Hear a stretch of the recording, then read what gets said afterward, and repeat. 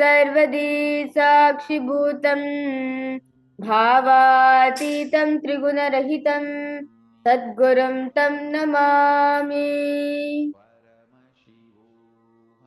The next is a Shiva Mula mantra, where when we chant the Mula mantra, the mantra of Paramashiva, we're declaring that I am Paramashiva. As Swamiji says, the yoga is not just for stretching the body or relaxing the mind or anything. It is for you to experience the state, space, powers, being, and super consciousness of Paramashiva. Let us now chant the Shiva Mula mantra to invoke Paramashiva's grace in all of us, so that he is the one who's going to flow through us during the Nithyananda Yoga.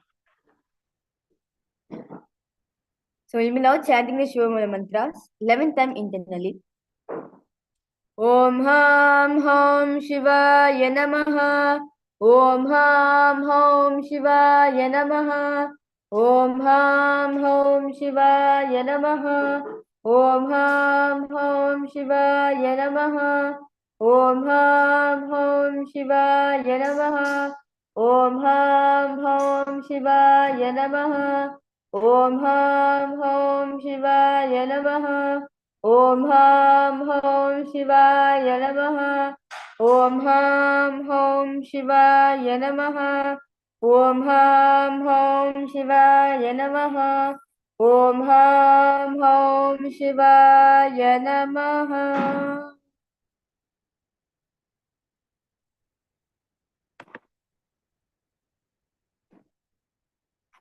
The next is the Tattvachanam, the con where we do the purification, which is described in the Vedas Nagamas. Paramashiva says very beautifully, to purify your whole body, your whole mind, and your consciousness, purified by using the three tattvas, the Atma Tattva, Vidya Tattva, and the Shiva Tattva. So now I request all the participants and all the viewers who's watching us to place your right hand in the shape of a Kausi, the Gokarna Mudra. Use your left hand to take on water. Take a spoon of water from the Udharni, from the Panchapatram. Now chanting the following mantras internally, bring the water that flows to the base of the palm. Om Atmatattvam Shodayami Svadha. Om Vidyatattvam Shodayami Svadha. Om Shivatattvam Shodayami Svadha. Wash your hands with water from the Panchapatram. With the base of the right hand thumb, moving the hands from right to left of the lips, chanting the following mantras internally. Om Ham Hridayaya Namaha. Wash your right hand with water from the Panchapatram. Now with the base of the right hand, now the tips of right hand, index, middle and ring finger touch above the upper lips and below the lower lips. Wash your hands with water from the Panchapatram. Now, with the tips of right hand, index finger, thumb joined together, touch your right nostril, left nostril. With tips of right hand, ring finger and thumb joined together, touch your right eye, right ear, left ear. Wash your right hand with water from the Panchapatram. Now, with the base of right hand, thumb and little finger, touch the navel, right chest, left chest. With right hand fingertips together, touch the top of the head, right shoulder, left shoulder, and your heart center. Now, the next is the Sankalpa, the conscious resolution. So now I request all participants to, all of you can make a conscious declaration as to we are in day 13 of the Paramashivoham program. I request all of you to look back into your resolutions, whether did any of it start manifesting or did any changes, any breaks you start experiencing in all those conscious declarations which you have made. Well, if you want to add on more, you can always add on when during the Sankalpa. Because Sankalpa is nothing but you make your conscious decision, your conscious declaration, and Paramashiva Swamiji is blessing you to make sure it happens for you.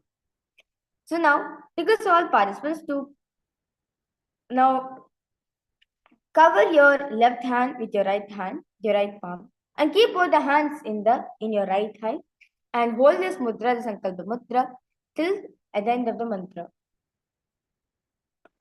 Mamopata samasta durita kshayadvara Bhagavat Shri Nithyananda Paramashiva Prityartam Shri नित्यानंदेश्वरी परम शिव शक्ति समेत श्री नित्यानंदेश्वर परम शिव प्रीत्यर्थं च शुभे शोभने मुहूर्ते अद्य ब्रह्मणः द्वितीय परार्धे श्री श्वेतवराह कल्पे वैवस्वतवन्मन्तरे अष्टाविंशतितमे नित्ययुगे प्रथमे पादे जम्बोद्वीपे भारतवर्षे भरतखण्डे मेरोः दक्षिणे पार्श्वे शकाब्दे अस्मिन् वर्तमाने व्यवहारिके प्रभवादीनां षष्ट्याः संवत्सराणां मध्ये शोभकृतनाम संवत्सरे उत्तरायणे श्रीलक्ष्मी वेङ्कटेश ऋतौ कुम्भमासे कृष्णपक्षे शुभदितौ गुरुवासरयुक्तायां शुभनक्षत्र शुभयोग शुभकरण एवं गुणविशेषण विशिष्टायाम् अस्यां शुभदितौ श्री कैलासोन्नत द्वादशान्त श्यामला पीठारूढ श्री मीनाक्षी सुंदरेश्वरा भिन्न स्वरूप परशिवपुत्र रत्नकुमार गुरुमन्यतुल्य अवतार श्री पार्वती स्तन्यपान लब्ध दिव्य ज्ञान विश्रुत सकल निगमागमसारभूत द्राविड वेद प्रवक्त्रे श्रीमत् परम शिव करुणा समरिगत मुक्तामय चतुरश्रया नगीयमान छत्र चामर श्री चन्न काहलादि समस्त बिरदावल्यलंकृत ज्ञान विज्ञान चक्रवर्ती सर्वजन संग सद्यो निर्वाण दीक्षा मयापवर्ग वर्ष विश्राणजी मूर्त परमत कलभ केसरी शैव सिद्धांत स्थापनाचार्य श्री राजाधिराज पांड्य महाराज गुरु क्षपर शाक्यादि महांधकार निवारद ज्ञान भानो वीक्षण नरहार ध्वजोच्छेदन पूर्वक श्रीमद वृषभध्वज स्थापक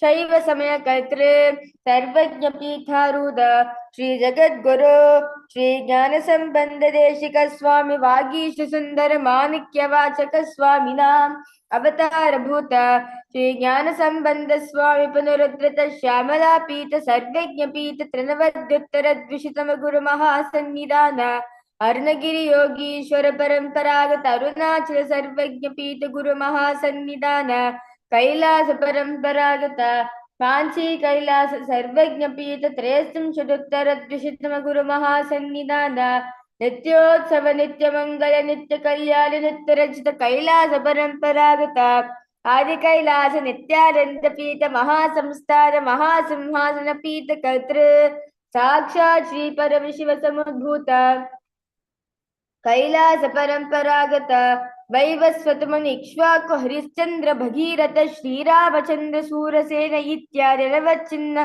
सार्वभौम चक्रवर्ती परंपरागत चतुष्षष्टि योगिनी मंदिर चतुष्षष्टि संप्रदाय प्रवर्तक मनुधर्म शासन सूर्यवंश प्राप्त सर्वज्ञ पीठ सुरांगी साम्राज्य बूधाभिषिक्त चूड़ामणे साक्षात् श्री परम शिव समुद्भूत कपिल महागुरु पुनरुद्धत महानिर्वाण पीठ अष्टोत्तर सहस्र श्री महामंडलेश्वर साक्षात् श्री परम शिव समुद्भूत श्री महागणपति समारंभ नवचिन्ह पीठाधीश्वर गुरु परंपरा प्राप्त अचल पीठ अष्टोत्तर सहस्रतम अष्टोत्तर सहस्र श्री अचल पीठाधीश्वर धर्म मुक्ति स्वर्ग पुरस्वर्ण पीठस्य त्रयोविंश गुरु महासन्निधान कैलास परंपरागत आदि पीठ सर्वज्ञ पीठ जगद्गुरु श्री कैलास पुनरुद्धारक श्री कैलास परमाचार्य श्रीमत् परमहंस परिव्राजकाचार्य वर्य सच्चिदानंद प्रणव स्वरूप श्रोत्रिय ब्रह्मनिष्ठ श्रीमद् जगद्गुरु श्री भगवत श्री नित्यानंद परम शिव श्री ज्ञान संबंध देशिक परमाचार्य स्वामिनां प्रीत्यर्थं तेषां पादारविन्दयोः भक्ति सिद्ध्यर्थं गुरुकृपा कटाक्ष सिद्ध्यर्थं क्षेमस्थैर्य वीर विजय आयुरारोग्य ऐश्वर्याणाम् अभिवृद्ध्यर्थं धर्मार्थ काम मोक्ष चतुर्विध फल पुरुषार्थ सिद्ध्यर्थं समस्त दुरितोपशान्त्यर्थं समस्त मंगलावाप्यर्थं भगवत श्री नित्यानंद परमेश्वर प्रसादेन सकुटुम्बस्य ज्ञान वैराग्य जीवन मुक्ति प्राप्त्यर्थं Bhagavat Sri Nithyananda Paramashiva Kripa Katakshena Purana Arogya Yukta Didagatra Yogika Sharira Siddhyartam Paramashiva Shakti Avishkaranatam Sakutam Vasya Jnana Vairagya Jivan Mukti Prapyartam Nithyananda Yoga Abhyasam Karishye. Let's now wash our hands with water from the Panchapatram. Om Apopasprisya. With that beautiful preparation for the Nithyananda Yoga, I request all participants and viewers to keep the Panchapatram aside so that you can start the yoga. And we will now starting with the yoga with the Sukhasana. Now sit in a comfortable cross-leg position with your head, neck and spine in a straight line.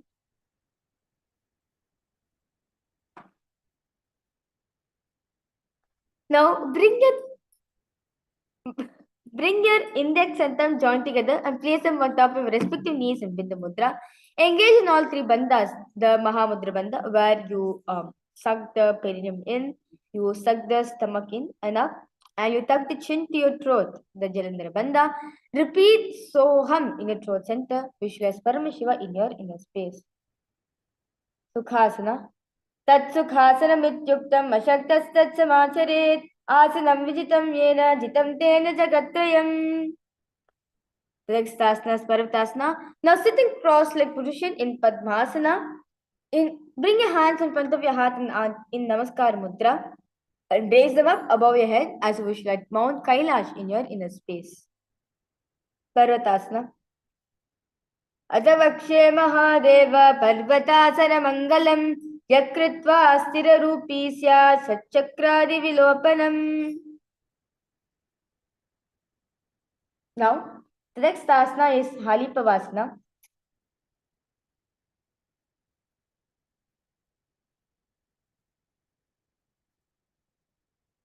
Now, bring the soles of the feet together in front of you. Hold the left hand by the right in Shambhi Mudra and place the forehead on the ground behind the heels. Engage in all three bandhas and gaze at the nose. Visualize Swamiji in your inner space. Halipavasana. Purvam vidiyahu me jano bhe pagatari sampuritano pishtibachedo vu karyavo najragar svabhava gahavo. Next asana is Nagipavasana. Now remain same position. Stretch the hands out in front of the feet and cup the palms, making a hollow in Shambhi Mudra. Engage in all three bandhas and gaze at the nose. Visualize yourself as a snake. Nagipavasana. पूरब दिपरियागा नीचो हो ये कहू निपनास्य लगाई हाथ आगा ने धरती लगावे पसार दो हाथ की अंजुल करे भूय दीपरि लगावे दृश्य नासा अग्र आसन कौगन शरीर बिदा जाई. The next asana is Kailasa. Now hold the big toes for the index and middle fingers in Prana Mudra. Inhale, stretching the legs out straight upwards and then exhale, cross them into Padmasana. Lean forward and down into your elbows, engage in all three bandhas. Visualize yourself as a bird. Kailasa. Ata nidāsanam vakshe yena siddho bhaven naraha akasmād vāyu sancharam kokilakyasanena cha. The next asana is Nithyananda. Now place one ankle on top of the opposite knee and hold the opposite elbows in Shambhi Mudra. Engage in all three bandhas. Rotate the arms in a clockwise manner in a circle manner. Gaze at the nose. Visualize Swamiji in your inner space. Nithyananda. Goda Bamba Padiki Yashima Ili Soya Dacharna Ko Varilo Tapri Gulapa Samoya Baba Padako Mahilo Bahuro Gulpa Jujana Tapri Goda Dishiki Yamsabarili Thana. The next asana is Gajasana. Now press the hands on the ground, lifting the hips up high in the air. Lower the head and in the chest, scooping the body forward down again and again. Visualize yourself as an elephant. Gajasana. Nubjam padagre bhumo kritva lambi bhuya mastikagre ritaya ritambam modamandamaya nabilaksham bhuvo nasika maniya hasataparyantam nayeditam punaf punaf kuryar gajasaram bhavati. Next asana is Vrikshasana. Now keep the hands pressed in the ground and the hips up high in the air. Alternate pressing the heel of one foot into the ground while lifting the other heel up, repeating again and again as visualize yourself as a bear engaged in Udyana Bandha. Rikshasana. Ekaikam padama kuncha gajasam kurya rikshasanam bhavati. The next asana is Vaishyasana. Now stand tall on the tips of the big toes. Keep the helical spine straight line. Bring the index, middle, and ring fingers to the heart center in Hridaya Mudra. Visualize Swamiji in your inner space and engage in Udyana Bandha. केशेन पादयुगलं भद्वा तिष्ठेति धूमकः अथवा ईशावक्षे यत्कृत्वा सत्यवान् भवेत्. We'll be now moving ahead to the first karna of the day, which is the Urdhva karna. Now stand with heels touching toes facing outwards at 45 degrees angle in the Aramandi posture, the half squatting posture. Now keep the knees bent and both the hands at the chest level, elbows parallel to the ground. Now twist one knee towards the center and then raise it up and back it across the body to the original position. Simultaneously as the leg raises, follow the movements with the respective hand, raising it up and placing it across the body. And repeat this on the other side.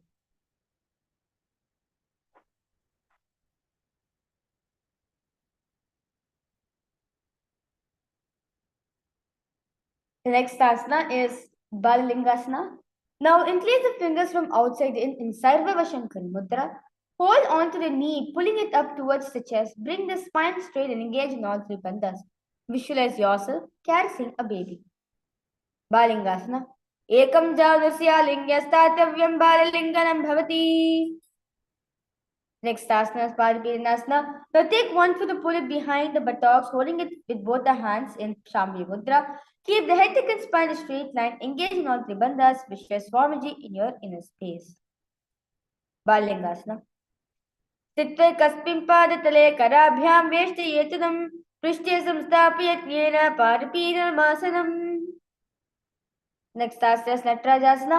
Now with the respective hand, hold onto the sole of the foot from the width inside. Extend the opposite hand forward with index and thumb joined together in Bindu Mudra. Simultaneously kick and pull the foot up back and while leaning forward, engage in Mula Bandha. Visualize yourself as Lord Natarajasana. उत्तानपानं क्रौञ्चं च मरीचिं वीरभद्रकं नटराजं त्रिकोणं च सुप्ताङ्गष्टप्रसारिणे. Let's now repeat the Balingasana sequence on the other side. Now pull the knee in towards the chest. Balingasana. Ekam janasriya lingyastatavyam balalinganam bhavati. Paripirinasana. Bring the same foot behind you and hold with both the hands in Shambhi Mudra. Paripirinasana. स्थित्वा कस्मिन् पादतले कराभ्यां वेष्टयेतुनं पृष्ठे संस्थापयत्नेन पादपीडनमासनम्. Next asana, Natarajasana. Now hold the foot from inside in and extend the other hand out, leaning yourself forward, visualizing as Nataraja. उत्तानपादं क्रौञ्चं च मरीचिं वीरभद्रकं नटराजं त्रिकोणं च सुप्ताङ्गष्टप्रसारिणे.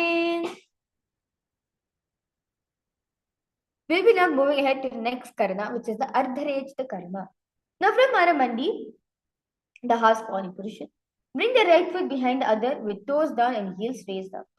Now keep the left hand at the chest and extend the right arm out wide and making like a pendulum movement. Moving it out and bring it back towards the chest in a pendulum movement. While the arm swings, move the fingers one by one inwards towards the palm and then outwards in Karihasta. Now, place the right hand over top of the nose in Anchita Karana. Uncross the ankles and repeat this on the other side.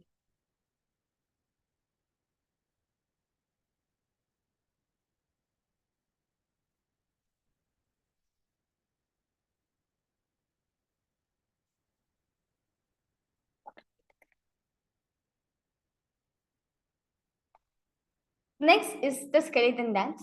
So now we'll be relaxing our whole body and mind completely, kicking out all incompletions, pulling it out from your body and completely redesigning your whole biomemory and filling with Paramashiva's energy by doing the skeleton dance. So now request all the participants and all the viewers who's watching us Close your eyes. Visualize yourself as a pure skeleton. You're just made with bones. Nothing else is there. No flesh, no nerves, no muscles, nothing. Just pure skeleton. Shake the body as intensely as possible.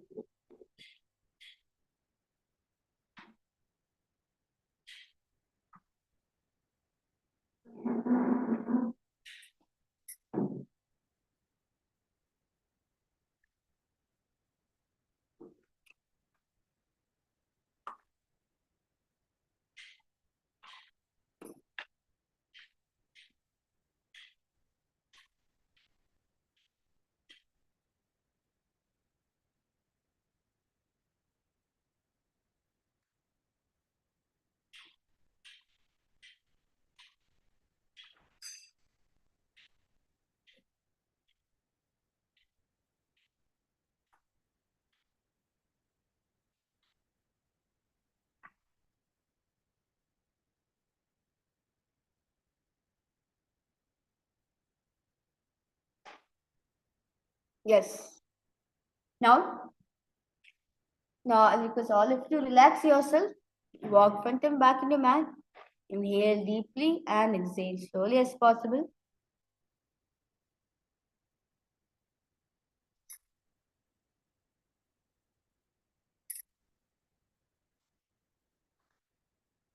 Yes.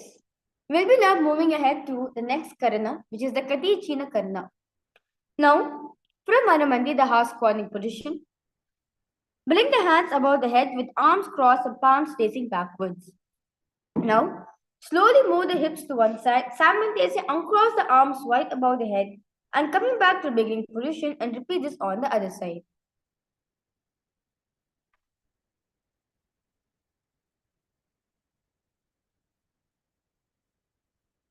With that, stand tall and tips of the toes, raise the hands up above the head beside the ears in Shambhi Mudra.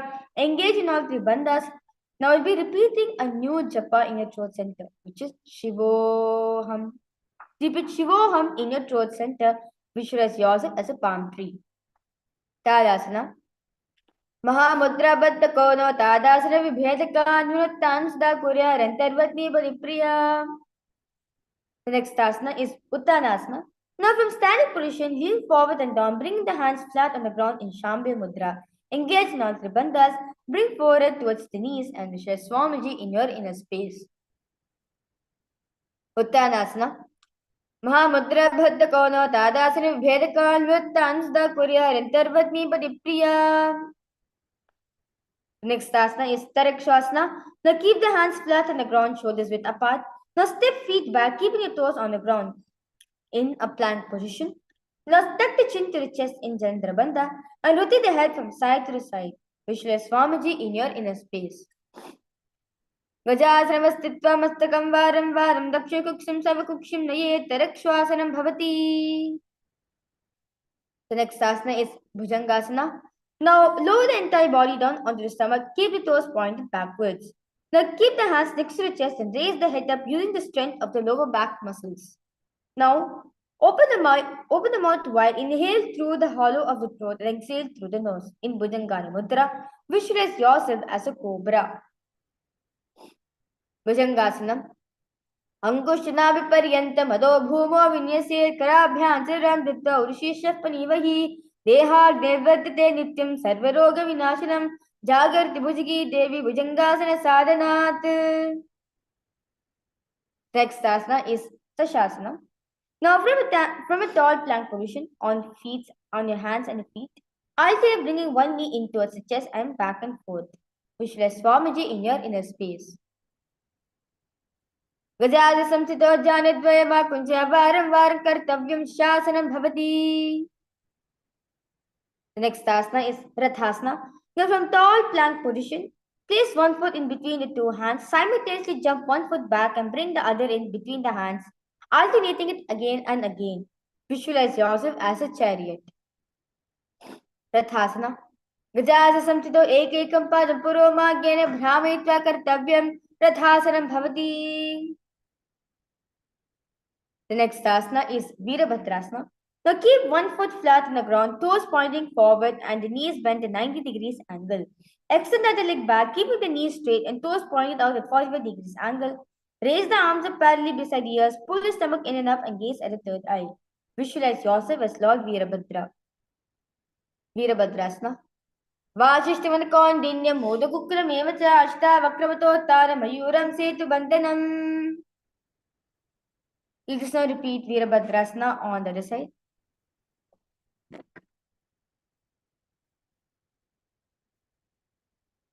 Vasishtamanakondinnyam modakukram cha ashta vakravattara mayuram setu bandhanam. The next asana is Vrikshasana. Now stand tall, bring one foot to the inner thigh, bring the palms together in front, bring the palms together in Anjali Mudra, raise them up above the head and keep the elbows straight. Pull the stomach in and up into Dhyana Bandha and gaze forward. Visualize yourself as a tree. Vrikshasana. Vamo Ramola Desesha Yamam Padam Nidhayatu Tishtet Vrikshavad Bhuma Vrikshasana Vidam Viduhu. The next asana is Garudasana. Now stand tall and place one foot at the opposite hip. Bring palms together in front of your heart center. Keep in Arpanya Mudra. Keep the standing leg straight as a rod. Visualize yourself as Lord Garuda. Garudasana. Garudasana Vakche Enadhyaram Sirambhavi Sarvadosha Nirmukta Bhavati Mahabali Ekaparmadatva Gusholi Ekapadano Datva Ekapade Dadavate Janga Parasandi Deshe Jhanavyagram Vyavasthitam.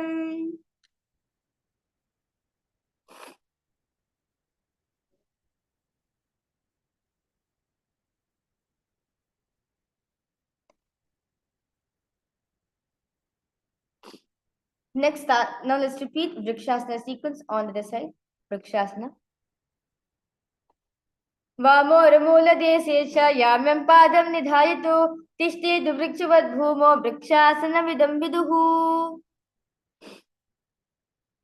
Let's now repeat Garudasana on the other side. Garudasana vakshe enadhyaram sarambhavi sarvadosha bhavati mahabali ekaparo datva ekapadena dandavate Janga Padisandi Deshe Jhanavyagram Vyavasthitam. The next asana is Trikonasana. Now stand and step one leg far back. Keep the front toes pointing forward and back toes facing sideways. Now keep the arms straight and bring the front arm down towards the ground beside the foot, while the other arm extends towards the sky in Shambhi Mudra. Visualize yourself as a triangle. Trikonasana.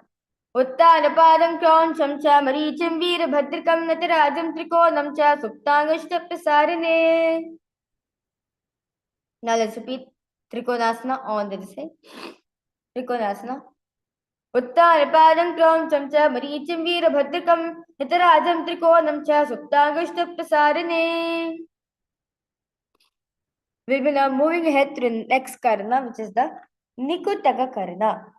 Now sit in Naramandi, the house squatting position. Please bring both the hands facing parallel to each other. Now simultaneously lift one leg towards its heel and shift between your feet. And as the leg follows, respective hand also should move from up to the down, switching the palms.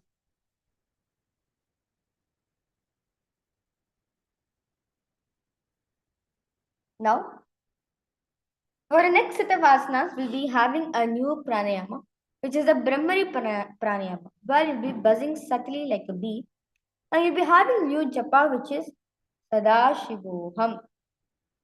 Now lower onto the tips of the toes, palms facing the perineum on back of the heels. Keep the knees and palms together in Namaskar Mudra, and visualize Swamiji in your inner space. Angushtasana. Kabandasanamityaho Gorakshasanamevacha Angushtamushtikam Yeyam Brahma Prasaritam Tata. The next asana is Saurasana. Now, tips of the toes, extend one leg straight out, heel down and toes up.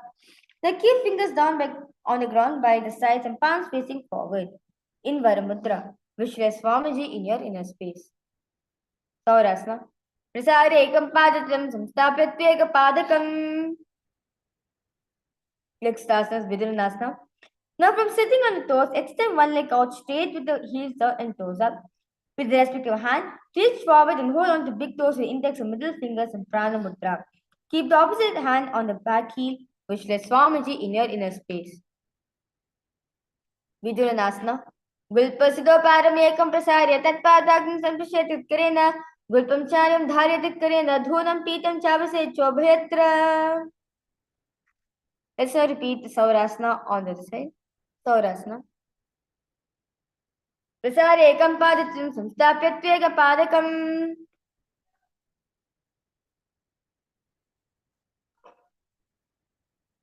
Let's now repeat Vidyanasana on the other side. Gulpasito paramekam prasarya tatpadagam sampashyatit karena gulpam chalyam dharyatit karena dhunam pitam chavase chobhayatra. The next asana is Brahmajarankushasana. Now, keep the toes on the ground and place the pirim on top of the heels. Keep gap between the legs and back of the hands resting on the sides in Shambhu Mudra. Now tilt the head down and gaze through the gap between the palms, visualize Swamiji in your inner space. Brahmajarankushasana. Dovo panapani hoi vese, idrogulani vese, korpakatalyanki mahili, aismahira shevili. The next asana is Kapilasana. Now place the knees on the ground with toes tucked behind and sitting perineum down on the heels. Now rest the hands on top of the thighs in Shami Mudra. Pull the stomach in and up and gaze at the nose. Visualize yourself as sage Kapila Mahamuni. Kapilasana. उभे पगतली समत हैरावे तिनको माहिली core मिलावे पना पानी की होई वैसे एरी दो जोनी निवेसे. The next asana is Bhadrakorakasana. Now place the knees on the ground with toes tucked behind. Sit the perineum down on the heels. Now rest the hands on top of the thighs in Shambhu Mudra. Gaze at the third eye. Visualize Swamiji in your inner space. Dohu pakadri samdikare korvali bhupradare korvali rake aise tapre mool dharti ki bhese. Next asana is Suryasana. Now with toes tucked and perineum placed on top of the raised heels, knees off from the ground, bring the thumbs and little finger together, opening up the palms, resembling a lotus flower, the Padma Mudra. Inhale, raise the arms straight up above the head and gaze through the hole between the palms. Visualize yourself as Lord Surya. Suryasana. एजी दोगदा त्रियाने पना पानी भेद को निताने गोदा जंग other कर रहे आधे बाव sieve दिगहे. The next asana is Mandukasana. Now sit the toes flat and perineum on the heels. Keep the hands on top of the knees and lift the tongue up against the roof of the mouth in Bhujangar, in Mandiki Mudra. Now catch the nectar of immortality which is dripping from a Sahasrara chakra with your frog-like tongue. Visualize yourself as a frog. Padatalo Prishidesha Angustetvesha Sampashe Jana Ekvam Praskritya Sadi and Mandukasanam.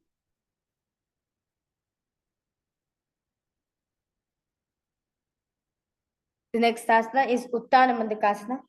Now sit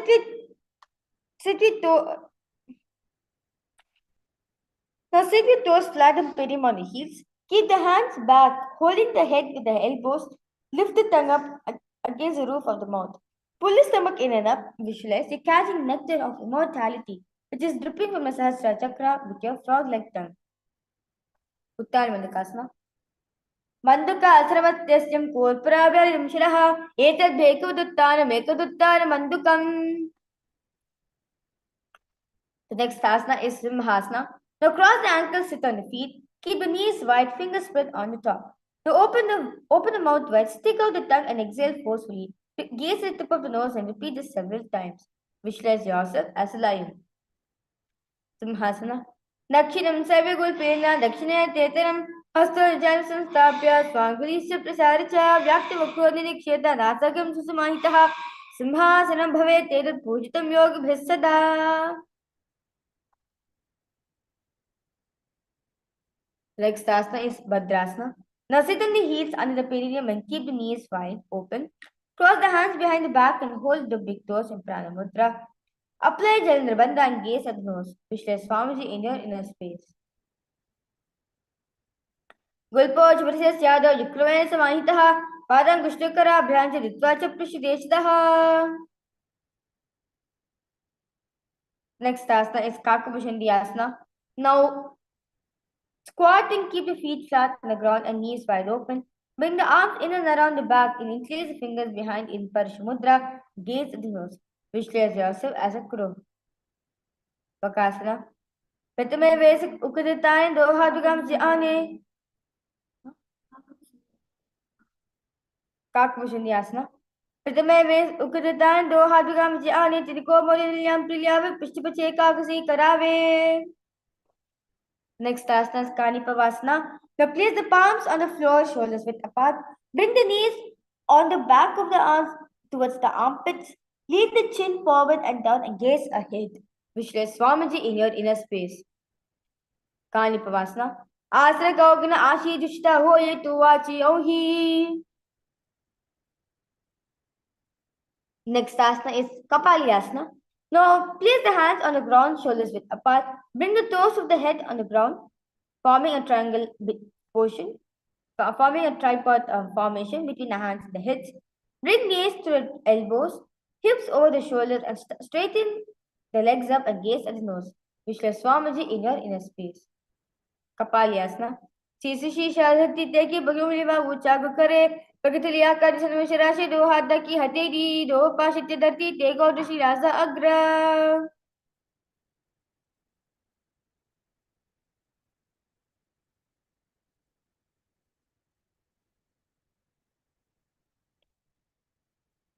Now, squat and toes with legs together. Twist the body and place both the hands to one side and align the elbows with knees and the hip and Shambhu Mudra. Lean onto the arms and balance. Extend legs to the side and gaze at the third eye. Visualize yourself as a peacock. Mayurasana. Pasha Mayurasana. Mayuram Danda Kuryan Mayuram Dandavakam Kuryan Mayuram Pashvabhyam Mayuram Pashvanavakam. Let's repeat Pasha Mayurasana on the side. Mayuram Dandava Kuryan Mayuram Dandavakam Kuryan Mayuram Pashvabhyam Mayuram Pashvanavakam. The next asana is Bhairaganathasana. Now place both the hands on the ground, shoulders width apart. Stretch the legs back, straighten into Tarakshasana. Step one foot outside the respective shoulder. Bring the foot between the hands and gaze at the third eye. Visualize yourself as Lord Kalabhairava. Bhairaganathasana. Asana Kaugya Piti Jai. Let us now repeat this on the other side. Bhairaganathasana. Asana Kaugya Piti Jai. Next asana is Unmukapitasana. Now from Tarakshasana, place forearms on the ground and walk the feet forward and bringing the hips up.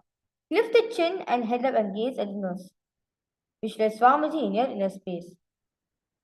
Bhunyasto Jalani Hasto Chatushpara Vamakam Utta Vikatangrigram Kadistama Bhiruka. Next asana is Vishishtasana. Now from Tarakshasana, rotate the body onto the one hand and raise the opposite hand up in Shambhu Mudra. Keep the balancing hand directly underneath beneath the shoulder and raise the hips and don't close your.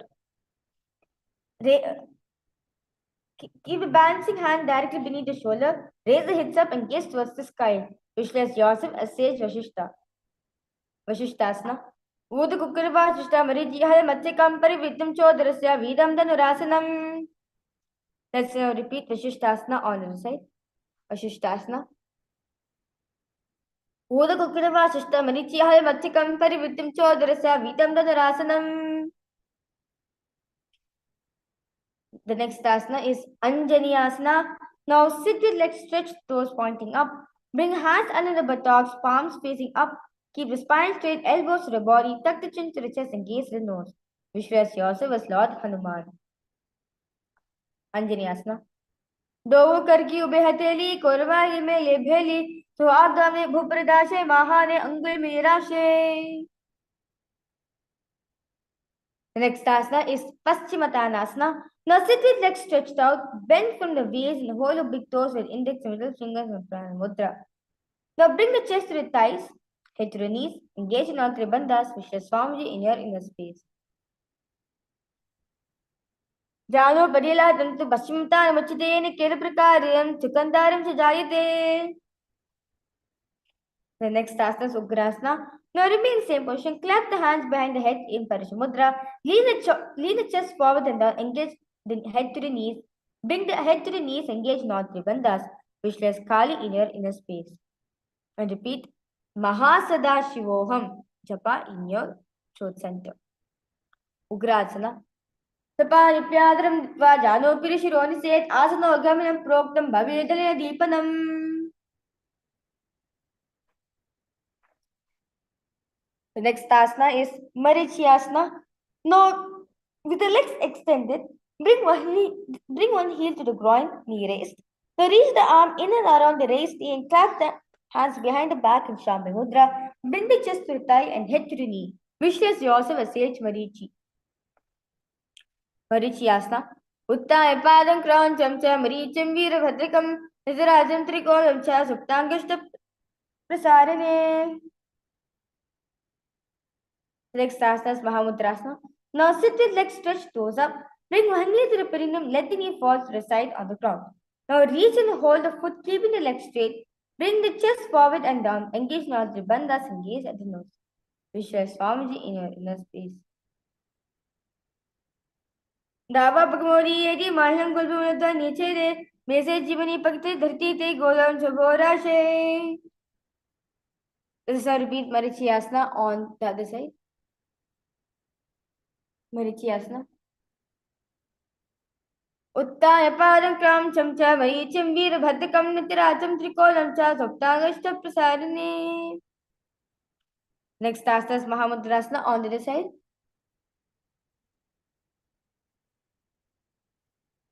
Davo Bhagamori Yedi Maham Gulbunata Niche De Mese Jivani Pakte Dharti Te Golam Chaborashe. We are entering for a new pranayama for the next set of asanas, which is the Rechika Kumbhaka. While your inhale and your exhale, your exhalation is held stronger. It's held for more longer, and then you slowly inhale. Next asana is Bhadrasana. Now sit and bring the soles of the feet together with the heels close to the perineum. Keep the hands wide and hold the feet firmly in Shambhi Mudra. Keep the spine straight and gaze at the nose. Bhadrasana.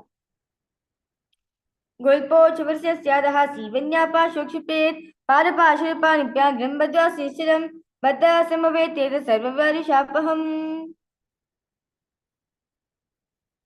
Next asana is Gwalipavasana. Now from Trekshvasana. The next asana is Gwalipavasana. Now from Bhadrasana, extend feet away from the body. Keep the toes up together, heels apart, knees open. Place hands on respective knees in Shambhi Mudra. Touch the chin to the chest in Janabandha and gaze at the nose. Visualize Swamiji in your inner space. Gwalipavasana. Purva Charva Chokakaso Soi Vahi Viryo Kiji Soi Yame Ere Binna Jurashe Angula Tantiro Rashe. The next asana is Joni Asana. Now sit and keep soles of the feet together. Keep the heels close to the perineum. Hold the soles of the feet and lean forward and down. Bring forward to the feet and gaze at the nose. Visualize the Yoni Mandala in your inner space. Joni Asana. Dohu Pagir Samdikares, Edimere Keding Nadare, Ardahadako, Antarashe, Ilatvakatalya Muparadashe.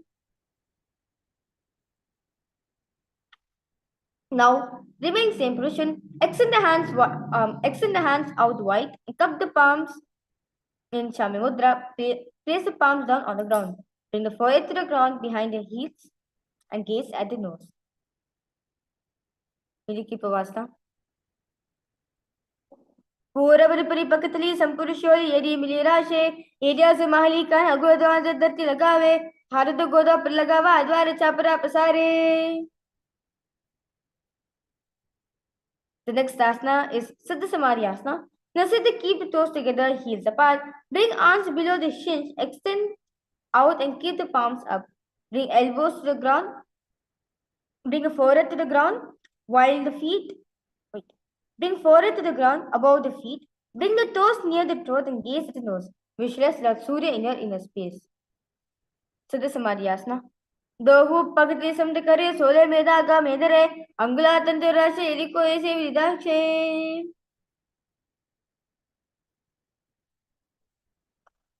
The next asana is Chinikipavasana. Now sit and keep the heels together, toes apart. Hold the feet and open them up. Bring the soles towards the sky. Keeping the back of the hands on the ground in Shabha Mudra. Now place the elbows onto the thigh towards the knees and gaze at the nose. Visualize Swamiji in your inner space. Chinikipavasana. Dohu pagaki dhati magwa mein lagave. पगतली माहिली को रंगदा किशोरी जोरे बारिली को पनाशुल्या राशे.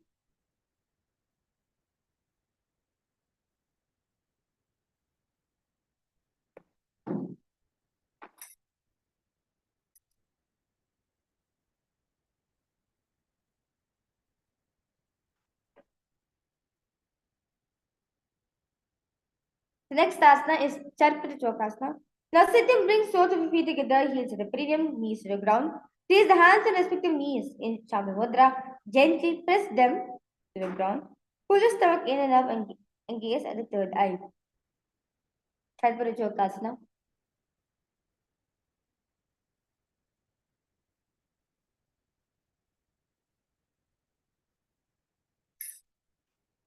दो पगतली समतरे आगम निकल jar बसारे गोला बुसो लगता राशे हाथ दो गोला फिरदाशे.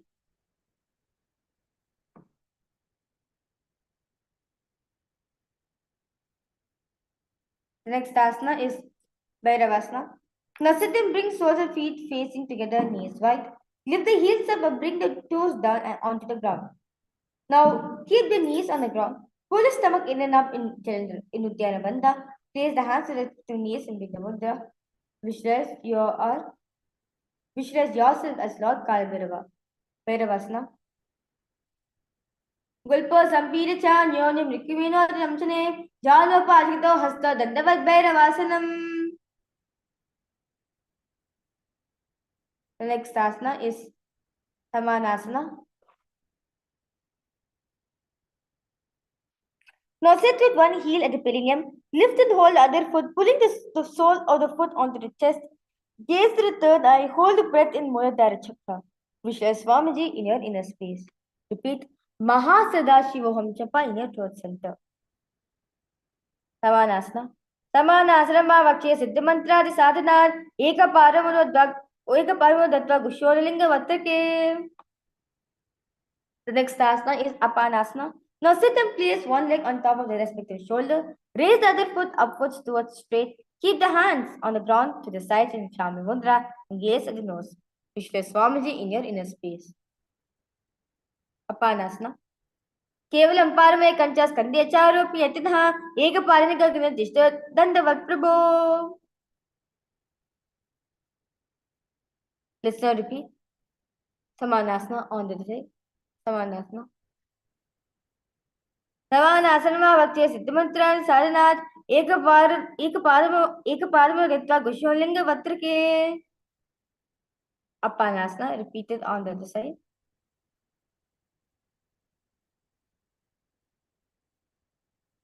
केवल पाद में कंचस कंदेचार्य पितना एक पाद का गणित तिष्ठद वप्रभो. Next asana is Gomkasana. For the next set of sequence, we'll be going for a new japa, which is Om Nithyananda japa. We'll be repeating it in a throat center. And we'll be having a new pranayama, which is the Sitkari pranayama, where inhale hissing and exhale through your nose. Next asana is Gomkasana.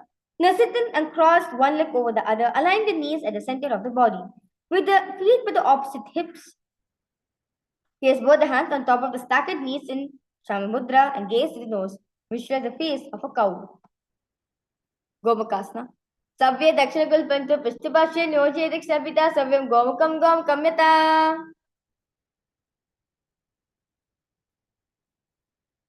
The next asana is Anushasana.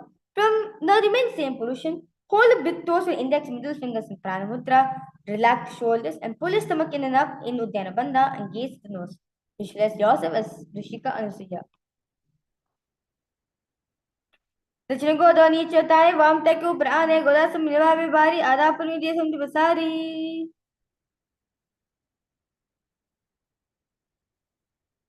Next asana is Anushasana 2. Now remain same position. Increase the fingers behind the back and lean forward and down. Bring the chin over the knees and touch the nose to the ground and gaze at the nose. Visualize yourself as a great posture. Anushasana 2. Jimana Goda Kisandi Bradava Goda Kisandi Mila Rashe Goda Salya Pakatalia otherwise Udarashe. Next asana is Garudasana 2. Now sit on the ground with one heel raised against the perineum. Keep this opposite foot on the ground in front of the other. Now keep the spine straight, chest out, and hands to respective knees and gaze at the nose. Visualize yourself as Lord Garuda. Garudasana 2. दावो पगमोरी येरी माशं गुलपमुलदा नीचे दे मेसे जीवनी पगते रहती तेगी गोदो चबोरा से. Naradasana on that side. Now sit and place a perineum on top of the heel, on top of one heel, and with the top of the foot flat on the ground. Now place opposite foot on the ground in front of the opposite foot. Increase the fingers behind the back in Parishamudra. Twist outside of the raised knee and gaze at the third eye. Visualize yourself as Sage Narada. Naradasana. Pishtijuva pagli keri bopurita hilaga viperi morasna pane hai joy dachapagri ra kesoyi. The next asana is Matsupidakasana. Now place one foot on top of the opposite thigh and wrap the respective arm around the knee, holding on to the opposite shin. Now extend the opposite hand straight and hold onto the respective toes with index and middle fingers and gaze at the nose. Visualize the Matsyavatara, the fish avatar of Mahavishnu in your inner space. Vame Navamangushtantho Grihitam Matsupidikam Yorvame Sampidya Megdal Dakshinam. Next task, let's repeat the Gomakasana sequence on the other side. Gomakasana. Savya Dakshakul Pantu Pishtipashe Nyoje Dakshnapita Savyam Gomakam Yata. Next task is Anushasana 1. दक्षिण को दो नीचे उतारे वाम तक को ऊपर आने गोदा समधि मिलावे बारी आधा पर बनी दिए समधि पसारी. Anushasana 2.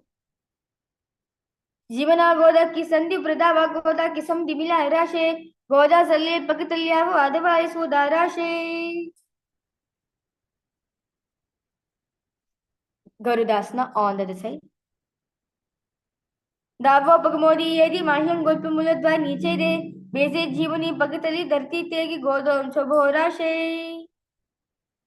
Naradasana on the other side. Continue to visualize yourself as Sage Narada. Pishtijuva pagli keri bhoprita hilaga viperi gurasno panang he joy shapak tira kesogi. The next asana is Matsupidakasana. Visualize yourself as a fish avatar of Mahavishnu in your inner space. Vame Navamangushtantho Grihitam Matsupidikam Yorvame Sampidya Medralupari Dakshinam. The next asana is Matsyendrasana 1. Now place one foot on top of the opposite thigh. Place the opposite foot on the ground on far side of the opposite thigh. Now twist and bring the elbows outside of the raised knee. Keep the arms raised by the neck and turn the head back and gaze at the third eye. Visualize the Matsyendranatha in your inner space. Udaram paschima bhatam kritva tishtiri yatinaha namragava padam hi dakshajano parinyaset. Next asana is Kubasana. Now remain same position. Twist and bring the elbow outside of the raised knee. Extend the hand down to the foot. Keeping the opposite hand at the respective ear. Turn the head back and gaze at the third eye. Visualize yourself as a camel. Kupasana. Asana Kaugana Jolo Jaye. Next asana is Maschindrasana 2. Now twist and bring the elbows outside of the raised knee. Extend the hand down to the foot. Keeping the opposite hand on the ground behind and turn the head back and gaze at the third eye. Visualize Maschindranatha in your inner space. Maschendrapetam Jadarpaditam Pachandrikmandala Kandanastram Abhyasda Kundalini Prabhotam Dandastaratam Dharipumsam. Let us now repeat the Maschendrasana sequence on the other side. Maschendrasana. Udaram Paschima Basan Kritva Dishti Yatanaha Namragavama Padam Hi Takchujano Parinyaset. Kubasana on the other side. Asana Kaugana Jolo Jaye. Matsyendrasana 2. Matsyendrapidam Jatapraditam Pachalukmandala Kandanastram Abhyasada Kundalini Prabhotam Dandasaratam Laripumsam.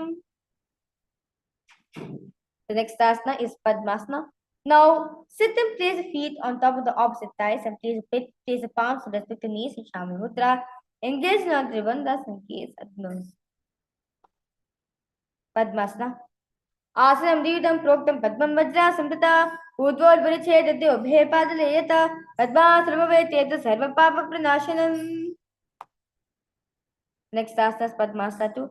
Now remain same position. Cross the arms and hold onto the toes with index and middle fingers in Prana Mudra and gaze at the toes. Visualize yourself as Goddess Parvati, the consort of Paramashiva. And repeat Om Nithyananda Mahasadashivam Japa in your throat center. Uttalochana Kritva Samstha Priyatnaha Puru Madhyada Uttana Pani Kritva Ritadasho. Next asana is Kukutasana. Now place palms on the ground between the two thighs and between the gap of the thighs and the calves. Lift the body up as you visualize yourself as a rooster. Kukutasana. Padmasana Sanstapya Nanavarantare Karau Nivesh Vibhuma Vajishte Vyomasta Kukutasana. The next asana is Bhaddakeki Asana. Now remain same position. Raise up onto the knees and place the palms on the ground. Fingers pointing towards the perineum.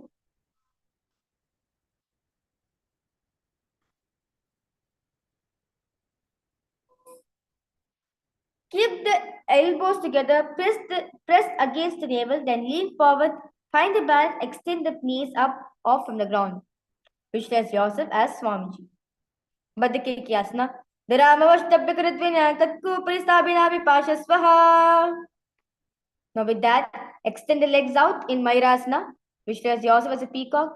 Adavakshe Mahadeva Mayurasana Uttamam Bhuva Nipadya Kurpropari Dehakam. Now relax yourself into Makarasana. Visualize yourself as a crocodile. Now lay down on your stomach with feet pointing outwards and forehead on the mat. Interlace the fingers behind the neck and hold it in Karush Mudra. Makarasana.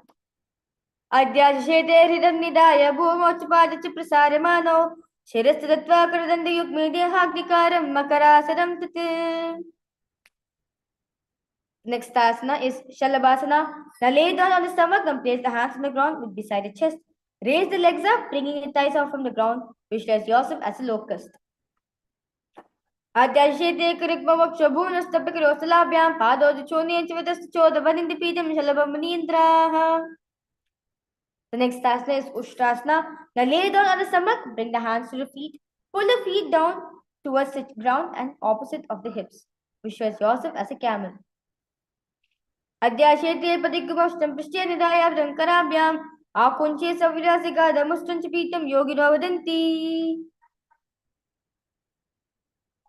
The next asana is Dhanurasana. Now lay down on the stomach and bring the hands to the feet.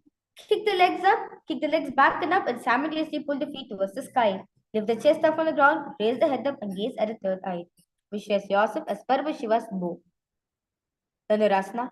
Pasaripado Vrindarupa Garucha Pishir Parikvam Kritvadanus Divittag Nigat Yogi Dhanurasanam Tate. Next asana is Bhagasana. Now sit on both the knees with head, thick and spine in a straight line. Place the palms down on top of the thighs and knees and gaze at the third eye. Visualize Swamiji in your inner space. Repeat Shivo Om Nithyananda Paramashivoham in your throat center. Bhagasana. उलटा मोरी पारो वैसे भरो जित करे एक वैसे पाने वाले हागुल पर जो कुला पाशति लावे सो. Next asana is Gohi asana. Now from knees, place forearms on the ground, fingers interlock in Shambhi Mudra, elbows, shoulders width apart. Now place top of the head on the ground, holding the back of the head with the hands. Walk the toes forward until the hips align with the shoulders. Slowly lift the feet up, keeping the knees bent together against the chest and touching the chin and gaze at the nose. Visualize Swamiji in your inner space. दो हादा की कहुनी जो ही कहा जाने दो ये पिष्टंग्र परिजनत ए सबले भू परितानो. Now in that, raise the legs up into Sirsasana, visualizing Swamiji in your inner space. Viparitam mandalam cha deviritam minaha vidna samita proktim itopveshni sarvangishya bhagasu sashashtifpaita sute. That was beautiful asana. Let us now move ahead to the next asana, which is Podhyasana. For the next set of asanas, you'll be engaging yourself with your new pranayama, which is the Bhastrika pranayama, where we are rapidly breathing and exhaling as we're doing a chaotic breathing. Podhyasana. Now sit with hands behind the calves and stretch the legs up. Bring the forehead to the knees and come to vertical position with your legs. Visualize Swamiji in your inner space. दो हाथ बाराने गोदाधरे कागजिताने अंकुश पन्नी लगदाधरे चलो बे आकाश शीकरे. The next asana is Parigasana. Now sit the next legs out up at the 45 degrees angle. Bring the hands behind, hold the opposite shoulders. Keep the chest upright, legs straight, toes pointed, hold the breath and gaze at the third eye. Visualize yourself as a maze. उत्तान शयनं कृत्वा पादौ मिलित्वा प्रसार्यादितं भूमोऽस्पृशस्ताभ्यां कन्दराबद्ध्वा कुमुकं कृत्वा तिष्ठेत् परिगासनं भवति. The next asana is Naukasana. Now remain same position. Keep the elbows and palms down on the ground. Visualize yourself as a boat. उत्तान शयनं कूर्पराभ्यभूनस्तभ्य नितम्बं हस्तनितम्बं दाय शिरहुरु जङ्गापाद नदवदार्य नौकासनं भवति. The next asana is Rudrasana. Now sit and lift the feet up. Scoop the hands under the heels and pull the feet towards the chest. Keep the spine upright and gaze at the nose. Visualize yourself as Lord Rudra. Pagatari samtikya hadasya paguchai pagakungta do levu parlikani talave lagave. The next asana is Unmukha Pitasana 2. Now lay down with the back with feet flat on the ground. Place the palms down and fingers just touching back of the heels. Lift the hips up high in the air, pressing the feet into the ground. Tuck the chin to the chest and gaze at the nose. Visualize Swamiji in your inner space. Udhyajani kritva chayadhvamakam tata uttapya hastatistetu pitonnmakanamake. Next asana is Shivasana. Relax yourself completely. Lay down on your back with palms facing upwards, completely unclutched from any micro movements of the body and the mind. Let the body remain dead. Visualize the body is dead and the Supreme Pontiff of Hinduism is liberating you.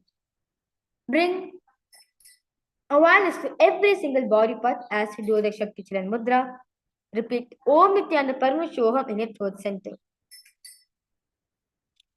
Adashavasanam Uttanam Shavavad Bhumo Shayanam Tu Shavasanam Shavasanam Shranti Haram Chitta Vishranti Karakam.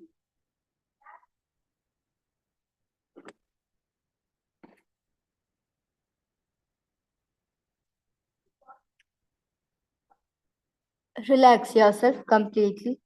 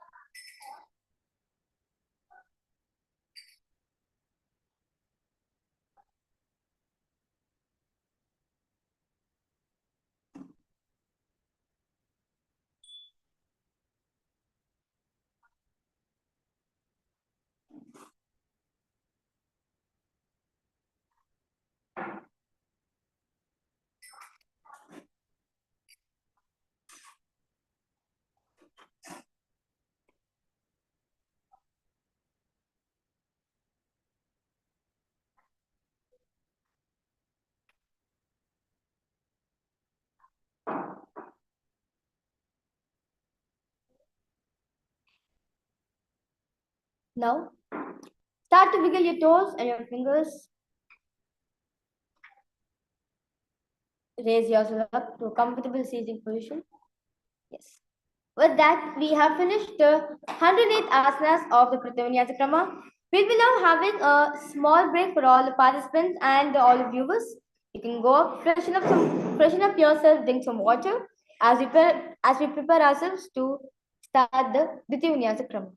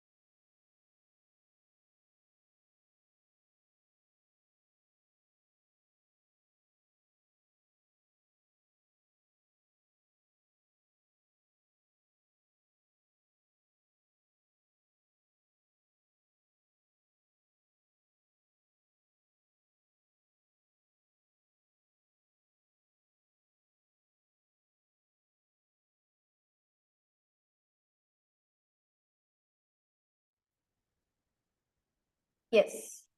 With that, because all participants, let's gather up. Let's start with the Diti Vinyasa Krama. The first asana of the Diti Vinyasa Krama is Yathasana Sthasana, where you sit in a posture that brings ease to your physical and mental space.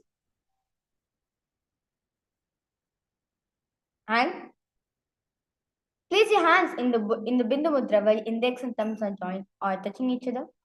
And visualize Swamiji in your inner space. Repeat Om Nithyananda Paramashivoham in your throat center. Engage in Mula Bandha and also do the Samanaka Kumbhaka.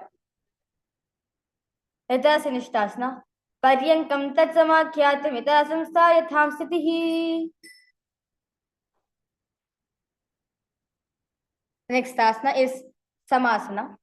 Now sit cross-legged hands on the knees with thumbs and index touching in Bindu Mudra. Take a long deep inhalation and hold, and then take prolonged inhalations and exhalations. Visualize Swamiji in your inner space. Samasana. Idanim garbhininaam yogaabhyaso yata lagughu shukaprashavalabhaya prochate pragdane pati. The next asana is Muktasana. Now place the right foot against the genital region. Place the right foot over top of the left. Hands facing downwards.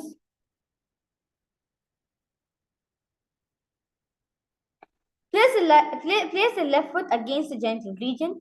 Place the right foot over top of the left leg. Now, hands facing forward, hands facing downward in Shami Mudra. Keep them on top of the respective knees and gaze at the nose.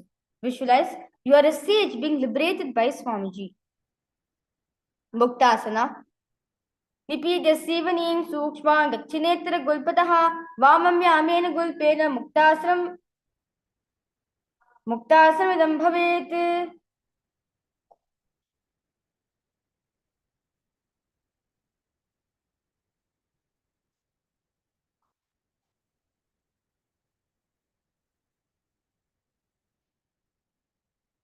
The next asana is Siddhasana.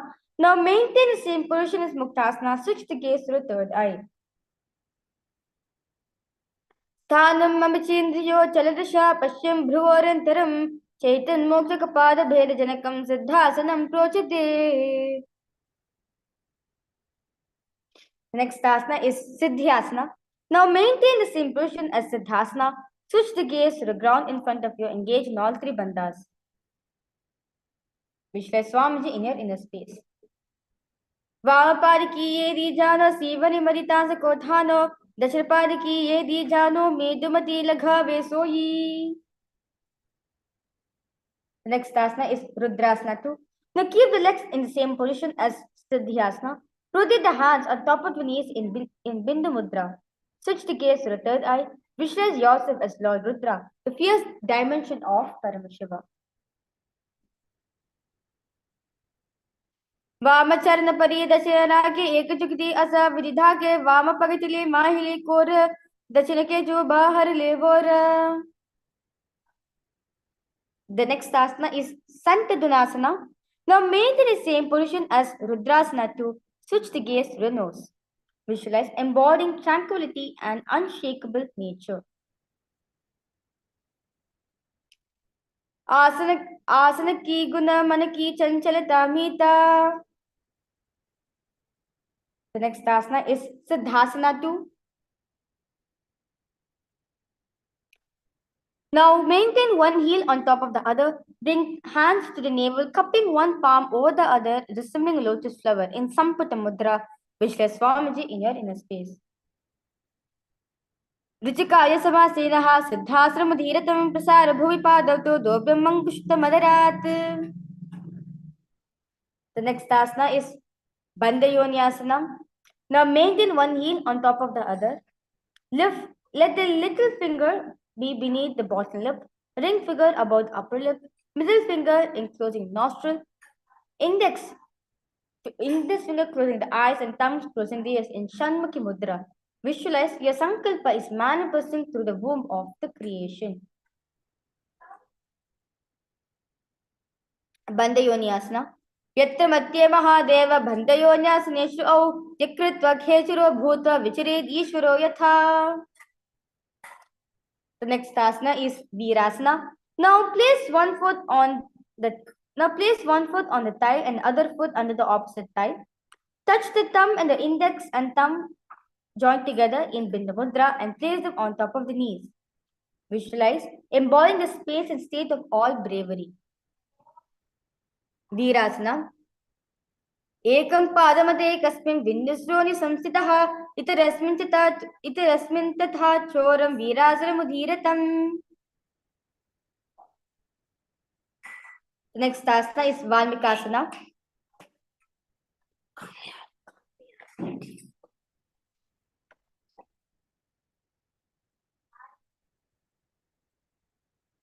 The next asana is Valmikasana.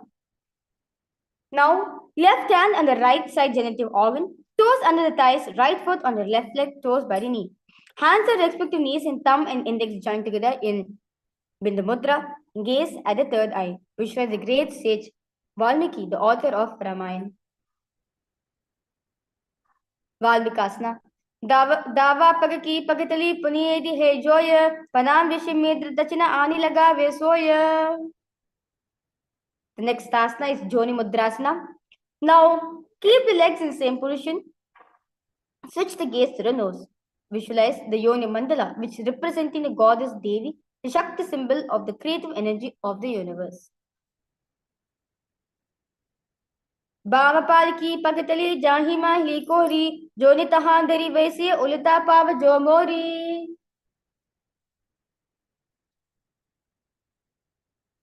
Next asana is Yoni Asana.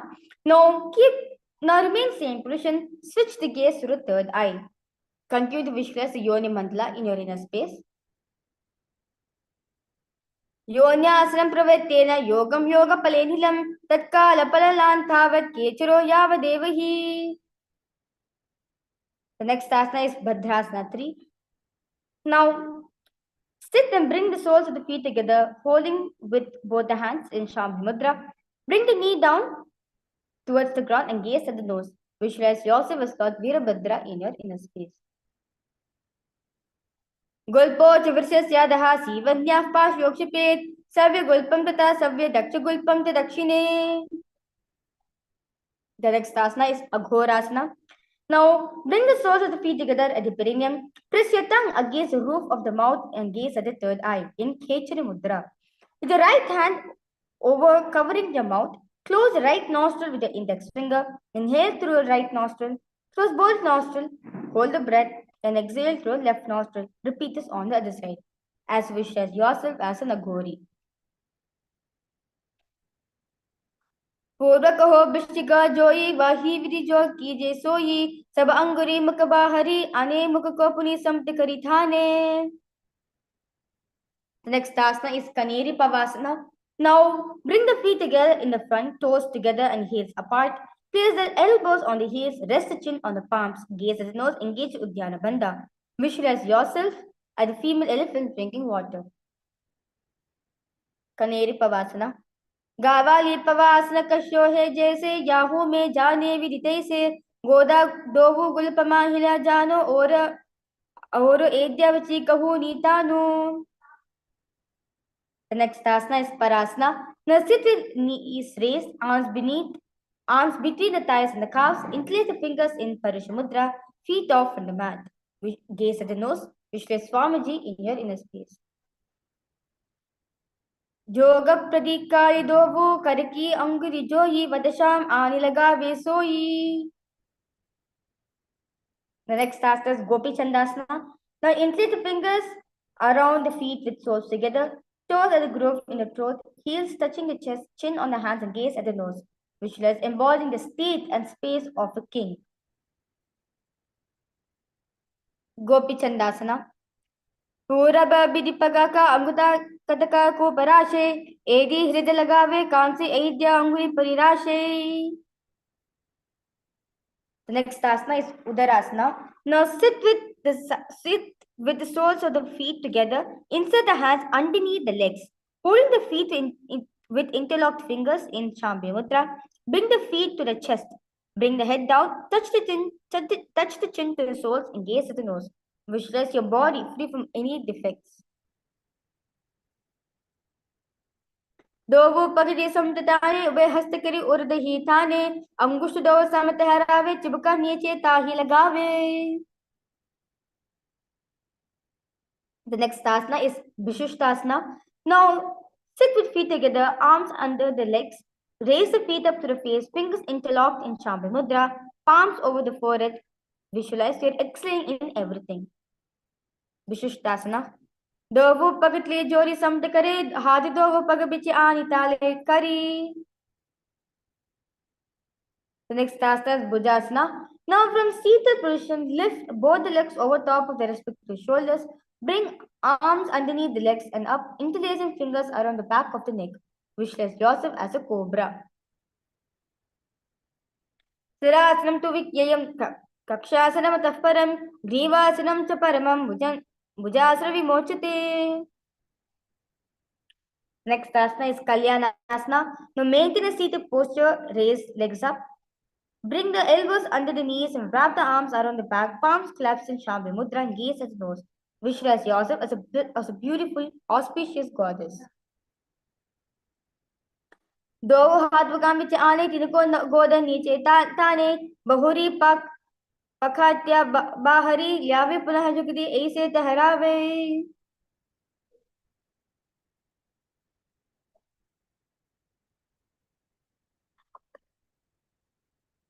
Next asana is Sankatasana.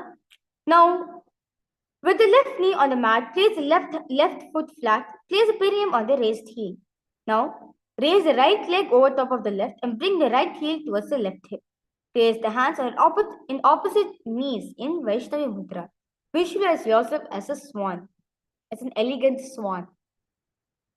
Vamapadam chitar moolam sannyasitar nitale paridandena yam yena veshayad vamapadakam. The next asana is Dhenukasana. Now from Sankatasana, slide the left heel to the left hip. Keep the right knee over top of the left. Place both the hands on top of the right knee. Visualize a cow in your inner space. Anusagina gara panchtam vishindan kalyam ni daya dyagali vanka pagalani daya kudu. The next asana is Machandrasana. We are in the next asana is Machandrasana. Now place right foot on the left thigh. Place the right foot on the right knee. Bring the left hand behind the back and hold the right thigh.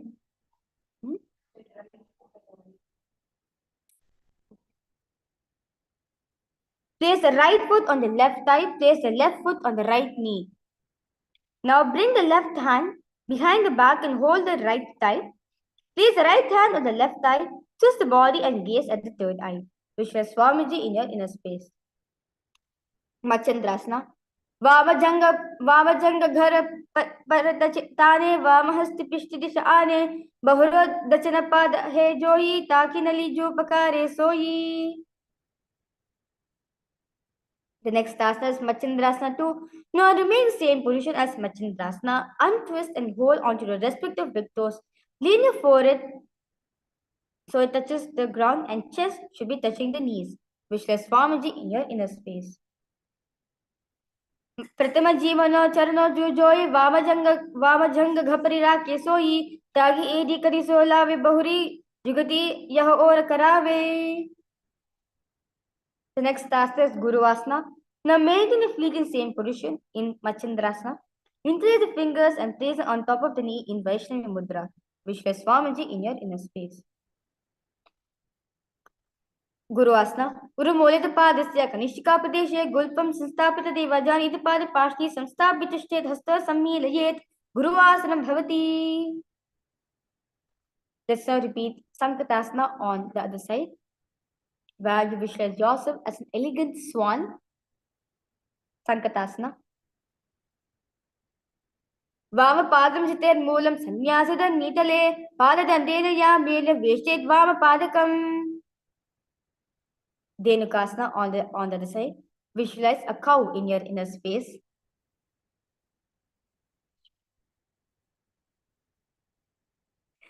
Anusagina gara pamchtam vishinda galyam ni daya dyagoli vamka pagalyani daya kudu.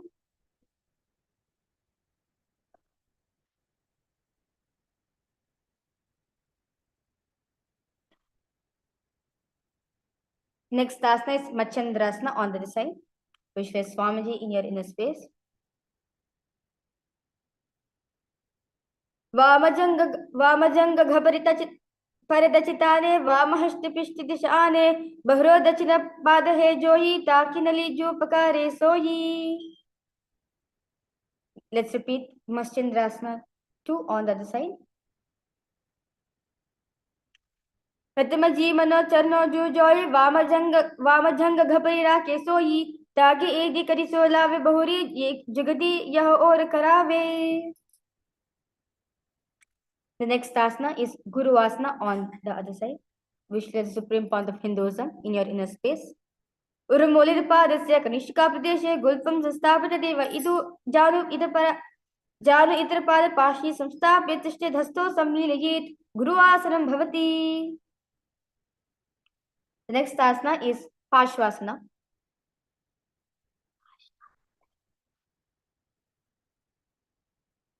Now sit with feet flat on the ground.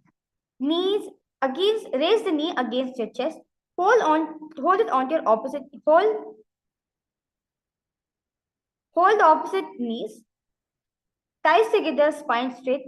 Tongue pressed against the roof of the mouth in Kechara Mudra. Gaze at the third eye. Visualize Swamiji in your inner space. पादतले भूमनिधाय जान निवरसी निदय विपरीत हस्ताभ्याम मुरसहित जंग निबद्ध तिष्ठेत पशासनम भवति. Next asana is Bodha Chokasana. Now from seated position, place the feet flat on the mat. Wrap the arms around the legs and hold the opposite wrist. Place the chin onto the knees and gaze at the nose. Visualize Swamiji in your inner space. Bodha Chokasana. दोबो पगदे भूपरिधेरे korma ही ऐसे करे कोरमिला युकद भेसे जंग घा छाती नग्र विवेसे. The next asana is Kurakatasana. Now from seated position, place feet flat on the mat, place the arms under the knees and hold the opposite elbows and gaze at the nose. Visualize Swamiji in your inner space. Kurakatasana.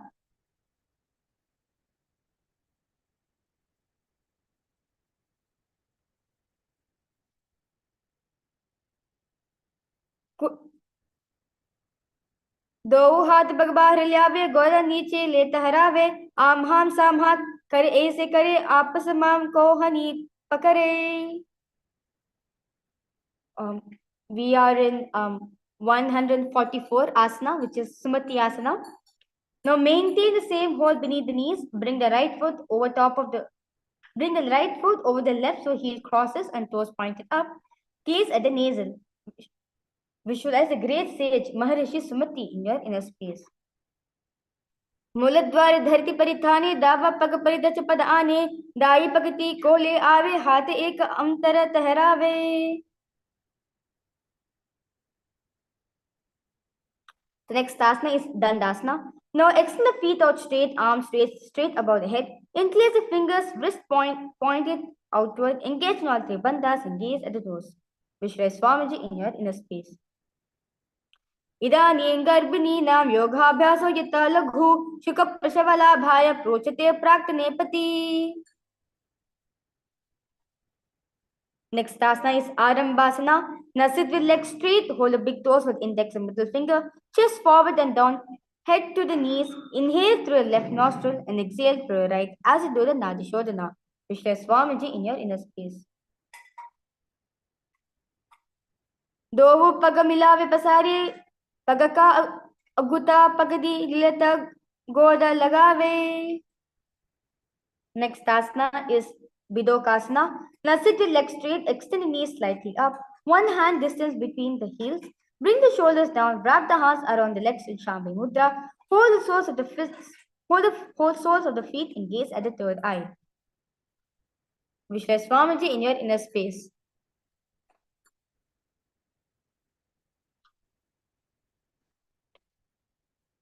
प्रथम भय से दो पाव पसारी कचका ऊर्ध को कर दो धारे. The next asana is Jalandhari Pavasana. This is similar to the Siddha Samadhi asana in the Pratva Vinyasa Krama. Now extend both the legs out with heels together. Place the chin, mouth, nose on the heels. Insert hands below the legs. Keep the elbows together on the ground along with the fingers. Palms facing upwards in Shambhi Mudra. Gaze close. Visualize Swamiji in your inner space. Jalandhari Pavasana.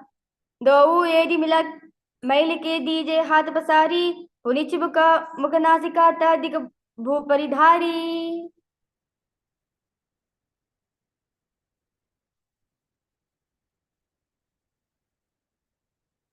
The next asana is Urdhva Paschimottanasana. Now sit and extend both the legs out. Lift one foot behind the neck.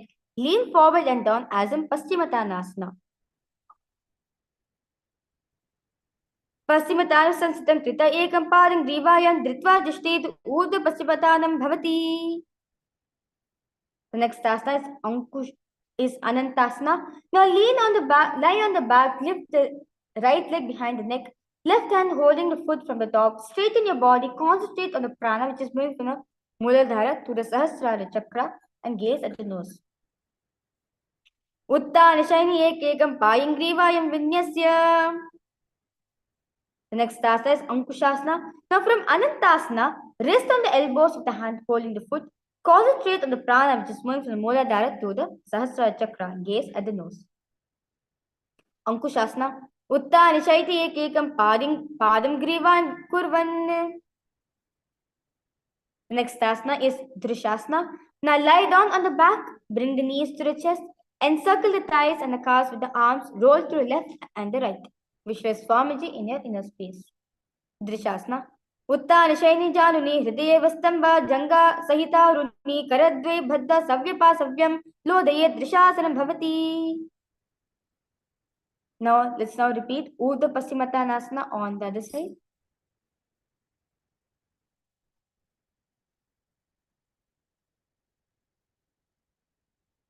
Paschimottanasana samchitam krita ekam padam grivayam dhritva jishtet Urdhva Paschimottanam bhavati.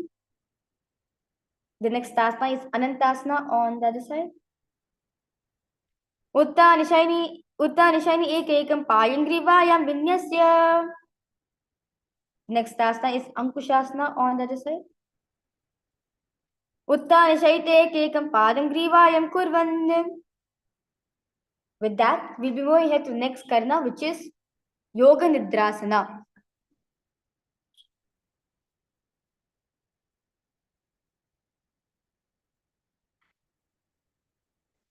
The next asana is Yoga Nidrasana. Now lie on the back, lift the legs one by one, up behind and place it behind the head. Hold the hands behind the back and gaze at the nose. Visualize Swamiji in your inner space. Padabhyam Veshriya Kantam Hastabhyam Prasabandhanam Tanmadhya Shainam Kuryada Yoga Nidra Shukaprada. Next asana is Atma Ramasana. Now while lying on the back, raise the legs towards the head. Wrap the heads around the legs, interlace the fingers behind the neck and gaze at the nose. Visualize Lord Vishnu blessing you from within.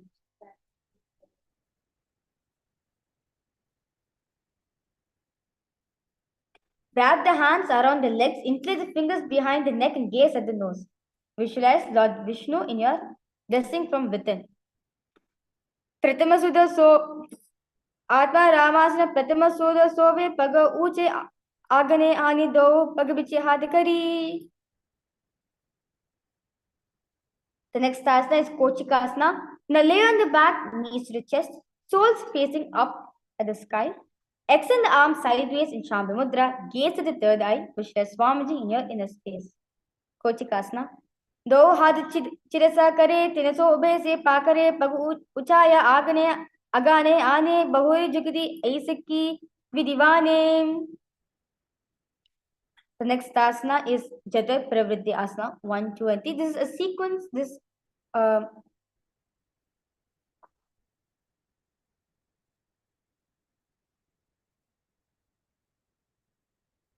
Now lie on the back, knees to the chest.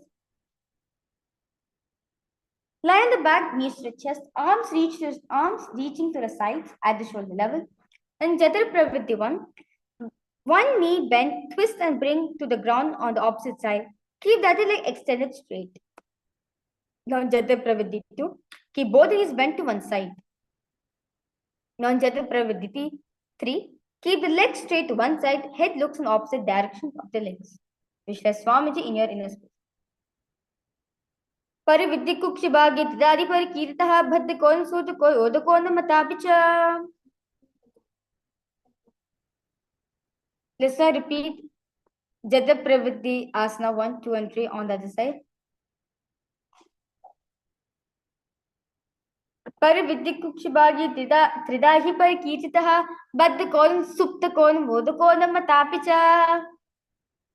The next asana is Dvipadapitam. Now lie on the back, bend the knees and place the feet flat on the ground.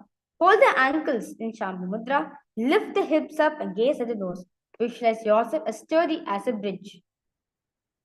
Dvipadapitam. Pradikriyaitam dvanda pita sarva balapradam garbhina durbalanam iti gargi jagadanu. Next asana is Paryankasana. Now lie on the back and place the feet flat on the mat. Bring arms over the head and place hands flat on the mat with fingers pointing towards the feet in Shambhu Mudra. Lift the entire body up from the ground. Visualize yourself as sturdy as a stone furniture. Uttan Shainu Hastatala Babura Stambya Padatlabyam Burum Dittva Navi Pradeshi Utam Kuryat Paryankasanam Bhavati.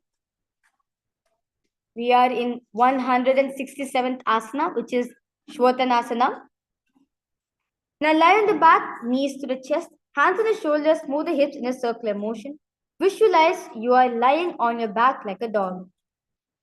Shvotanasana. Shavachariram samstapya janani sammilya navo annimya hastabhyam kandaram bhadva bhamayet shvotanam bhavati. The next asana is Viparita Karini. Now lie supine and raise the hips and legs up. Bring the hands to the lower back for support if needed. Elbows and hands extended on the mat below, helping to balance the body as legs raised up straight. Move the legs around and around. Visualize Swamiji in your inner space. Ata Vipariti Karini Mudra Bhutle Shushirot Dhattvake Naya Charana Dvayam. Next asana is Viparita Karini 2. Now remain same position. Just stop the movement of the legs. Karni Viparita ke Sarvadivyari Nashini Nitam Abhyasu Yuktasya Jhataragni Vivardhani. We are in 170th asana, which is Langalasana. Now lay on the back. Lift the hips, take feet over the head, toes on the floor. Hands stretched on the ground, palms clasped in Parusha Mudra. Rest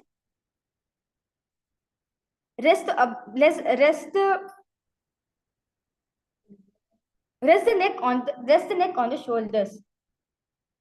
Griva Kantena Bhumam Vishtamba Padadvayam Bhutanaye Narkasram Bhavati. The next asana is Shayita Paschimottanasana. Now lie on the back, legs over the head, toes pointed on the ground, thighs to the chest and hold the toes, arms and legs are straight. Shayita Paschimottanasana. Taram Shayita Kurvita Shayita Paschimottanakam. The next asana is Supta Konasana. Now remain same position. Spread the toes out wide and holding the big toes. Parividdikukshiභāge tridāri parikīritah baddha konam supta konam urdha konam matapi ca. We are in the 173 asana, which is Chakrasana. Now bring legs over top of the head, toes on the ground. Hold the ankles, keep the legs straight. Roll backwards onto the back, keeping the legs straight. Visualize yourself as a chakra. Shavasana pado kuryan mastakafaro yukramena tada shigram netat sarvasya sadhanam. Next asana is Supta Prasarita Padangushtasana. Now lie on the back, legs vertical. Hold the big toes and Pranamudra. Open the legs wide. Uttana Padam Kram Chamcha Maricham Veera Bhadrakam Hitarajam Trikonam Cha Suptangashta Prasarine. We are in the 175th asana, which is Supta Padangushtasana. Now lie on the back with legs extended straight up. Hold the big toes in Pranamudra. Uttana Padam Kram Chamcha Maricham Veera Bhadrakam Hitarajam Trikonam Cha Suptangashta Prasarine. Next asana is Matsyasana. Now from Supta Padangushtasana, move the legs into Padmasana, lay on the back and hold the opposite elbows over the head and gaze at the nose. Vishwa Samatsya Avatara, the fish avatar of Mahavishnu in your inner space. Mukta Padmasam Kritva Uttarashananchare Kurparabhyam Shiro Vyeshtya Matsyasanantu Rogaha. The next asana is Parasharamasana. Now lie on the back in Padmasana. Place the backside of the right hand onto the left palm in Shambhi Mudra and gaze at the nose. Visualize Lord Rama in your inner space. Pratama kare Padmasana Ache Surya Sove Bhupari Pache Goda Aru Jhangaye Dovu Bhuso Lagata Rashe Soyi. Next asana is Sarvangasana. Now while lying on the back, legs in Padmasana, lift the hips and legs up. Hands support the hips, tuck elbows on the floor, tuck the chin to the chest in Chandrabandha, gaze at the nose. Sarvangasana. Adha Vaksheta Sankshepa Sarvangasana Muttamam Yakritva Yogini Nipuno Vidya Bhif Pandito Yatha.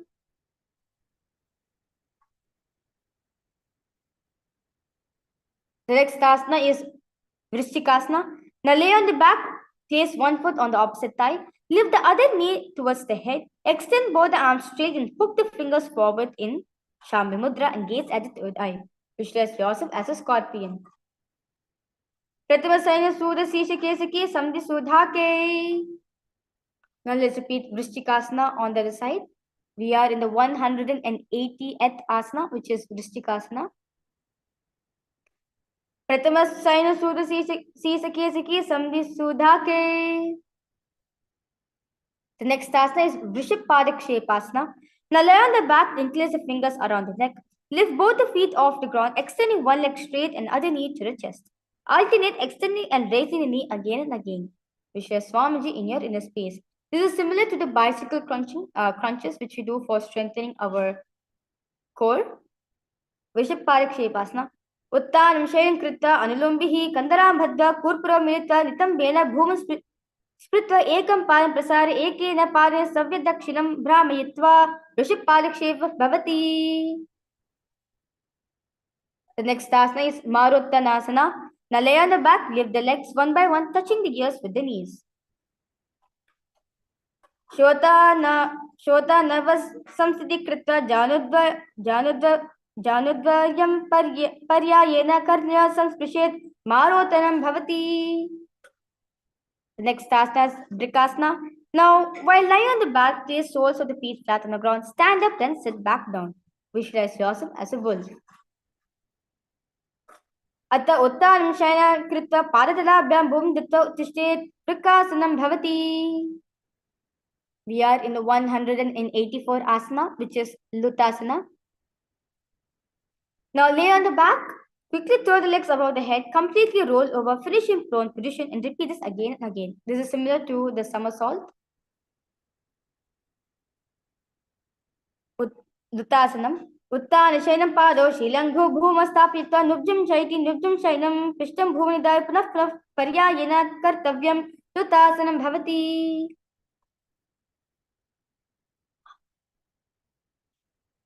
The next asana is Saratasana. Now lay on the belly with toes extended, hands on the ground by the shoulders in Shambhi Mudra. Contract the lips, make a sound like a flute, whistling while inhaling. Visualize carrying warriors into a battle for dharma on your chariot back. Saratasana. Nubja Shainam Krita Nabhyam Bhumani Dhaya Vastam Vadyastabhyam Bhunastambya Ashton Nimya Venuvad Sukshma Kritya Tishtet Sarathasana Bhavati.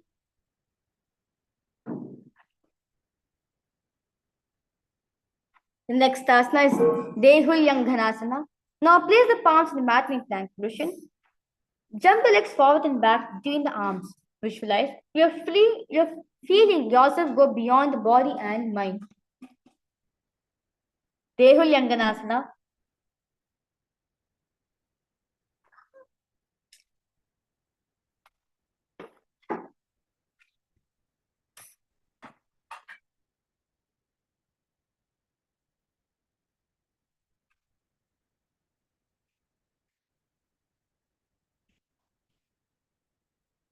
Dehulyanganasana.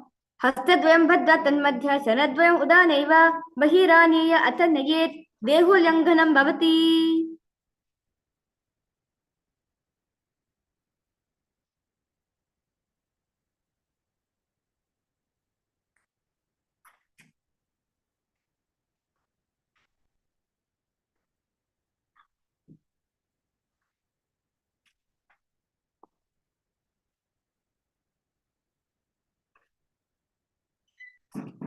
The next asana is Jatyasana. Now, from standing position, bend forward and place the hands to the mat. Walk back and forth. Visualize yourself as wise as a 60-year-old elephant. Jatyasana. अत जात्याश्रम वक्ष येन जति स्मरो भवेत् हस्तान्द्रि भूमौ च गमनागमनं ततः. We will now entering for the first karana of the Dvitiya Vinyasa Krama, which is the Lolitika Karanam. Now stand with knees bent and feet pointing outwards in Aramandi position. Bend the elbows, keep the hands at the chest level. Swiftly move the arms across the body, then bring it back to the center. Tilt the head back, move, open the chest up towards the sky, move the head in all directions as we do the Lolitika Karana.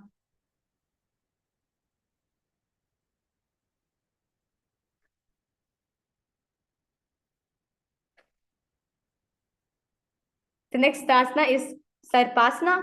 Now stand erect like a rod, arms at the sides, hands touching the thighs in Shambhi Mudra. Visualize your Kundalini Devi rising and curling upward around the body. Sarpasana. Ata Sarpasanam Vakshe Vayupanaya Kevalam Shariradha Dhandavattishtet Rajubhandastu Padayoho. The next asana is Ushta Sadanasana. Now, while standing, place all fingers on the mat, then stand on the feet. Feet on the fist, begin to move and walk like a camel. Visualize yourself as a camel. Mushtik Kanishtikapteshe Bhumanidhaya Upripadate Samstapya Gajasadhanam Ushtravat Ustrasandhanam Bhavati. Next asana is Ashwasana. Now remain same position.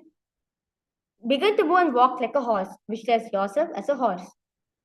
Mushtik Kanishtikapdeshe Bhumanidhaya Upripadate Samstapya Ashvat Shariram Chale Nijam Ashwasanam Bhavati. The next asana is Kapottanikatasana. Now stand straight with feet together, interlace the hands behind the back and pull them down towards the calves in Parish Mudra. Open up your chest, visualize yourself as a soaring bird diving. Padile Bhumanidaya Pishtabhagya Hasto Jangha Paryantam Nitva Kapottanikatam Bhavati. We will be entering to the next Karana, which is the Tala Pushpatam Karana. Stand tall with palms together in Namaskara Mudra. Gently bend the knees and keep the toes pointing outwards. Simultaneously, open up the palms, raise one heel off from the ground, slightly lowering the weights and shoulders of the respective heel. Visualize you're holding, offering a bouquet of flowers to Paramashiva in Tala Pushpaputam Karana.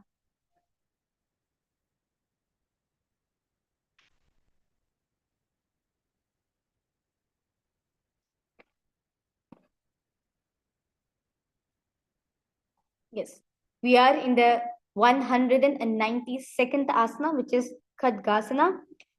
Now, stand tall, bring the palms together, forming the horn of a rhinoceros, as you visualize yourself as a rhinoceros, and gaze at the nose.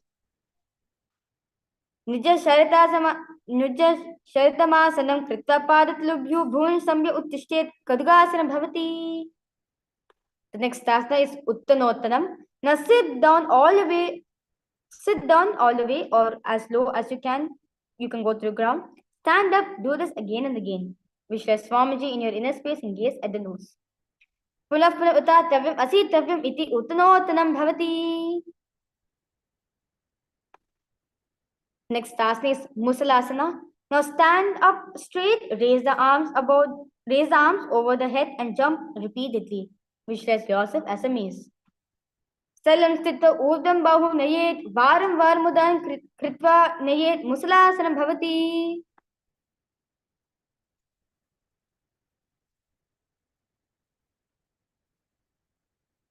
We are in the 195th asana, which is Uchirshaka. From standing position, pull the sole of one foot towards your belly. With the other leg, sit down and stand up, alternate both sides. As you gaze at the nose, visualize Swamiji in your inner space. Hasadvain ditva tishtayet.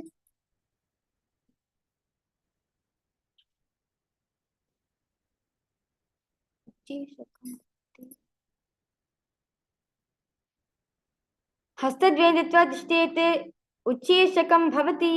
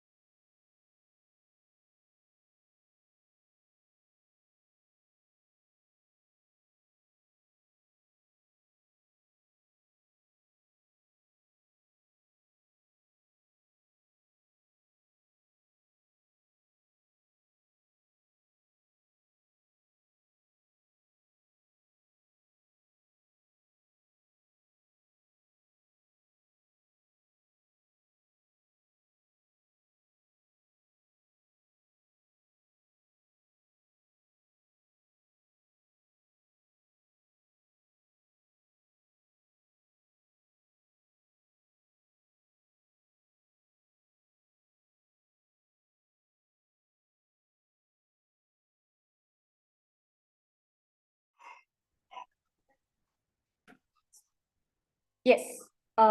I complete with all the participants for the little interruption which has been made during the Nithyananda Yoga. Without continuing, to do the Nitya Vinyasa Krama with Parshu Jana Karana. Now, stand and keep one leg slightly bent with toes pointing to the side. Bend and lift opposite knee towards the chest.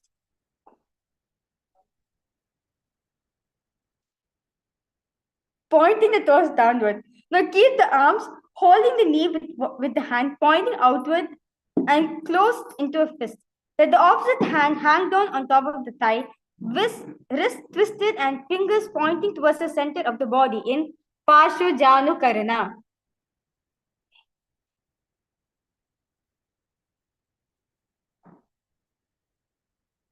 Next asana is Tandavasana. We are in 196th asana, which is Tandavasana. Now, on stretch one leg, lower the body to the mat, then stand straight, lifting the raised leg to the opposite side. Visualize yourself as fiercely dancing as Shiva. Ekena padena satavyam Tandavasanam bhavati.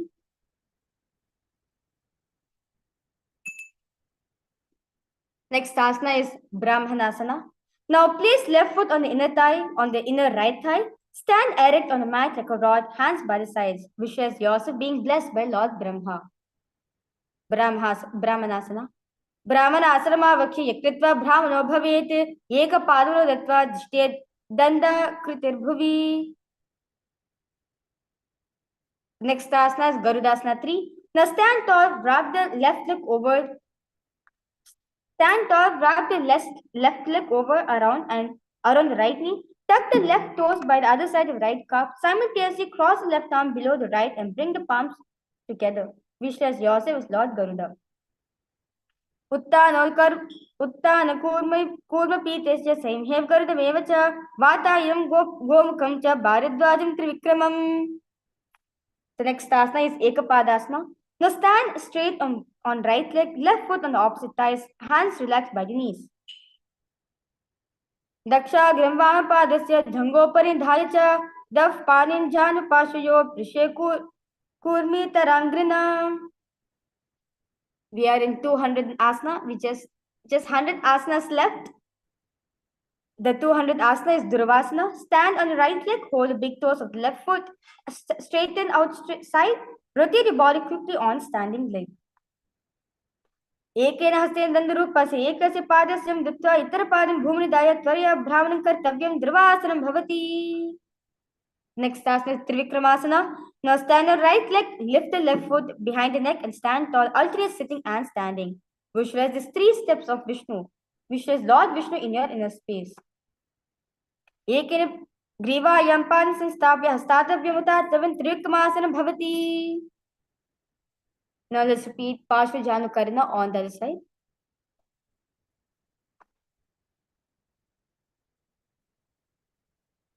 Next asana is Tandavasana on the other side. Ekirpadastadavyam Tandavasanam bhavati. Brahmanasanam on the other side. Brahmanasana vakshi yaktitva brahmano bhavet ekapalanu datva dishte dhanda kritirбhuvi. Garudasana 3 on the other side.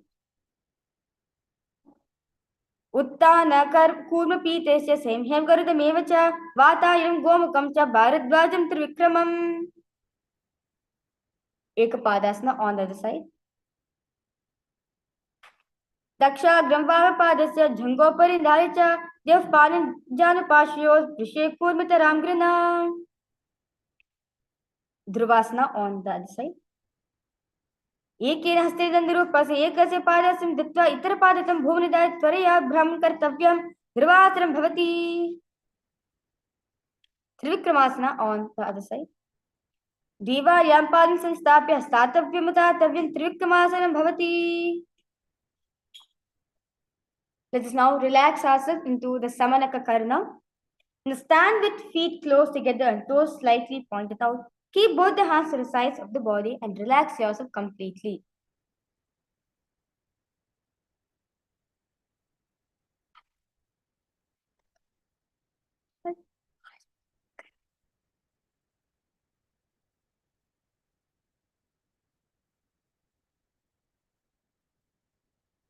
We are in the next asana is Gorak Janjali asana, which is 208th asana.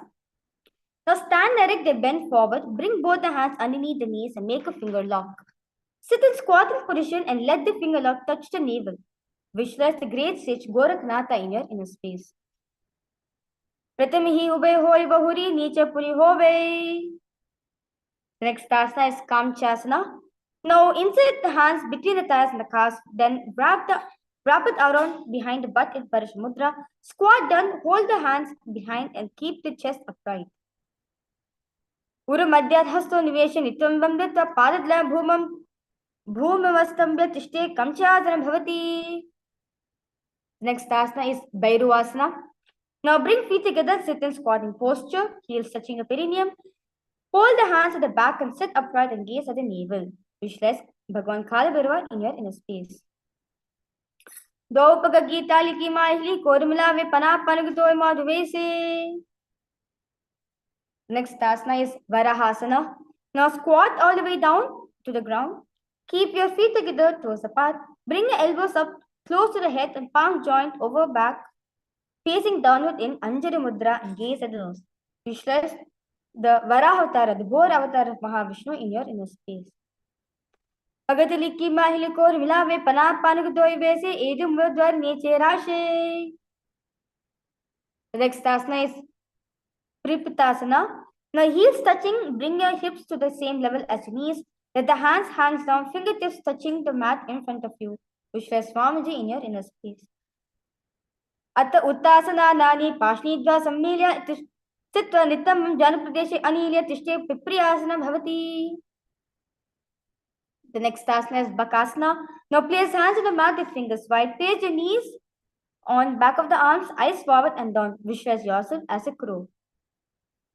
Hastabhyam Varinastambhya Janudva Nabho Sammilya Jangaruni Sanstabhya Tishte Bakasana Bhavati. The next asana is Sushtanga Kapali Asana. Kneel on, head on the ground, palms spread for support. Raise the body on the head, legs into Padmasana and gaze at the nose. Asana Kaugana Kapala Ache Hoi. The next asana is Guptasana. Sit toes, keep the toes flat, thumb touching opposite feet. Sit down between the feet, let the heels come outside of the hips. Hands on the knees in Shambhi Mudra, sit straight and gaze at the nose.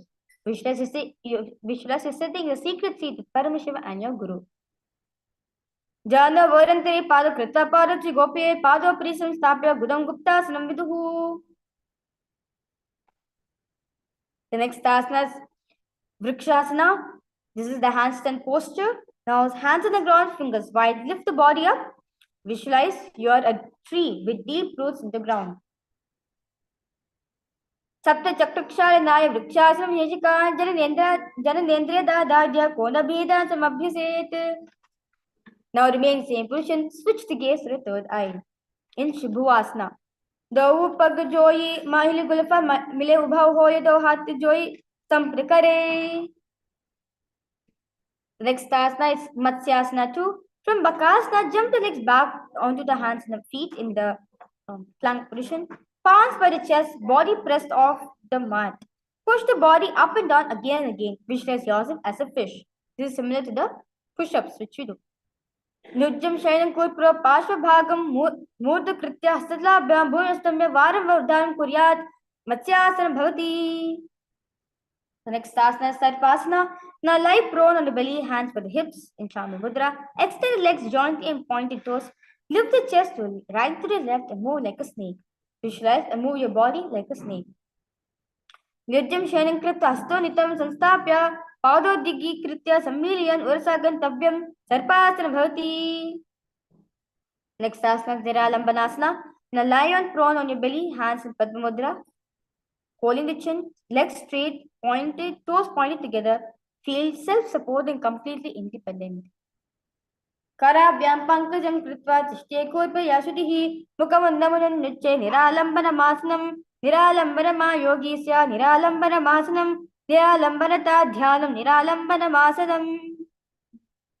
The next asana is Chatrasana. Now lie on the stomach, place the hands flat on the mat in front. Straighten the arms, bend the knees, bringing the feet towards the upper back and lift the chest head, lift up the chest and and the head. See yourself as an umbrella protecting your guru from the rays. Adhyasana hastadabhya bhunastambhya nuyat chatrasana bhavati. Next asana is Vajrasana. Sit on knees with tops of the feet flat on the mat. Bring butt on the heels. Stretch the arms in front of you. Palms facing down in Shambhi Mudra. Place the forehead on the mat. Visualize you are the weapon of Indra, symbolizing indestructibility. इदानीं गर्भिणीनां योगाभ्यास यथा लघु शुकप्रसवलाभाय प्रोचते प्राक्तनेपति. The next asana is Meshasana. From Gajasana, alternate striking the ground with your hands. Visualize yourself powerful as a ram. Meshasana. Gajasa samhita ekekam bahum bhumata diget Meshasana bhavati. The next asana is Ajasana. From Gajasana, lift the legs into the air. Slowly bring the forehead to the ground. Visualize yourself as unborn, existing for eternal. Gajasa samsita padadvyam mantrikali kritya masikeन bhum sprishyate ajasanam bhavati. The next asana is Dhanantarasana. Now sit on the heels, legs together. Increase the fingers around the toes. First, pull the feet towards the perineum. Then, place the hands on respective knees in Shambhi Mudra. Spine straight and gaze at the nose. Visualize Swamiji in your inner space. पूर्ववर्ती परिहारकी काकसी से पनाशरा मोदी लगा के अगुले अग्नि में लगावे प्रथमा Mahuli core धरती राशि एदी अगनि राशि. The next asana is Angamottanam. Now increase the fingers in front and then behind you in Shambhi Mudra. Stretch the arms forward to the sides and backwards, giving massage to various different joints and muscles. Visualize Swamiji in your inner space. Hastya Anguli Bhaddha Hastya Madhya Sarvangagnam Nikshara Saita Tishtet Angamottanam. The next asana is Garudasana 4. Sit on heels in Vajrasana. Feet turn out to sides. Thighs and knees rest on the ground. Spine straight, hands on the knees. See yourself as Lord Garuda, flying Mahavishnu and Lakshmi on your back. Jango Rubhyandaram Pidya Stirkayo Vijalina Jano Parikara Dvanda Garudasana Muchate. The next asana is Ananda Mandirasana. Now sit with legs folded back, knees wide, front of the buttocks on the ground, gaze at the third eye. Visualize you are residing in the blissful space of a temple. Adavakshe Veeranatha Ananda Mandirasam Yaktatva Amaro Dhiro Bhavetyeveha Sadakaha. The next asana is Mandukasana 2. Knees wide, sit on the ankles, hands under the knees and gaze at the nose. Visualize yourself as a frog. Vishtan Sampira Gulpabhyam Janvange Svalayakutihi Hastu Padakle Kshipto Mandukam Padadosharite. The next asana is Narasimhasana. Keep your toes on the mat, heels up together. Place the perineum on the heels. Place the palms on the ground in Shambhi Mudra. Spread the fingers wide open, thumbs touching, and the base of the hand touching the toes. Gaze at the nose, stick out the tongue, and exhale. Visualize Narasimha Avatar of Mahavishnu in your inner space. Dovo Panapani Hoy Vese, Edi Milera Godin Vese, Sumasarira Nika Teherave, Nasa Agret Dishtikolya Bhe. The next asana is Vishwakasana. Now sit on toes and place perineum on the heels. Separate the knees insidewards and place on the ground. Make a hollow palm and place it on the mouth. Keep the thumbs under the teeth. Keep the thumbs under the teeth and close the lips to gaze at the nose. Inhale through the Pingala Nadi. Exhale through the mouth to capacity. Visualize yourself as Devi, presiding over any and all minuscule fears you have. Do Bagan ki edi joy Godam Panomvanam Puni Hoyi. The next asana is Makadasana. Now soles together, top of the feet on the ground. Sit on the heels, bend the elbows, bringing fingers to the armpits. Imitate as if a scratching monkey. Gaze at the third eye. Visualize yourself as a playful monkey. Dovu Pagatri Sampadane, Tiniki Pishti Bhu Paritane, Moyadwar Edyam Prilyave, Mudahada Uchata Harave. The next asana is Vajra Sangarasana. Now stand on toes, soles of feet together, sit on the heels, knees wide open and off on the floor. Hold the elbows behind the back and gaze to the nose. Visualize yourself as a diamond, embodying the strength for yourself and for your Sangha. Pratama Panapani Hoy Bese, Dovu Ediguna Nivese, Goda Urbara Ketira, Ade Vai Pasare Dira. The next asana is Kanjanasana. Now, keep the toes down, ankles crossed behind and sit on the heels. Place the palms on mat to the sides. Visualize perfect health beyond any and all physical and mental ailments. And gaze at the nose. Kanjanasana bhakti yaktitva sustira bhavet. Next asana is Kurmasana.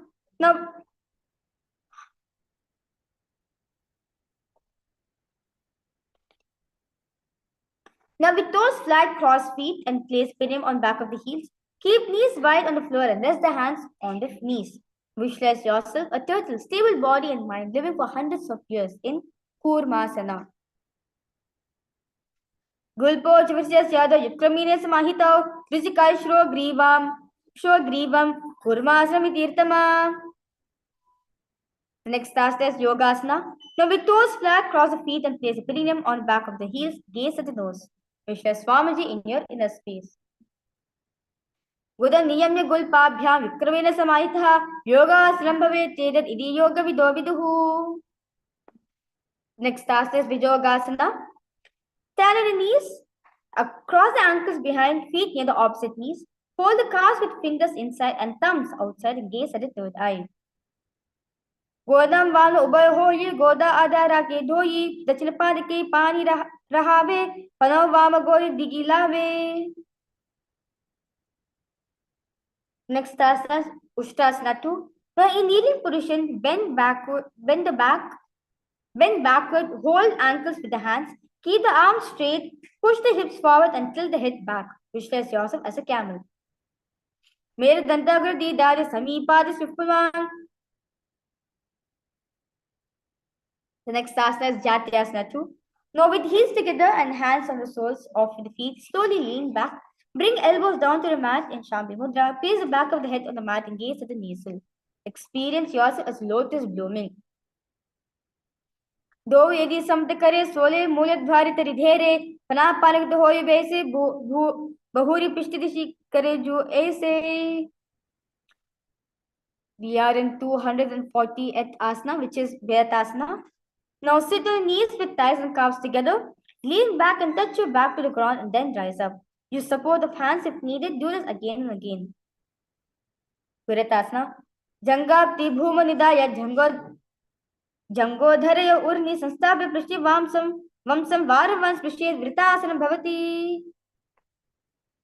Next asana is Kapotasana. Now from Viritasana, raise the hips higher, bring forearms on the mat and hold the back of the heels. Bring head in between the feet, visualize yourself as a beautiful doe.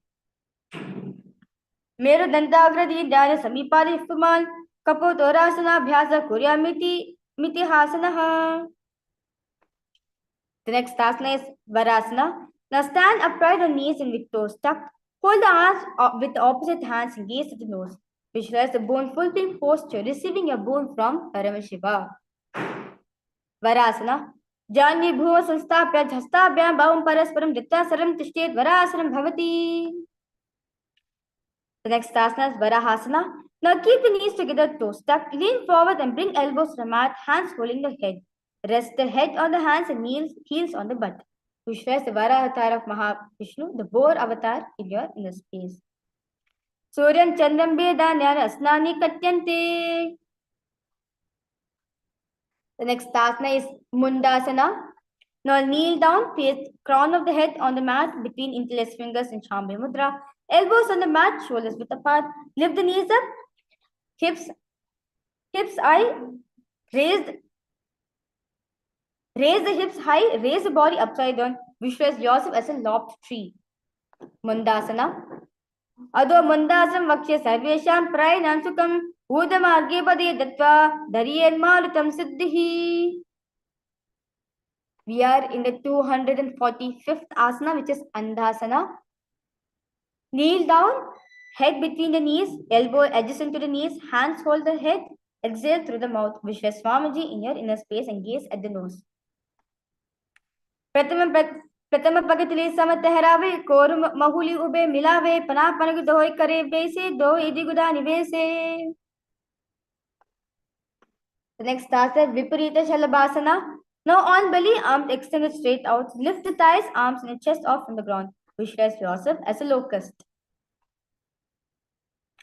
चलभासनं बेदस्य नाथ बेरुंद नाम के गंध बेरुंद सहिते शिरस्दंडासनं तथा.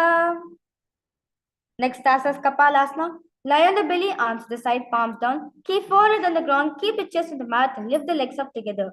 Visualize yourself as a skull representing the mind with purified thoughts and strong will to attain enlightenment. Kapalam bhuvanidaya urdhvam pada nage kapalasanam bhavati. The next asana is Akasha Kapotasana. Now lie on the stomach, hands by the side. Lift the legs up over the head and slightly place the feet on the mat in front of the head. Keep palms flat on the mat. Visualize yourself as a free and open dove. Ushtrasena Sitvasana Bhumartapya Mastukopri Pishtapadina Bhumastapi Akasha Kapotam Bhavati.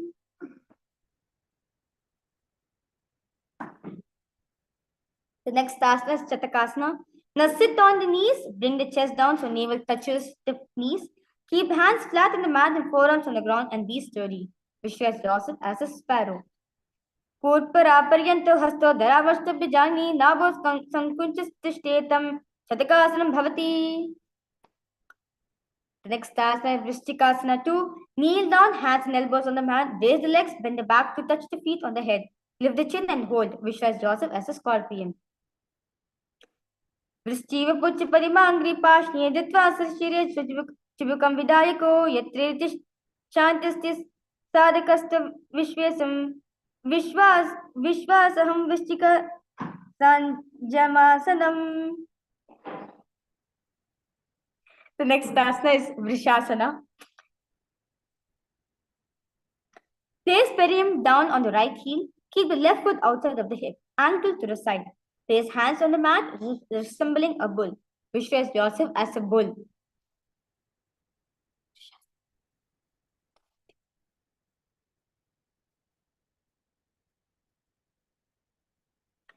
व्यामगुल्पे पादमूले वामभागे पदेतरं विपरीतं स्पृशे भूमं वृषासनमिदं भवेत्.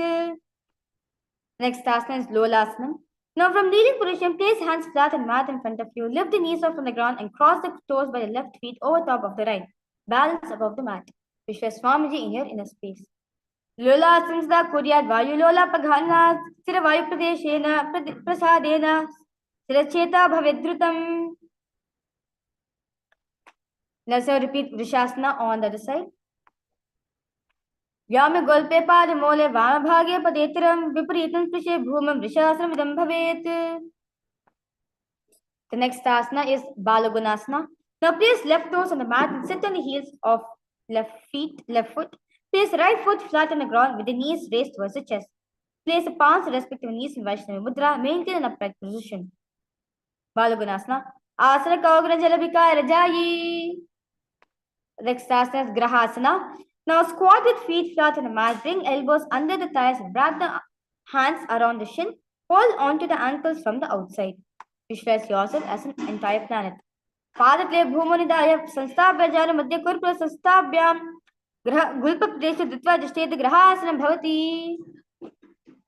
Now so repeat Balagunasana on the other side. Asana Kaugana Jalabhika Rajayi.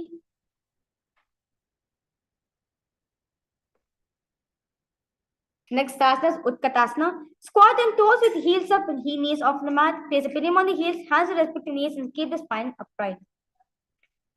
Vijusti yata urvajana yatrasne patlo pari. Next asana Vajra Sangrasana 2. Sit on toes with perineum on heels and soles together. Keep the knees wide and off on the ground. Hold the opposite elbows behind the back. Visualize Swamiji in your inner space. Pratama Panapani hoye jaise do idi guda nivese.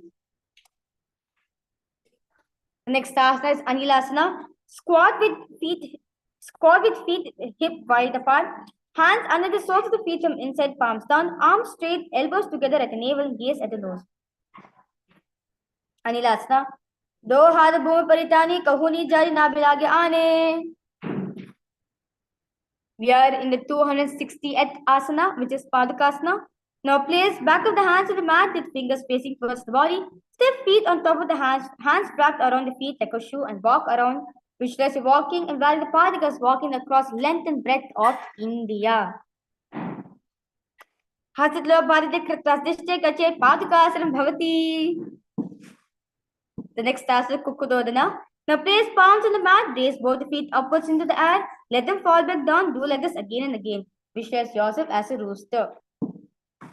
Hasle Bhoma Krutta Padle to Urdam Mudanam Krutta Bhoma Pate Itam Kuryat Kudodanam Bhavati. The next asana is Viparita Nityasana. Now place hands on the mat, raise the legs upwards into a handstand, move around onto your two hands as if you are dancing. Hasala Bhumastambe Urda Parangrikum Hasalabhya Natran Kartavyam Viparita Nityam Bhavati. The next asana is Kunjarasana. Separate the feet and place one palm down on the mat to the arm straight. Bring opposite hand to the head and be stable. Kunjarasana. Adavakshe Mahadeva Kunjarasana Uttamam Karanekena Padabhya Bhumautishtya Shirah Karaha. Now let's repeat Kunjarasana on the other side. Adavakshe Mahadeva Kunjarasana Uttamam Karanekena Padabhya Bhumautishtya Shirah Karaha. We are in the 265th asana, which is Kadambasana. Now sit on the ground with feet flat, heels close to the body. Hold the respective ankles in Shabda Mudra. Lift the feet off from the ground. Visualize yourself as Kadamba tree, a pious tree that promotes a long life. Pashni Bambunastambya Padadvena Gulpa Dritva Dishte Kadambam Bhavati. Next asana is Pavanamuktasana. Now sit with heels to the perineum. Hold the knees with hands and press them towards the chest. Dvayo Supadya Pani Latva Sastre Tamake Jani Vakshi Sadhu Babradikara Bandhanaihi. Next asana Chakorasana. Now sit and lift one leg behind the head. Place both the hands flat on the mat. Extend the opposite leg up straight with the knee straight. Lift the entire body off on the ground. Lift it, keep the chin up. Purvatmanchu is Paripitam Vajrasvatata Chakora Krancha Shalba Bhujangama Vrishchikam. The next asana is Dhanurasana 2. Sit on the ground, hold the left toes with the left hand index middle finger. Pull the foot towards the left ear. Extend the right leg out, keep it straight. Hold the big toes with the right hand. Visualize yourself as a bow. Palam Gushtodupanibhyang Hritvasha Navadi Darunakarshak Kristam Darunasra Miritam. The next task is Ashtavakrasana. Now lift the left leg over top of the left shoulder. Bring the right foot across and hook on top of the left foot. Lean forward and down while extending legs out to the left. Lift the head and chest and find a balance. Visualize yourself as a flying crane. Vashishtam Kondinyam Udukuktam Evacha Ashtavakramadavatana Mayuram Setu Bandhanam. We are in the 270th asana, which is Pranasana. 270. Now place right foot on the left thigh, bring the left foot flat on the ground. Have the left shoulder underneath the raised left leg and place the hands flat on the ground. Gaze at the third eye. Pranasana. Eta pravedam vakshami karote sa chavaraha eka parvam datta skandenyat pradakshanam. The next asana is Parshvamasyendrasana. Place right foot at the root of the left thigh, then left leg by the side of the right knee. Hold the left leg by the right hand, untwist the body and remain sturdy. Visualize Matsyendranath in your inner space. Vamor Mularpita Dakshapado Janor Baridrishi Dakshiradoshna. Let's now repeat Chakorasana on the other side. Purvatam Chadushparipitam Vajrasmrita Chakor Rajkranjik Shalabha Bhujangamapi Vrishchikam. Dhanurasana 2 on the other side. Padam Gushtodupanibhyang Hrityasana Navadi Dhanurakkarshakakrastam Dhanurasana Miritam. Ashtavakrasana on the other side.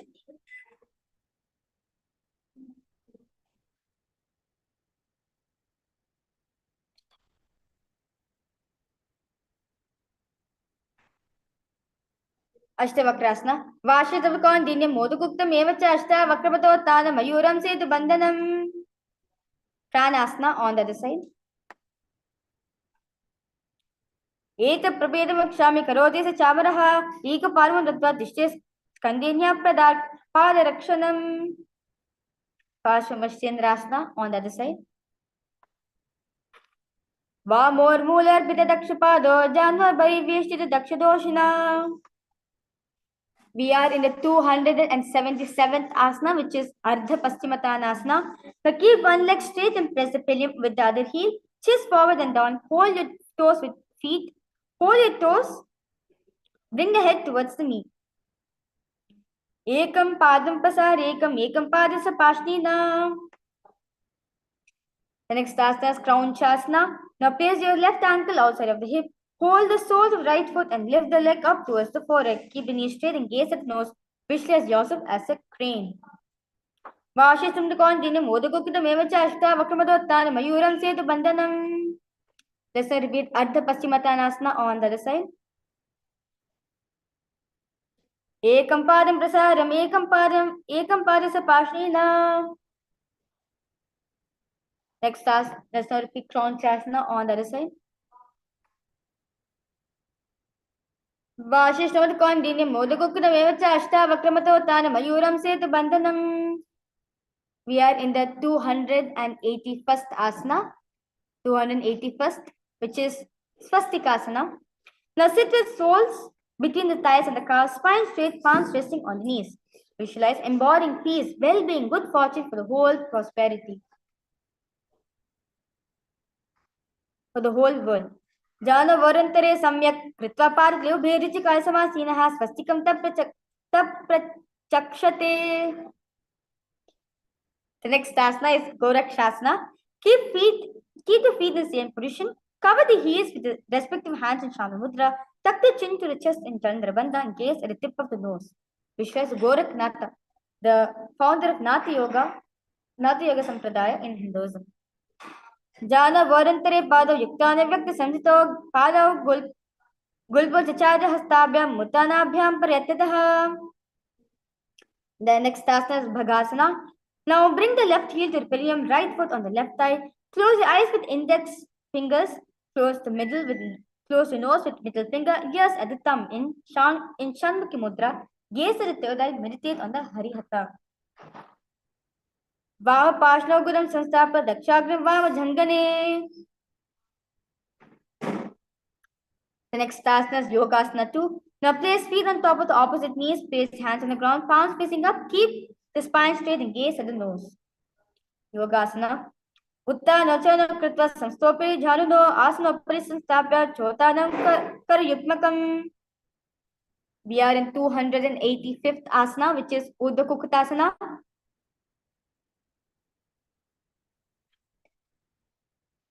Now from Padmasana, place hands flat on the mat beside the body in Shambhvi Mudra. Press the hands into the mat, lift the knees up on the ground, balance above the ground. Visualize yourself as a rooster. Vashistam Bakandine Modakukita Mevacha Ashta Vakamadotana Mayuram Setu Bandhanam. Next asana, Siddha Haritali Asana. From Padmasana, insert both the hands to the knees and place them on the mat. Avoid lifting the body up. Stay seated on the mat and gaze at the nose. Visualize Swamiji in your inner space. प्रथम पद्मासन को करे हस्त दो गोद समधि धेरे उभय हाथ ले भूधरी राखे ओ होचा गोद समधि में धाके. The next asana is Hamsasana. Now from Padmasana, place the hands on the mat through the gap of calves and the thighs. Lift the thighs up to the shoulder, legs up on the mat, stay above the mat and gaze at the nose. Visualize yourself as an elegant swan. Kukudasava sthitva skandam parintam urnitva drishyat Hamsasanam bhavati.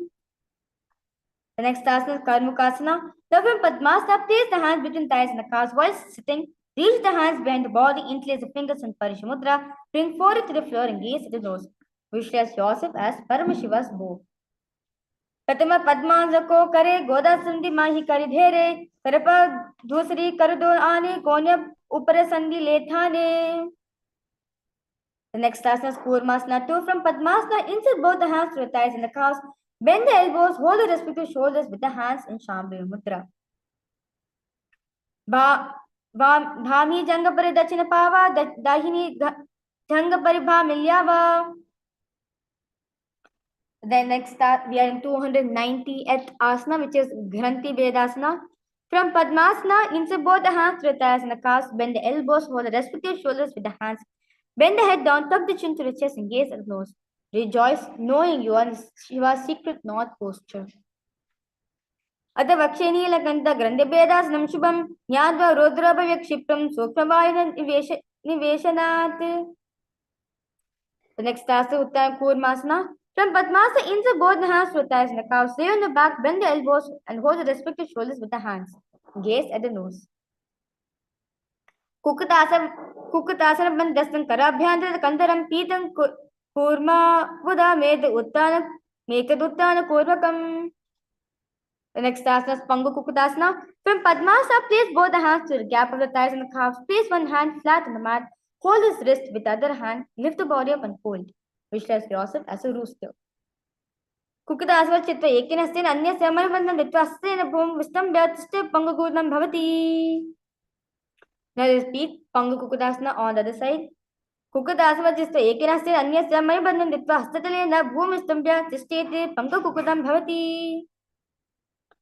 The next asana, Gridhasana. From Padmasana, place elbows on the toes and interlace the fingers in Parasamudra. Rest the chin on the knuckles, rest the thumb on the throat. Jana Vorantare Pad Uttanavyakta Samsto Murti Chachaja Hastabhyam Uttanabhyam Prayatataha.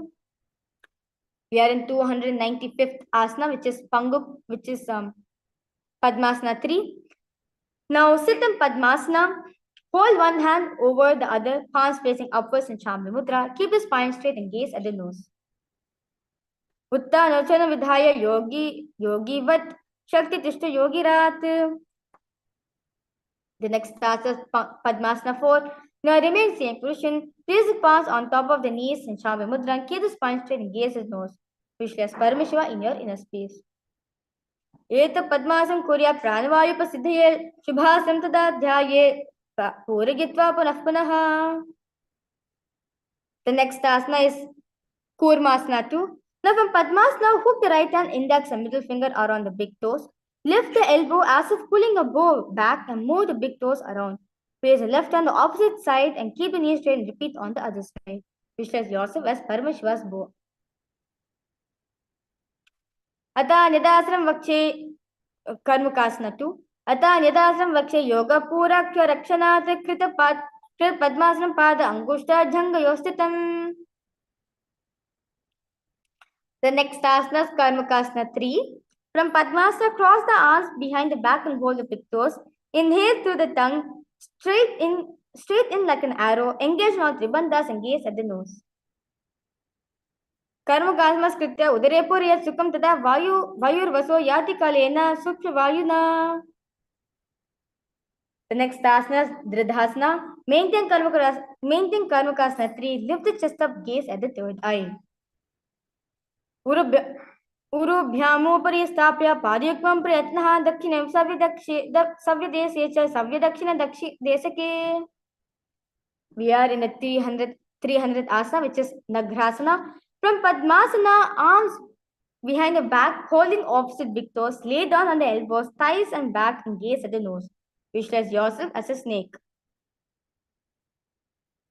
Nagrasana. Padma Padmasana Komtane, Do Hadvat Pachane Ane, Padanguta Pagade Ani, Sove Kohunya, Kule Pani. The next asana is Kandukasana. Now lie on the back, bend the knees, feet on the ground, embrace the knees with chest and head touches the knees. Visualize yourself and squeezing your whole body into a ball. Kandukasana. Vetrasme Sitva Hastapada Nishkun Mudya Naye Prishtavan Sinabhum Pote Kandukasana Bhavati. The next asana Urdhva Pavanasana. Now lay on the back, knees raised together. Big toes evenly. Place the big toes evenly together, hands interlock under the head in Shambhi Mudra and gaze at the nose. Pratama Sudak Saina Karave, Goda Ube Raj Milave. The next asana is Markata Pitasana. Now lie on the back, bend the knees and keep the feet flat on the mat. Place upturned palm under the heels and lift the hips up. Visualize yourself as a powerful Alpha 8. Markata Pitasana. Uttan Shainam Padatle Uttan Hasya Stapaye Prishtabam Mutra Mate Markata Pitam Bhavati. The next is Uttan Shika Pitakasana.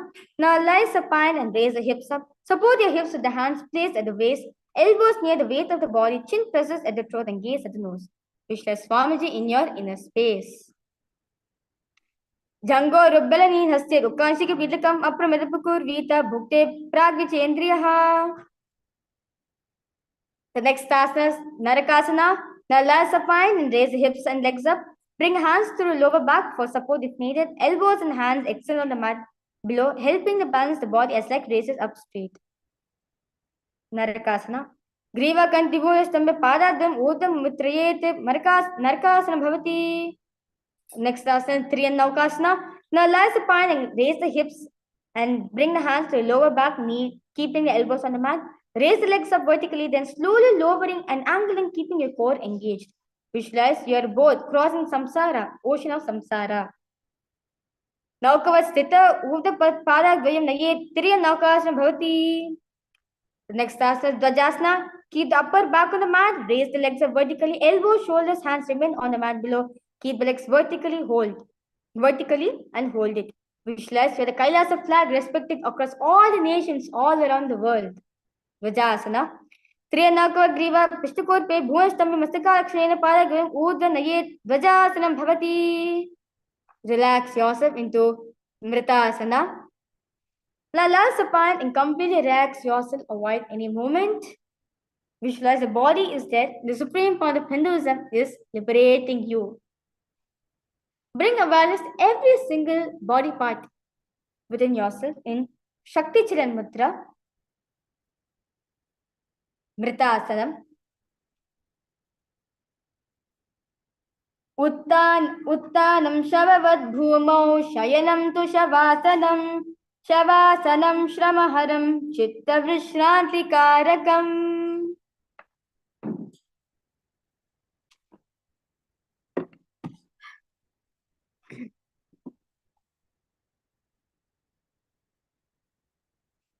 Relax your body completely.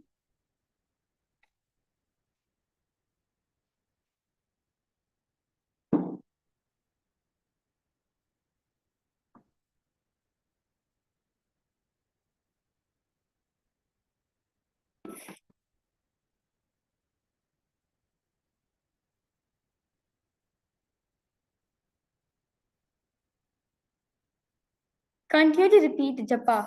Om Nithyananda Paramashivoham Network Center. Om Nithyananda Paramashivoham.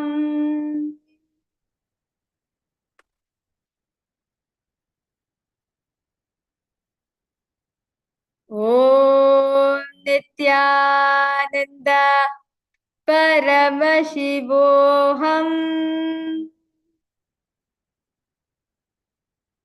Om Nithyananda Paramashivoham.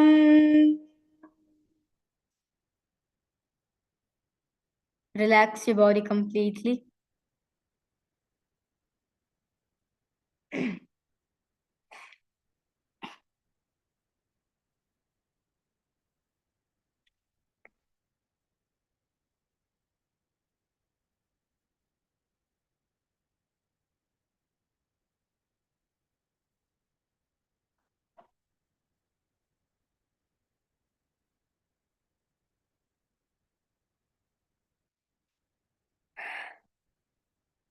Inhale deeply. Exhale as deeply and as slowly as possible. Bring awareness to every single body part in you. From the tips of your toes till the tips of your hair. Bring awareness. Be conscious to every single body part in you.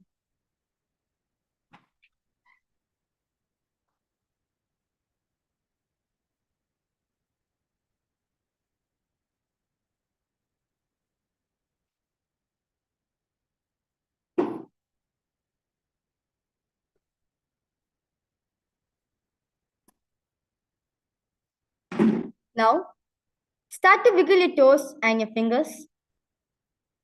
Rock yourself up to a comfortable seated position. Yes.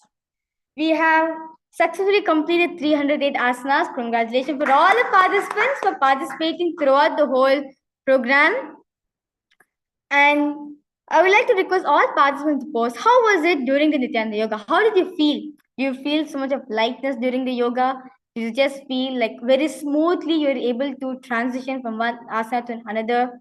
You are able to do all the hard asanas, even though you're not doing them before. Now you are doing it. I request all the participants to go ahead and show and share how did you feel during the Nithyananda yoga. And with this, we thank all of you for participating, joining us for this Nithyananda yoga. Now we'll be concluding this yoga segment as throughout the whole day you'll be getting to understand deeper truths on the revelations which is going to be revealed by Swamiji. I'll be now ending this yoga session by offering my heartfelt gratitude at the feet of Swamiji by chanting the Purna Mantra.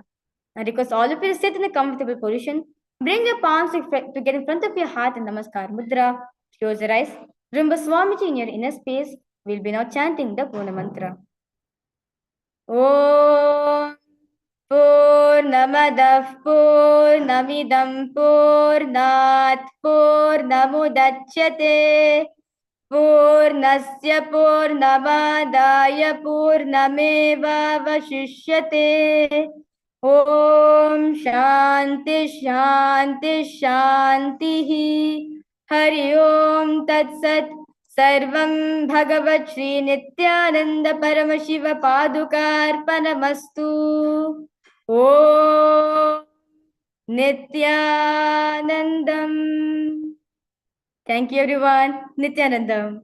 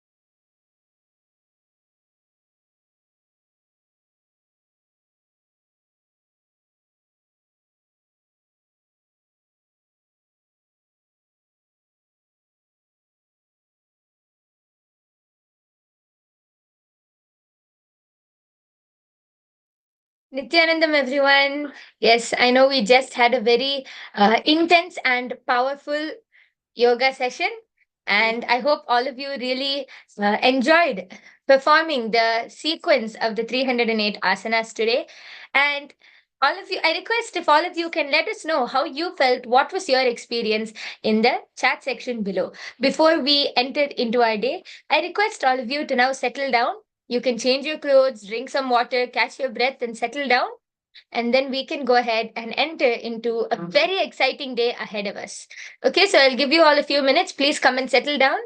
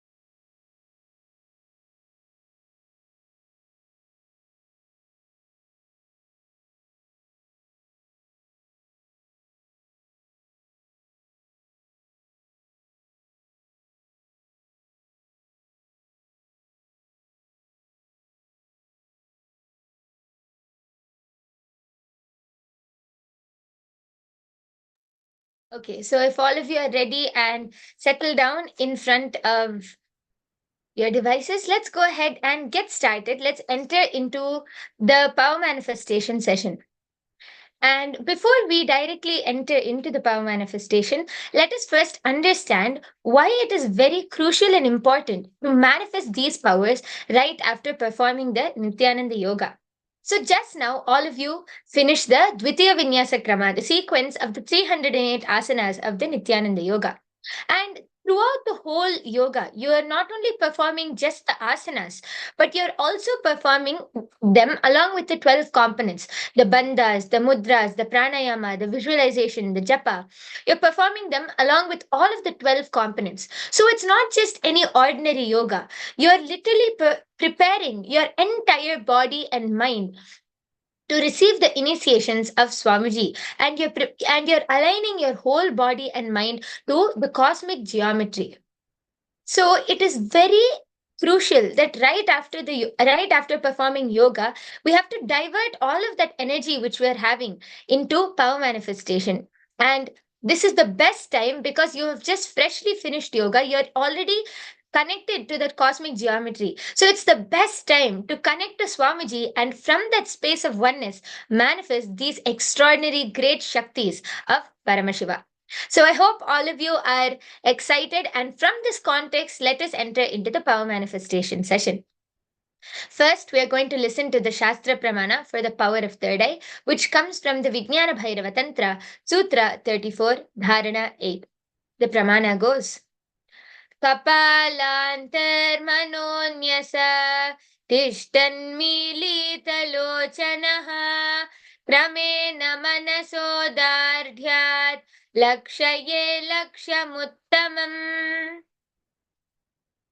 The translation goes by fixing the mind on the inner space within the crown center and sitting stably without any movement, having the eyes closed in succession, by that stability of the mind and inner space through the power of third eye, one directly sees the ultimate goal Lakshyam. And by having the vision beyond the sight that reveals any object or place, attaining the space of oneness with the source Paramashiva. So beautifully, over 60,000 years ago, Paramashiva himself has revealed the technique to manifest all of these powers. He says that by bringing awareness to the inner space and sitting stably without any movement, you will start manifesting that space of oneness and you will start having the vision beyond the sight, which is the third eye. The next is the Apta Pramana. The Apta Pramana is the direct, foolproof, time tested experiences of the rishis, siddhas, munis, all of those great beings who were able to manifest these powers, but not only as something extraordinary. These powers were a part of their day to day lifestyle. So, this Apta Pramana goes back to the time of the Mahabharata epic. Many of you might have heard of this Mahabharata. It is one of the greatest Hindu epics from the Hindu history, standing alongside the Ramayana. And both of these epics take part during two of the greatest incarnations of Bhagwan Mahavishnu, the seventh incarnation, Bhagwan Sri Ramachandra Prabhu, and the eighth incarnation, Bhagwan Sri Krishna. So, just before the 18 Days War started, Arjuna fell into a dilemma and turned towards Bhagwan Sri Krishna. Sri Krishna, out of his extreme compassion, then revealed the Srimad Bhagavad Gita, consisting of 18 chapters. Then Sri Krishna goes on to tell Arjuna in the 11th chapter, 8th verse. He says, Natumam shakyase drashtum anenaiva swachakshusha divyam dadami te chakshuhu pashyame yogamaishwaram. He initiates Arjuna into the power of third eye to be able to behold the vision of his cosmic form, to have the darshan of his Vishwarupa, his cosmic form. And after initiating Arjuna into the power of third eye, Arjuna was not only able to behold the cosmic vision of Bhagwan Sri Krishna, he was able to describe every single detail, everything about the cosmic form. And it was such a beautiful and a powerful experience. So this is the Apta Pramana. The next is the Atma Pramana. The Atma Pramana is the direct experience of Swamiji himself, of how Swamiji experienced and manifested these powers. So this Apta Pramana for the power of third eye goes back to the time of Swamiji's childhood, when Swamiji was just a 12-year-old boy. Swamiji was sitting on a sacred hill rock, Pavarakundra in Tiruvannamalai, when Swamiji had this experience. Swamiji was just sitting and meditating. Suddenly, he was able to see everything, the whole 360-degree vision around him, above him, below him, everything in complete detail with his eyes closed. But the experience doesn't just end here. Swamiji says in his own words that he was not only able to see everything around him, he was able to feel and experience everything around him as a part of him. How cool is that? Swamiji was not only able to see everything, he was able to feel and experience everything. Swamiji says in his own words, I realized not only I was able to see, I was able to feel and experience. I felt that the skin of the stone on which I'm sitting and the skin of this body both carry me equally. In both, I exist equally. So beautifully, Swamiji had such a powerful experience, and this is the Atma Pramana for the power of third eye. And the last is the Sakshi Pramana. Now, each and every one of you sitting here are the Sakshi Pramanas for this power. How? Because Sakshi Pramana is basically all of the devotees and disciples who are initiated by Swamiji being able to manifest these powers. And now, all of us, you and me, all of us have been initiated into these extraordinary Shaktis by Swamiji himself, and we are going to be experiencing and manifesting these powers. So, without further delay, let us get ready to enter into the first round. Today, all of you are going to be identifying various letters which are projected in front of you. So I hope all of you are ready for this. Please go ahead and get your eye bands, mindfolds, any cloth with which you can tie your eyes, and then we can go ahead and get started.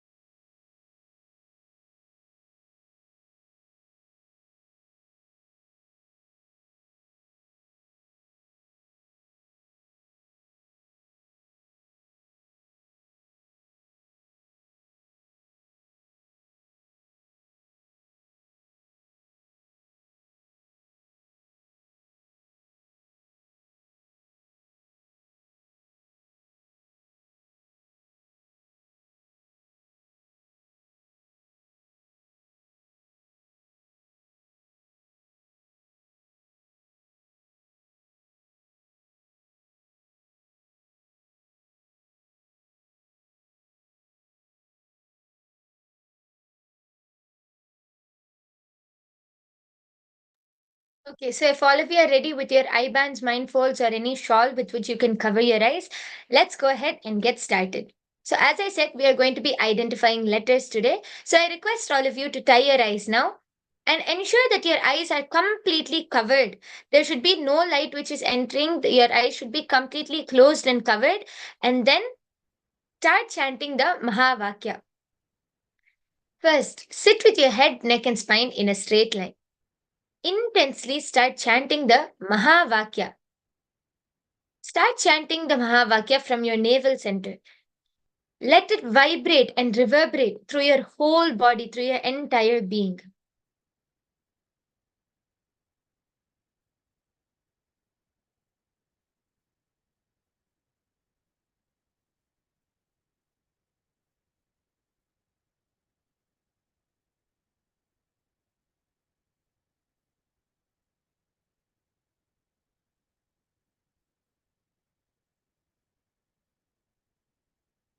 Continue to chant the Mahavakya.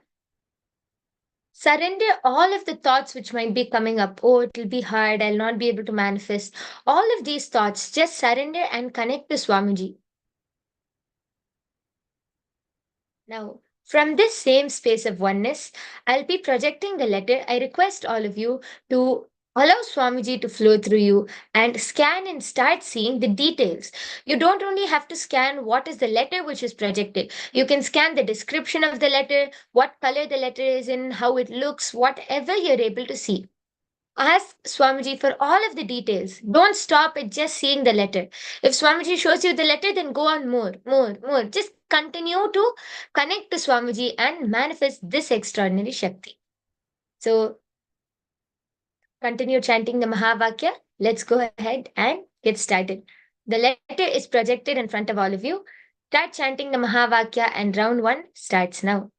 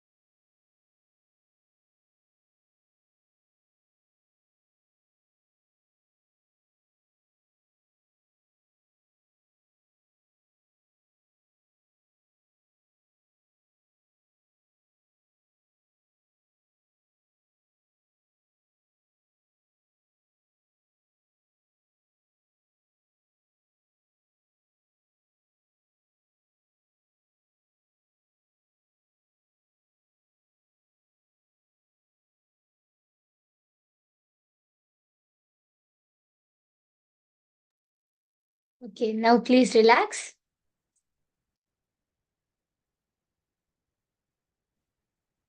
All of you can relax. You can open your eye bands and now go ahead and start typing down what were you able to see. Any description of the letter, what was the letter, what was the color of the letter, whatever you were able to see. Please go ahead and start typing it down.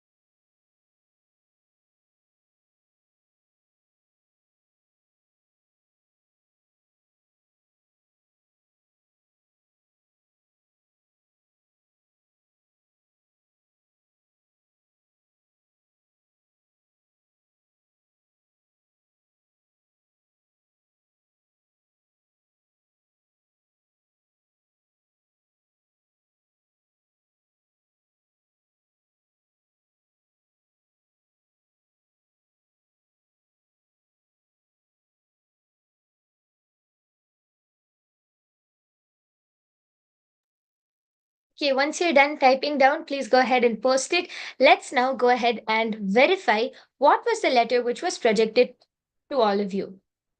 And yes, so this was the letter which was projected. It's the letter K, and as you can see, it has a cute little face also. It's in the color red or maybe a dark orange. It has dark red polka dots and a little semicircle design along the border. So if any of you were able to see this kind of detail, are able to see the color, are able to see the letter, anything of the sort, if you were able to see, then you have manifested. So please go ahead and let me know whether you were able to manifest or not in the chat section below.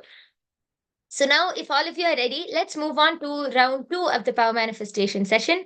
I request if all of you can once again tie your eye bands, tie your eyes, ensure that your eyes are completely covered with the eye bands, and let's enter into round 2.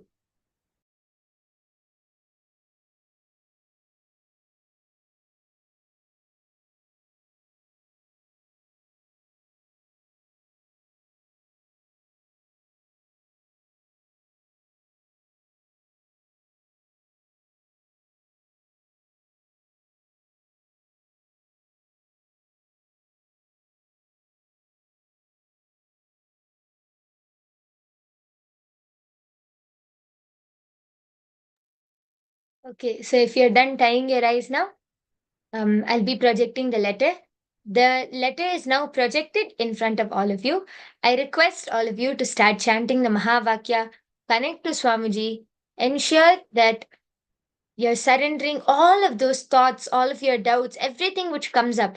Just surrender it at Swamiji's feet. And from the space of oneness, connect to Swamiji and ask what is the letter which is projected in front of you, along with the description of the letter, along with the color of the letter, everything which you're able to see about the image which is projected in front of you. So I request all of you to go ahead, get started, and round 2 starts now.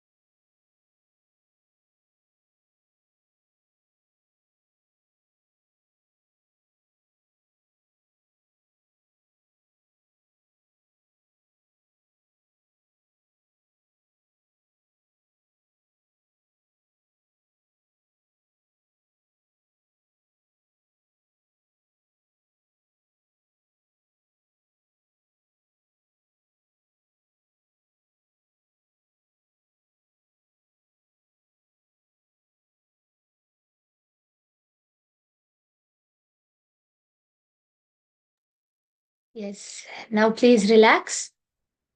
You can all slowly remove your eye bands and open your eyes. Take some time to adjust to the light around you. Now, please go ahead and start typing down what was revealed to you in your third eye.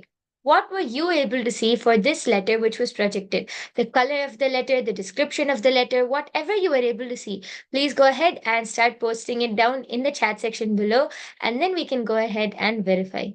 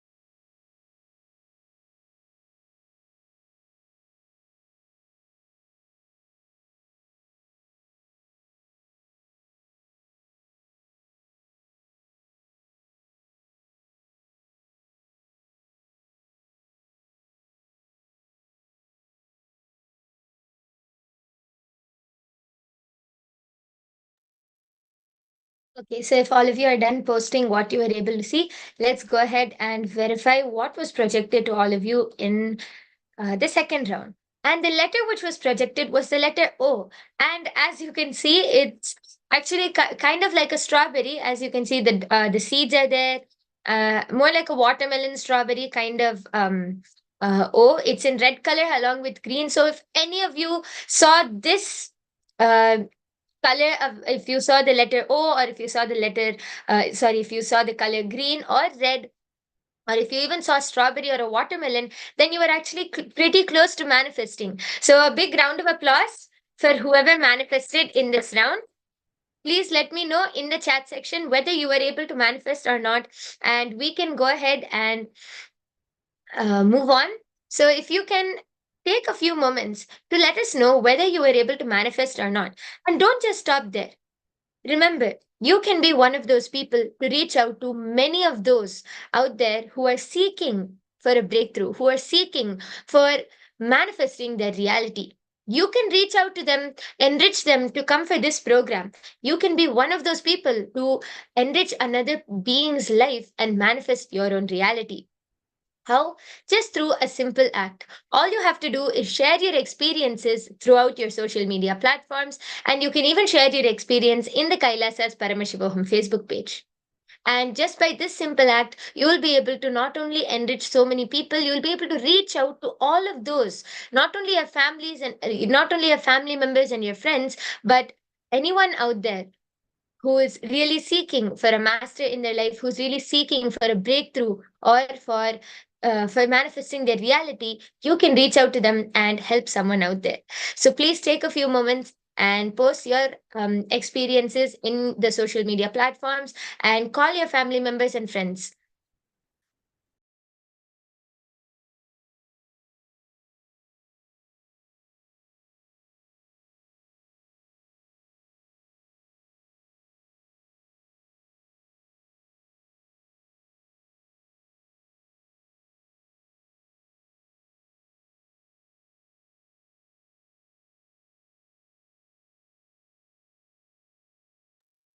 Today, we have a very interesting day ahead of us. Today, throughout the day, we are going to be learning about awakening the God particle within us. And within each and every one of us, there is some God particle, but which we just don't realize, or which we are so deluded, which we don't even know exists. But today, throughout the whole day, you are going to be awakening that God particle within you, and you are going to be manifesting many extraordinary and interesting powers throughout the day. You'll be learning so many great truths, and you'll be ending your day with the amazing darshan of Bhagwan Veena Dakshinamurti. So we have a very exciting and amazing day in front of us. So I really thank each and every one of you who have taken your time off your busy schedule, have taken your time to come here to sit, attend the program, to experience the benefits of the program, and to experience your highest possibility. And throughout the day, you're going to be preparing yourself to be able to receive the darshan and the initiations at the end of the day. So I request all of you to please share your experiences and settle down, as we are now going to be entering into our day. And in the first session, you are going to be learning about Nirvikalpa Samadhi, the ultimate unclutching, how to continuously be in the state of Nirvikalpa Samadhi, that space of unclutching. So take some time, reach out to your family members and friends, and settle down, as we have a very long, interesting day ahead of us.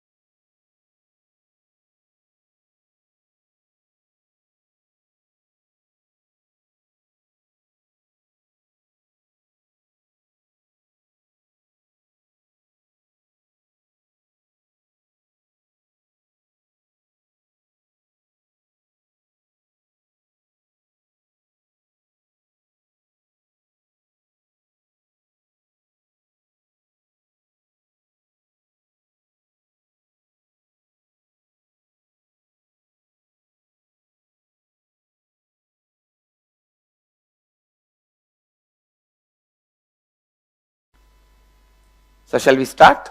Listen. The first thing today we are going to work on is perpetual completion. Listen to that word. Perpetual completion means constantly being in the space of completion and joy.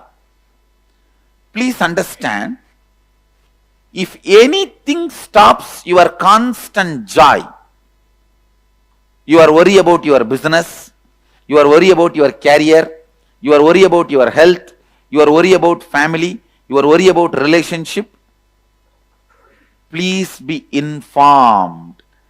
In that field, you will only fail.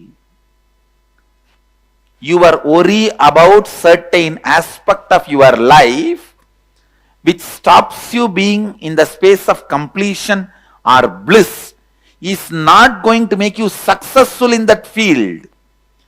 Please be informed, what I am talking is the cosmic law of life. Don't think, I'll constantly be thinking only about my business, so I'll be successful. No. See, if you are constantly in the completion, out of completion when you do, that will be successful. But not out of powerlessness and worry. How many of you are exactly catching what I am saying? See, if your career, if your business, if your family, if your health, anything distracts you from being in the space of completion, the first thing you need to do is completion. Then the business, family, health, everything will be successful. Everything will be successful. But without that, any plan you do, it is like a spraying scent. How much ever scent you spray on the bull, let's use holy word, cow dung. In West they use drastic word. How much ever you spray, you can't change the smell. Same way, how much ever you brood over on your incompletion, out of your incompletion, it will never lead to success. I will give you more precise example. You have somebody has a health issue and he thinks, once this health issue is settled, I am always in completion. I will be in bliss. It will never happen. It will never happen. Once this family settles, I am always in the space of completion. I will always be in the space of bliss. That is never going to happen. Once these office issues are settled, I will be always in the bliss. What Swamiji's bliss? I will be more blissful than him. Please understand, whenever you postpone your completion for some outer happening, be informed you are not going to reach it. What I am talking is the simple, straightforward law of life. We always think, no. I am happy in many things. Only this, that once that is done, I will be happy. Please understand, completion, bliss, fulfillment, peace, joy. Actually, all these are different words for the same space. Is not going to come if you are waiting for certain situation to bring that into you. How many of you are catching the definition I am giving? If you are waiting for certain situation to bring that into you, be informed. You are not going to catch it. You are not going to get it. That is not the law with which incompletions work. So be very clear. Perpetual completion is the first priority. catch the perpetual completion, then you will see in your life the whole ball rolling. Whatever you want happening, whatever you want is just expressing. I tell you, how much ever you try to ask for the shortcut, the most shortest cut is bring authenticity and completion to you. Bring authenticity and completion to you. That is the only way power, energy, auspiciousness, fortune, everything good will express. Everything good will express. And I tell you, perpetual completion keeps your kundalini high as possible. And that only makes you do everything successful. Everything successful. Like whether the powers you want to have health, or the powers you want to give health, or powers you want to have wealth, or powers you want to have to give wealth, or the powers you want to have like a third eye opening, blindfold reading, or anything for yourself or others. Perpetual completion forms the basis. Please mark the word. Perpetual completion means continuously enjoying completion. Continuously enjoying joy. Continuously living happily.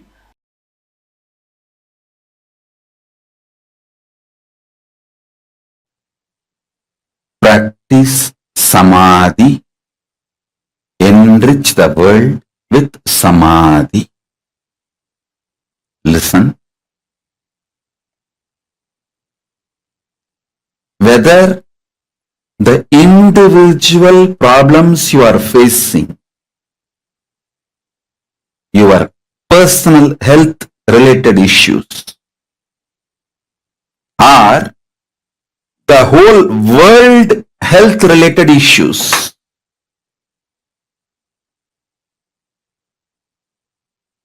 whether you are facing your personal economic problems or the world health crisis, whether you are facing personal relationship issues or the relationship issues between the countries globally, for everything, practicing samadhi is the most powerful solution. Please understand. When you practice samadhi,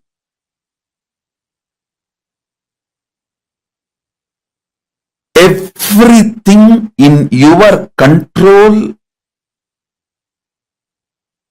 becomes conscious, powerful, right, and best for you and for the world.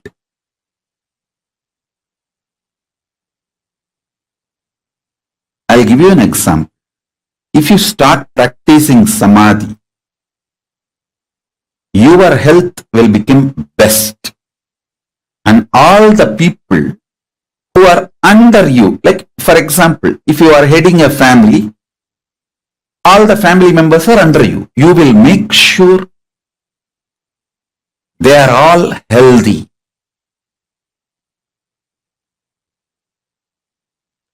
If you practice samadhi, you will keep your relationship with you best, and everyone who is under you, around you, all their relationships best.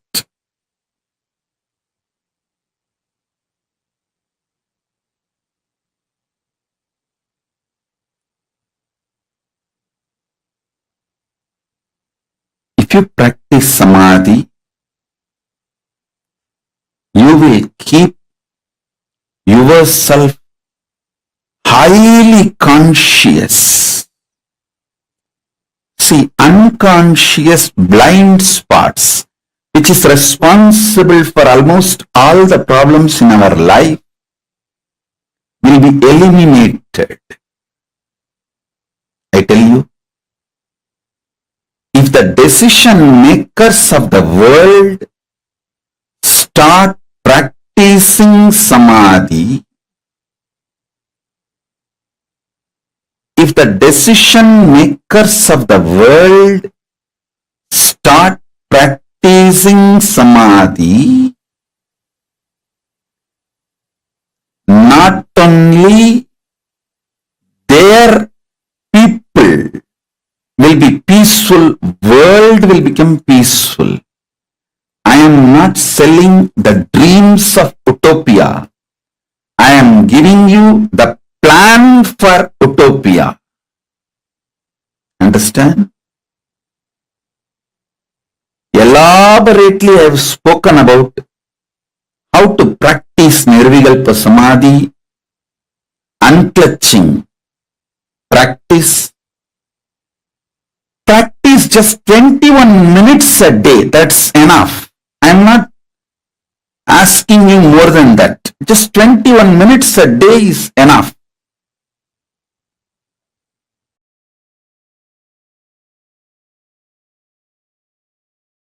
Nirvikalpa Samadhi is silence, soaked in silence, soaked inside the silence.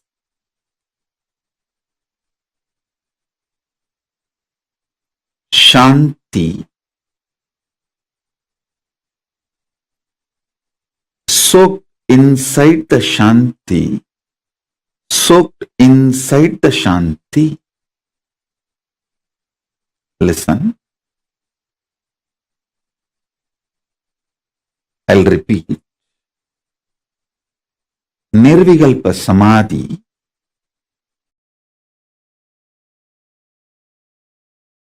is silence, soaked inside the silence, soaked inside the silence.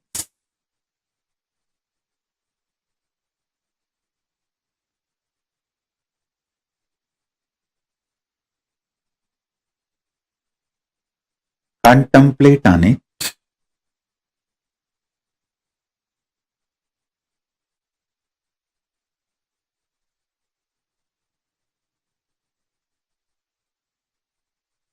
Contemplate on it.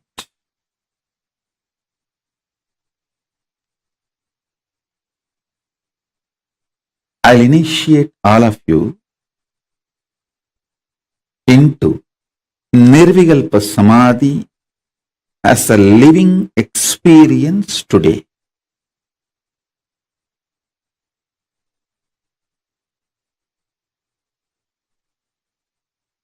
If you are a person using English as the language for your inner talk, use this line to meditate now. Silence, soaked inside the silence, soaked inside the silence.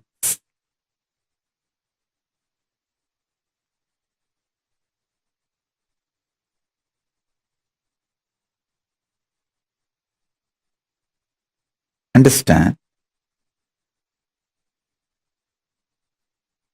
I'm going to fill you with intense, ferocious, powerful, living silence, not dead silence. Living silence. The silence I am going to inject into your being will touch your Swadhisthana chakra, means it will just terrorize the patterns and fears in you, the fears and patterns will melt down like how the metals melt in the extreme heat.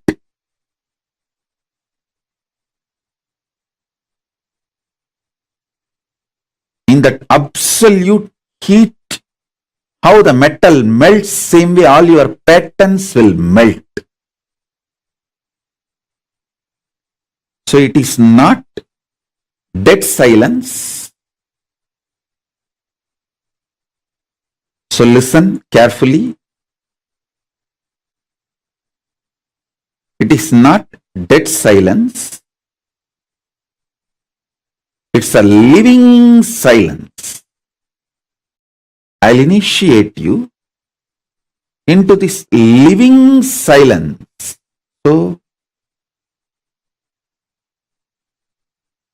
you are liberated from the patterns. I tell you, freeing yourself from the fear gives you the power to negotiate in life. Understand? Everything is negotiation in the life. Whether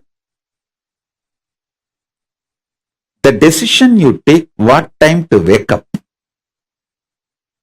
how to wake up, what to use to brush your teeth, what to use to wash your body, everything is negotiation.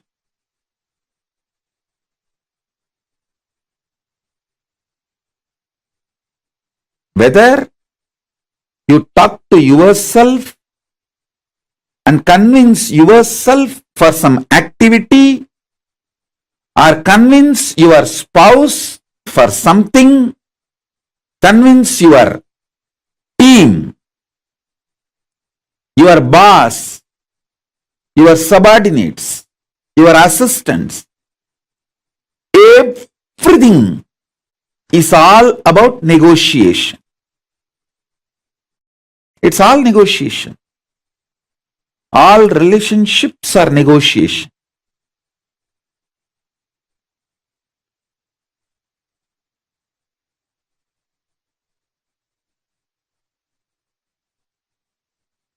When your fear patterns melts away, you will be so clear about the negotiation with the life. You will create such blissful, happy, powerful ambience around you. And you will know very clearly with whom you should negotiate, what, how. You will be the boss of your life if you master your fears and ability to negotiate. That's all. That's all is life. So with this infusing Nirvikalpa Samadhi in you, melting down your fears, I will empower you with the negotiation power. Negotiation skills.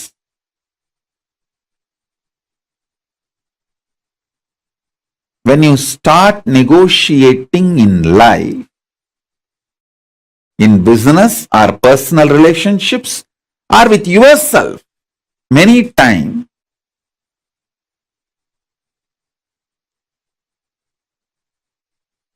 even what time to sleep, what time to wake up, if you learn how to negotiate with yourself, you will be successful in all the lifestyle I am teaching.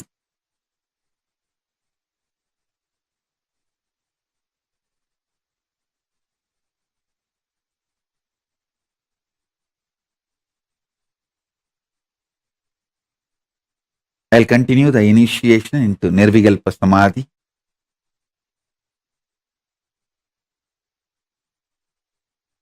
Sit straight. Remember this one line. Silence. Soaked in silence. Soaked in silence. Silence. Soaked in silence. Soaked in silence.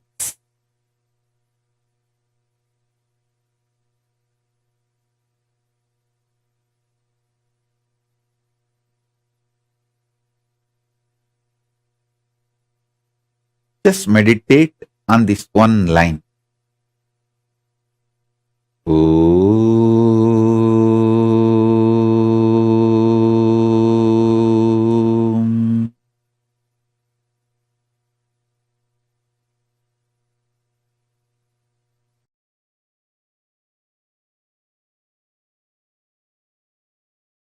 Listen.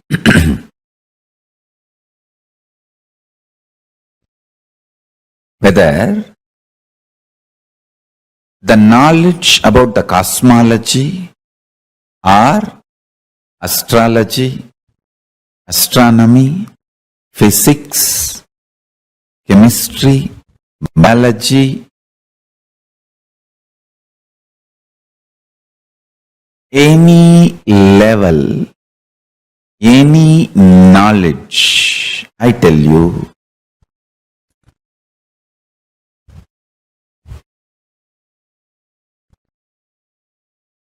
the source is Nirvikalpa Samadhi. If you can touch that, you will have something original in your life. Maybe you can nicely cook and arrange others' vomit. That ability cannot be called as your contribution. My every Gurukul kid will have original contribution because I am grooming them, growing them up with the Nirvikalpa Samadhi. Understand? Paramashanta Swarupa, and living with no reactionary assumptions. Fully awakened non-mechanical parts. Fully awakened including non-mechanical parts of the brain. Understand? Nirvikalpa Samadhi. Paramashiva resides in Nirvikalpa Samadhi and radiates it in the form of Dakshinamurti.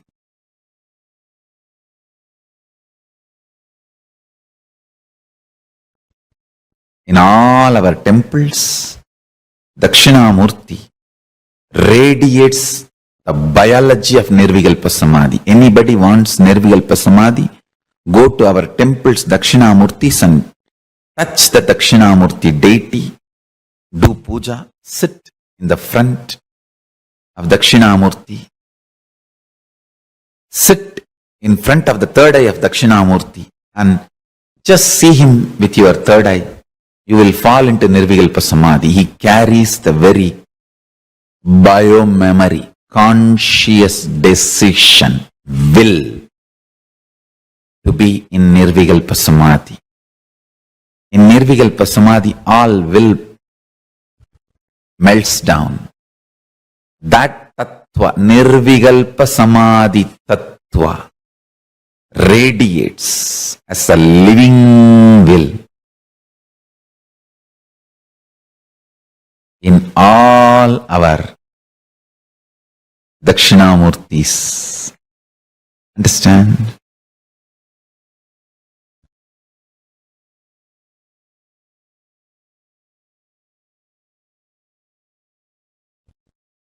Whether you are a kid studying for your school examination or an adult studying for some interview or presentation, or a CEO studying to present something to your team, or an enlightened being teaching to your disciples or incarnation wanted to reveal the Paramashiva's message every day, the source you need to look in is only one, Nirvikalpa Samadhi.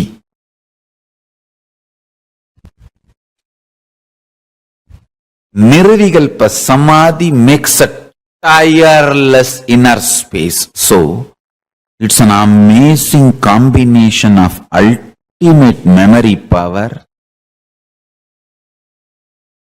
ultimate usefulness, stability,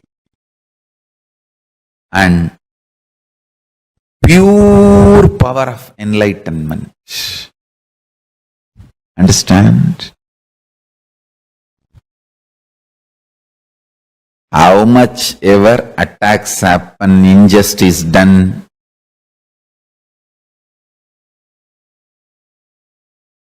you can see every day I come and sit, go on revealing original truths. Listen.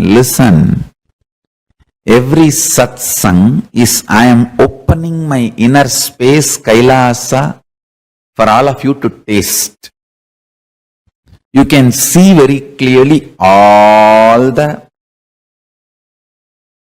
assassination attempts or lawfare, injustice, defamation, abuse done in every level. Nothing touches that inner space. Tirelessly go on downloading the highest truths and go on radiating and manifesting.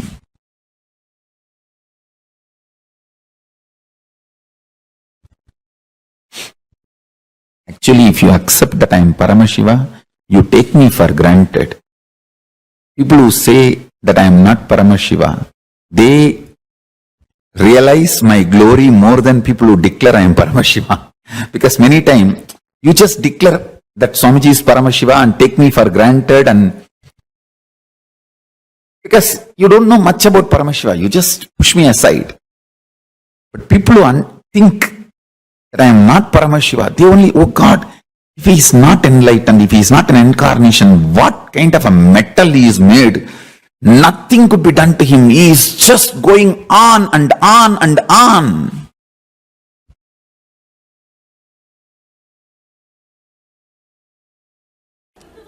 You see, whole day, your mind will be planning, thinking, preparing your reply, and it will be depressed, heavy.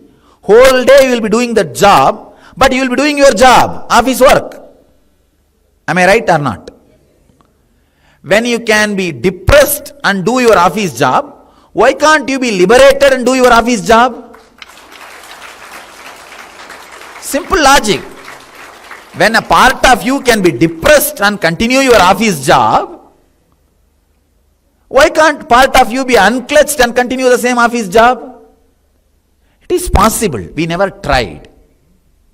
It is possible. We never tried. Understand? Even if part of you is depressed, tensed, planning for your evening fight, you are doing your job. You are doing your office job. You are making decisions. You are doing all your work. Everything is going smoothly. Everything is handled. You can see many times. You will sit in your car, drive more than half an hour. Only when you reach your office and switch off the car, you remember you drove for half an hour. You only took right, left, gave brake for the signal. You did everything. Pressing the accelerator, taking right turn, left turn, pressing the brake for signal. You did at least 200 things. Only when you switch off the car in your office, parking lot, you just remember, oh God, half an hour you drove. Half an hour you drove. How many of you had this experience in your life? Then you are already master. You have mastered the art of unclutching and driving. Then why should you have fear? 3 hours of your life, 24 hours, if you remember this and come back to your center, actually, when you unclutch, please understand, just understand that first. See, now, whole thing is, now what I am talking in this NSP, like this 5-6 NSP initiations I have put in YouTube. Sit with YouTube. Now, don't waste time in taking notes, you will miss it. 5-6 different versions of my initiation is in YouTube. Watch. Now understand, internalize every point. Don't miss. Understand? When you unclutch and sit for a few minutes, you will have a kind of a awareness in this area. This area you will settle down. Below the heart center, above the navel center. That is the area you will usually feel like you are settling. All I am saying is, when you again and again and again unclutch in your whole day routine, whenever emotional tsunami attacks you, unclutch and come back. Whether your boss firing at you, or you firing at somebody, when you are imbalanced, come back. Come back to that center. Even if you come back and be in that center for 2 to 3 hours in a day, you will carry that flavor of unclutching whole day. All your decisions will be made out of that unclutching mood. All your decisions, your actions will be out of that nirvikalpa mood. See, carrying that nirvikalpa mood in your life is enough. You will be Jivan Mukta. You will be Jivan Mukta. Nothing else is required. Instead of carrying the depressed mood whole day, irritated mood whole day and working, I am just replacing that mood to this mood. Actually, what will happen, if you practice the replacing of irritation mood to this unclutching mood, within a month you will see, you just start rejoicing that unclutching mood. The time in which you stay in that unclutching mood will start expanding. The recovery time from any tsunami will start reducing. The first 10 days, the recovery time will be 2-3 hours. If you had a fight, it will take 2 hours for you to recover and come back to the center. After a month, it will be half an hour. After 2 months, it will not be more than 3-4 thought. 3-4 thought. Hey, all right, this is what, come on, get back, over. Nothing else. Recovery time, reducing the recovery time is nirvikalpa samadhi. Understand? I am making the whole thing practical day to day. If you lose something, think it is a Guru Dakshina given to me. Forget about it. I tell you, just a simple process. Anything which creates agitation in you, irritation in you, raises the heat of your blood. Just say, unclutch. Know thoroughly, nothing can sit in your inner space more than few seconds. Understand? This is a basic truth. Just the moment you have the thought of moving the right hand, it has already moved. If it comes back, again move the left hand. If it comes back, all you need, only 2-3 few times, not more than that. You will see very clearly, no problem is more adamant than your fear that problem may come back.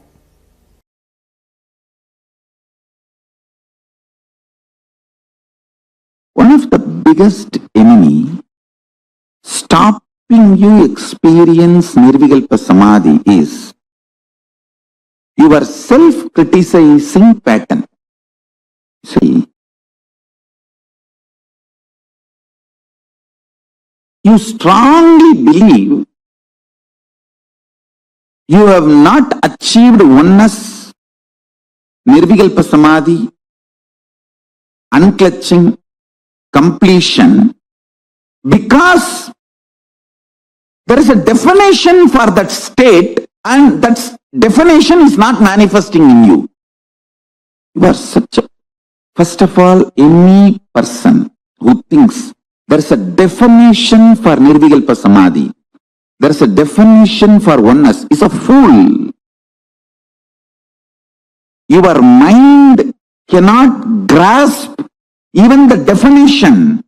Forget about using the definition as the scale to measure whether you achieved it or not. You can do only one thing. Continuously remember to surrender, consciously declare to Mahadeva, Paramashiva, I am consciously declaring. Manifesting in me only you can do.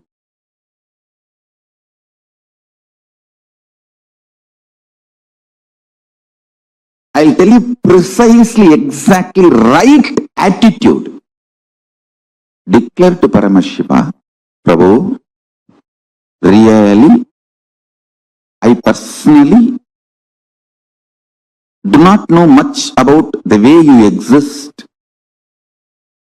But as per your declaration in Vedas and Agamas and my Guru's confirmation, I have some idea about how you exist. Whether that idea is complete or not, I do not know. But what I know as me, I surrender unto you. I offer me to you. Please, you take away me in you. You radiate. Let you alone exist. Let me experience absolute oneness, nirvikalpa samadhi, unclutching, complete completion, or whatever the highest state. I may not know the name or words to describe. Let me experience that. Declare it consciously. Remember one thing. Even if you are consciously enjoying somebody swimming, his brain activity, his neuron activity is mirrored in you. Even ordinary swimming, his neuron activities are mirrored in your brain. Can't you understand the great cosmic experience, existence, Paramashiva, when you surrender to him? Will his neuron activity not mirror in you? Don't you understand? When you pray, when you decide to have feeling connection, when you declare to have oneness with Paramashiva, be assured simply his neuron activities mirror in your brain. How it should, you don't put a condition. Once you surrender and declare, whatever is happening, decide to know very clearly that is he manifesting. If you are even feeling irritated, what can be done? That is the way he is manifesting. Whatever he is manifesting. Go with that peacefulness, Shanta Swarupa. Then he sinks deeper and deeper into your being. Your being sinks deeper and deeper into his existence. More and more operating from Nirvikalpa Samadhi will make you realize binary system with which this whole world is operating. Whatever you call as science, logic, rational, good, bad, right, wrong, everything, almost everything you know below the sun and above the sun is binary. Whatever human mind can conceive, consume, conceptualize, cognize, everything is binary. Good, bad, right, wrong, 0, 1, there or not, it's all binary. Even your third possibility is mixed mixture of this binary. Existence of binary and denial of binary and mixture of binary only forms even your third, fourth, fifth component and cognition.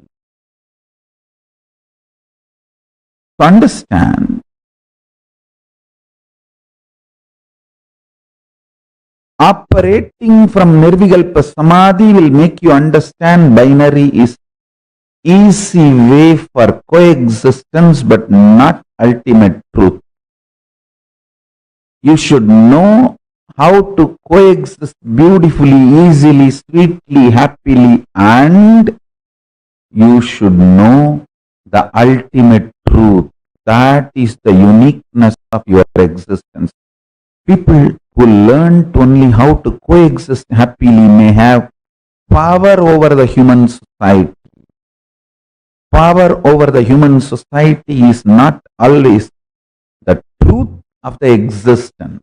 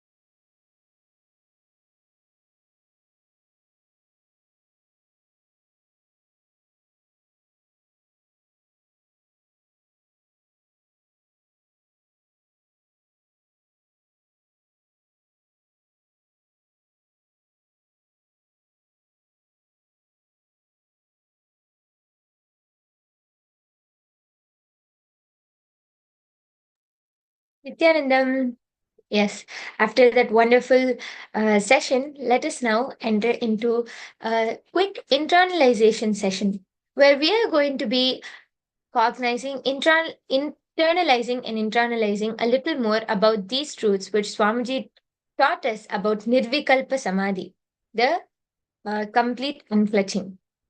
So, if all of you are ready, let's go ahead and get started. Why Samadhi? Why Nirvikalpa Samadhi? Swamiji says, the more and more we operate from Nirvikalpa Samadhi will make you realize the binary system with which this whole world is operating. Swamiji says, operating from Nirvikalpa Samadhi will make you understand binary is easy way for coexistence, but not the ultimate truth. You should know how to coexist beautifully, easily, sweetly, happily, and we should know the ultimate truth, that is the actual uniqueness of our existence. So beautifully, Swamiji is explaining about how just by operating from the state of unclutching, just by operating from the space of Nirvikalpa Samadhi, we will understand that binary may be an easy way for coexistence, but eventually is not the ultimate truth, and that we are beyond that. Infusing Nirvikalpa Samadhi in you, melting down your fears, empowers you with negotiation power and negotiation skills. Whether you talk to yourself and convince yourself for some activity, or convince your spouse for something, convince your team, your boss, your subordinates, your assistants, everything is all about negotiation. But when you when you start manifesting and when you start cognizing samadhi more and more into your space, and when you start living samadhi and infusing nirvikalpa samadhi into every part of your life, you will be showered and you will be empowered with negotiation power and negotiation skills.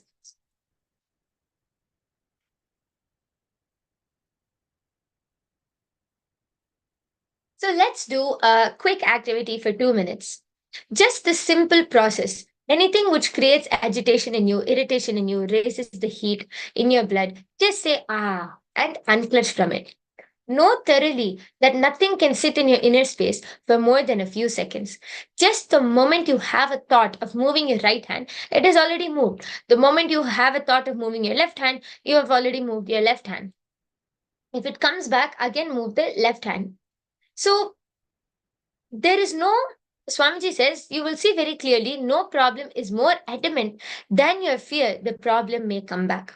So let's all take a few minutes and sit and contemplate anything which is affecting you, which is starting to bring irritation or agitation or raises the heat in your blood, just unclench from it. Let's do this process for the next few minutes. Anything, it might be a problem going on with your job, it might be a problem going on with your spouse, it might be a problem going on with other relationships or with your health, whatever it is.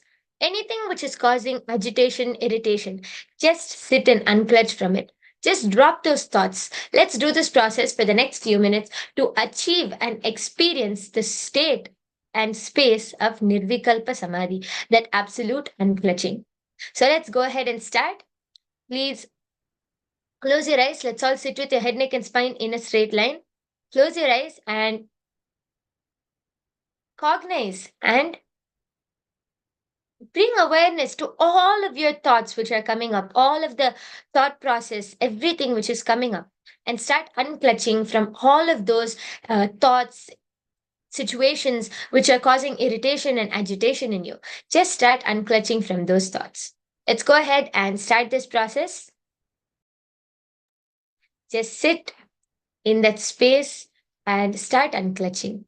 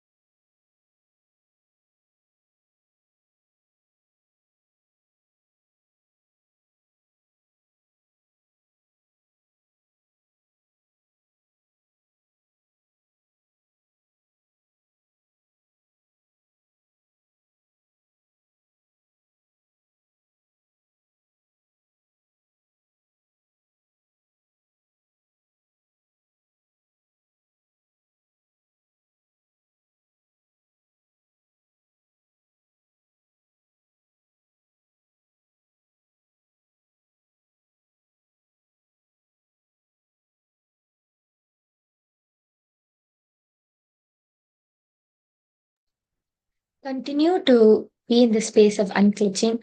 Continue to drop and unclutch from all of the thoughts which come to you. Anything which causes agitation, irritation, just unclutch from everything.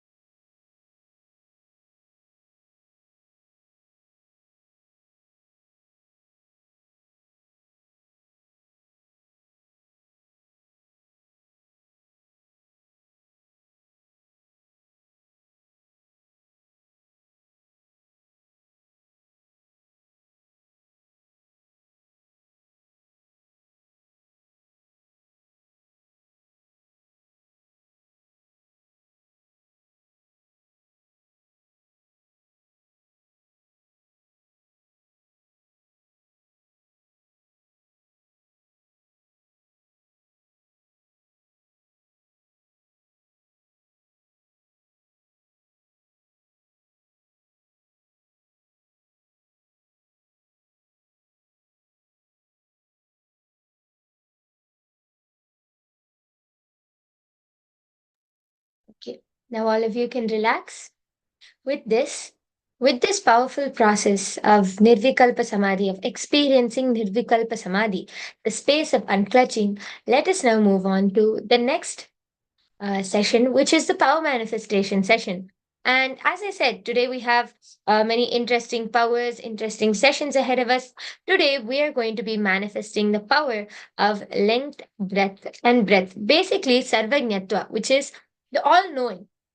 And we will be starting with the levels, with the length power, which is basically all about logic. So let's learn a little more about this before we directly jump into power manifestation. First, let us listen to the Shastra Pramana, which comes from the Vijnana Bhairava Tantra, Shiva Samhita 3.77 and 78, the Tritiya Patala. सन्मासमात्रमभ्यासं यः करोति दिने दिने सर्वपापविनिर्मुक्तो रोगान्नाशयते हि सः संवत्सरकृताभ्यासात् भैरवो भवति ध्रुवम् अनिमादिगुणा लब्ध्वा जितभूतगणः स्वयम्. Bhagavan Paramashiva says, when the yogi continues to manifest the above powers of drinking nectar and manifesting power over body physiology for 6 months, he becomes a Bhairava, the independent cosmic power of Sadashiva, who is the Lord of completion, time, and space. He obtains and expresses the power of Anima, which are the 8 naturally superpowers in oneness with Bhairava, and by his own self conquers all the elements in the length, breadth, and depth dimension. Jita Bhuta Gana. The next is the Apta Pramana. As all of you will know, the Apta Pramana is the direct experience of our ancestors, the Rishis, Munis, Siddhas, all of those beings who manifested these powers not only as an extraordinary feat, but also as a part of their day to day lifestyle. So, this Apta Pramana is actually from the life of Srinivasa Ramanujam. He openly stated that he received the mathematical inspiration and sometimes whole formulas through contacting the Hindu goddess Namagiri. Srinivasa Ramanujam is a very, very well known mathematician, and He himself has openly stated, that he received this mathematical inspiration and sometimes whole formulas itself by contacting the Hindu goddess Namagiri while dreaming. Ramanujam was an observant Hindu adept at dream interpretation and astrology. Growing up, he learned to worship Namagiri, the Hindu goddess of creativity. He often understood mathematics and spirituality as one. He felt, for example, that zero represented the absolute reality and that infinity represented many manifestations of that reality. He says in his own words, an equation for me has no meaning unless it expresses a thought of God. Ramanujam was the first Indian professor to become a fellow at Cambridge University. We proved that Ramanujam was right, Ono says. We found the formula explaining one of the visions that he believed came from his goddess. No one was talking about black holes back in the 1920s when Ramanujam first came up with mock modular forms, and yet his work may unlock secrets about them. So beautifully, he contacted just by talking to Devi Namagiri. He was able to get so many equations, formulas just through manifesting this power. Next is the Atma Pramana. The Atma Pramana is the direct experience of Swamiji himself, the Supreme Pontiff of Hinduism. When Swamiji was just a 10-year-old boy, Swamiji had the powerful darshan of Devi Parashakti and the Sri Chakra. The Sri Chakra is, you can say, a complex geometrical structure which is not easy to carve, especially for a 10-year-old boy. But Swamiji, being an avatar, was able to carve the entire Sri Chakra on a copper sheet just after having darshan of it once. And his gurus, he shocked his gurus and his parents by being able to replicate the Sri Chakra exactly. By being able to replicate the Sri Chakra exactly as he had seen it.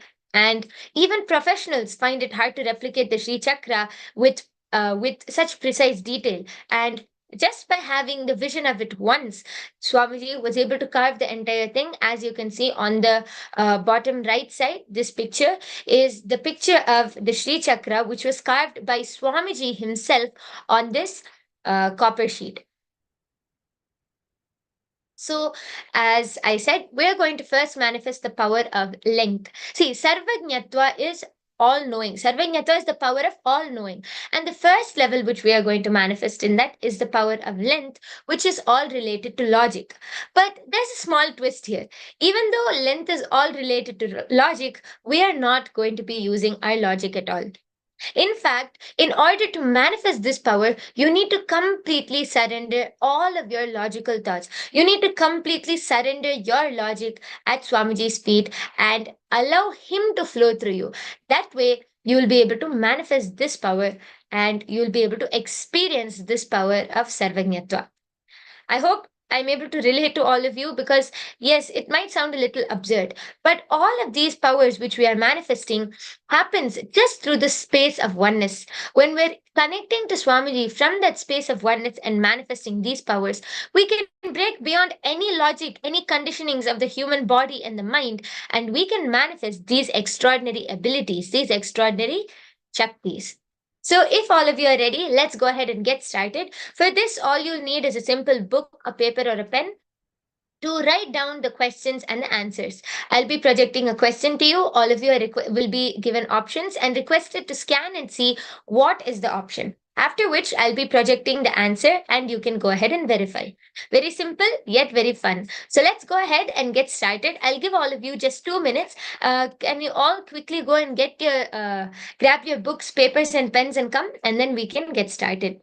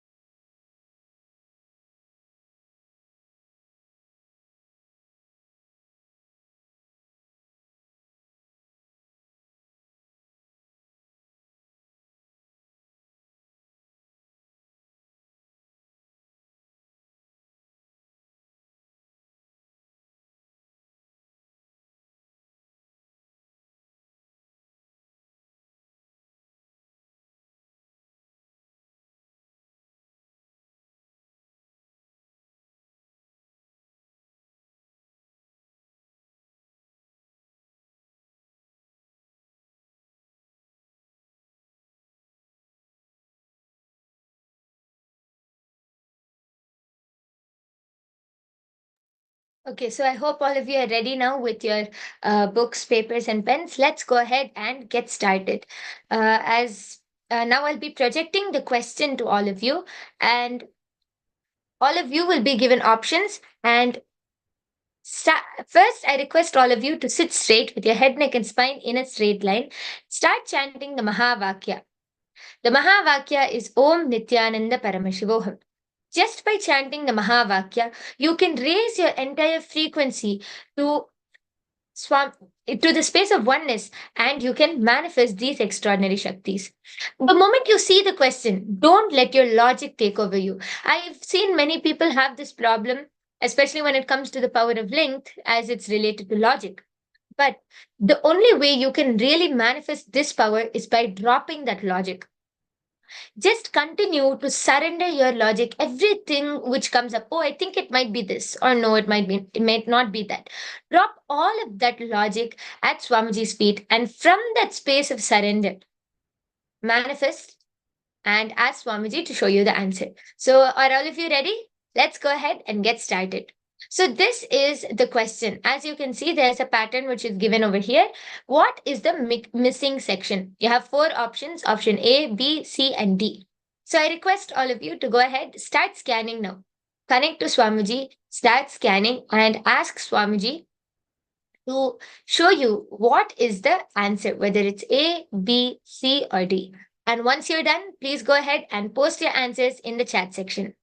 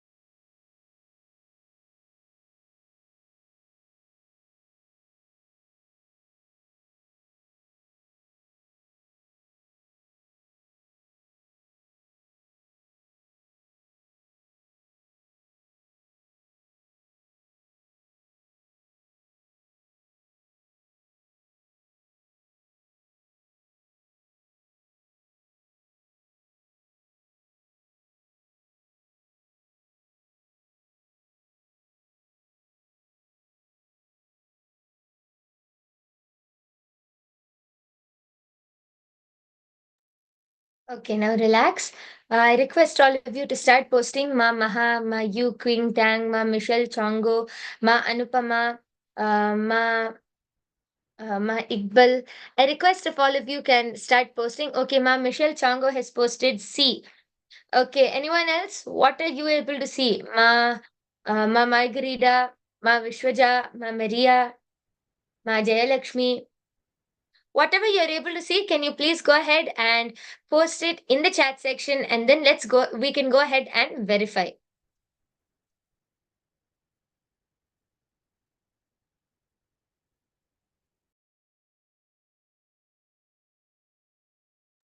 Ma Ulrike, I request if all of you can post.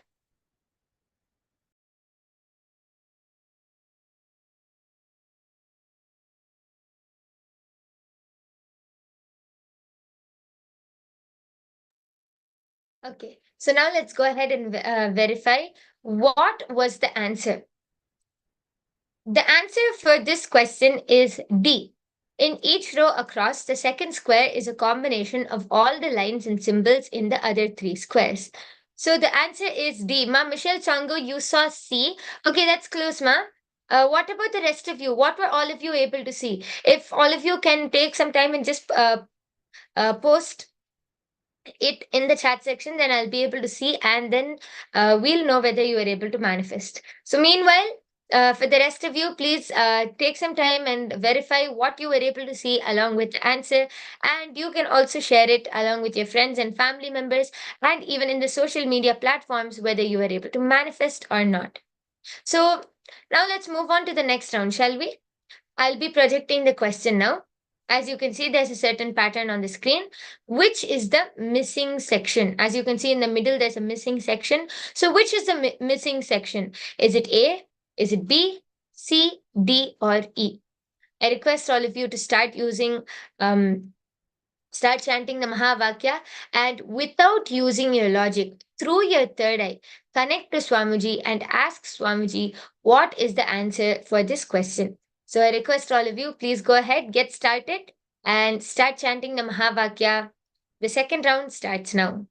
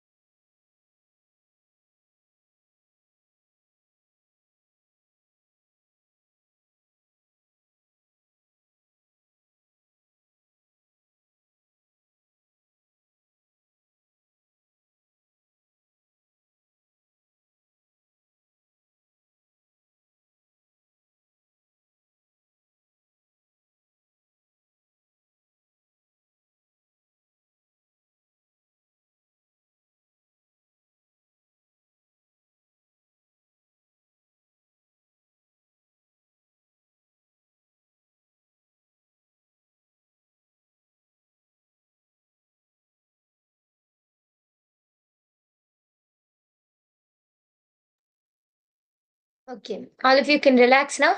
Please go ahead and start posting. Ma Michelle Chongo has already posted the answer D. Thank you so much, Ma, for posting. What about the rest of you? Ma Jnana Guru Prasadini, Ma Maha, Ma Iqbal. Okay, Ma Iqbal has posted E. Thank you, Ma, for posting. What about the rest of you? Ma Jayalakshmi Mohana Sundaram, Ma Vishwaja, Ma Maria. What were all of you able to see, Ma? Can you go ahead and post in the chat section? Then we can verify.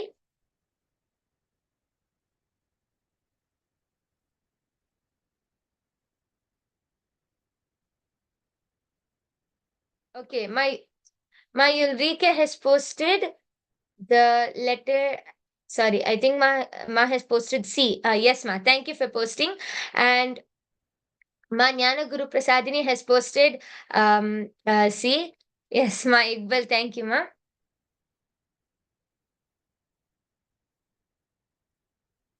Okay, is that it? Everyone done? Have all of you finished posting?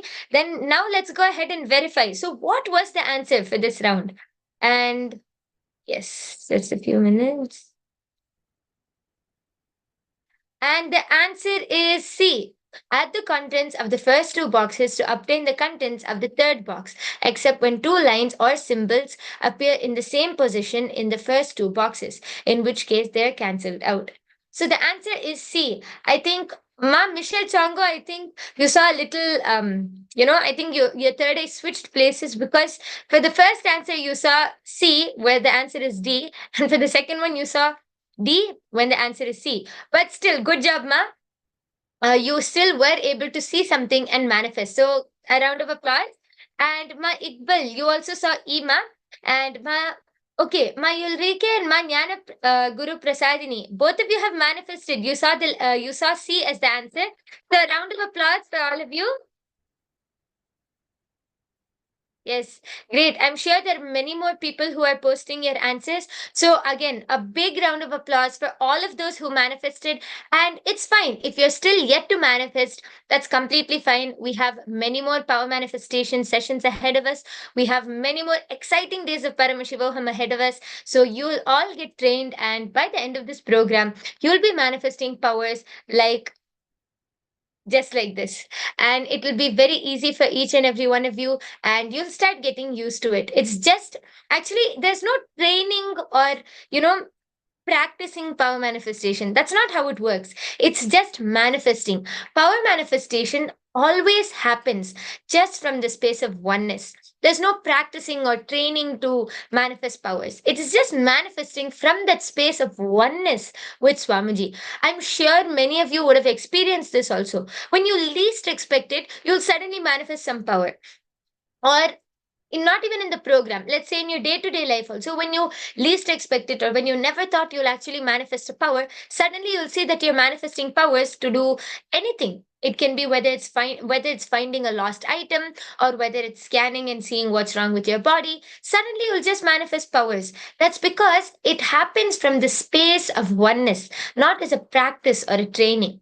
So yes, I request all of you now to take a few minutes. How did you enjoy this session? How did you feel while manifesting powers? And what was your experience? Ma Michelle, Ma Jnana Guru Prasadini, Ma Ulrike, Ma Iqbal, if all of you can share your experience. How did you enjoy this session? How did you feel while manifesting? If you can take a few minutes and share, that will be great, Ma.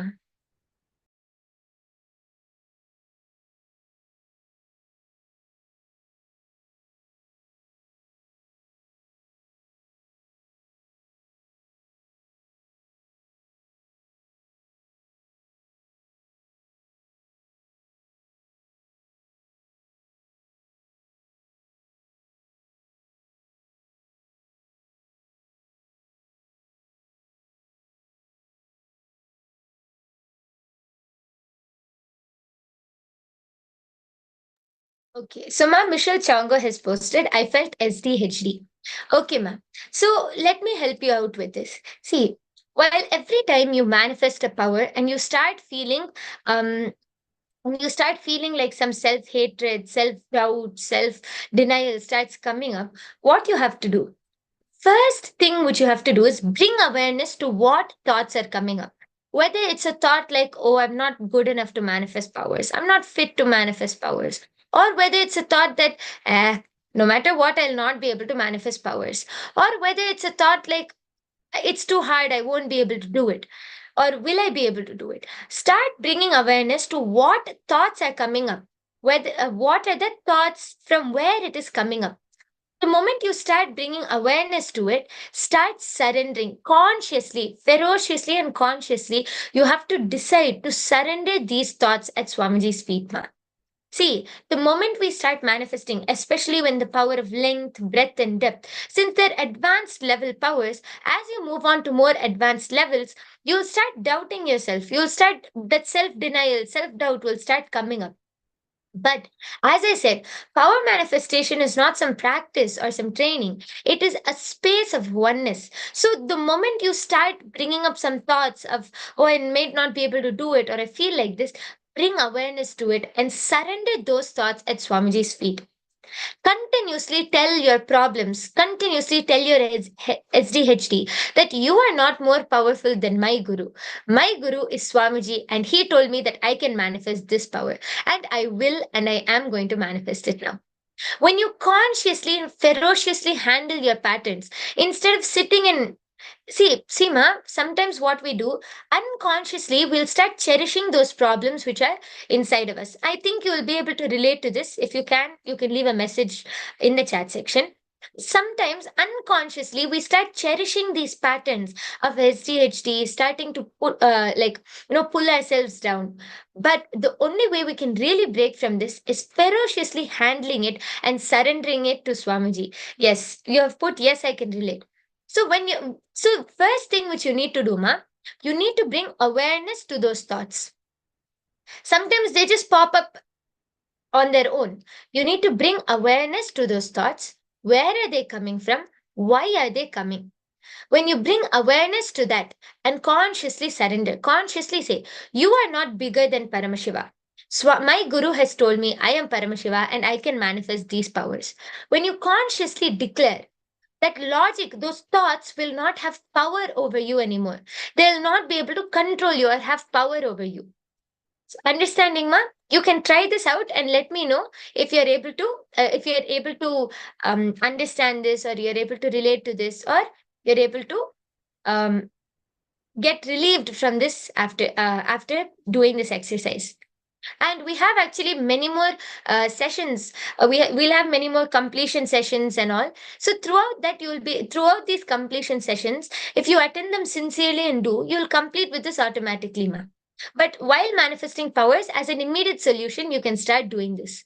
First, bring awareness to where those thoughts are coming from, and then start consciously and ferociously declaring and surrendering. Okay. Um, Let me know if you understood, ma. And meanwhile, Ma Iqbal has posted, I feel cool and strong. Yes, so nice, ma. Ma Ulrike has posted, always new again and joy. Wow. Okay. Thank you all for sharing your experiences. And again, a gentle request, if all of you will be able to share your experience with your family members, your friends. Because when you enrich another being, when you enrich another life, you manifest your reality. So you can share this experience to all of them, bring them and give them this opportunity to experience their highest possibility. Okay, ma, Michelle Chango has put, I understood. Okay, ma, thank you. So if all of you are ready and done, then I request all of you to take a few minutes, post your experience in the social media platforms, then we can go ahead and move on.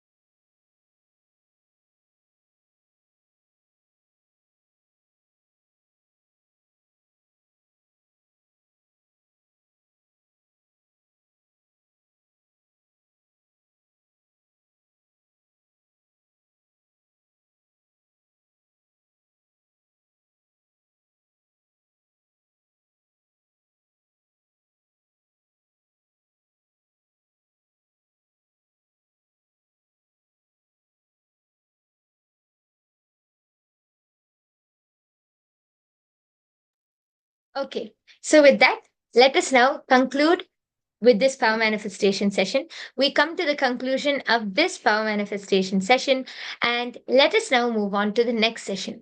In the next session, you are going to be understanding more about how you are made up of sound and light. And you will be learning about these truths directly by Swamiji himself. So I request all of you to sit back, relax, and enjoy, and stay tuned for the next session.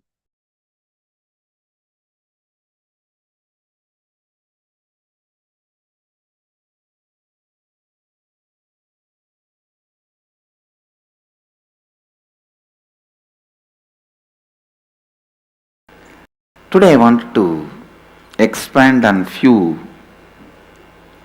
important. Actually, when I utter, I understand every word I utter is important. People say I speak so much. Later on, you guys will understand I have not uttered a single extra word. Man who never uttered a single word which is not required means he is a Mauni. Later on, you guys will understand I lived in eternal Mauna and I am living in eternal Mauna because I have not uttered a single word which is not required, which is not important.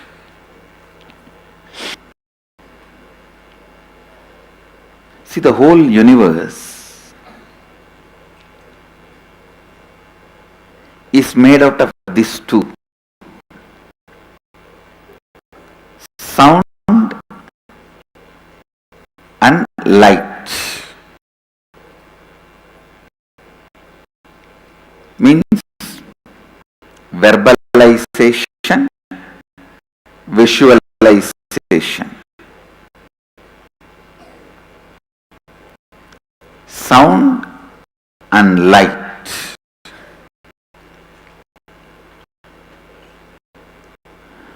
You need to know there is some problem in you related. You can't use verbalization. Visualization only can correct it. If there is some problem, light in you, you can't use the visualization, only verbalization. Sounds can correct it. Please listen.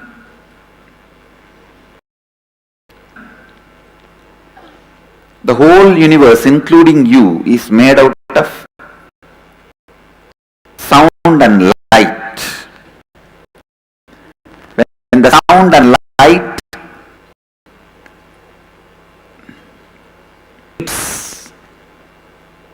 the Mahadeva represents light, Devi represents sound. That is why the syllables Matrika, Mata. Sound is mother, father.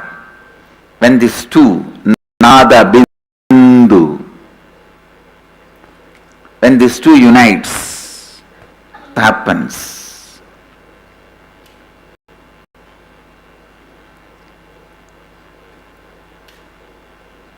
Science of Srividya, the ultimate knowledge, is knowledge of using sound and light and achieving the space of Shivoham. That is why all the powerful sounds are used, and in a very powerful way the lines are used. See, all forms are nothing but lines. Everything you see is nothing but lines. Lines in different geometry, that's all. If you draw the line straight, two line, and it looks like a ladder. If you put the same line like this, it looks like a snake. It is just different lines. And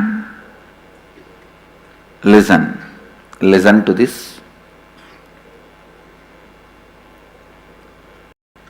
One guy was trying to develop a therapy called art therapy. Means letting the mad people draw, scratch, paint whatever they want. By painting, drawing, so much of catharsis happens. They get healed. They become alright. By painting, in a month, they vomit all their madness and they become alright. The funny information is, the doctor who was doing research on all these paintings, he found a very strong similarities between their madness and painting. If somebody has become mad due to women, they all paint in the same way. If somebody has become mad due to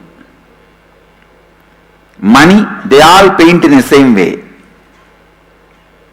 Listen. The last bit of information is the most important. The doctor who was doing research on all this, he became mad. Now listen. It means your painting shows the inner space you carry. Understand the truths. First, your drawing shows the inner space you carry. Through drawing, you throw your inner space out. Whoever consumes that drawing receives that same inner space. Understand the triangle. You throw your inner space through a drawing. Whoever consumes that drawing receives the same inner space. Mahadeva has thrown open in his whatever is in his inner space in the form of drawing, that is Sri Yantra. Understand? Mahadeva has thrown what is in his inner space, that is Sri Yantra. That is Sri Yantra. If you consume whatever has Mahadeva has revealed, Sadasiva is the Rishi for the Sri Vidya. If you consume whatever is revealed by Mahadeva, you achieve the same space, Shivoham. Shivoham. Shivoham. Sachitanandoham. Shivoham. Nithyanandoham. Shivoham. Understand?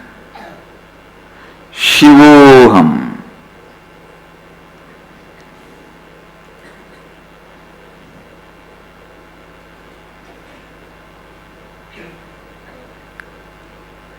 Shivoham is the sound, verbalization of Mahadeva's inner space. Sri Yantra is the geometrical representation, visualization of Mahadeva's inner space.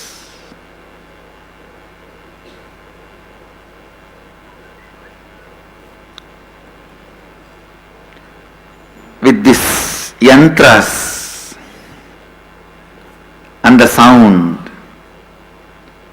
when Mahadeva opens up his inner space to you guys, simply you will see, first thing your Kula Kundalini will be awakened to have the darshan of Mahadeva.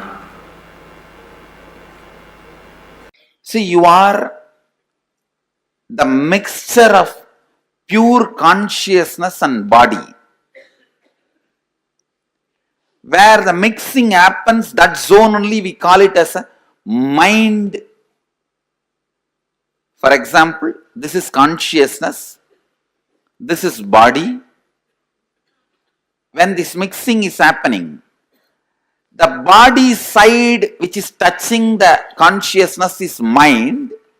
Consciousness side which is touching the body is biomemory.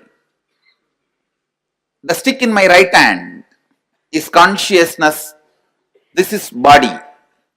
You are mixed mixture of these two, the small ball which is in the mind, the small ball, the tip which is in the conscious side is biomemory. All of you understand? I don't need your mind, your cooperation.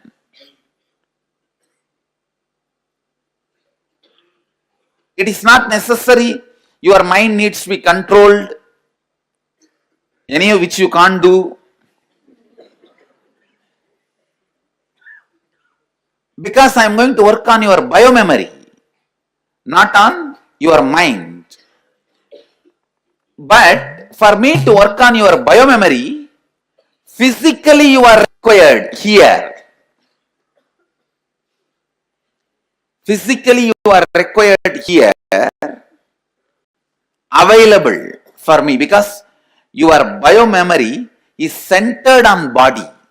Even though it is the conscious part, because it is centered on your body only, you are still alive. If that is not centered on your body, you will not be still alive.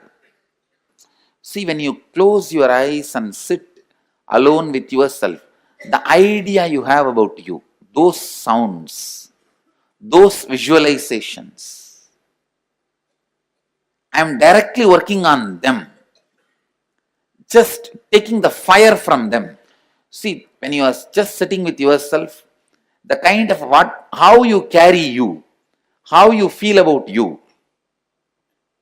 that component only I am burning. That is exactly aham, I. That part, that area only I am burning, purifying, reprocessing. That's or I can say reprogramming. To be more and more conscious, to operate from the space of Shivoham. Please understand, the first thing I'll be releasing is that deep suffering you carry about you. When that gets released, the peace and joy you experience, that's what we call Shiva Bodha, ecstasy of being Shiva. Actually, you are nothing but just the words you believe about you and the visualizations you carry about you.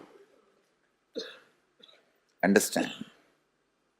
The words you believe about you and the visualizations you carry about you.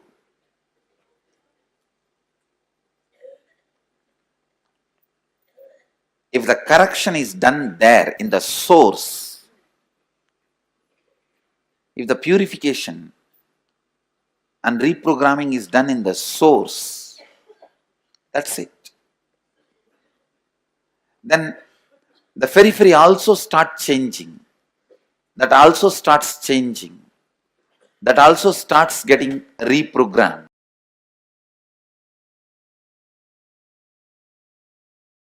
Shivoham.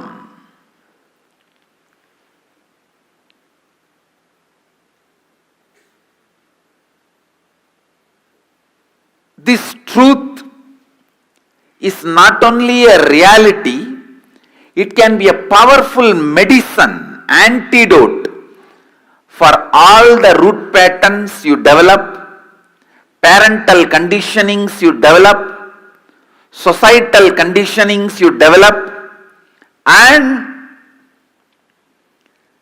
all the patterns with which you struggle, suffer. Understand? All the patterns with which you struggle and suffer. Mahadeva releases you. Mahadeva, listen, releases you from all the conditionings.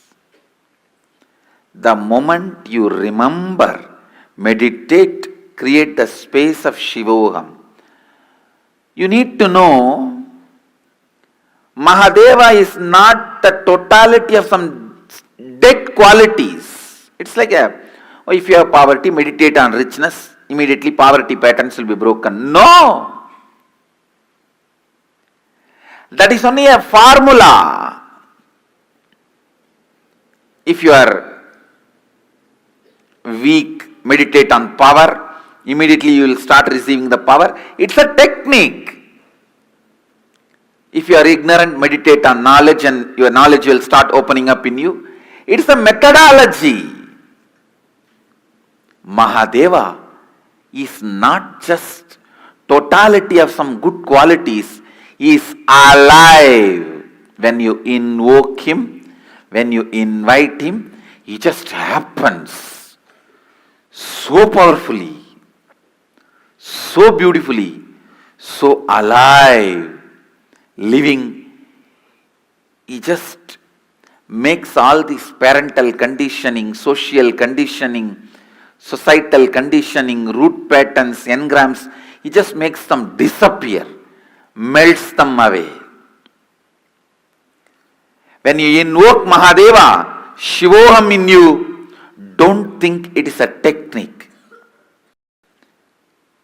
It does the help of technique also. If you do a technique, what all help will happen to you? Patient technique, what all the good things will happen to you? That also happens when you invoke Mahadeva in you. But that does not mean Mahadeva is the totality of these few dead qualities.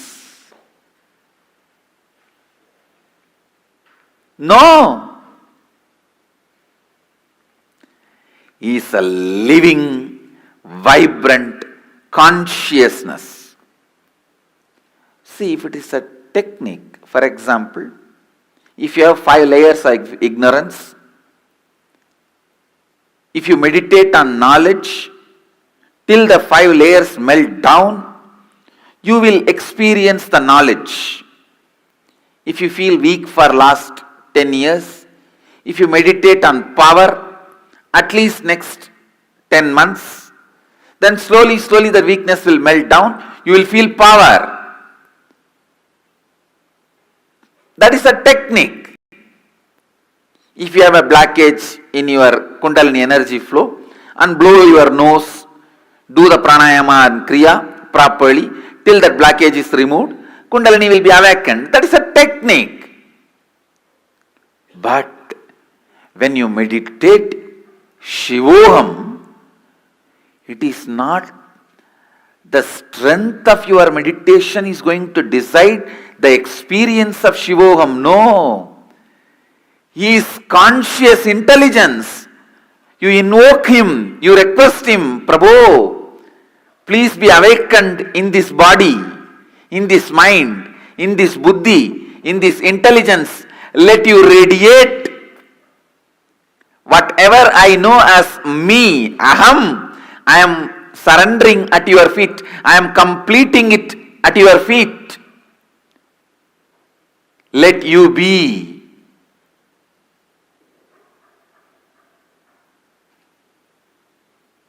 The experience of Shivoham, explosion of Shivoham does not happen based on the strength of your practice. No. It happens, he is intelligent. He is consciousness. So he just explodes. It is not like a technique. What you do, you get the result. No. You invoke him, he fills you. He is there. He is there. He is there.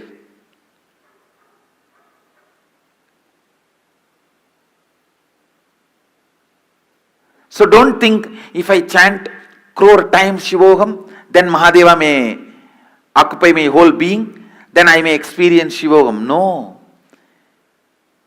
He is not going to see your japa bank balance. How many crore times you chanted Shivoham? No. You invoke him, he is there. Because he is consciousness. Mahadeva is the conscious intelligence. Shivoham is not technique, it's a conscious process. Meditate on Shivoham. Don't think your japa repetition, the strength of your meditation is going to bring the results. No. He is conscious intelligence. You meditating is nothing but invoking him, requesting him to fill you, to radiate through you.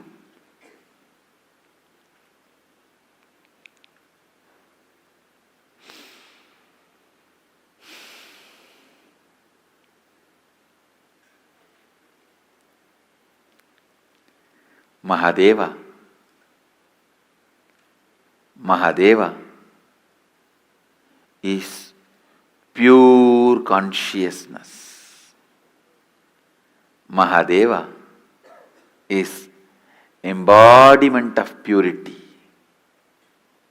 Mahadeva is alive. I can't say, just because I chanted Shivoham for millions of times, I started experiencing Mahadeva. No. Just because he is consciousness, he accepted my request to walk into me. He started radiating himself through me. Understand, he is consciousness is the good news I want all of you to know. He accepts your request even if it is made once. He is Bholenath. Simple guy. His presence is not heavy, demanding. No. Even if you are already depressed like a cremation ground, you are almost there. Your whole mind is dull, dead, depressed cremation ground. Even then, he is happy to dance there. And all your thinking, feeling, everything is full of negativity, like a ghost. Even then, he is ready to have you as his companion. Understand, he is too simple and his presence is not that heavy. His presence is powerful but not heavy. Heavy means demanding. Powerfulness is different, heavy is different. Is Bholenath. His presence is never demanding. His presence is so powerful, but not demanding. Understand? Invoke him, request him, pray to him, ask him, invite him to your inner space. Mahadeva, whatever I know as Aham is a bunch of my root patterns, social conditionings, parental conditionings, layers and layers of patterns, samskaras, and the past life karmas. But this is not too big for you. You can burn all this, and this cannot be the reason why you are not happening through me. Can this stop you happening in me? I am completing this and surrendering at your feet. O Prabhu, happen in me. O Mahadeva, happen in whatever I feel as me. Let Aham become Shivoham. Let Aham become Shivoham Invite him, invoke him, request him, understand he is conscious, alive, present. The ideas you develop, the concepts you develop, the cognition you develop based on your incompletions is concepts you develop, the ideas you develop based on your incompletions is my world. But the cognition you develop by the initiation from the master, Shivoham, which is based on complete completion, is subjective truth. What starts happening in you due to incompletion and changes, destroys you and your life outside is my world. What starts in you because of initiation and elevates your life internally and externally is subjective truth. I'll define subjective truth. Subjective truth is ultimate truth, which is truth even when you are not able to grasp, even when you are not able to perceive, even when you are not able to receive, but you start working on it like a seed. How the sand works on the seed, the land works on the seed, and the seed becomes tree. The initiation is given to you is like a seed. You work with that constantly, and the seed becomes tree. The seed becomes tree. Understand?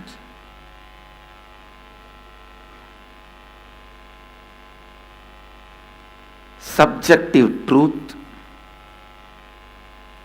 the more and more you nurture, cherish, strengthens you. My world, the more and more you nurture it, weakens you. Subjective truths create your reality. Incompletions moves you out of even the reality exists. Moving you out of even the shared reality is incompletions. Manifesting your ultimate reality is subjective truth. Subjective truth is manifesting your ultimate reality. Incompletions is the myth.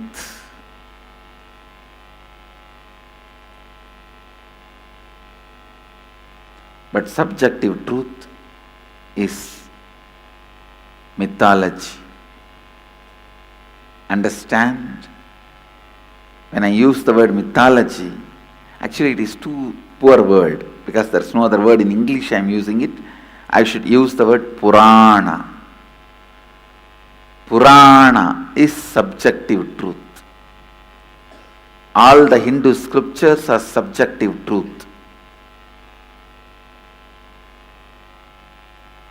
They are not born out of incompletions. They are subjective truths. They are subjective truths. Subjective truths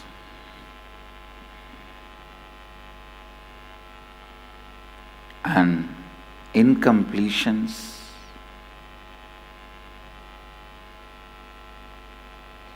the difference between these two need to be thoroughly internalized by you. More and more you contemplate on incompletions, you will become weaker and weaker.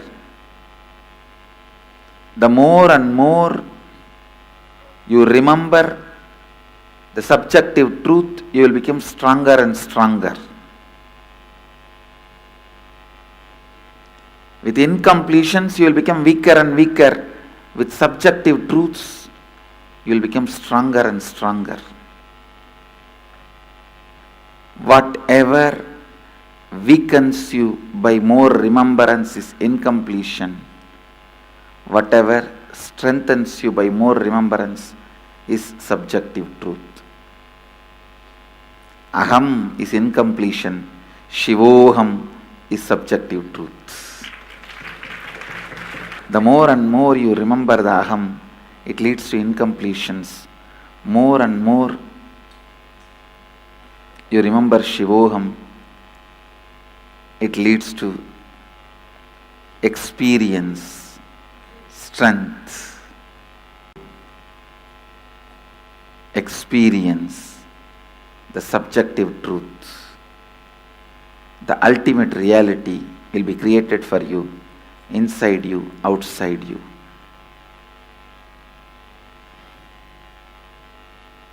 Shivoham.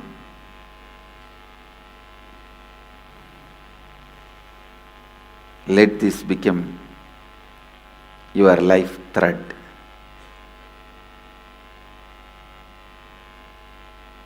Aham is a life thread. Shivoham is the life thread. The inner image out of incompletions is life thread. Shivoham should become the life thread.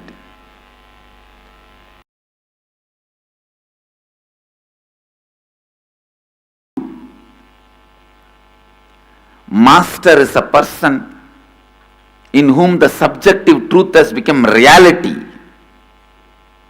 Shivoham, the highest subjective truth, becomes reality, and whatever objects made that experience as reality in him,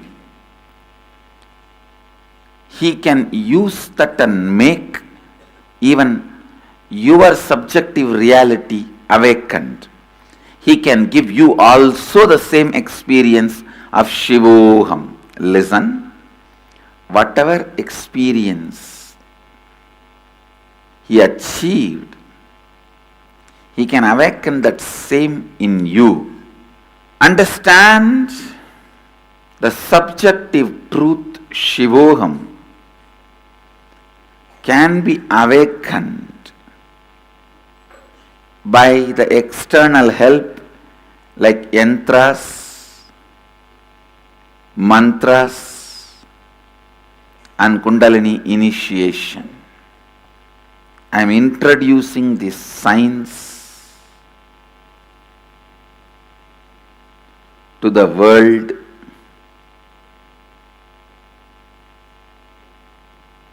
It was available in the Vedic tradition,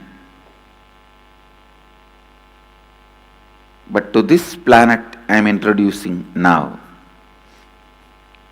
It's not that all the Vedas were revealed to, all the Vedas are revealed already to human beings. This science of using sound, the science using simple lines to awaken yourself, others, is such powerful science. See, subjective truth is the base on which your life should be built. Subjective truth is the foundation on which your life should be built. If you do not build a conscious subjective truth like Shivoham, the ultimate truth, unfortunately you will be building your foundation, your life on your low inner image, incompletions, your fear and your greed. on your fear and on your greed, you may start building your life. First, choose conscious inner image. Shivoham. First, choose conscious inner image. Shivoham. Please understand, enlightenment is building your life on the right foundation, subjective truth. It is on the right foundation, subjective truth. Cherish Shivoham again and again. Strengthen the truth Shivoham again and again. Live the truth Shivoham again and again. Meditate on this great truth again and again. This truth Shivoham, once it gets rooted in you, doesn't allow your inner image, mamakara, to weaken you. It doesn't allow your inner image, mamakara, to weaken you. Understand? I'm just trying to get the right words.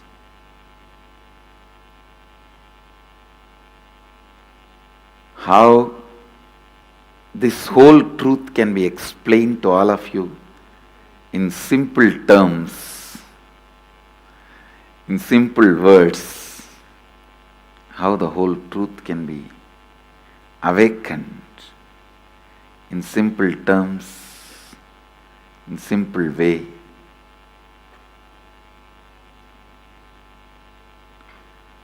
Understand subtle grooves of your brain when it starts understanding the happenings inside you. It can understand any mathematics, any science, any chemistry, any geography, any history. See how you remember your past, the same way only history is written. That is a formula of history. How you remember certain facts, exaggerated, certain facts neglected. Same way, mathematics. What all the basic understandings you have to add, subtract, multiply, divide. If you can grasp the happenings inside you with a subtle sensitivity, you can grasp any happening outside. As I said, whether it is geography or mathematics or history or science or chemistry, biology, everything in the outer world you can understand if you can grasp the subjective truth. That is why I am saying the subjective truth, you need to let it sink in you, get soaked in you. Let it be soaked in you. Let it sink in you. Just like how food, sex, all this becomes a bio-memory of ordinary man, this Shivoham, experience of enlightenment, should become bio-memory. Before Devi got married to Mahadeva, Nandi was his disciple. Nandi is a senior actually. So to Nandi, Mahadeva teaches how to achieve that space of Shivoham. So this yantra was taught by Mahadeva to Nandi. So God is Mahadeva, Rishi is Nandinatha, Nandi. Nandi is the Rishi for this yantra, and God, you see each yantra as a God and Rishi. For example, Gayatri mantra and Gayatri yantra. Gayatri is the God, goddess. Vishwamitra is the Rishi, because he received it and shared it with the world. So this yantra, Nandi received it and shared it with all of us, with the world. So it's called Tirukkailaya Parampara Yantra.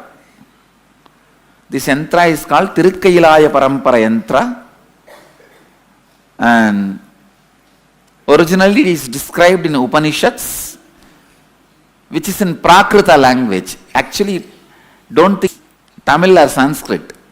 If you know Tamil or Sanskrit, you can't read this. It is Prakrit. It's Tamil Sanskrit before Tamil or Sanskrit, it's a Prakrit. It's a powerful mandala to invoke the energy of Shivoham. In the center, Om Shivoham is written. The center, what is Om Shivoham. That is what is written in Prakrit. Om Shivoham. Om you can read, but Shivoham you can't read. Swamiji, you earlier in India, when lectures were going on, you had said Shri Yantra is the inner space of Mahadeva. Then this is Mahadeva Yantra. So how I am in this? See what I am saying? It is not that something is higher or lower. Mahadeva, when he taught the process to Devi, he gave Sri Yantra. When he taught to Nandi, he gave this Yantra. That's all. And in that yantra, both Mahadeva and Devi, both energies work. Here it becomes like almost one with Shiva. And here that specifically Mahadeva uses the word Shivoham in this yantra. The specifically, when he teaches this, he uses the word Shivoham and the signs of Shivoham. And in the yantra itself, the center word is Shivoham. Om Shivoham. It's Prakrit, that's why you are not able to read. Om Shivoham. Om Shivoham. It's a yantra itself is centered on the concept Shivoham. I can say this can be called as essence of Sri Chakra. Okay. Because this was prior, see, as per the record, it is after the Mahadeva's marriage, he teaches the Sri Yantra to Devi. But this is much before the marriage. What is the difference between Soham and Shivoham? Is there any difference? In Soham, you experience as you understand the cosmos. In Shivoham, you experience as it is. Swamiji, when you say he gave the yantra, what does it mean exactly? I mean, not like this. So what, when Shiva... No, now when I am doing the process, I will be putting this yantra itself in your brain and realign your brains to this yantra. That's all. This line will become your biomemory. Soham will become your muscle memory. Sound gets stored in muscle, line gets stored in biomemory. So this yantra and Shivoham, both will be inserted into your biomemory and muscle memory. That's all. Thank you. And for that, it will be very useful for me if I energize and give it to you and you hold it. That's all. Because I am not working with your mind, automatically telling whatever is in the yantra, let it get into. If I ask you to visualize, you will visualize one triangle, not the other, one letter, not the other, and you will mess up half, and you will tell one is lighting, another one is black. All this confusion. So straight I print it and give it to you and enter it inside the system. Enter. Tuck. Thank you, Swamiji. Swamiji, decision by mind and decision by being, what is the difference? Decision by being, if I take next birth, will... Those things are decision by being. the soul choose its Soul itself doesn't choose. The closest part of the soul, biomemory, chooses. no, when the soul decides to, let's say, like, Based on the best intelligence it collected in this body, it chooses the next body. okay, and when See, if you think in this, tell me, in this Janma, what do you think is the best joy you experienced in your life? with you, Swamiji. So next, when you have the opportunity to take one more body, you will see, if I am in the human body, you may assume the human body and come as a Gurukul kid. Or if you feel, no, I have already left the human body, I am not having the human body, you may just decide to be with me in the Aksharadham. That's all. Swamiji, when we pray for others, who does it help? Does it help the person? Both. It helps both. You and for that person towards whom you pray.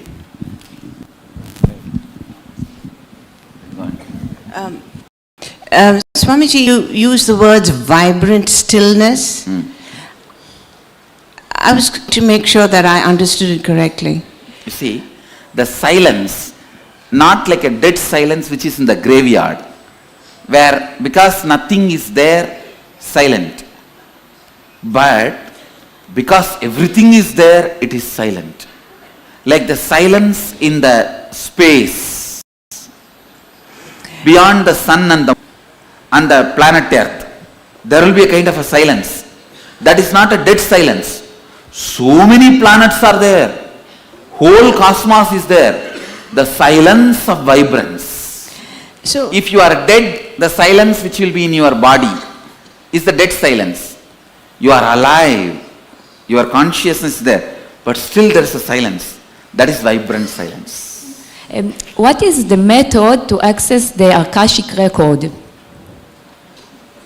It is just purify. See, during this whole process, do you feel your eyes are getting pressured? How many of you feel the pressure in the eyes have increased? So when the pressure in the eyes increases and heals, means the eyes will be purified. Then you will be able to have access to the Akashic records.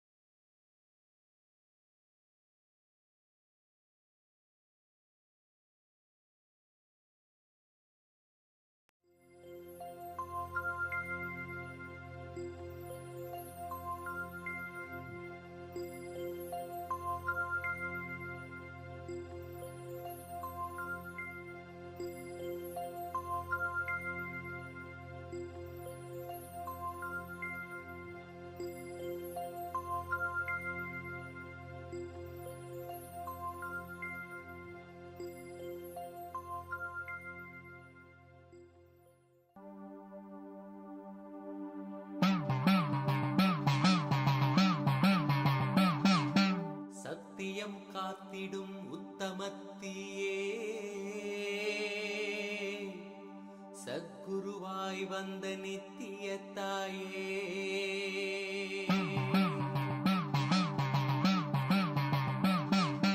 வேதங்கள் வணங்கிடும் ஆதியும் நீயே ஜோதிமலையிலே அவதரித்தாயே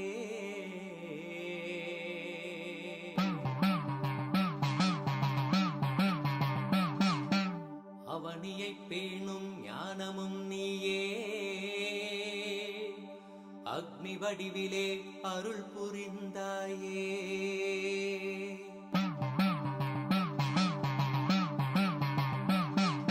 பூதங்கள் ஐந்தையும் ஈன்றவள் நீயே அழல் உருவாகவே ஈன்றெழுந்தாயே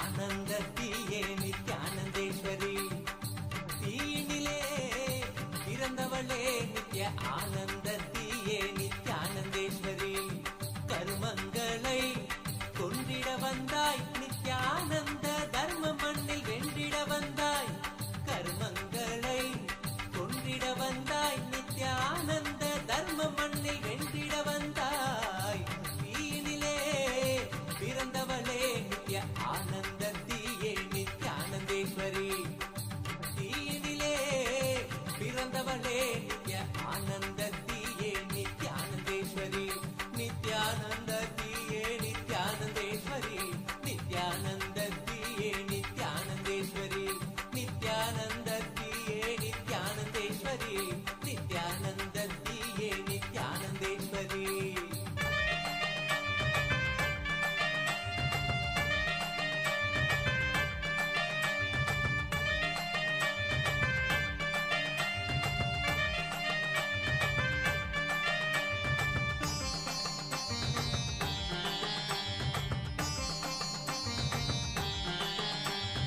அண்டமெங்கும் ஆளுகின்ற தேவியும் நீயே இந்த பிண்டத்திலும் வாழுகின்ற ஆவியும் நீயே அண்டமெங்கும் ஆளுகின்ற தேவியும் நீயே இந்த பிண்டத்திலும் வாழுகின்ற ஆவியும் நீயே குண்டத்திலே தீயனவே சிரிப்பவள் நீயே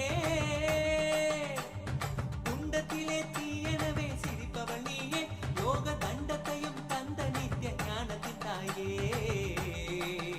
யோக தண்டத்தையும் தந்த நித்திய ஞானத்தின் தாயே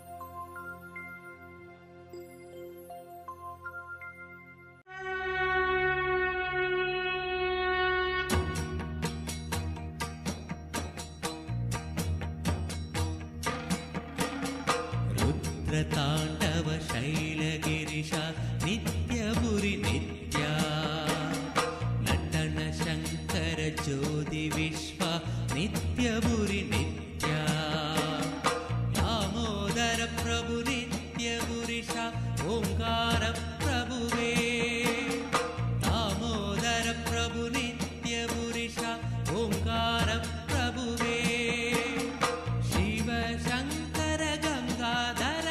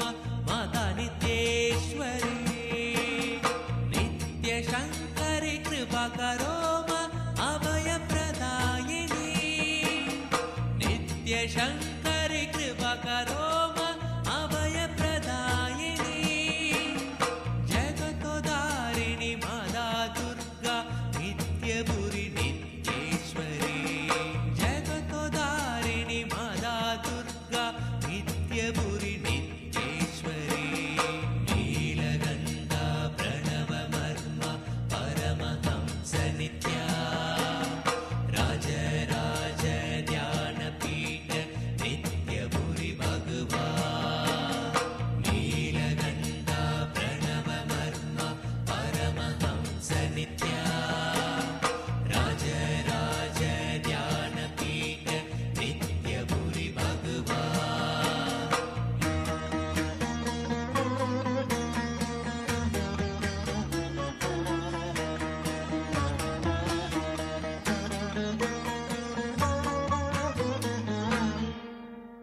श्री गुरुनाथ नित्य गुरुनाथ सद्गुरु नित्या जय गुरुदेवा सद्गुरु देवा नित्य गुरुदेवा माता नित्येश्वरी पिता नित्येश्वरा नित्यपुरि नित्या माता नित्येश्वरी पिता नित्येश्वरा नित्यपुरि नित्या जय गुरुनाथ सद्गुरुनाथ हर हर नित्य गुरुदेवा जय गुरुनाथ सद्गुरुनाथ हर हर नित्य गुरुदेवा शरणं शरणं नित्य सद्गुरु शरणं शरणं शरणं नित्य सद्गुरु शरणं नीलगन्धा प्रणवमर्म परमहंस नित्या राज राज ध्यानपीठ नित्यपुरि भगवा नीलगन्धा प्रणवमर्म परमहंस नित्या राज राज ध्यानपीठ नित्यपुरि भगवा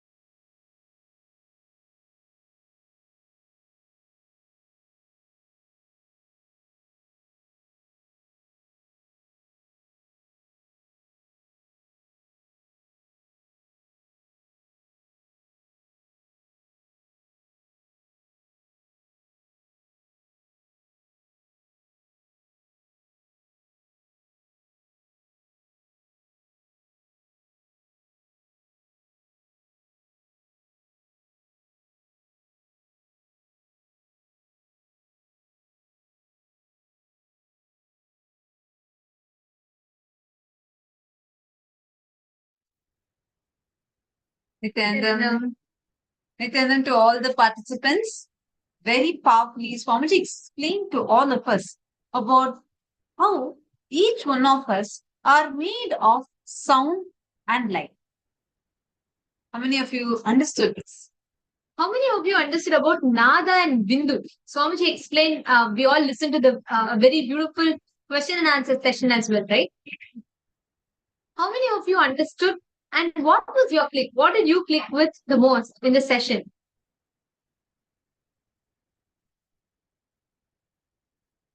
What did you understand as the different revelations that Swamiji was giving today on how you can harness the power of sound and light, how you are made up of sound and light? I request all the participants to please come on camera. Nithyananda, Ma Margarita, Ma Sharmaine News, Ma Wong Mi Singh, Ma Michelle Chongo, Ma Nithyananda, Ma Michelle. Nice to see you, Ma Menon, Ma Maria Kalmina, Ma Iqbal. Ma Iqbal, so far, how has the program been for you? How have you been enjoying the program? I request you all to intensely listen because what we are now going to be understanding will make a significant impact. See, today we also listened from Swamiji where Swamiji explained how human beings are nothing but a bunch of words that we carry about ourselves, others, and life. First, how many of you are able to understand this? Just take a moment, look in how you experience you is all got to do with the words you carry inside you about you. Am I right? How many of you are able to relate to this one thing? Sarthak Patilaya, Amrita Nandaya, Nithyanandam, Piotr Vajraya, Lincoln Souza, Matthew Veska, Nithyanandam. And I request every one of you to confirm how many of you are understanding this. Lincoln Souza here, you're asking about how to work with the yantra. Listen, all that you see in this universe, every single thing that you experience in this universe are made of four important components. Nada and Bindu. The Nada is the sound. Bindu is a light component. So, Linkanaya, please understand, listen to this carefully. Now, this component of Nada, which is a sound, when it comes together with the component of Bindu, light, the universe is formed. Paramashiva is Nada. Paramashiva Shakti is Bindu. Everything that you see is made up of vibrations and visualizations. It's made up of frequencies of light, frequency of sound put together. Yantra is nothing but the lines and the certain frequency of vibrations, certain frequency of visualization put together. Like Swamiji was explaining about how the Shivoham, the inner space of Paramashiva is drawn out in the Shri Yantra, right? Yantras are basically cosmic geometries. There are certain structures which represents a certain vibration of the cosmos. It is like a imprint, a blueprint of a certain frequency or a space of the cosmos. So with the yantra, you will be able to harness and connect to that frequency of the cosmos. Linkalaya, you're understanding? See, how many of you are getting this? See, first and foremost, you need to understand how you are made up of visualization and verbalization, light and sound. Take a moment. When you say thought, what do we mean by that? It's these two put together, am I right?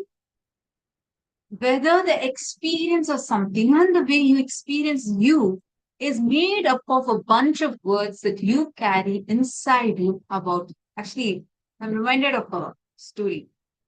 So, a great sage goes and stands is meditating under a tree, and suddenly the whole village gathers around. And there's one old lady who's coming with her son, and she says, "Oh, sage, please pray for him and heal this kid." And the sage also says, "All right, I'll heal him." And he just he just holds a boy and starts praying to God and says, "Don't worry, God will heal you." Suddenly, a man from the crowd yells at the top of his voice, screams and says, "How dare you talk like this? What do you mean? all these lies and why are you cheating? It's like these words are not going to work, etc., etc. He starts screaming. And the sage looks at him and says, I can't hear you, come close. Goes closer and again continues to yell at him and says, what do you mean? Why are you giving words? And why are you saying this is going to get healed, etc.? And again, the sage says, no, I can't still hear you. Come even more close. Okay, this guy gets really irritated at this point.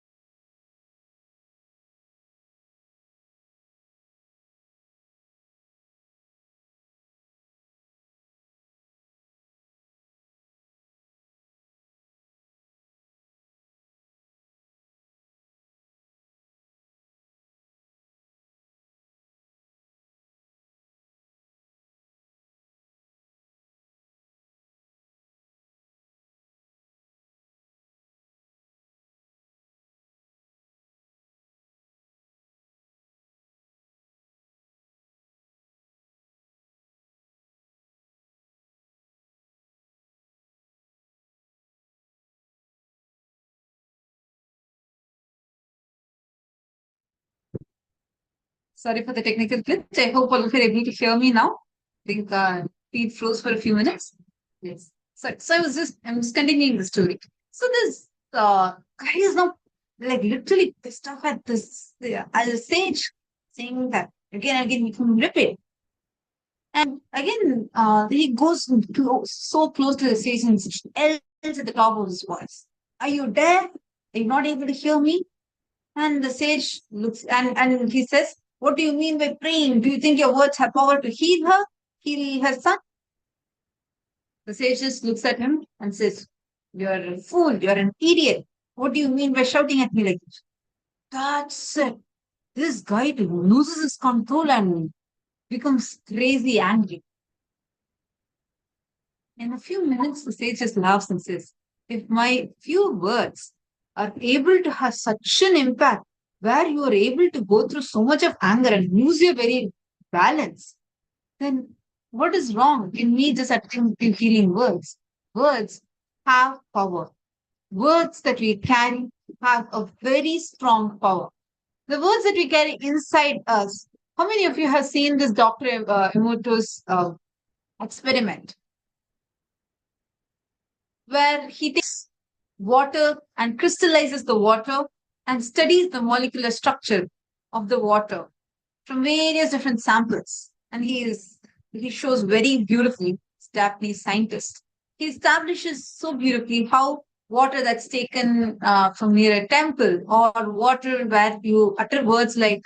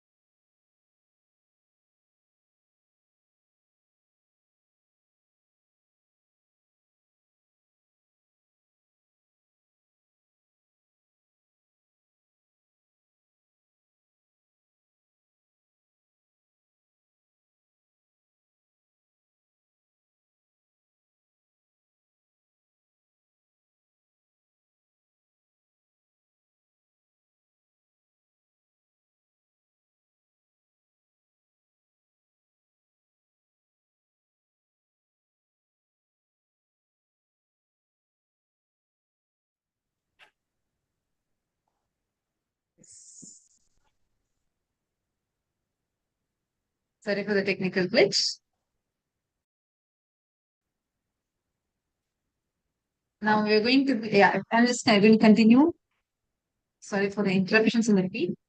So, understand, Dr. Emoto, he shows through his experiment how water taken from different samples, like the water, where some words like love, joy, such positive words had a very beautiful impact. The crystal structure is amazing. The structure, the way the crystals were, basically the crystal structures of the were mesmerizing, fascinating.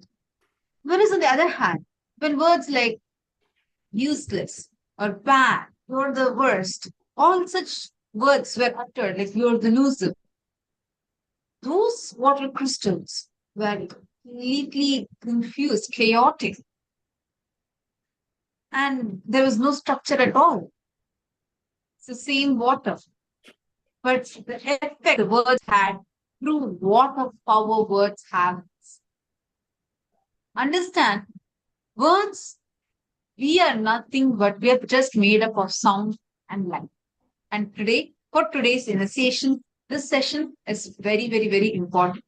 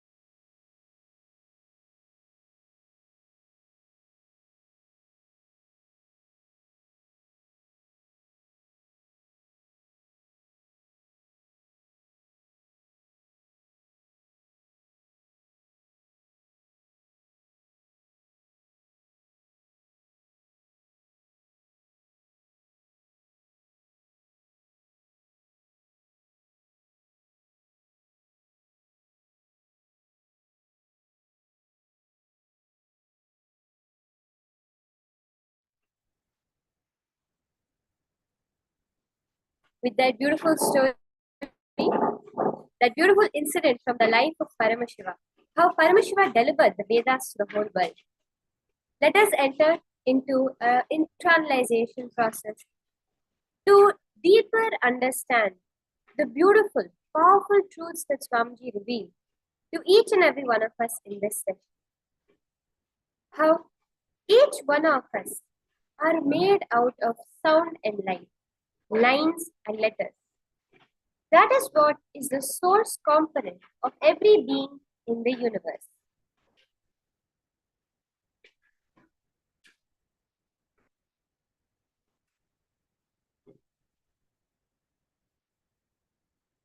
The whole universe, the whole thing, including you, is made out of sound and light. That is why simple lines, simple sounds have such power. Mahadeva, Paramashiva, represents light, Jyoti. That is why we see he appeared as the Jyoti Stamba. He is always the one as the light energy. Devi represents sound. That is why the symbols, we call it as Matrikas, the Mata, the mother. Sound is the mother and light is the father. for all of manifestation to happen. The mother of the whole universe is sound.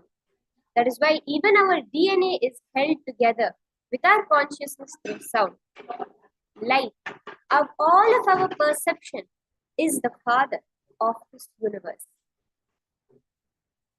These are the beautiful things that Swamiji just revealed to each and every one of us.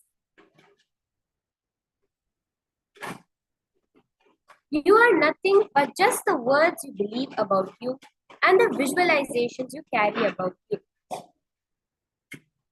See, very closely if you look at it. Many times, just the words you believe about you, the visualizations you believe about you, the mother component and the father component. It is both of these together that make you as you are. If a correction is done in these verbalizations, in these visualizations, in the source, if the purification, reprogramming is done, that's it. The periphery, that also changes. It also starts changing, it also starts getting reprogrammed. Very beautifully when you understand that what are the words you are cherishing inside you, that is what creates the reality. You will not be constantly going behind changing something on the outside. You will cognize, you will know the truth of how it is all about what is within, and how just by changing one small thing within, you can change your entire reality. By changing the visualization you carry, that's why when we learned during the day of the program, when we learned about space creation, it is just a visualization. When you hold that conscious visualization, your reality just manifests in its fullness exactly the way you want it to be.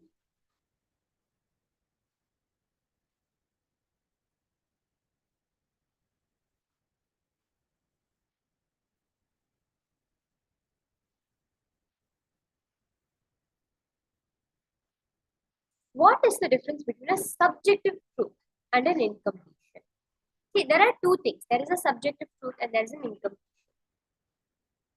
These two differences needs to be thoroughly internalized. Because the more and more you contemplate on incompletions, you will become weaker and weaker. The more and more you remember the subjective truth, you will become stronger and stronger. Look into the ideas you develop, the concepts you develop, the cognitions you develop, and classify them either as a subjective truth or as an incompletion.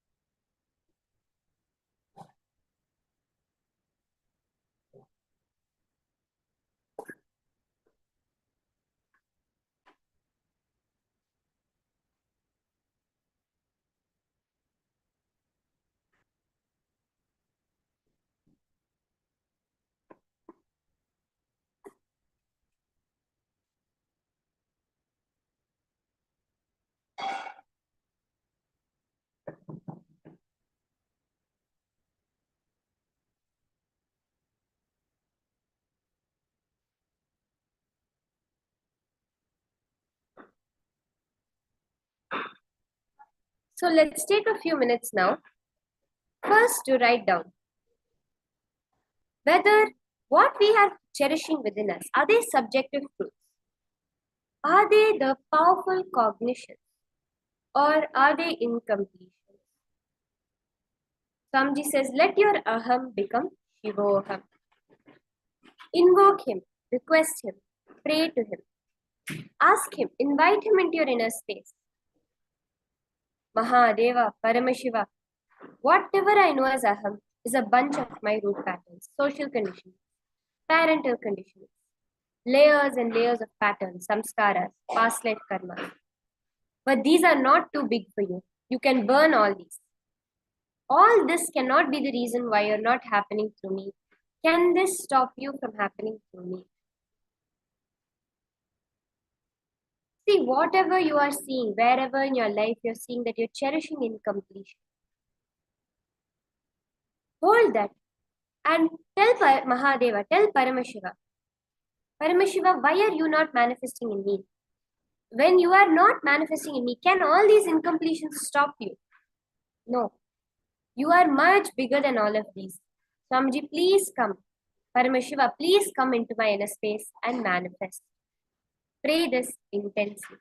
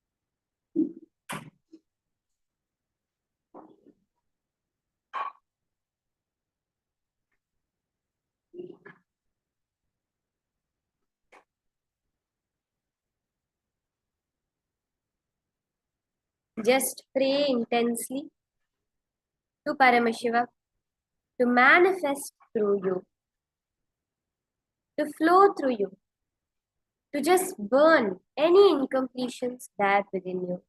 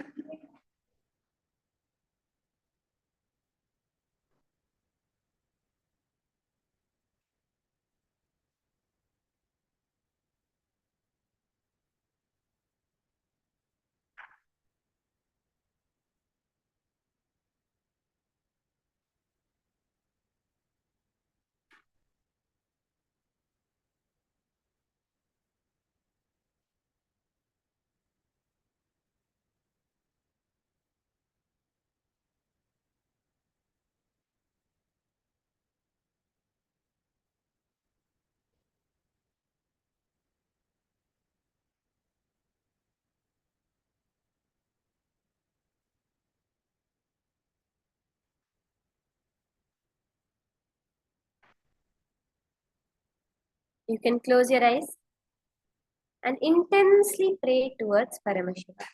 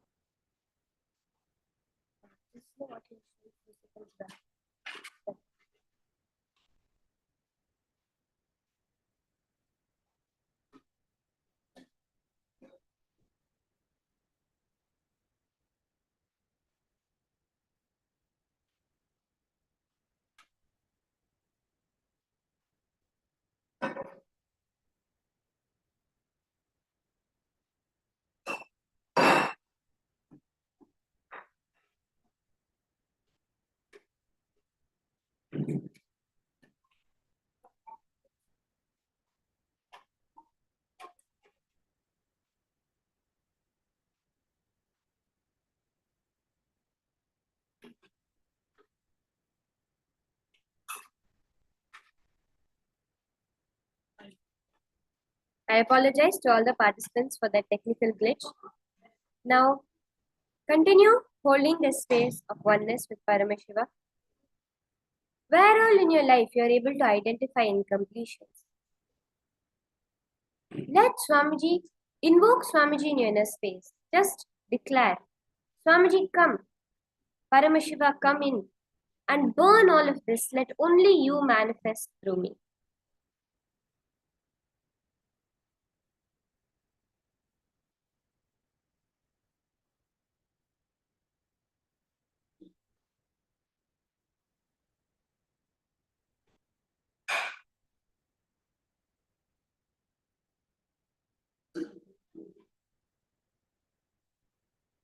Remember, this whole universe is nothing but sounds and lines. Just a cognition shift inside of you. When the visualization, the thoughts you cherish, when that changes, the world outside will change.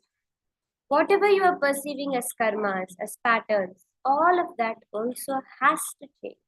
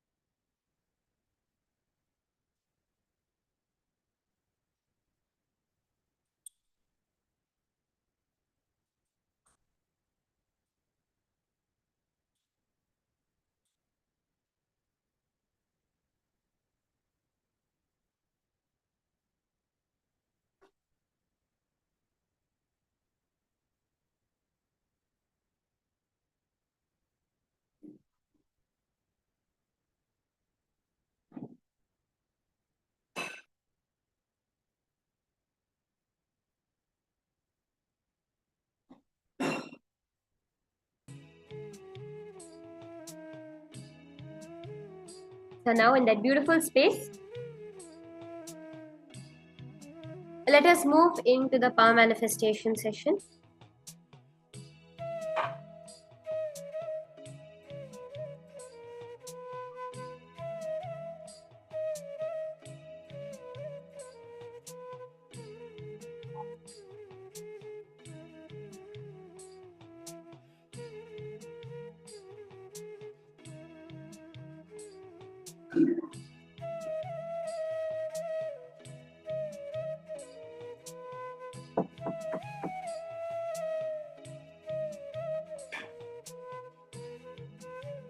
So now, in this first round, today we are going to be beautifully throughout the day manifesting the power of Dura Shruti, of being able to listen to a happening very far away, in a distance.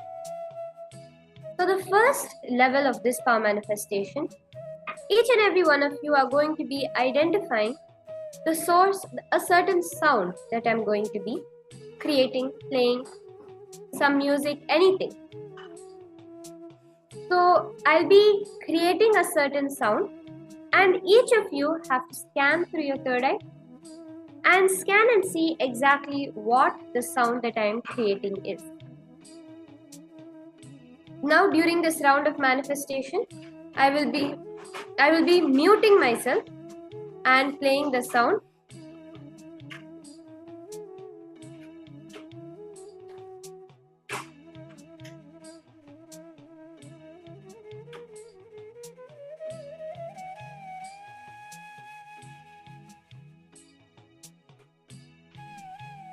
And I'll be muting myself now temporarily and playing a certain music. Understand again and again that sound component of the cosmos is what creates the whole cosmos itself. So when you connect to Swamiji, when you connect to Paramashiva, whatever you want to listen to, it will just be revealed to you. So let us enter this round of manifestation, chant the Mahavakya, and I'll be creating the sound for you to be able, I'll be playing a music or some sound that you will be identifying now.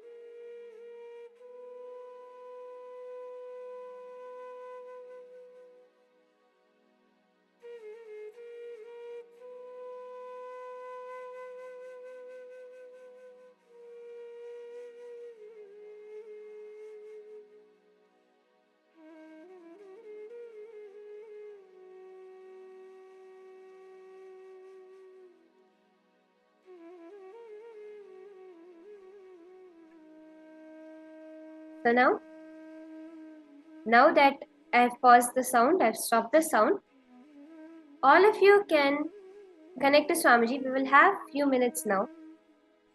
Remember Swamiji in your Ananda Gandha and go from the sound to soundlessness.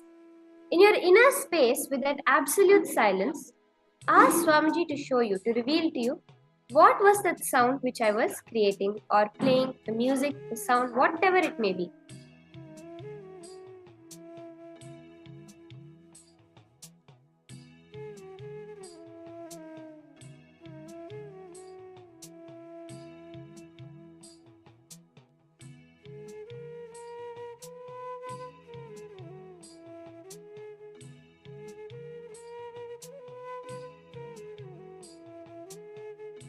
Yes, do post your answers, whatever Swamiji is showing you.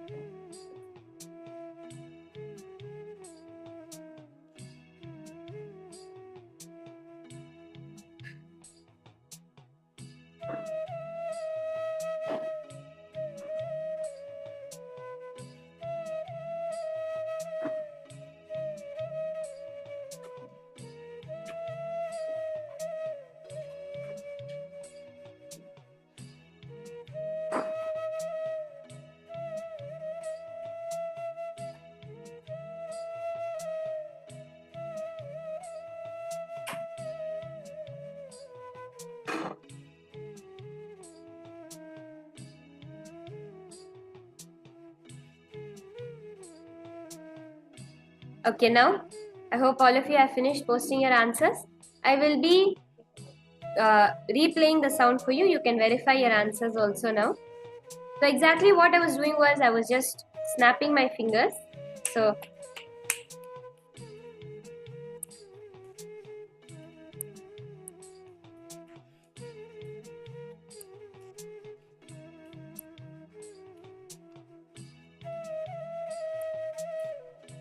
So I was just alternatively snapping my fingers like that, and that was exactly the sound which was going on around me. And this was what I was holding in my inner space for all of you to listen to. Now, you can verify your answers, and for another round, connect to a partner, connect to a friend, family, connect to someone, and request them to do a certain sound for you in a way that you cannot hear it. If you're on call, that's best. They can mute the call. You can see them, but let you not be able to hear what's actually going on, and let them either play a music on their phone, play some instrumental, or make some actual sounds around them.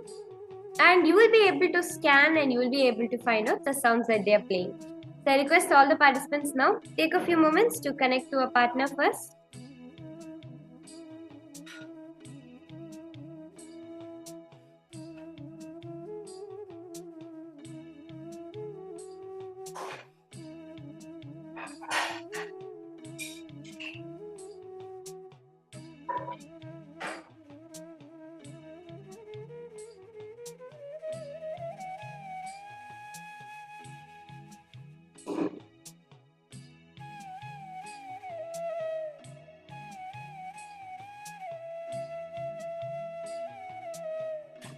Now, once you have connected to a partner, you can explain to them how you're going to be manifesting this power with them, and ask them, request them to start playing a sound for you.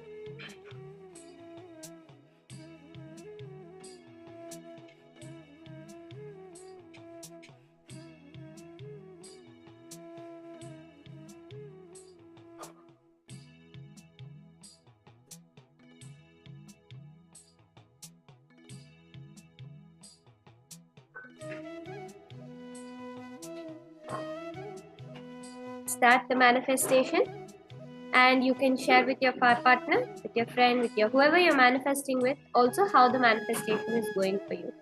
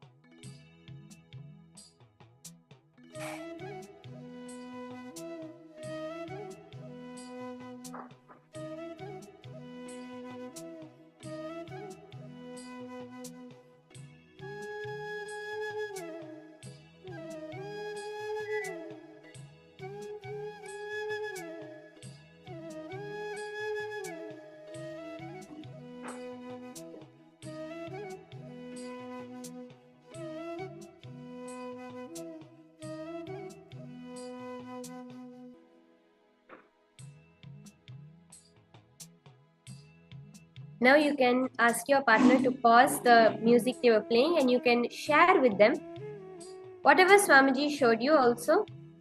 You can share with them as to what is the sound, the music, the audio that they were playing or the sound they were creating that you were actually looking at. You can share with them, share it in detail again, all the different things you were hearing. Share all of that to them.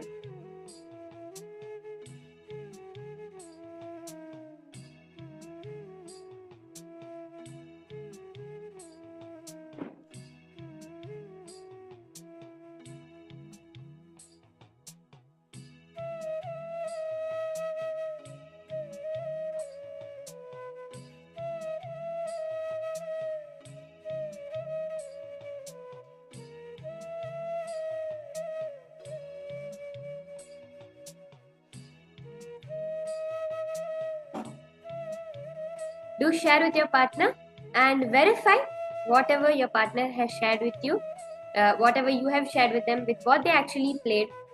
See beautifully how Swamiji's manifestation is happening.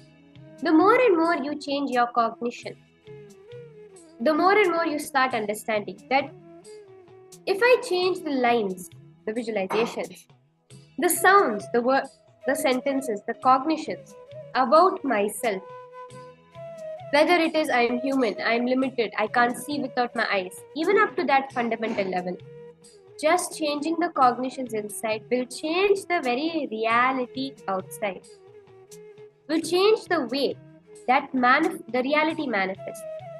For example, there was actually one experiment they did. You know how generally if we don't know swimming, we will drown in the ocean or in the swimming pool if you just go into the deep side.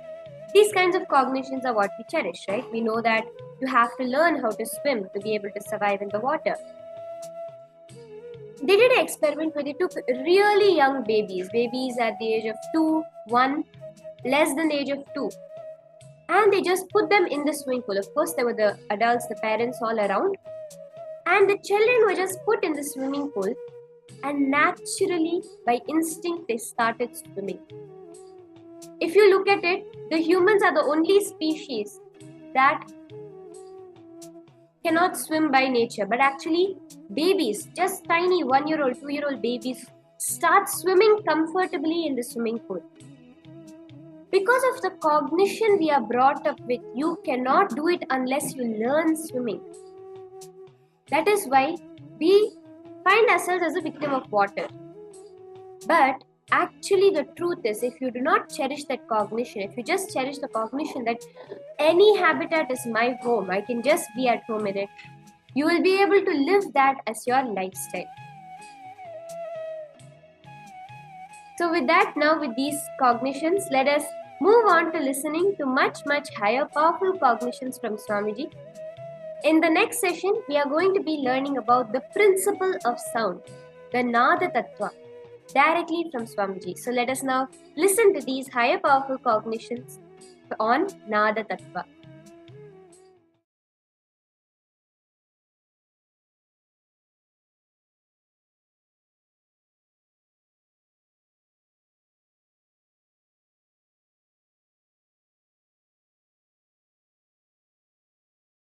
Paramashiva's message from Sri Kailasa. Directly listen.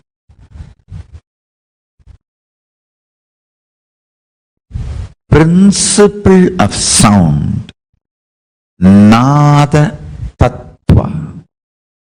Nada Tattva. Principle of sound, Nada Kala, is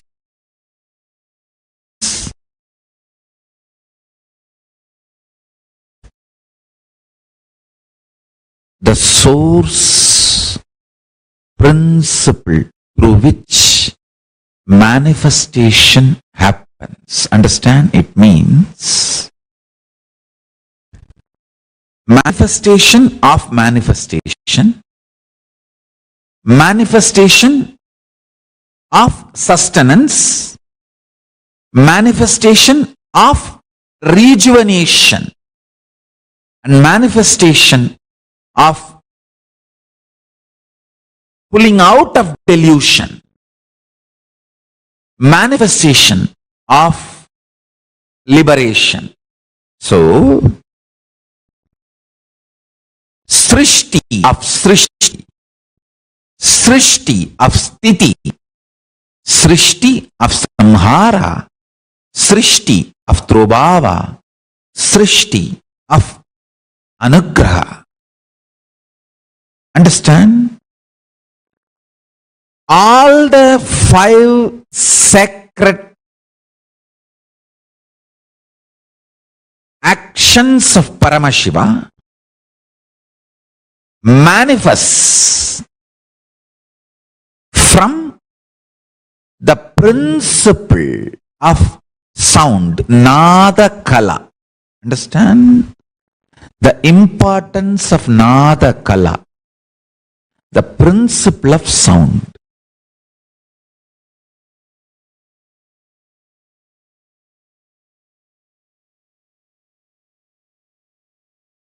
If you bring your talking into mano mauna, mana unmana, not just verbal silence, mental silence, where you are just there, an existence is there. It is just a beautiful music between you and existence. That's it. I used to sit in the banks of Ganga. Understand? In mano mauna, mana unmana, you understand the difference between sound, music, words. The source of all this is called Nada. Nada Kala. I tell you, if you can rest Nada Kala, not only you will understand all languages, you will know you can manifest anything you want just by creating the right sound. I have seen my gurus doing it.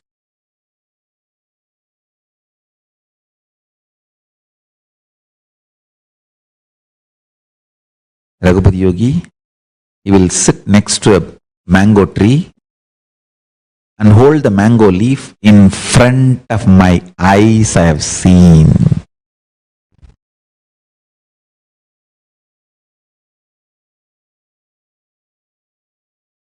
He will hold the mango leaf, the tree's branch on leaf, and create some sound. It'll be like in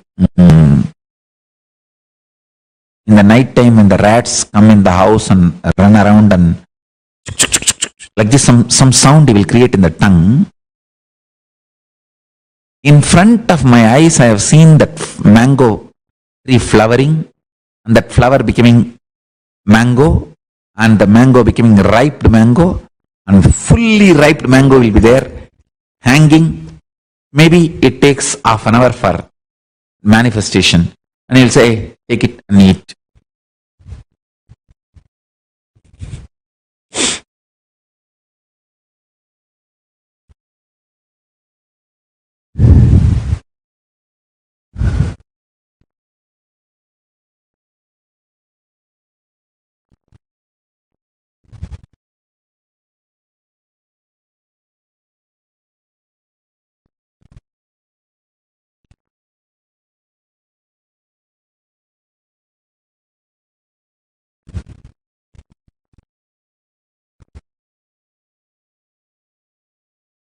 I'll offer to him.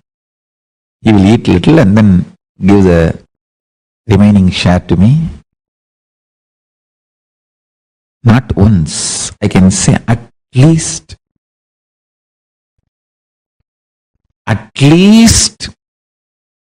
25 to minimum 25 to maybe maximum 50 occasions. I have seen him doing this.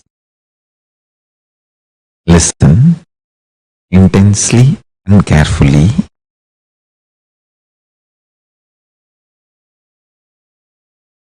More and more practice of mana unmana, which I say, just completely being inside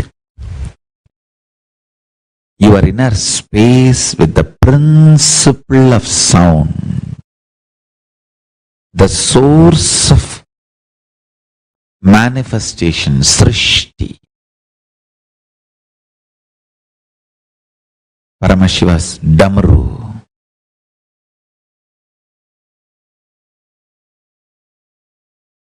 You will learn the science of power manifestation from its core. I have seen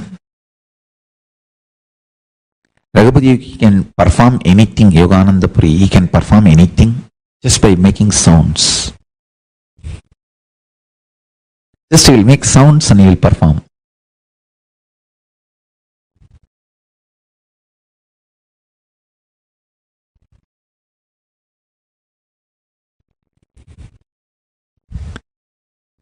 Extremely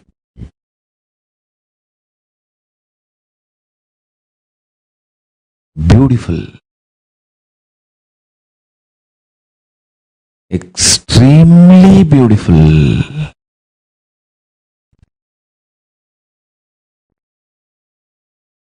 Experience can be achieved. Actually, the word extremely beautiful is too small.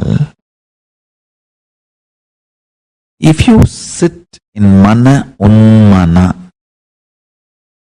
which is too simple, understand, doing is difficult, not doing is too easy.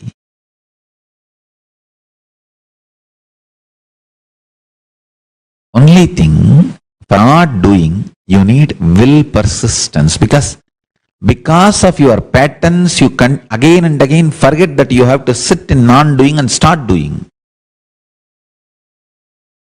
And when you look in that whole drainage, that garbage inside, all those patterns, they create so much pain and poke you. The science says any particle's movement creates sound. Sadashiva says very clearly, if the particle moves only in the length, breadth, depth, sound is generated. If it moves only from length to length, no sound is generated. Listen. You may say, oh, my hand, if I move like this, sound is generated. Very subtle. It is generated because your hand has a depth. This or this does not generate sound. Yeah. Atom, molecule moving this way or just this way does not generate sound. If it moves only this way or that way or this way, where the depth is involved, sound is generated. In the depth starts happening sound. How many of you are grasping what I am saying? You see, you need to understand this, because when you explore you will manifest so much. I tell you, all values come when you know you are a valuable person. That is why it is value. In Tamil, Nanayam Tan Nanayam Therindaldan Varum. If you know your value, your worth, only then you will manifest values in life.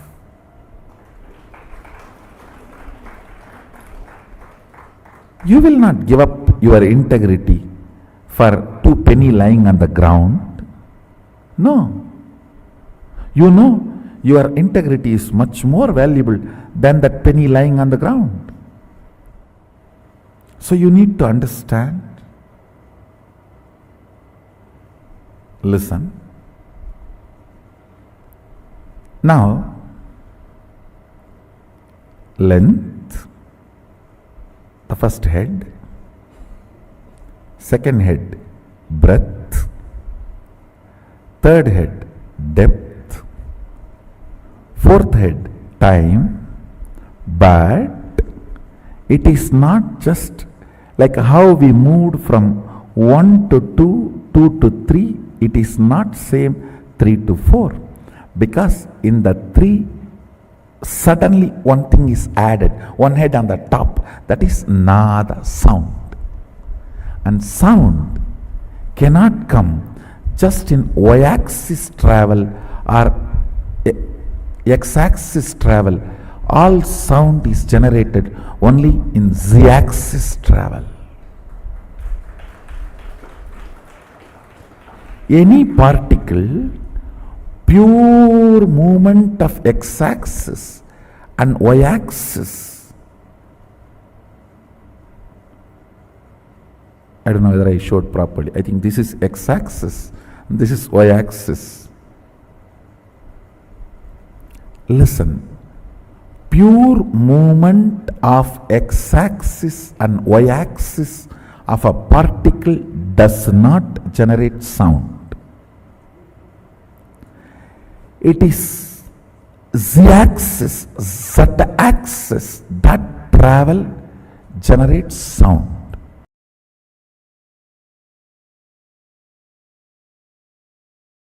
Paramashiva's direct message from Kailasa. Listen.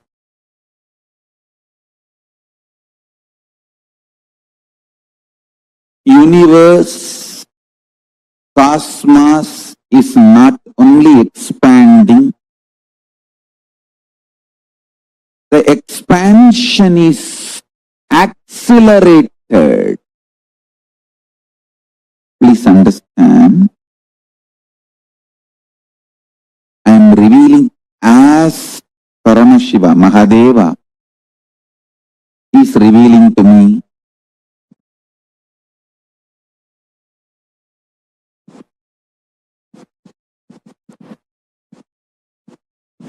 One of the greatest quality I enjoy about myself is I don't have strategies. What he reveals, I reveal. And after it flows, becomes reality, I can see his vision, and I am also enjoying the vision of Paramashiva along with you. Please understand. I know the vision of Paramashiva, but I don't have a strategy other than his vision.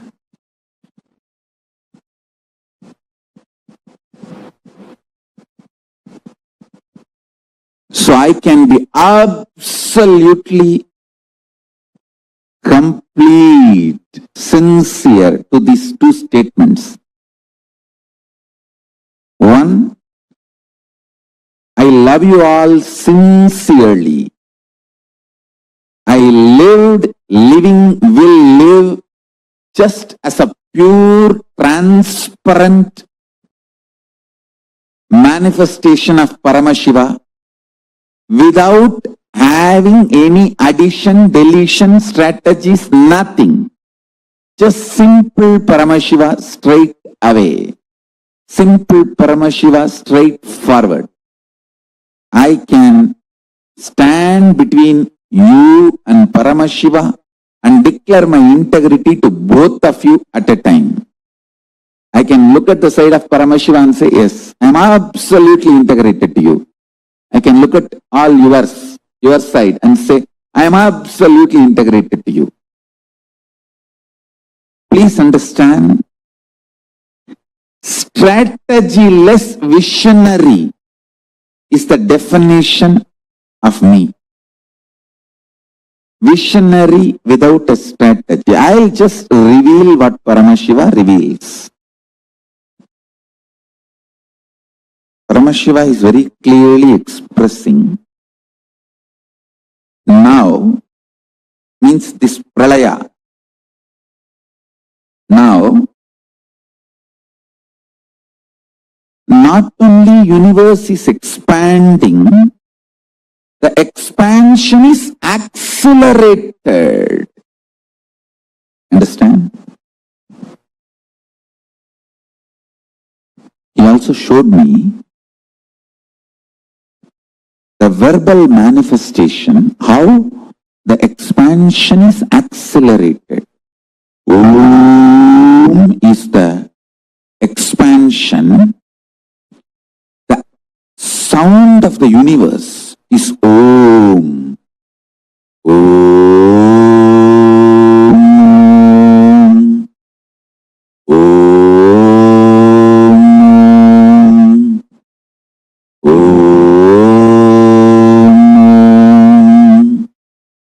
Om. And the acceleration of this expansion is Shiva, Shiva, Shiva, Shiva, Shiva, Shiva, Shiva, Shiva, Shiva, Shiva, Shiva, Shiva, Shiva, Shiva, Shiva, Shiva, Shiva. Listen, all of you human beings have binary existence, like inhaling, exhaling, life, death. Binariness is your existence.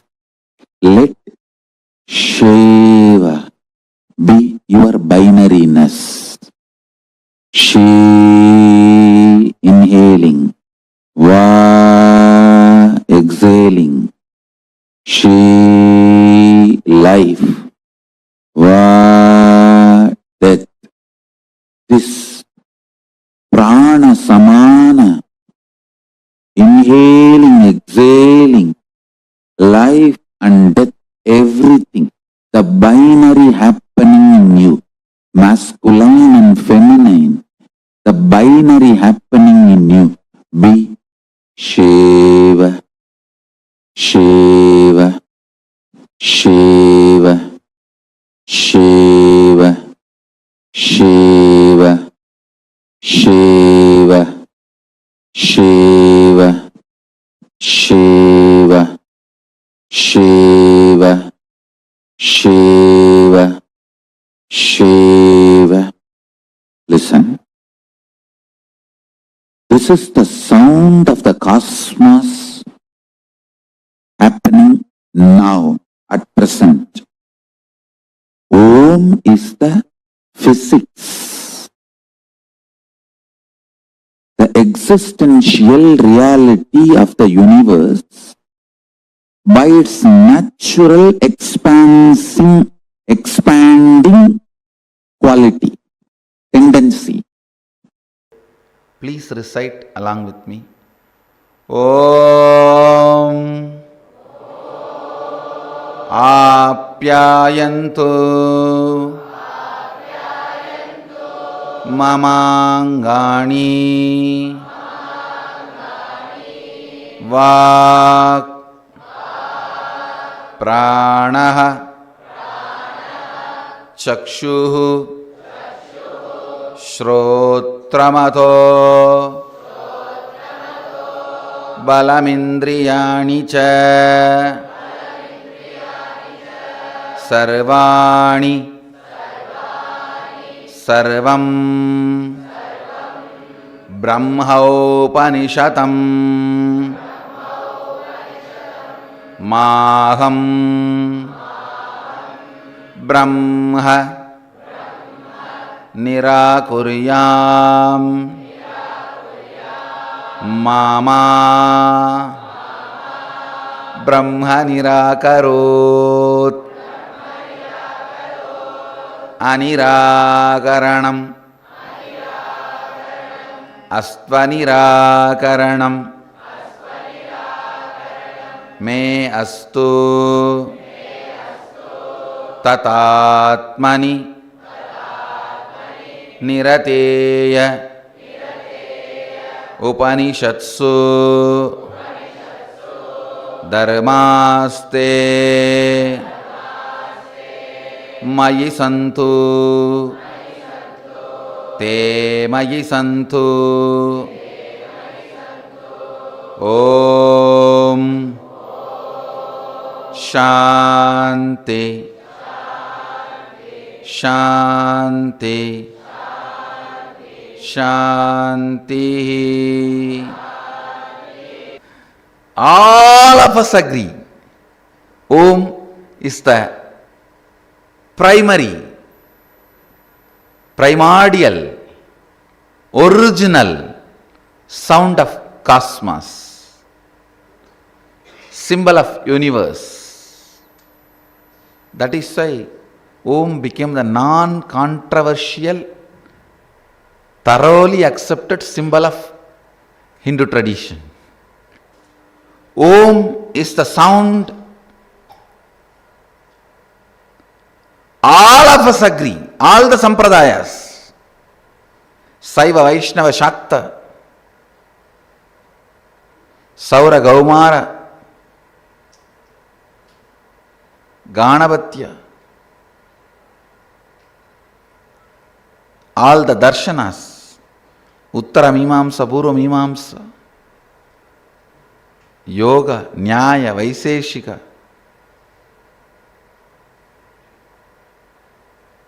all the sampradayas,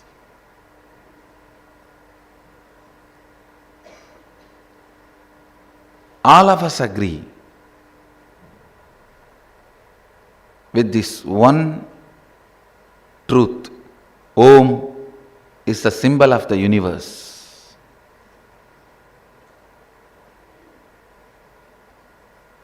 Mantra starts with Om.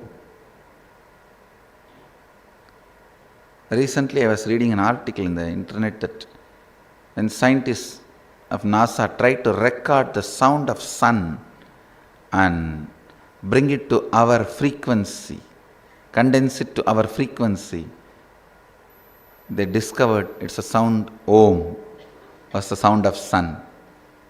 Whether you discover today or tomorrow, and thousands of things you have not discovered, we don't care about it. What our Vedic rishis have declared is truth. More and more you evolve, more and more you will discover us, we are right. That's all is the truth. Earlier I used to quote all these names. Nowadays I decided, one thing I can be sure, the fellows who discover the truths declared by Upanishads and Hindu tradition true, they are evolving.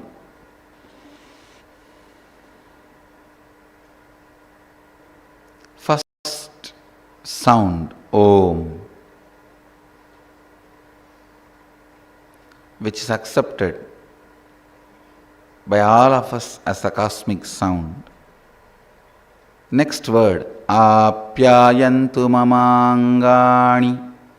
Let me give you the translation. May my limbs, speech, vital life energy, prana, eyes, ears, and all the senses be fully matured and be enriched with strength and energy. Listen. The first will, the first declaration rishis make, limbs, that's an external part of us, hands, legs, that's the most outward part of us. Let my limbs, speech, vital life energy, prana, life, eyes, ears, all the senses be fully matured. Understand? The word matured need to be understood here. Matured means integrated to your goal. Integrated to your goal. Omkara. When it is mapped to communicate with all the cosmic beings, it manifested as the language called Samskrita. And the same sound, vibration, principle, when it mapped to relate with human beings, it manifested as Tamil. Listen, both languages are just different dialect of the same sound. Same source sound developed for various fields is these two languages. Of course, from this many other languages got developed. Especially for the art and poetry, Telugu was developed.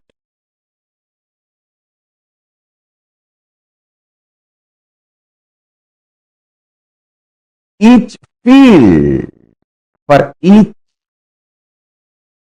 science, languages started getting developed. The whole Hindu linguistic system, the language system of Hinduism, starts from eternal silence of Paramashiva, Paramashanta Swarupa, his Pranava, his Omkara.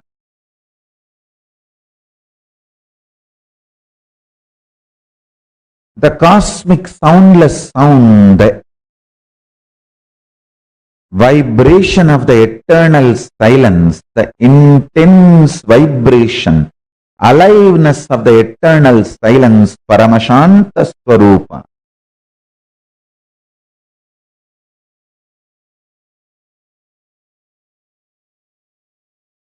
that space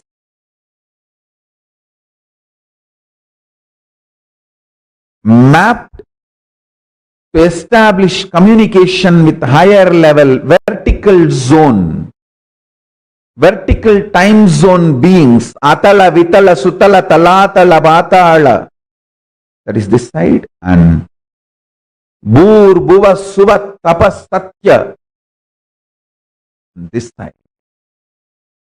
Listen carefully. The up, Bhur, Bhuva, Suva, Tapa, Satya, this higher loka. Atala, Vitala, Tula, the down lokas. Atala, Vitala, Sutala, Talatala, Mahatala, Bhatala, the down. The down and high. This vertical time zone beings. The sound map to communicate with this vertical time zone beings is Sanskrit. The language evolved is Sanskrit. The language evolved to communicate with human beings, the human sciences like medicine, Siddha, other branches. That is called Tamil later on. Please understand, when they evolved, there was no two separate languages. Different dialects for different departments.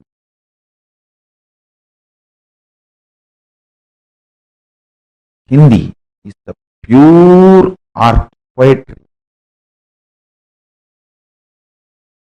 Poetry to communicate with vertical time zone beings too. Telugu is the pure poetry to communicate with whole humanity. Even the people who don't understand Telugu will understand the poetry of Telugu.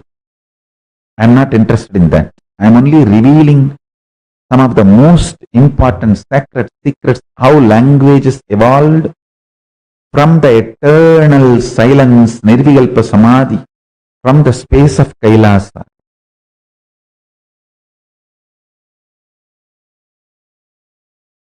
I can give you 5 options. Om, just Pranava. Om.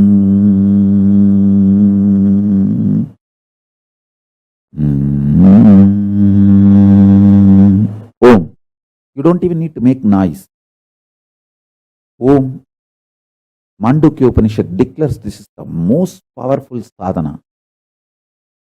Then next, just Shiva, Shiva, Shiva, Shiva, Shiva, Shiva, Shiva. It is not just mantra alone. Paramashiva himself. Third, Shivaya Nama or Shivoham. Shivaya Nama or Shivoham. Shivaya Nama, Shivaya Nama, Shivaya Nama, Shivaya Nama. Shivoham, Shivoham, Shivoham, Shivoham. Fourth, Paramashivoham, Paramashivoham, Paramashivoham. Fifth, Om Nithyananda Paramashivoham, Om Nithyananda Paramashivoham. Any of this, you can go on be doing ajapa ajapa. Sometimes you can use Om, sometimes even Shiva, sometimes Paramashivoham. You can mix all these 5 at different times and practice also. It's not wrong. All 5 of this. Actually 6 mantra, because I added Shivaya Nama and Shivoham both. All 6 of this are in same frequency. Any one of these or mixture of this you can do for ajapa ajapa.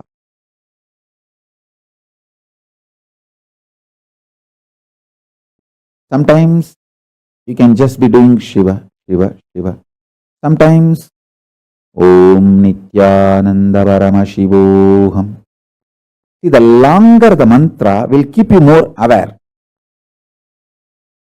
But at one time when you become deeply silent, you may not need so many syllables. So at that time it can just merge into Om Nithyananda Paramashivoham can merge into Paramashivoham, then it can merge into Shivoham, then it can merge into Shiva, then it can merge into Om.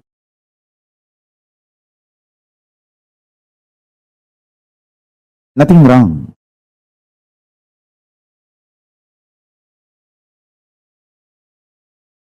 Shambhavobhaya. Just by the thoughtlessness of unclutching or ajapa, manifesting the state, space, powers and being of Paramashiva is Shambhavobhaya.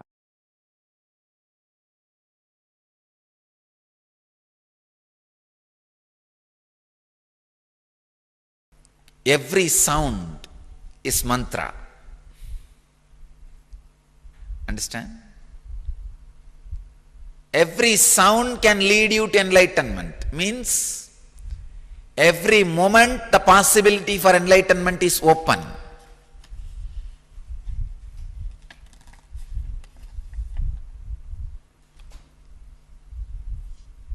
(123rd) Patanjali's Yoga Sutra,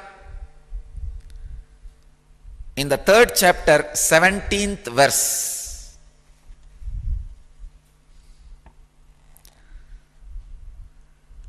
It's a powerful samyama. Patanjali is leading us. Sabdartha pratyayanam itaretara adhyasat shankara tat pravibhaga samyamat sarvabhuta rutajnanam. Understand, when you do samyama on the sound, you know the meaning of it when all the three are separate. The sound, meaning, the space where both are happening, our connection is happening. When there is a gap between these three, means clarity between these three, suddenly you know the deeper meanings and happening behind the sound. You will know the meaning of sounds created by animals, sounds created by the trees, sounds created by the stones. If you want to know the language of birds, want to know the language of animals, want to know the language of trees, want to know the language of nature, want to understand, do samyama on this sound.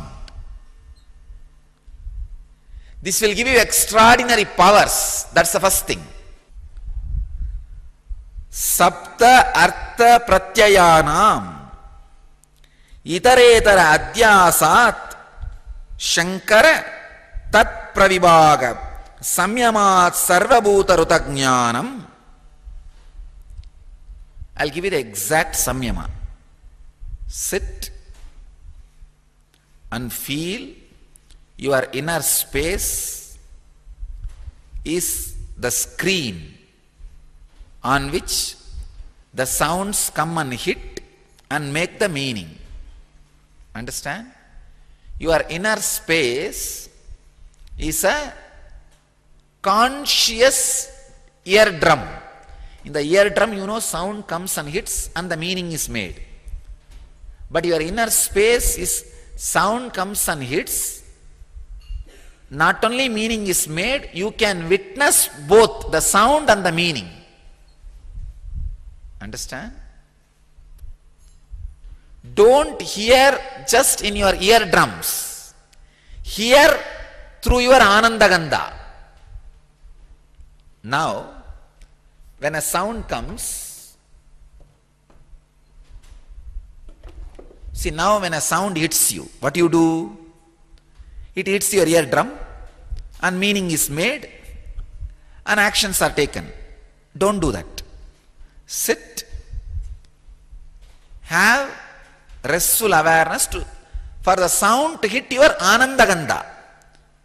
Make any meaning or response to any sound in your Anandagandha. For example, now when you sit, you are hearing the fan sound. You are hearing this small tuk tuk tuk sound from the roof. Make all this meaning in your Anandagandha. When you sit like that, you will start hearing some bird sound. You will have meaning for that bird sound happening in you. Not only that, if your spouse, even if he or she is just breathing, from that breathing sound you know what mood she is in, what mood he is in. And by the sound, you know whether there is going to be a flood or not in the river. The river sound will give you the message. Not only that, you can ask the river, what is the temperature up from where you are coming? How is the ocean mood? Is there going to be any tsunami? You can receive and send message from both corners of the river. You can just ask him, is that guy taking bath in you? Just, you can ask Ganges and Hardwar and get information about Calcutta. Understand? Sending and receiving message through nature was our telecommunication system. First step, try to listen sounds from your Anandagandha. See, your Anandagandha is a conscious eardrum, where a sound comes and hits, meaning is made, but you are watching both. The buddhi, where the sound is hitting and meaning is happening, is a third entity. Be aware of all these three, that's all. Whenever you find time, and if you are interested in this samyama, take up this samyama. I have seen Raghupati Yogi playing with this samyama. He'll just create one small sound. All the snakes in that area will get into the mood of that intercourse and start dragging their body towards him. Because he knows when a snake, the snakes wanted to have physical relationship, a kind of a subtle sound they create. He will create that sound and all the snakes will be hypnotized and they will be around him. He will just take them and take the venom. He used to make medicines out of the snake venom. And they will all be lying down like a babies for him to pick up one by one and take the venom. I have seen in a stone, it's called Kalavam, where he will take that venom and rub it and add medicines, and he will make Siddha medicines.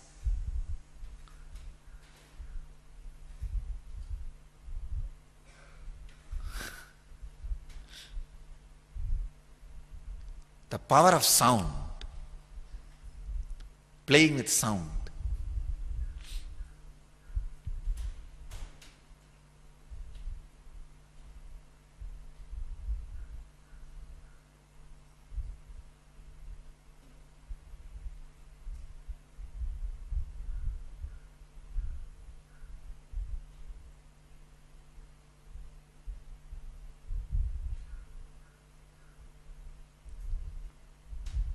So first level, this samyama will heal all your hearing, seeing, talking problem, the physical level. Second, it will give you extraordinary siddhis, like finding out other person's mood just by the sound of the breath, or making the meaning, understanding the animals' languages, understanding the languages of nature, ultimately enlightenment itself. Because when you sit and listen to the sound of the eternal cosmos, that oh, when that sound hits your inner space, be aware the meaning it makes. Cosmos is the meaning it makes. This both can be grasped, experienced only by an enlightened inner space. When you grasp that too, you are enlightened. That's it.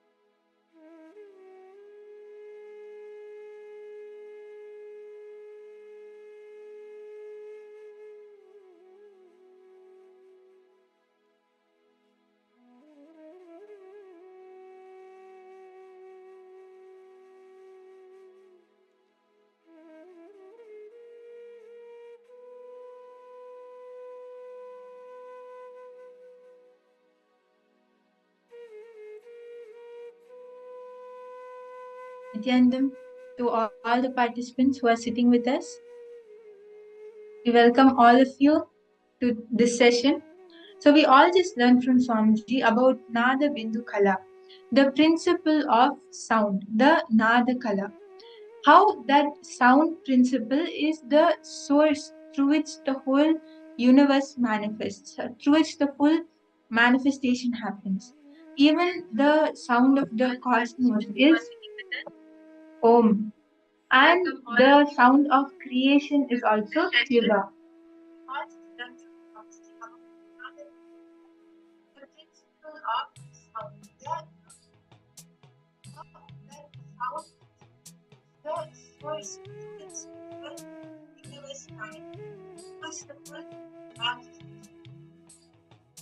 Yes, sorry for the technical glitch. So as I was telling, we all learned about how the Nada Kala is the source through which the universe manifests itself. And Om is the sound of the cosmos. So in the same way, when we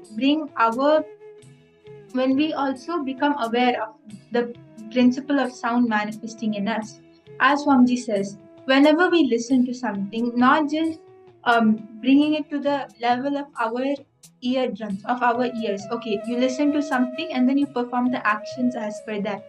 But you take it deeper. You actually cognize it in the level of your Anandaganda. You deeply understand what it is. And the principle of sound is being able to have the deep listening. And that happens when you bring your talking to the mano mauna, which is not just the verbal silence but the mental silence, mana unmana. So where you are just able to sit, where you are just there and the existence is happening. Basically like a beautiful music between you and existence. How we see Bhagwan Dakshinamurti. Just neither does Dakshinamurti is literally like a guru teaching all the Upanishads and all the Vedas, everything to the rishis, but it is in the space of complete manon mauna because it is just an existence. It is just that they are there and in that space of listening. So when you do that, you are also able to manifest the principle of sound. And one more important thing which Swami shared is how for the sound to manifest, we need the length, breadth, and depth. When your hand claps, at that time, it is able to generate sound because not only does it have length and breadth, but it also has depth inside of it. And it is not when the time dimension, when the fourth dimension manifests, at that time, it is not how the length, breadth, and depth manifested, okay, one after the other. But time is a whole new dimension. So, because of that, in between the third and fourth dimension, which is the depth and time dimension, when the transition is happening, that is when the nada, the principle of sound manifests. So basically, the nada kala, the principle of sound, is the 5 actions, 5 phases of Paramashiva. The manifestation of manifestation, manifestation of sustenance, manifestation of rejuvenation, and manifestation of pulling out of delusion and liberation. So when all these 5 sacred actions of Paramashiva manifest, then the Nada Kala happens, the principle of sound happens. All of you can also share what did you understand, what were you able to click with from this session. Swamiji revealed so many powerful cognitions to us, and actually even in today's initiation, we are going to be receiving this initiation, the Nada Kala, where Swamiji himself will be coming in the form of Bhagwan Dakshinamurti, and all of us will receive the initiation of Mano and Mauna, where you will see how you can manifest this principle of Nada Kala. So it is very important that all of us understand it, because when you understand it, you will be able to receive the initiation from Swamiji as well.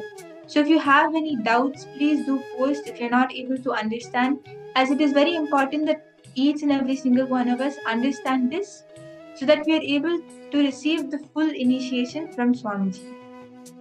So all of you can take a few minutes and post on the chat. It will be very nice to hear from all of you.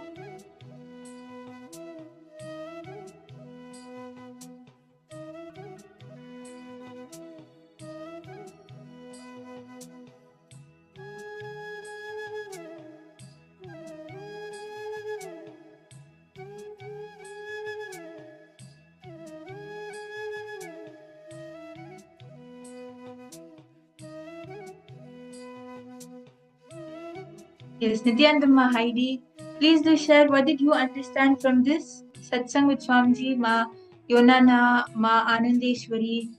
All of you can share, post in the chat. If you have some questions, feel free to ask.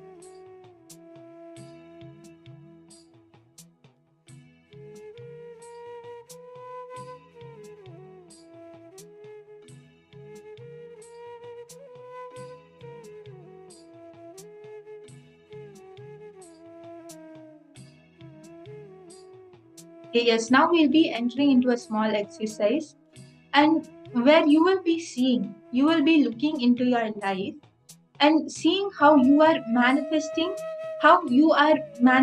all the happenings, or everything which is happening in your life, how you are the source of the manifestation. Because as we just learned that the 5 actions, the 5 sacred manifestations of Paramashiva, manifestation, sustenance, rejuvenation, pulling out of delusion, and liberation, these 5 actions form the principle of sound, the Nada Kala. But these 5 actions also are the base of you doing what you are doing. Whatever you do in your life, everything just boils down to these 5 actions. Or if you do the different permutation combinations, then the 25 actions, the 25 faces of Paramashiva. So just like that in your life, you'll see how you are the source of the manifestation of the happening. For example, when if you just right now, whatever situation you are in, however your life is, look in and see how you are the source. See, because each and every single one of us are responsible for everything which is happening around us, because we are all a manifestation of Paramashiva. So see how you are the source of the manifestation of whatever is happening in your life. Please take a few minutes, and you can even pen it down. It will really help you. And please understand, it is very powerful.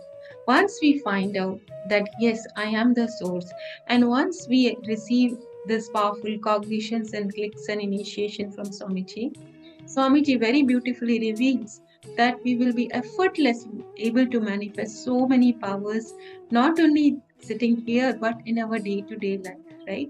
We will become the master of our reality, wherein we can simply create what we want. So it's a very powerful session and very powerful process which we are going through today. I request all of us to please sincerely sit and write this down.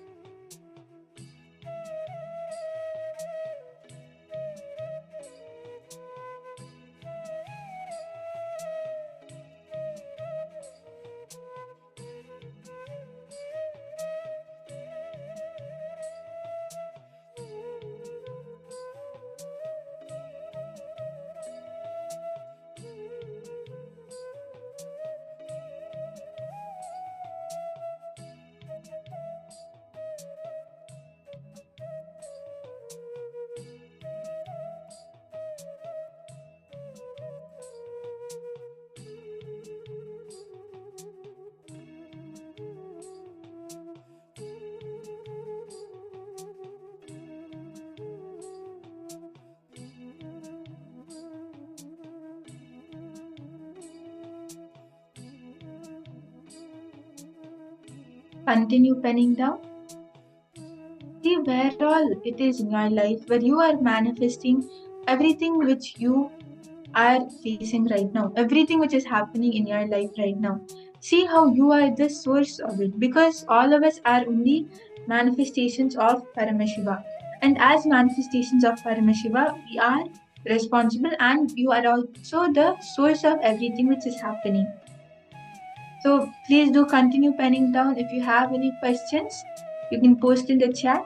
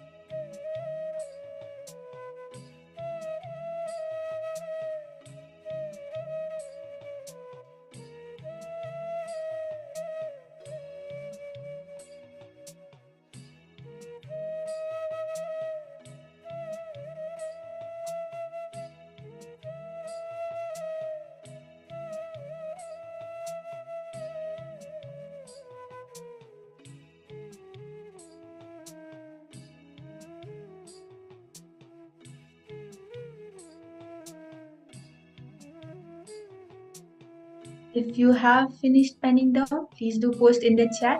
All of you can post if you have any doubts or questions regarding it. Feel free to share. Actually, you'll see just by doing this process, it will really help you in manifesting even what you want in your life. Because when you see how you are the source, at that time you feel responsible for what is happening. And when you feel responsible, you're able to change the situation. You're able to manifest what you want.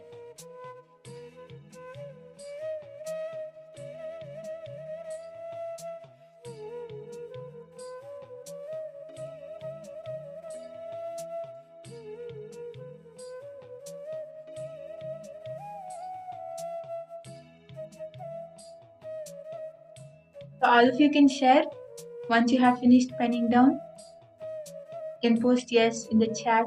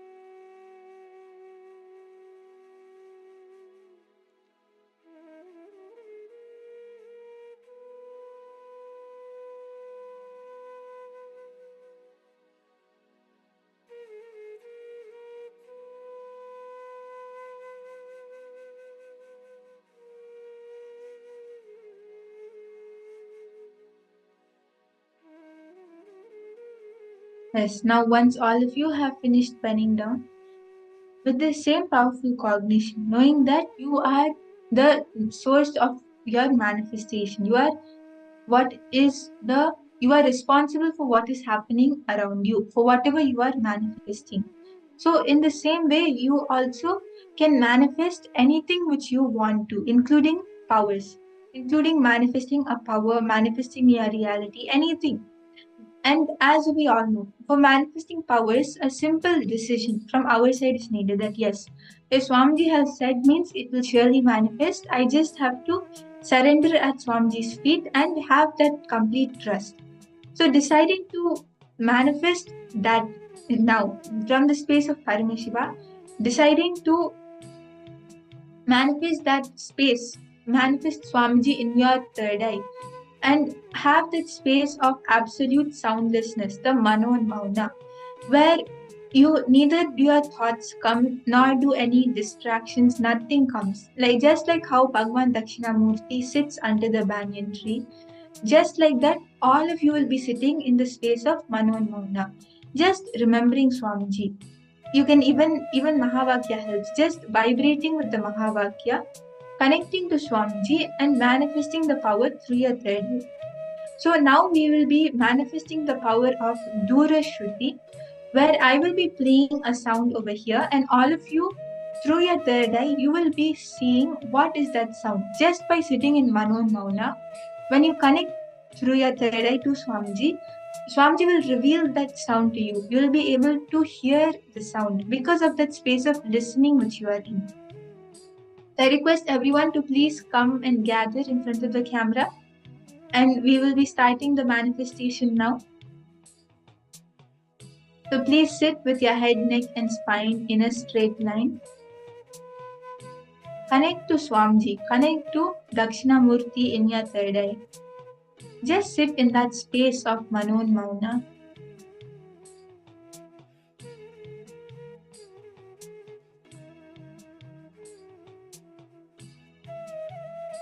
And through your third eye, listen to what sound I'm playing.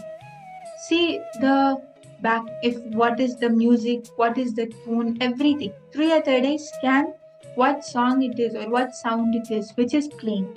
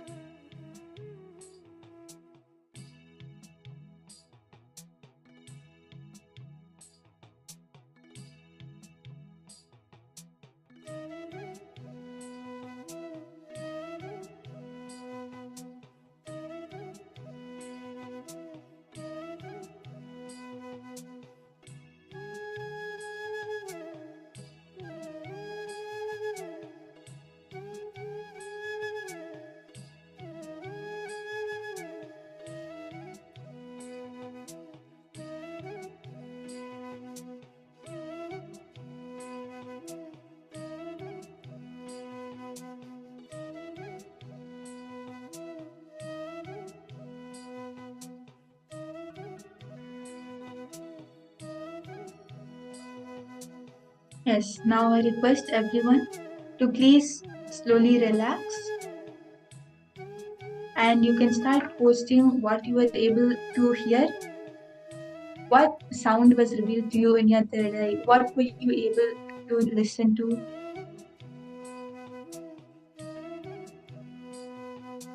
Ma Yonana, Ma Heidi, Ma Anandeshwari, all of you can start posting.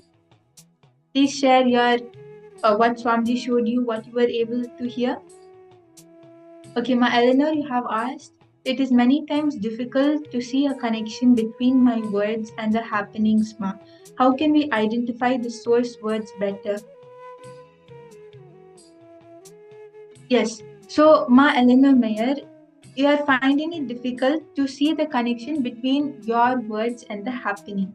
So actually, Swamiji tells us that many times we utter words. We have thoughts inside ourselves unconsciously or without our will. If, for example, you see someone or you see something, or just a thought comes inside your inner space about anything, but you actually don't want that to manifest. You don't want that happening to happen. But that thought, that word gets generated inside you. That is an unconscious thought. But because it still gets generated inside you, and each one of us has the Chidambara, which is the conscious space. So any thought which goes there gets manifested into a reality. So because of that, even though you don't want it, or you consciously are like, I don't want this, why is this happening? Unconsciously, your words or your thoughts would have manifested that. So you see that, okay, there is a difference between your words and what is actually happening. But how you can actually align this is when you manifest and when you practice unclutching more, or when you sit in the space of Mano and Mauna more, at that time you will have more and more listening towards yourself, towards your inner space. So when you do that, you will be able to align your thoughts to what you want to manifest. I hope you're able to understand my Mayer. Yes, okay, Ma Heidi, you saw chirping of a bird with a light melody. Okay. Yes, everyone else, all of you can also share. Ma Eleanor Mayer, even you can share what you were able to hear, what you were able to see through your third eye.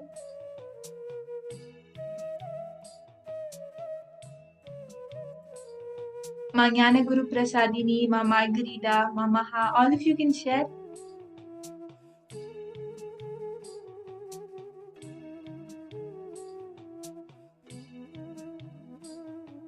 Yes, Ma Eleanor Mayer, you were able to understand. That's great. Yes, so now I'll be playing the answer.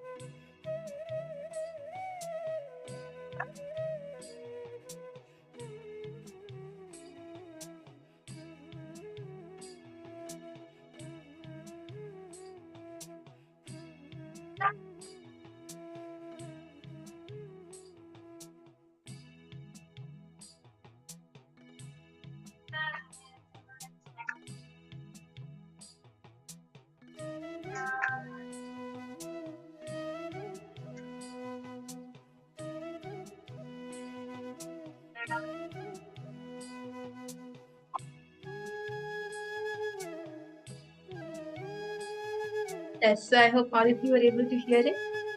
So, Heidi, you have posted chirping of a bird with a light melody. So that this is a light melody. So that's amazing. Okay, yes, Ma Eleanor Mayer, you are not able to manifest here. That is completely fine. Just sit in that same space. What we just decided to sit in right now.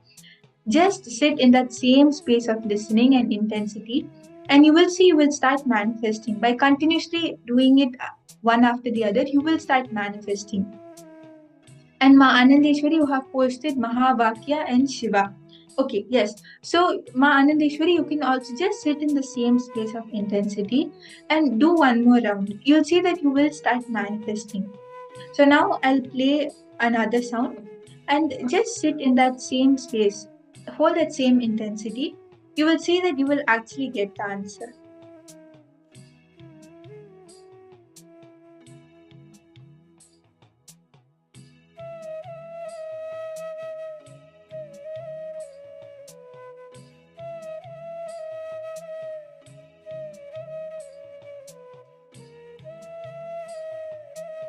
Yes, I request all of you, please sit straight with your head, neck, and spine in a straight line. Please close your eyes. Remember Swamiji in your third eye. Connect to Swamiji in the form of Dakshinamurti and see through your third eye what song is being played now.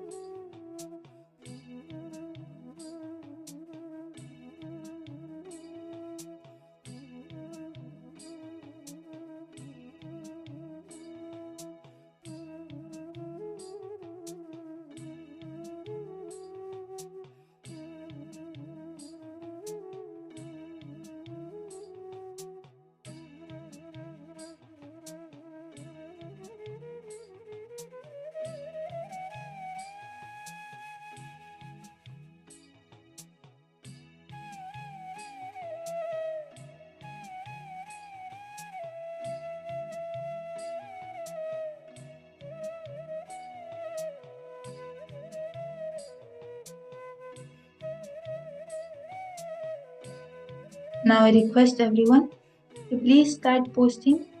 Then post everything which you were able to see, everything which you were able to hear. Ma Anandeshwari, Ma Eleanor Mayer, whatever you were able to see, whatever you were able to hear, even if it was something which you feel is completely unrelated or something far off, or any tune, anything which you were able, even if you're able to see something, you can post everything. Everyone else also, Ma Heidi, Ma Yunana, Ma Sharmini, all of you can post. Ma Heidi, you saw Kalaberwa song. Ma Agamapriya, you saw Darshan music. Okay. Everyone else can also post.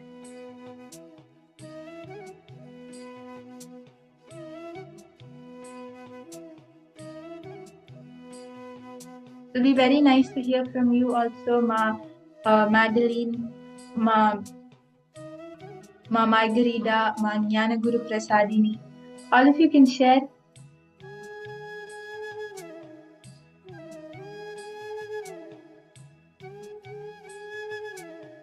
Ma Iqbal, Ma Maria, all of you can share, post your answers in the chat.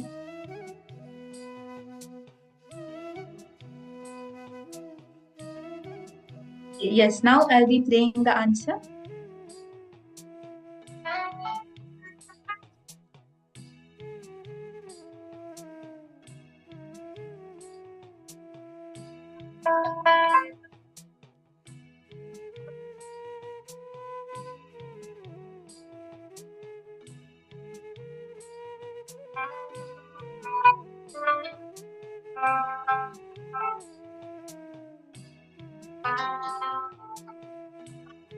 Yes, so as all of you heard, this was a guitar.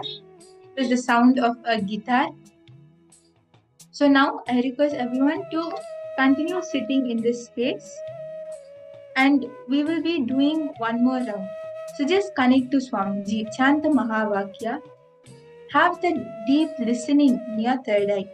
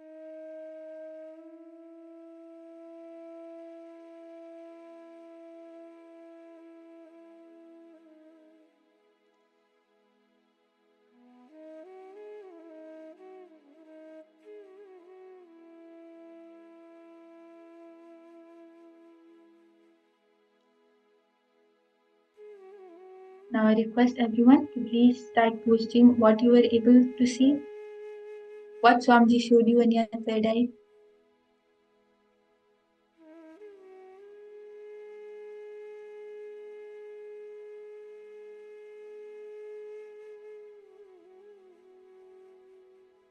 Okay, Ma Anandeshwari, you saw Swamiji with a wooden stick.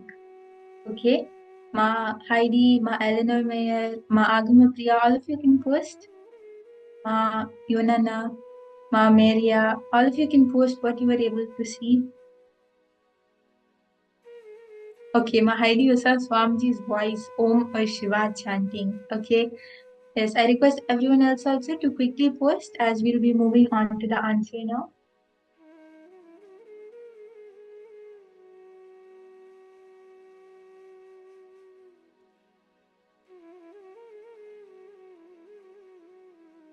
post whatever you were able to hear.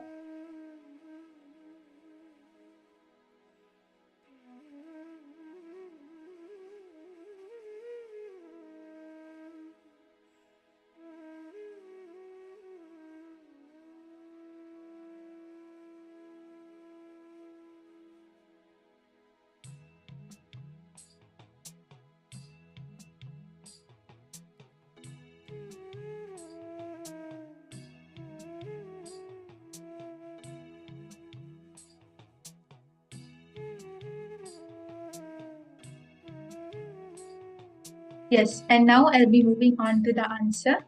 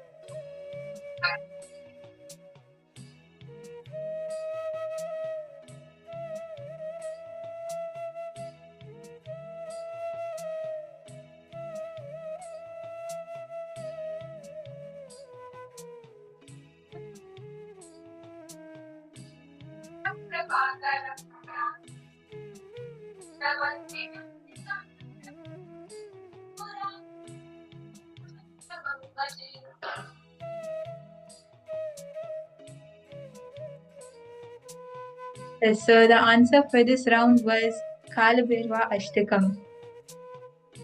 Okay, Mahadi, you were not able to hear the answer. Okay, yes, I'll be playing it again. Please do post if you're able to hear it now. I hope you're able to hear it now.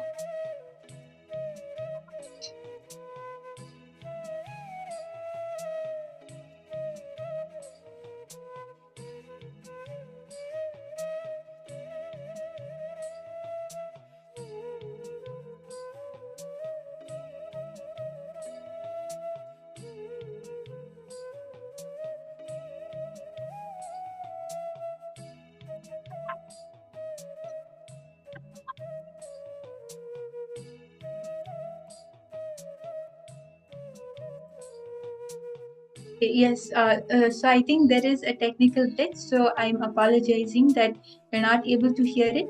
So the answer for this round was the Kalabhairava Ashtakam. I can see many of you have posted many answers. And Mahadi, you saw something related to Mahavakya and Swamiji. So that is a partial manifestation.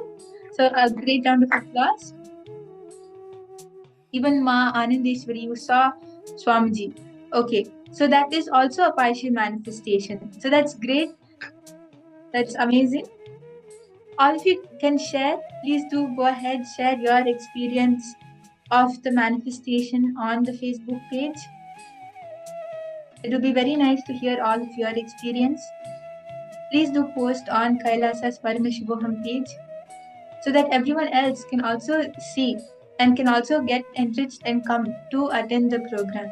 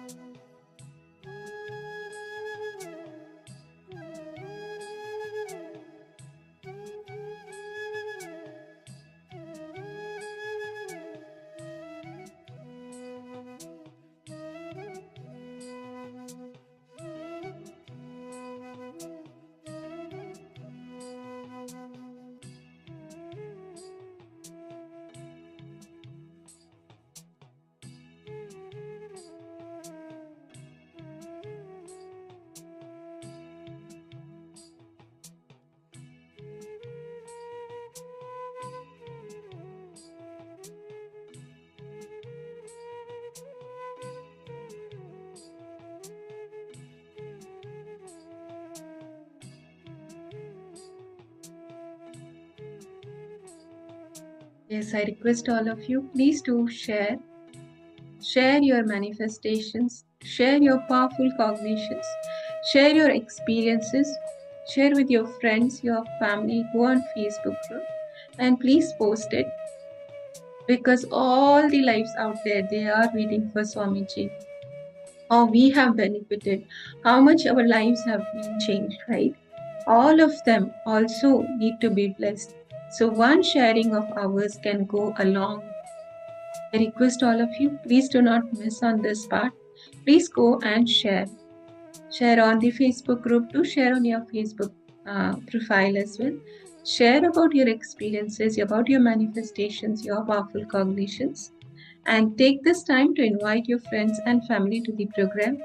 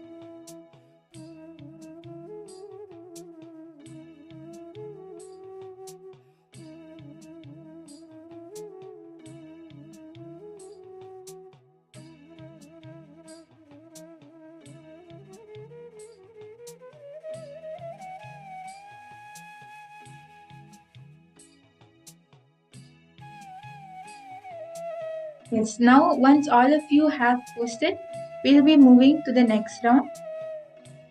So just sit and decide that yes, I am going to do it now. Just when you surrender, that simple decision of yours will make Swamiji manifest through you.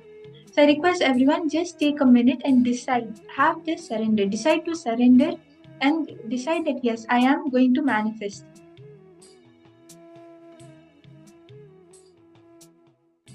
So let's all sit straight with your head, neck, and spine in a straight line. Remember Swamiji in your third eye. And let's connect to Swamiji and see what song is being played now.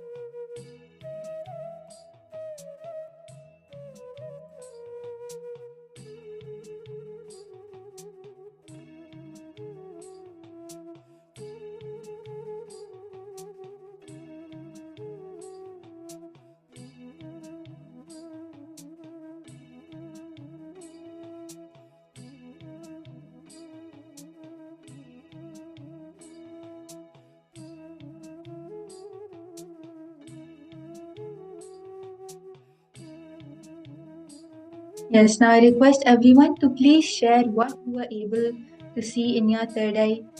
What were you able to hear? What is it? What answer did Swamiji reveal to you?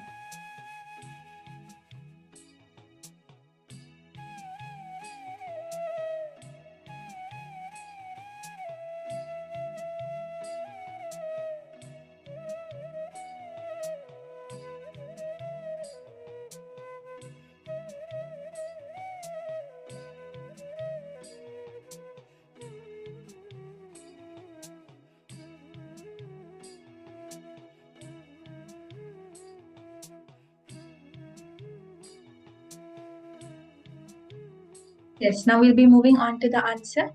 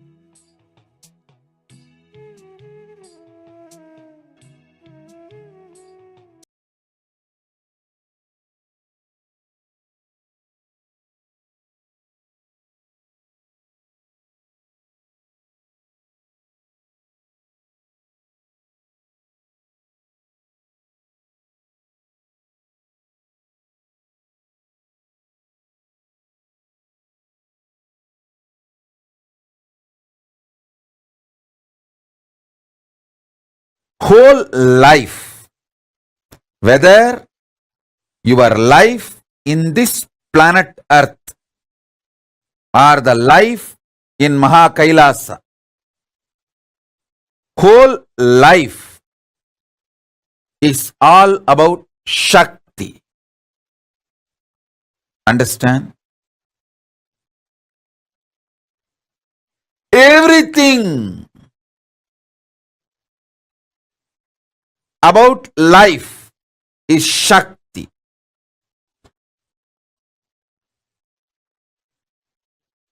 Shakti is the life. Shakti is the God particle.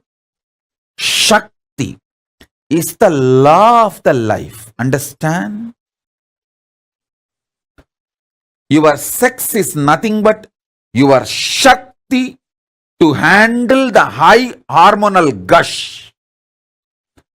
Your business success is nothing but your Shakti to handle high adrenaline meetings and high adrenaline thinking. Listen, everything I am defining clearly as it is. If you understand,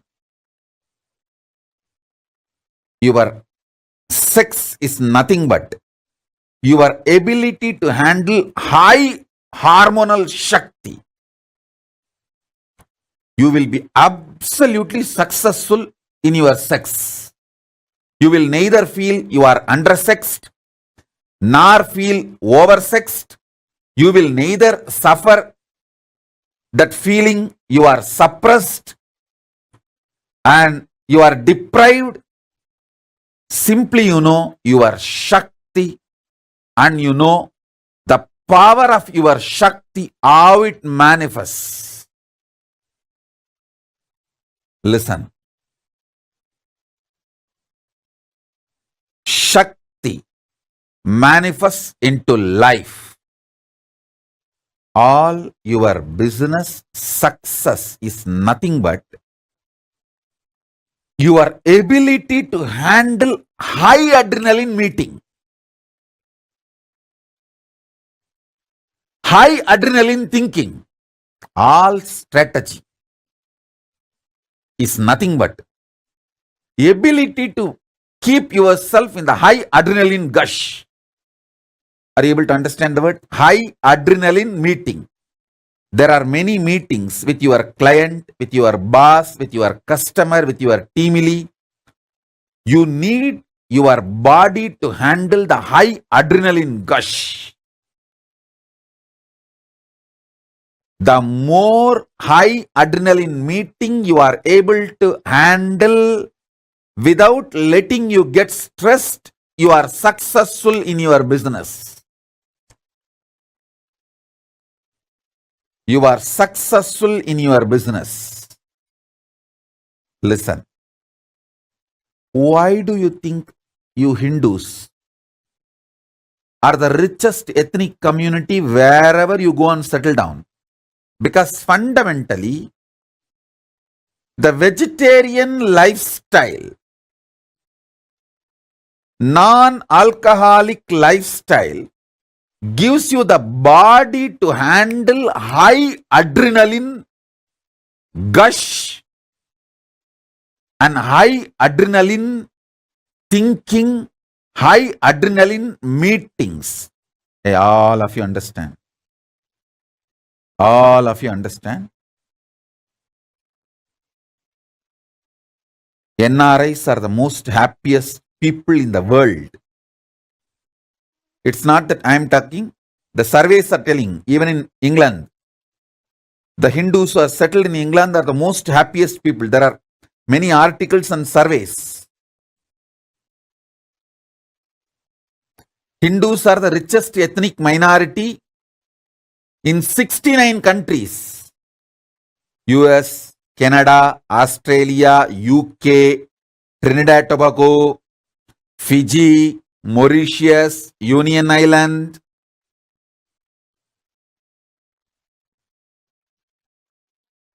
Reason is your ability to handle the Shakti for high adrenaline meetings.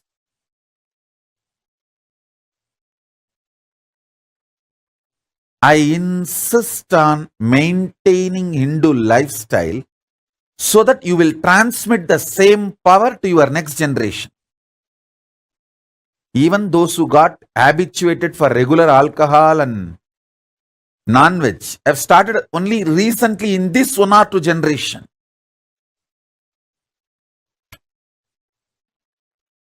Even now, if you stop the non-veg and alcohol and stop damaging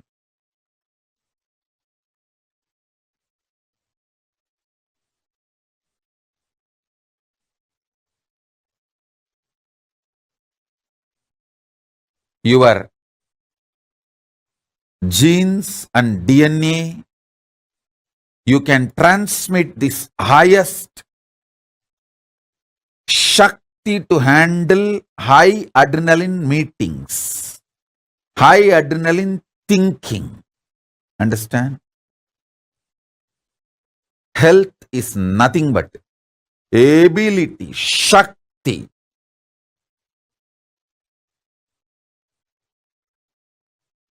to digest anything put inside the body. Food or information. Food or information, anything. Life functions centered on Shakti. Law of life is Shakti. Understand that. That's a simple basic truth.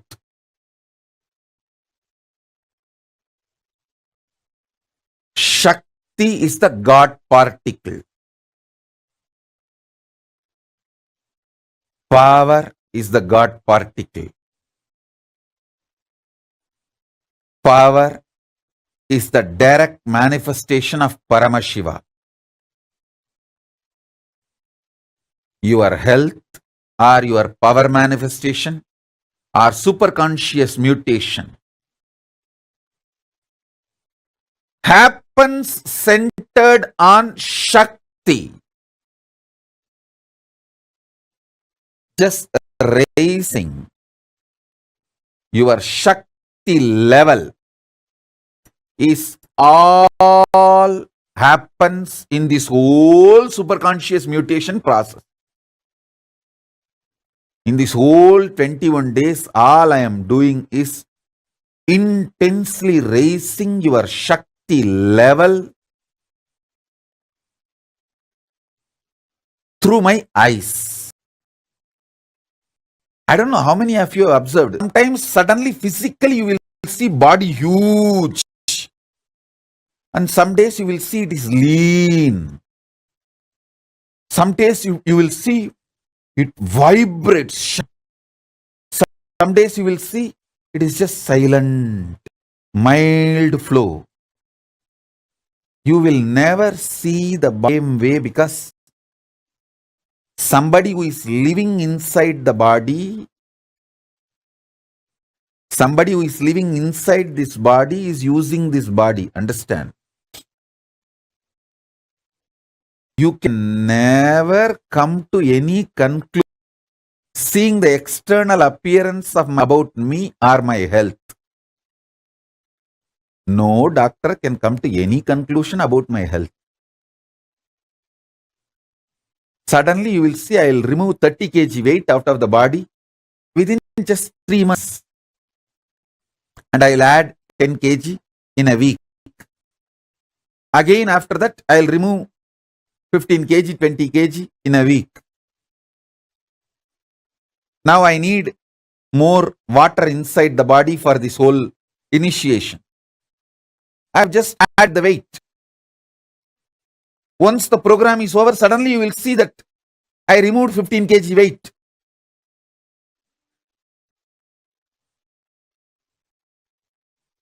It's an atomic power station. Maybe I can say strong nuclear force atomic power station.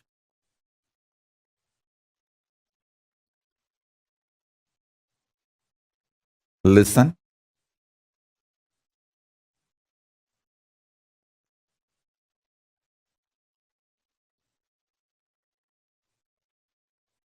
Life is all about power.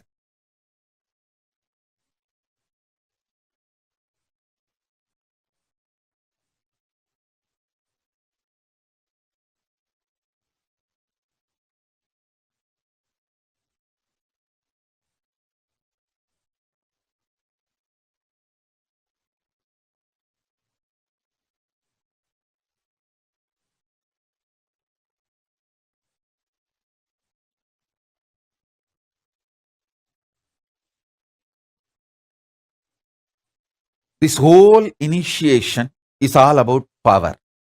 Shakti. Law of life is Shakti. I am not saying might is right. I am saying success or failure, good or bad, everything happens on the power, Shakti. Your strength and ability to operate and handle Shakti. Whether the longevity of your life or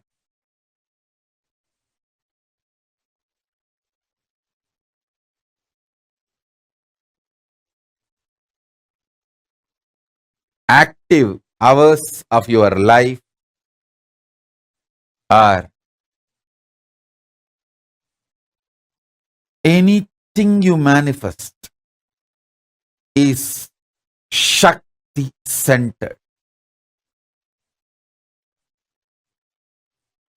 Whether in business, relationship, life, it is all about Shakti.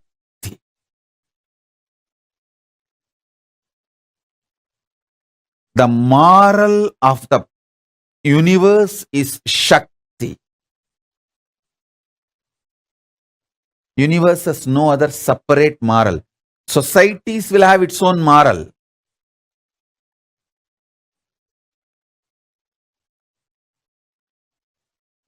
Somebody goes to Ramakrishna and asks Ramakrishna, what is this? This Narendra. Narendra is Vivekananda. Vivekananda's pre-monastic name is Narendra. This Vivekananda is eating non-vegetarian. Ramakrishna laughs and tells, even if he eats beef, the DNA of the beef will be converted into his DNA, not that beef's DNA will affect his DNA.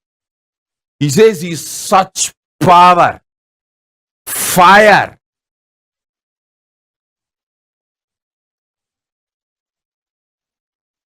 The beef, the meat, that DNA will be converted into his DNA. That DNA will be impacted.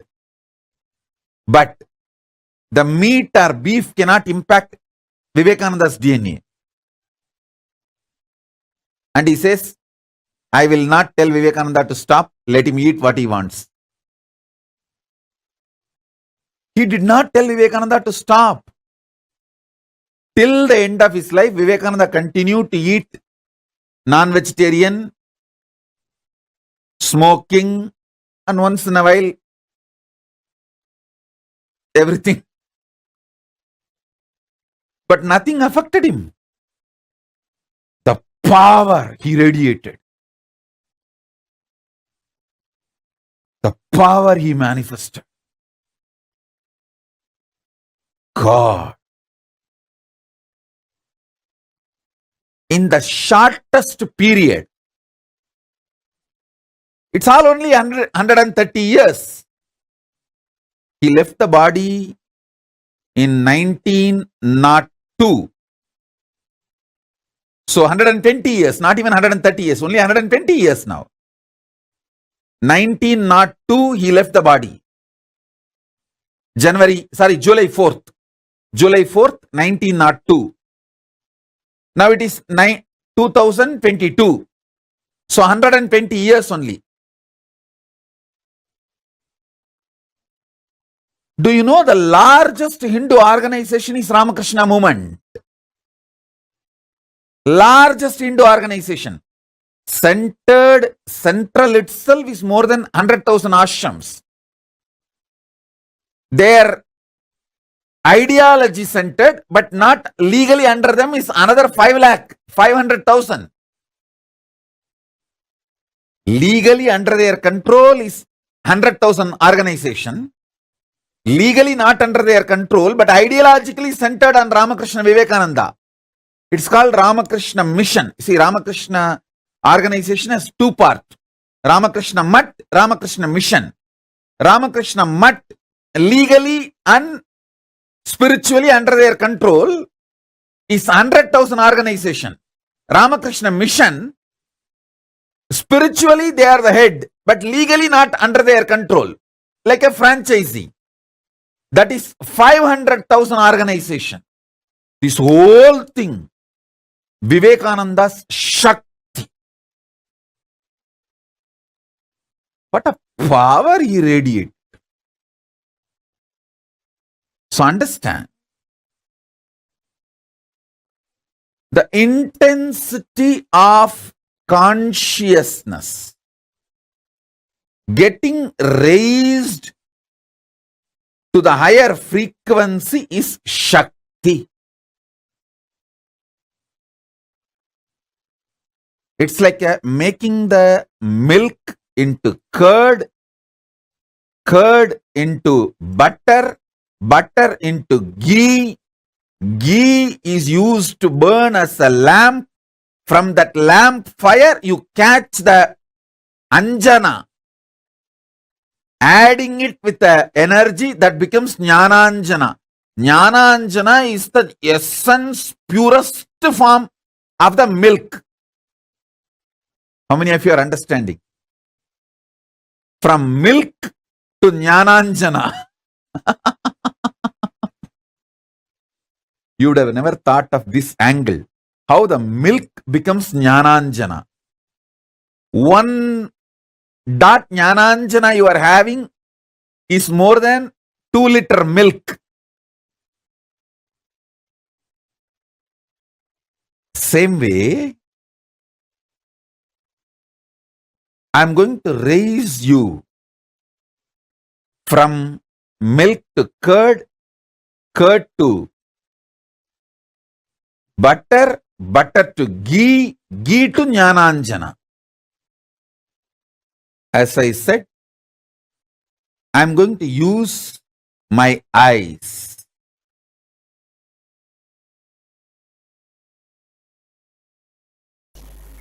Most of us have this problem. Once in a while you think about seeking does not make you 30 years seeker. Understand? Only when you are seeking becomes the first priority in your life, you become seeker. When it becomes only priority, you become enlightened. When your seeking becomes first priority, you become seeker. When your seeking becomes only priority, you become enlightened.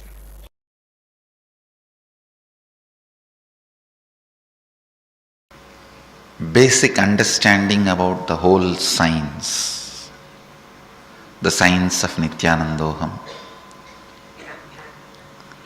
Please understand. I am going to work on 3 levels of you.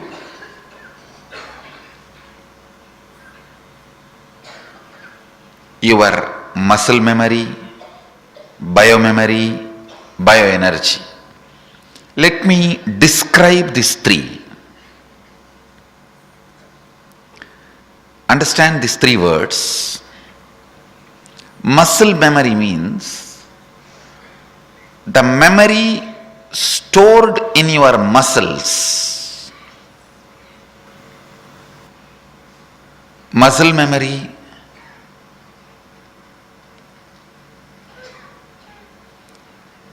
this is the memory where all your day-to-day actions are recorded. Like if you eat the food, how to digest is already recorded in your muscle memory.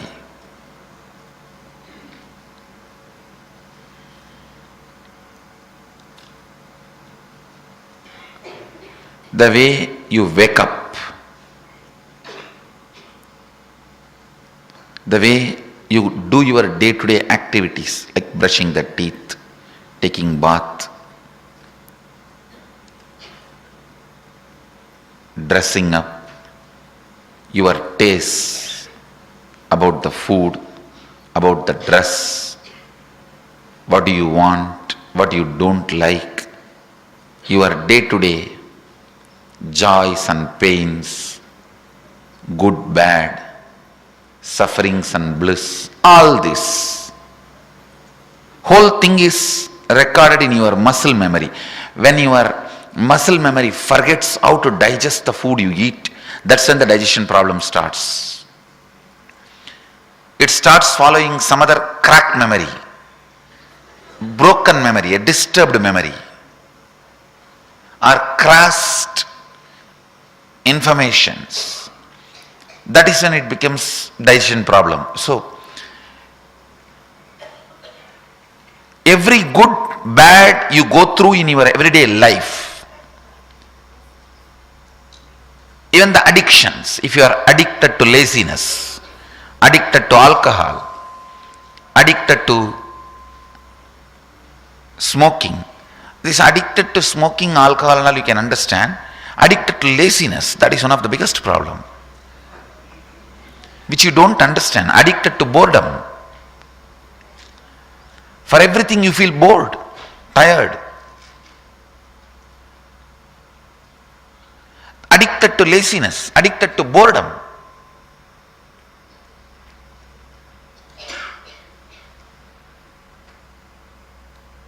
All this is recorded in your muscle memory.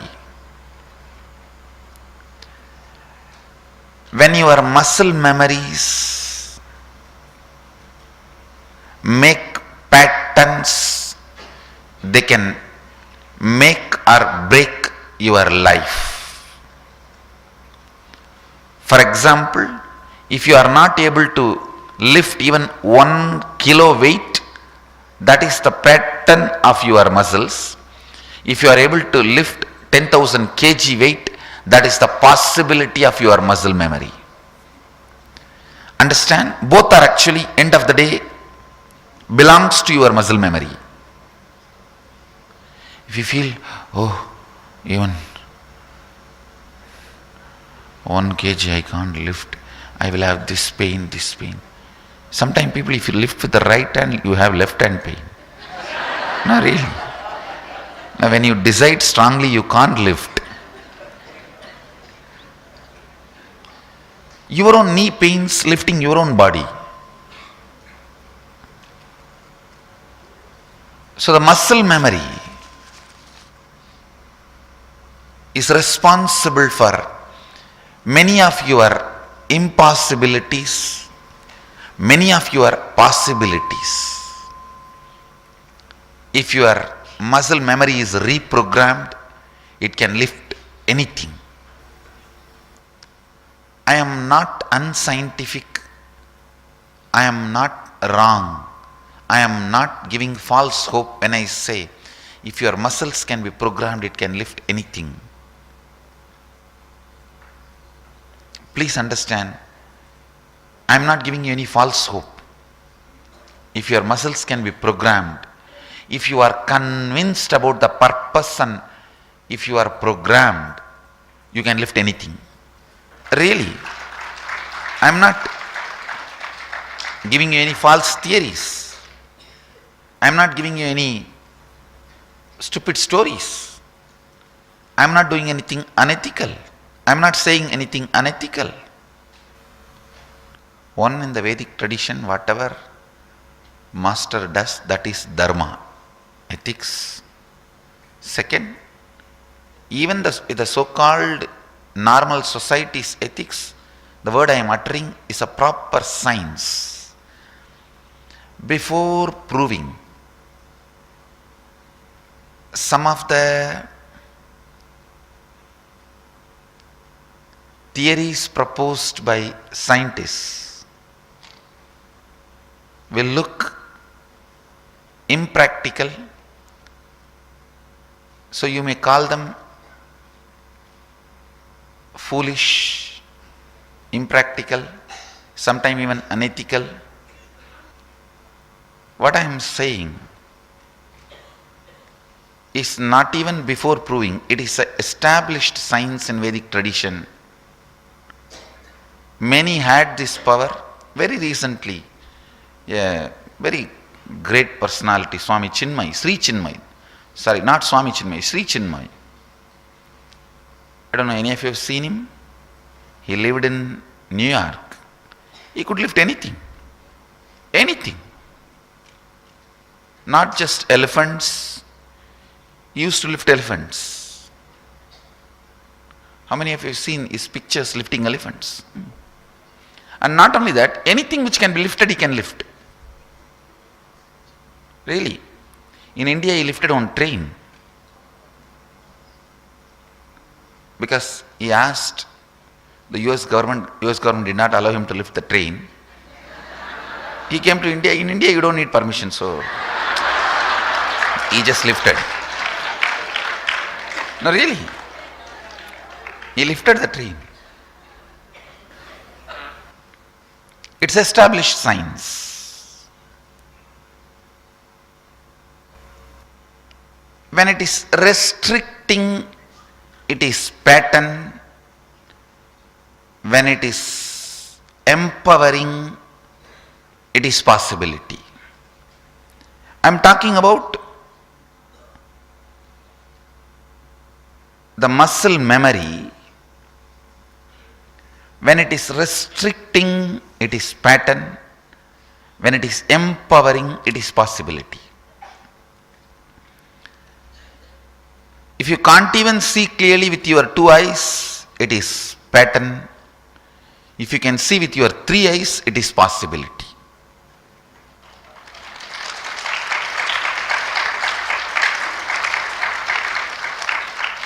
But actually the third eye is in the biomemory level. It is not in the muscle memory. Let me explain step by step.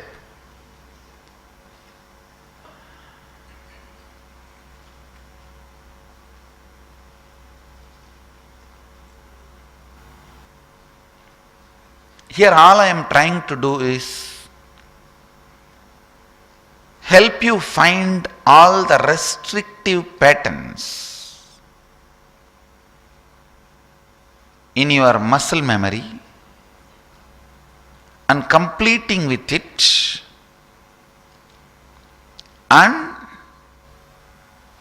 helping you to develop all your possibilities. Helping you to develop all your possibilities.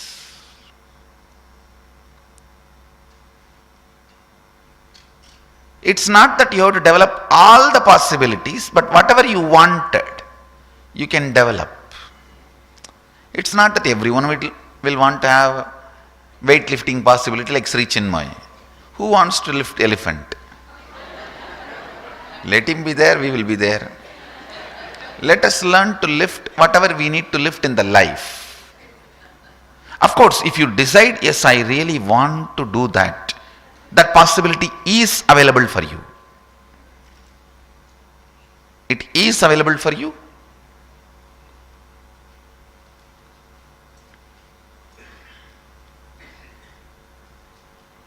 In the muscle memory level,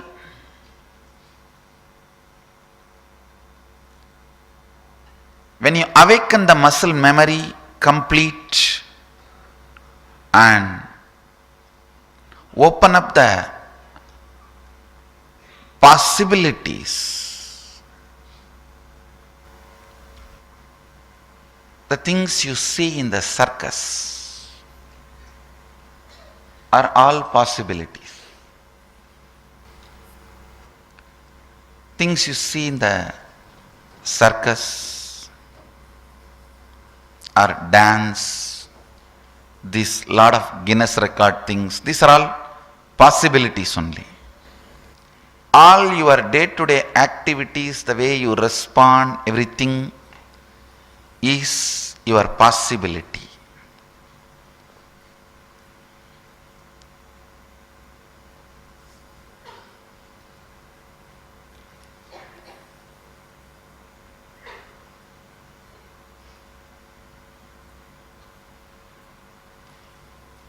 More and more completion as per the technology available in Vedic scriptures can complete your muscle memory and awaken your possibilities.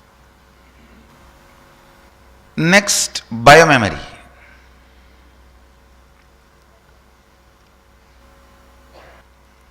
Biomemory is the space where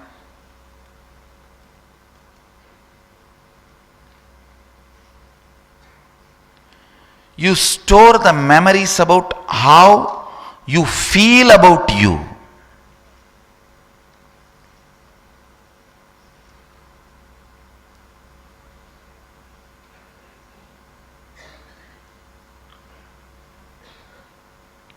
How you feel about world,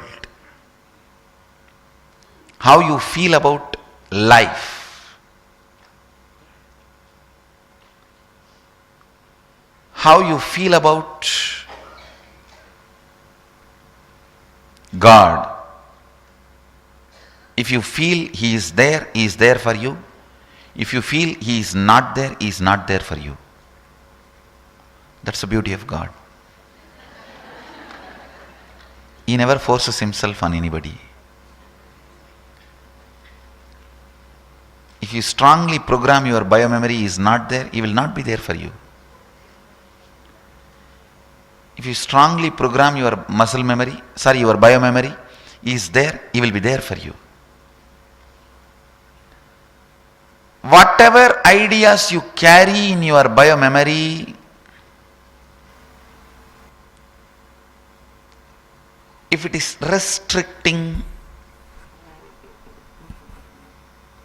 it is incompletions. If it is empowering, it is powers. See, when you are empowered in your muscle memory level, it is possibilities. When you are empowered in your biomemory level, it is powers. You start expressing powers. Possibilities come by practice, powers come only as a gift.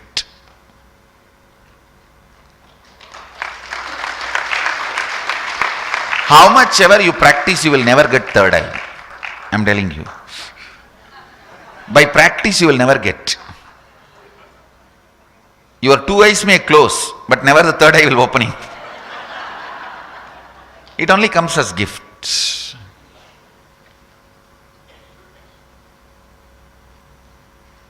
So the powers are from totally different space.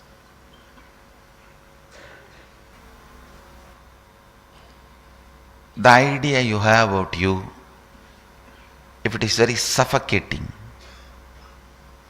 we call that as incompletion. Same thing, if it is completed and the expansive truths are embedded in your biomemory, that becomes power. So if you have an idea with even with two eyes, I am not able to see clearly, that is incompletion in biomemory. If that is completed and your biomemory was given as a gift, I can see even through three eyes. That is power. That can be done by the proper use of sounds and vibrations, which I do it in Shivoham process.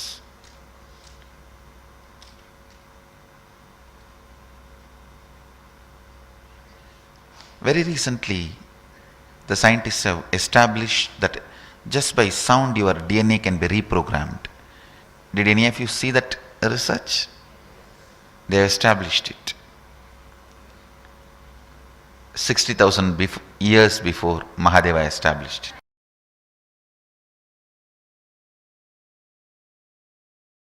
Awakening your muscle memory can be done by techniques, and awakening your biomemory can be done by Shivoham process using sound and light, means verbalization, visualizations.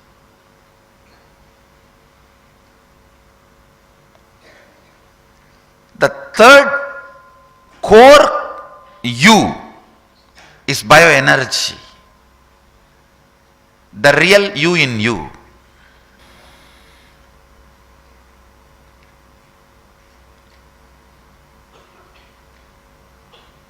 The real you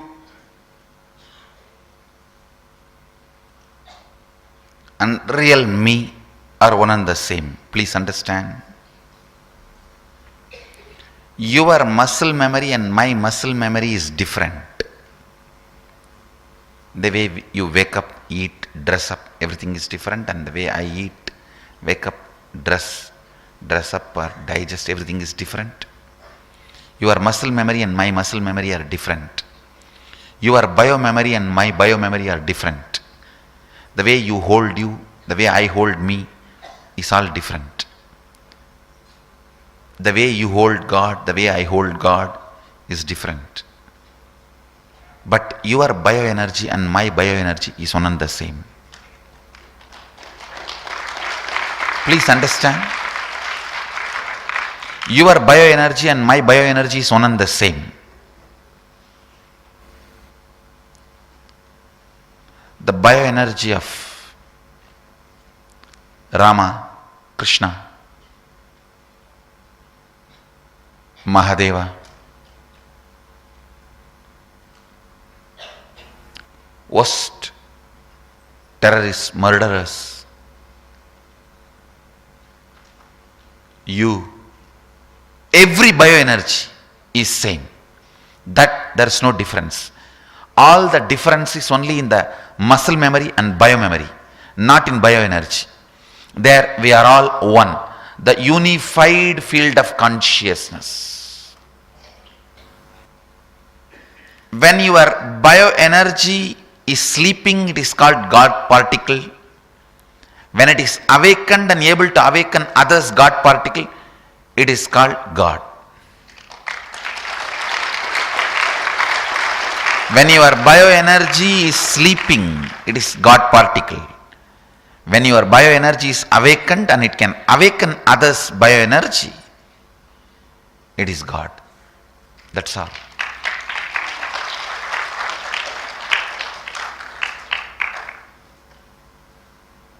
So I mean to say I am God as per Hindu tradition. Please understand.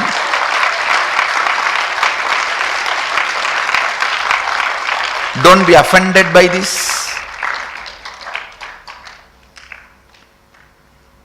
Don't be offended by this. Because I am very clear, the meaning I am giving is as per Hindu tradition.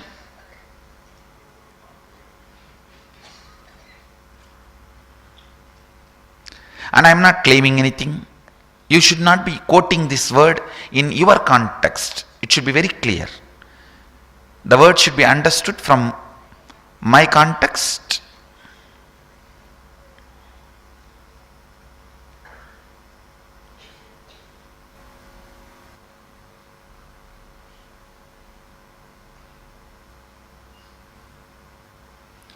In Hindu tradition, the Guru who can awaken your bioenergy is worshipped, revered, respected as God. In a way, Mahadeva declares in Guru Gita, a sacred scripture, he is much more than God. Because he can give you the experience of God.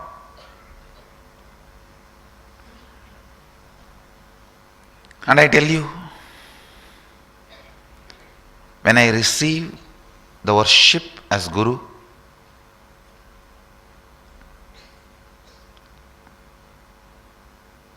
naturally I am declaring I have a capacity to fulfill that responsibility. I'll do it.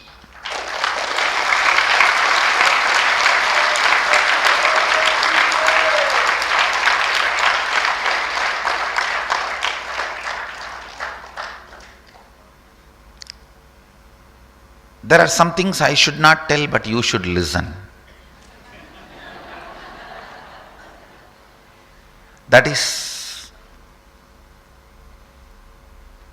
I am God and I will do the job. I should not tell this, but you should listen to it.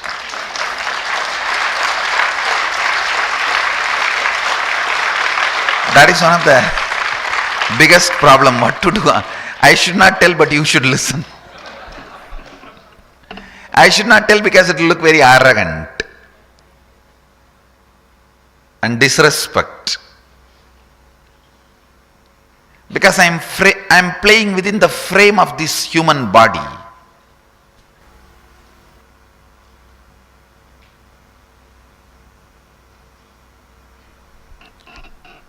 This whole process is, Nithyananda process is all about awakening that bioenergy, God particle in you.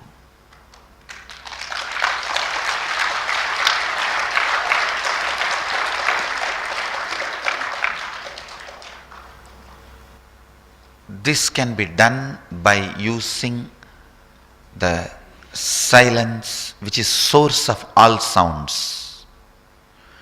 I am not talking about the silence which is in graveyard. The silence which is absence of sounds, no. Using that you can fall asleep, not wake up. I am going to use the silence which is source of all sounds to awaken your bioenergy, and unclutching which is source of all visualizations.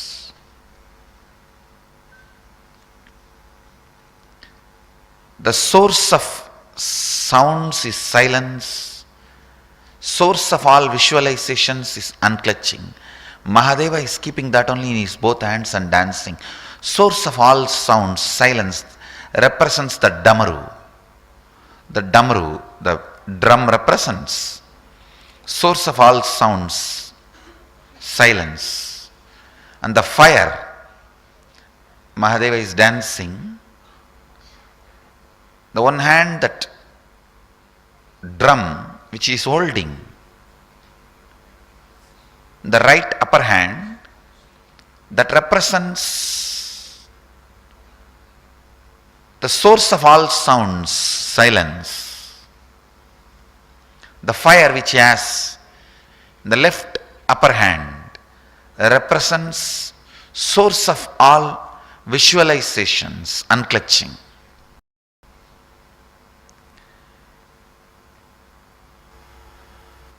One more line I should not say, but you should listen. He himself is going to use silence and unclutching and awaken your bioenergy.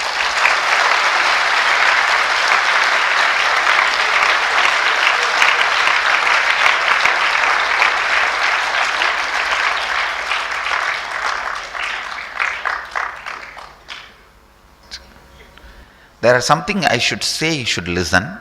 Teachings. There are some things I should not say, but you should listen. Declarations about me.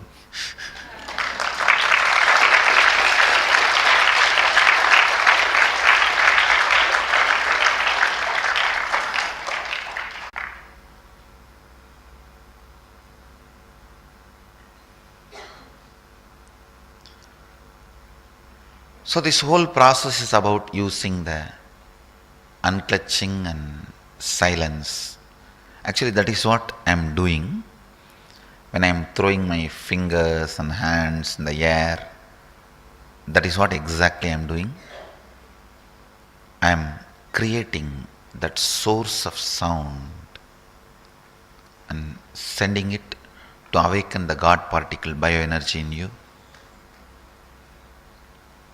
That is why such extraordinary experiences are happening.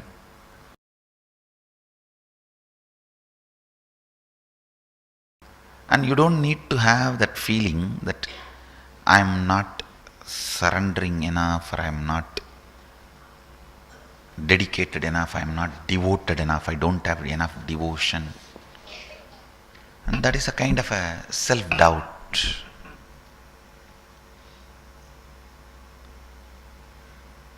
Beyond that barrier of not having dedication or surrender, also I can just penetrate and awaken your bioenergy. But as per the enlightened ethics, I need your permission. It's like a saying yes to me. So now I will clearly ask whoever wants to give yes to me, just raise both your hands. I'll accept this as, I accepted this as yes. Tatast.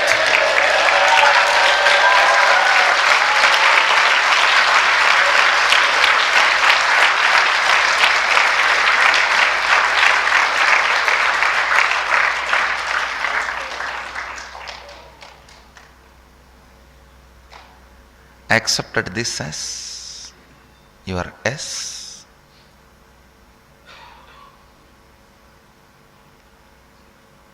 So whenever I am be giving the instruction, you will see here I will be using more V, because in bioenergy both are one and the same.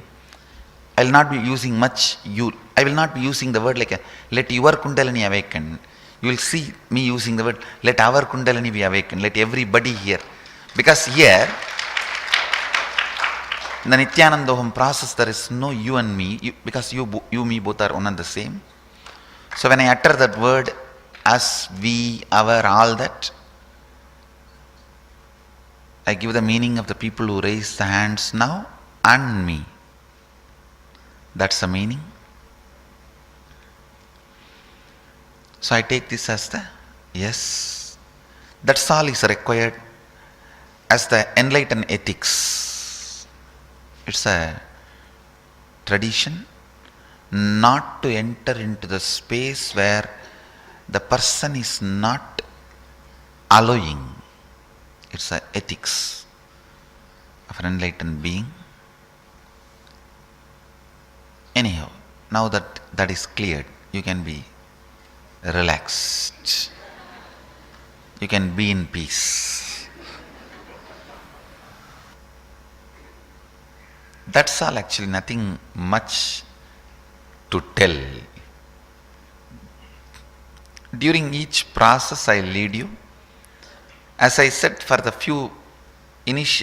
the new participants, I'll make you guys do a simple process and all that, just to make you understand the depth of the work I am doing, so that, see, the problem is sometimes the human mind is so arrogant. If it is directly given, it doesn't believe it is given. No, really. You may be thinking that you already had the power of third eye reading. Now, sometimes people think, if it is given very straight, in 1 or 2 days, they think, oh, maybe I already had and I did not check it. And now suddenly when I tried, I think it is working. Now people tend to do that. Just to make you understand that, relax, you are being given. Well, you will be doing some spiritual practices and basic understandings, and I'll also create a strong space for all of you to quickly complete with that initial things and then establish that strong feeling connection and raise up. My blessings.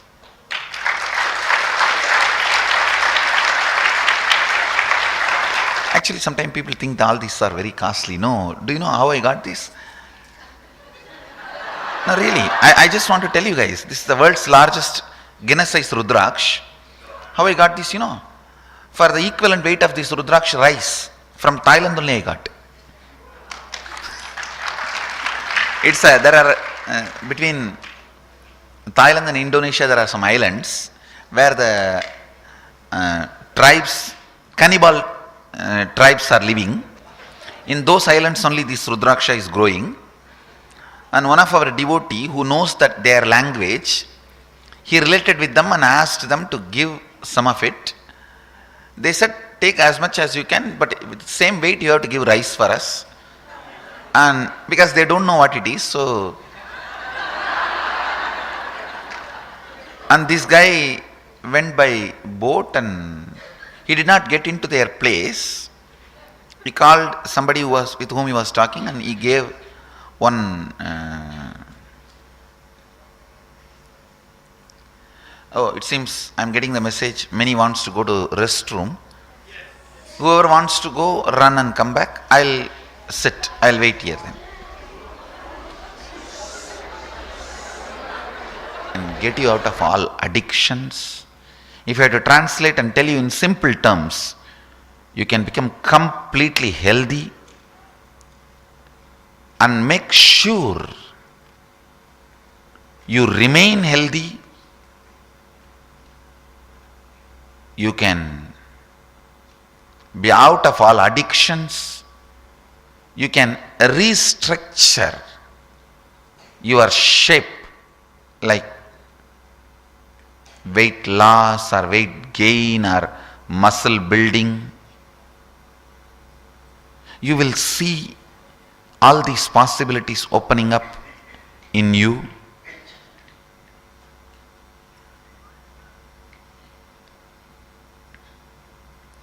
Actually, that is why I am talking on second day. I just already showed you the possibility.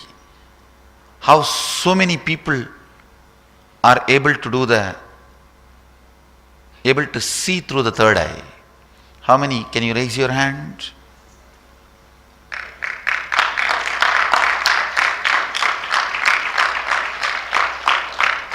Just to tell you, it is a science.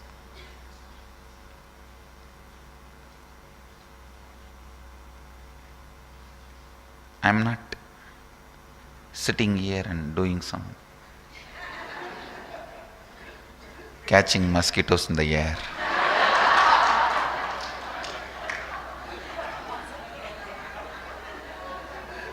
I'm catching you in the air.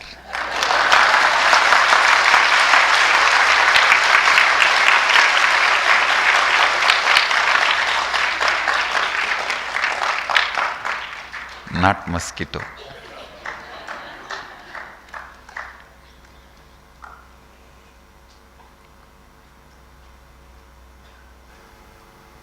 Usually, all the completion techniques, meditations, kriya, yoga, processes, pranayama, means altered breathing.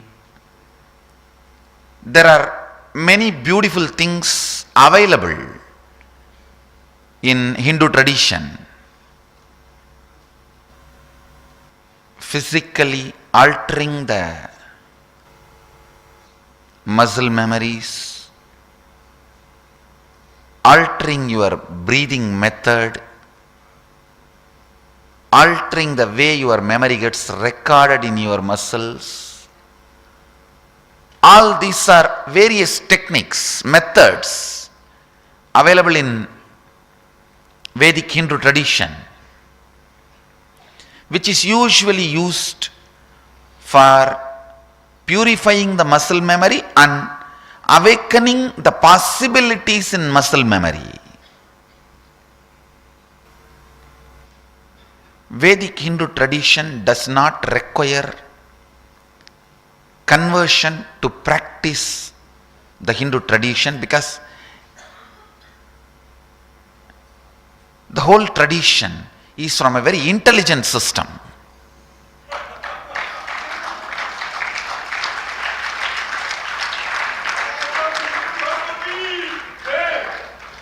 It is just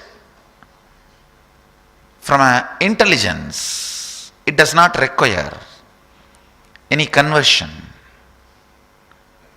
But all of you need to know, whatever I am teaching, I am doing, including your menu, everything is from Vedic scriptures.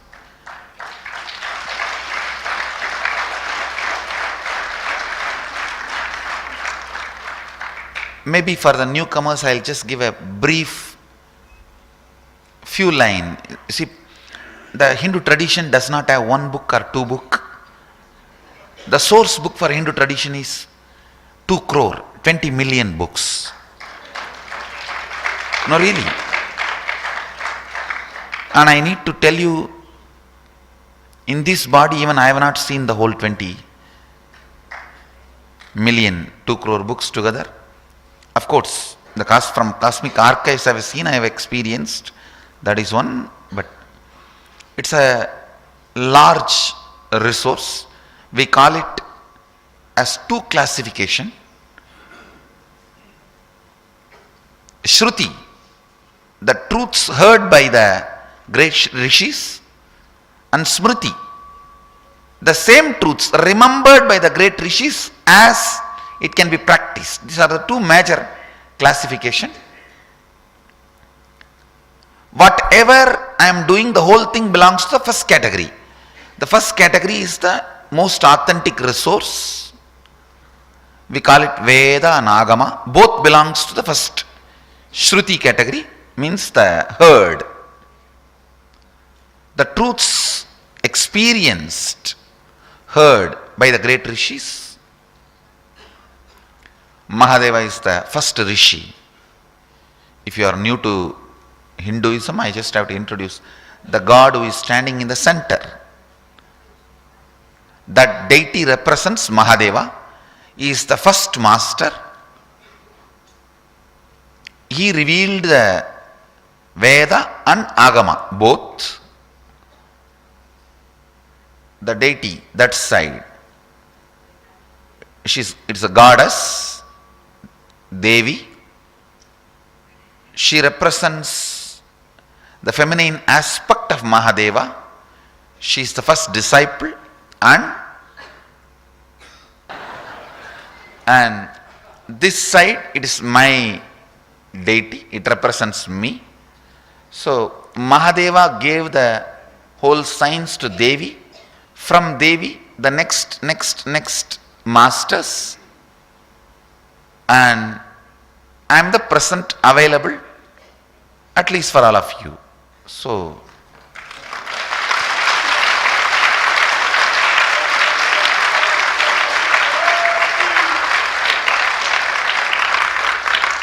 that is why my deity. So whatever we are doing is from Veda and Agamas. Even if you ask me what you ate in the lunch, I can give you the original quotation, the original verse where your lunch is described. To that precision, I celebrate scriptures. Please understand, the word follow is too small, shallow. We celebrate scriptures.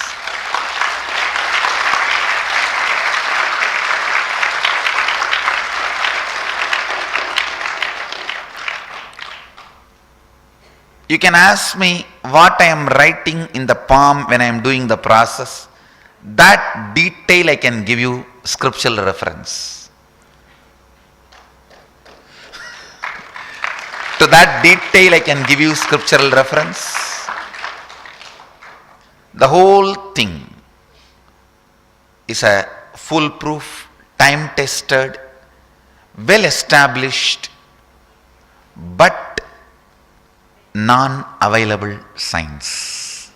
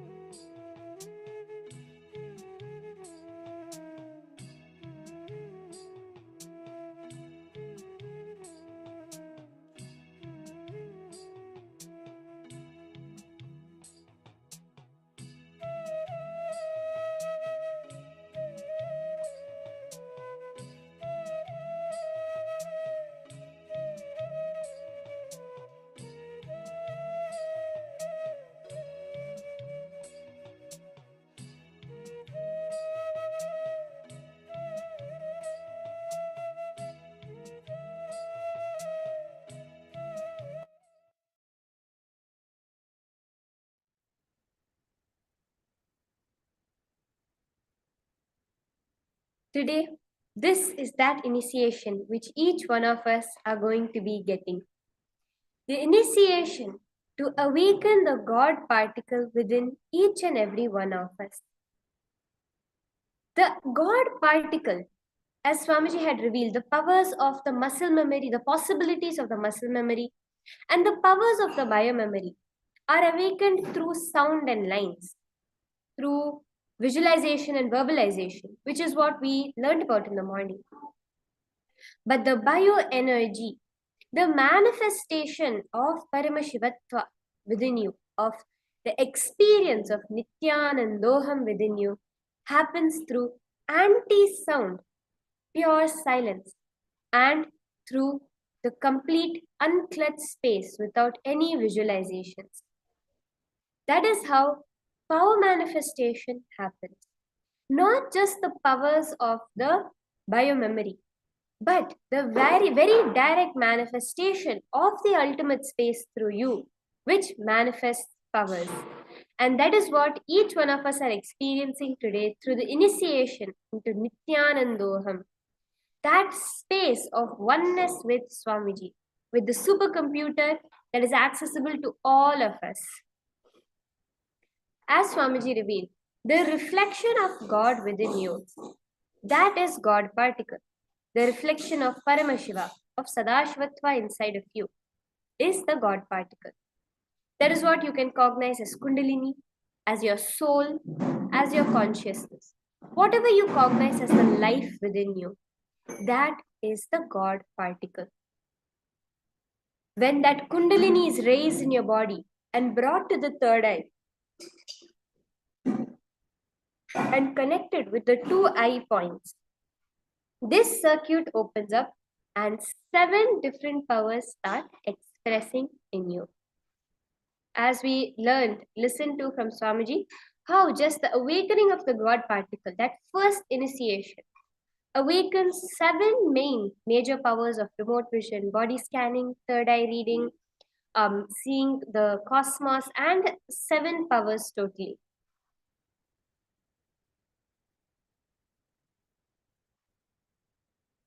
That is what you will be experiencing through the awakening of the Nithyanandoham within you.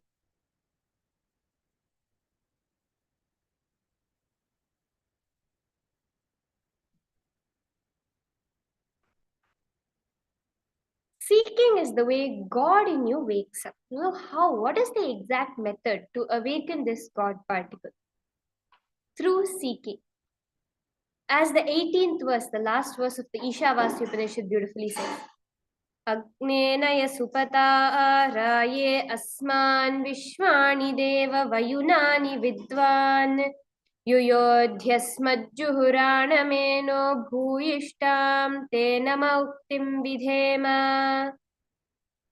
O God, O consciousness, Deva, may you remove all our incompletions that are an obstacle on our good path of completion, beyond the coming and going, birth and death.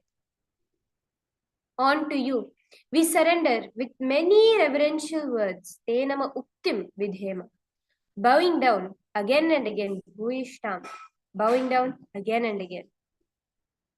This is the exact verse to awaken the seeking within us.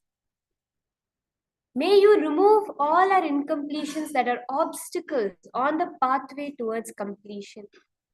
Beyond the life and death, beyond the coming and going of anything within us.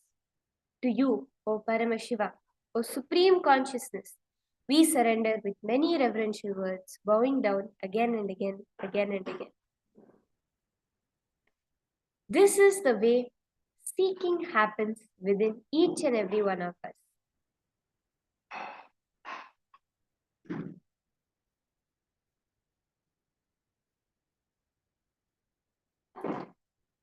See, Swamiji says the greatest thing for humanity, anything can be lost, you can get it, but not seeking.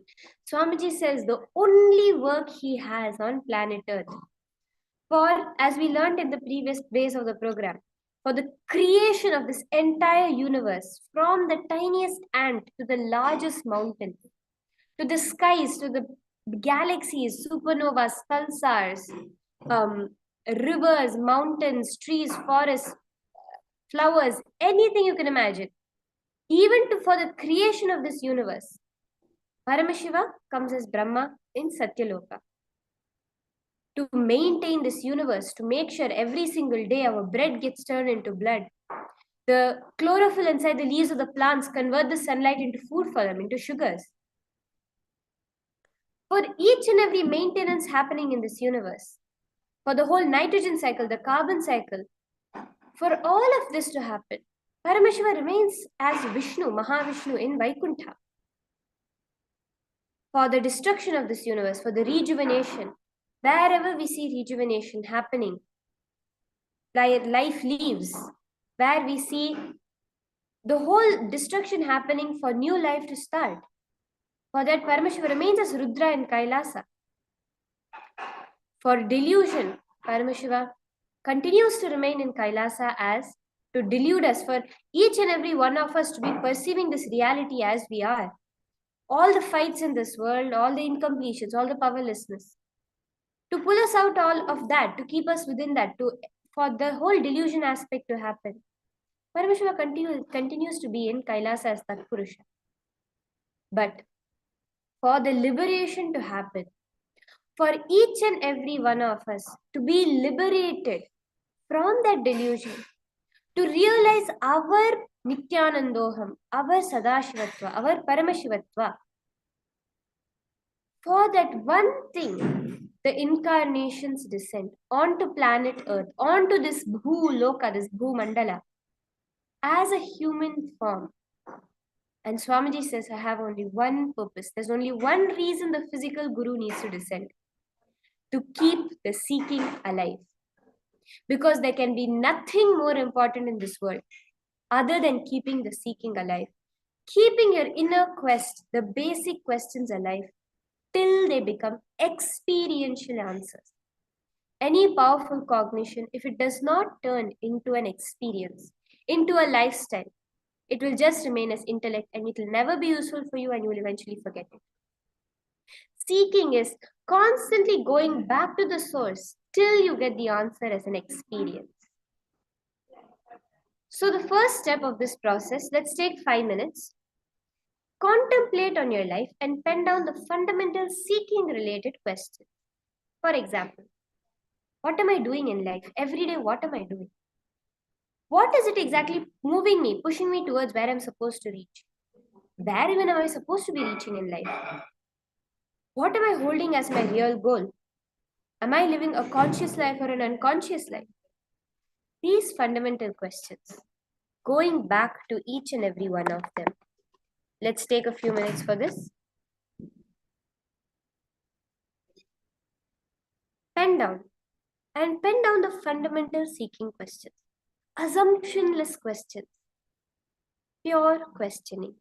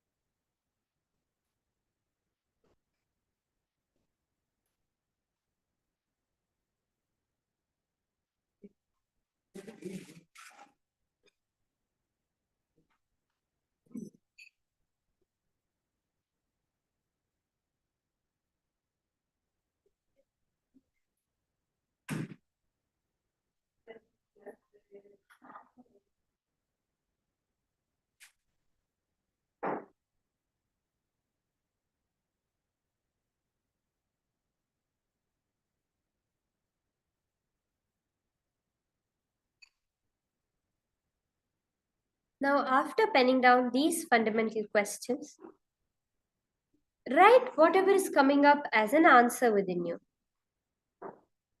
For example, every day, what am I doing? What is exactly moving me to where I'm supposed to reach?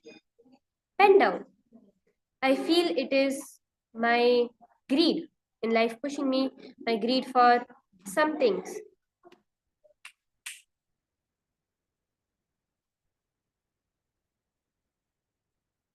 Or else you may be feeling, maybe it is, I don't even know why I'm moving. I just feel so dead in life. I don't know what's even moving me. Where am I supposed to reach? Ask yourself that question and write down the answers coming up within you.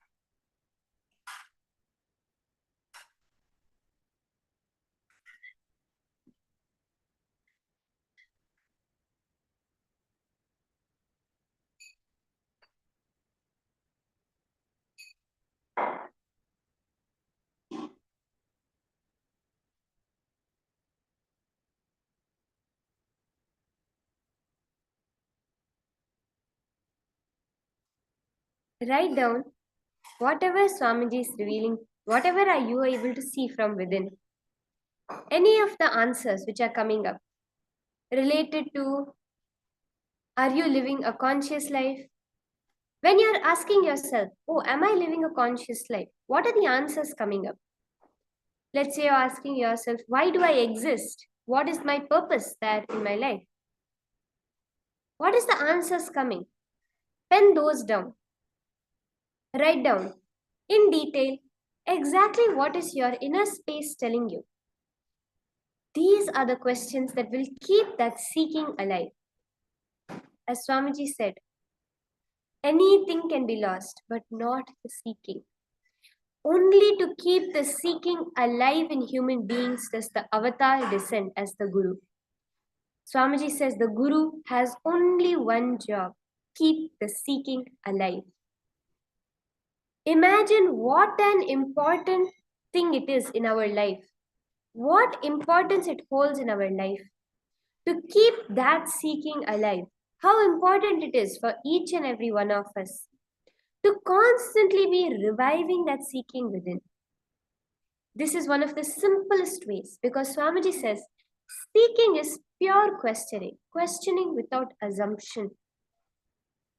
Keeping the basic questions alive. When you say, what is my goal in life? Why have I taken a human birth? Let's say the powerful cognition of Swamiji comes. You have taken a human birth for enlightenment. But that is not your experience. Still today you feel that, oh, I have to work in my life. I have to earn money. I have to keep my children safe. I have to be able to feed myself. I have to engage in this. I have to engage in that. Till today, that experience of working only for enlightenment is not your own experience. It is still an intellectual answer. Never be satisfied with that.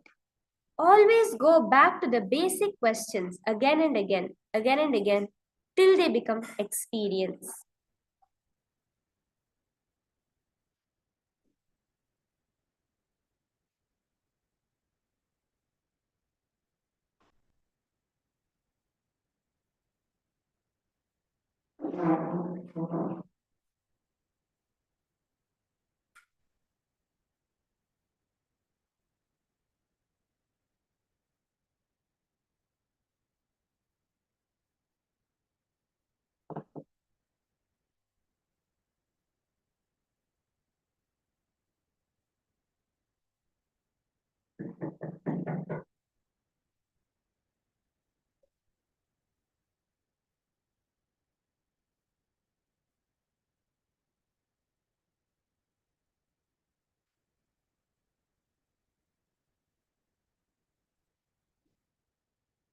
Now we'll move on.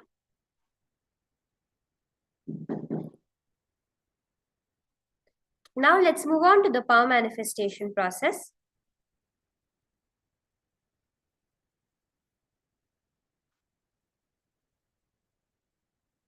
So with that beautiful process of writing down, after understanding, having a small glimpse, just a few minutes, of what it means to keep that seeking alive, let us move into the power manifestation.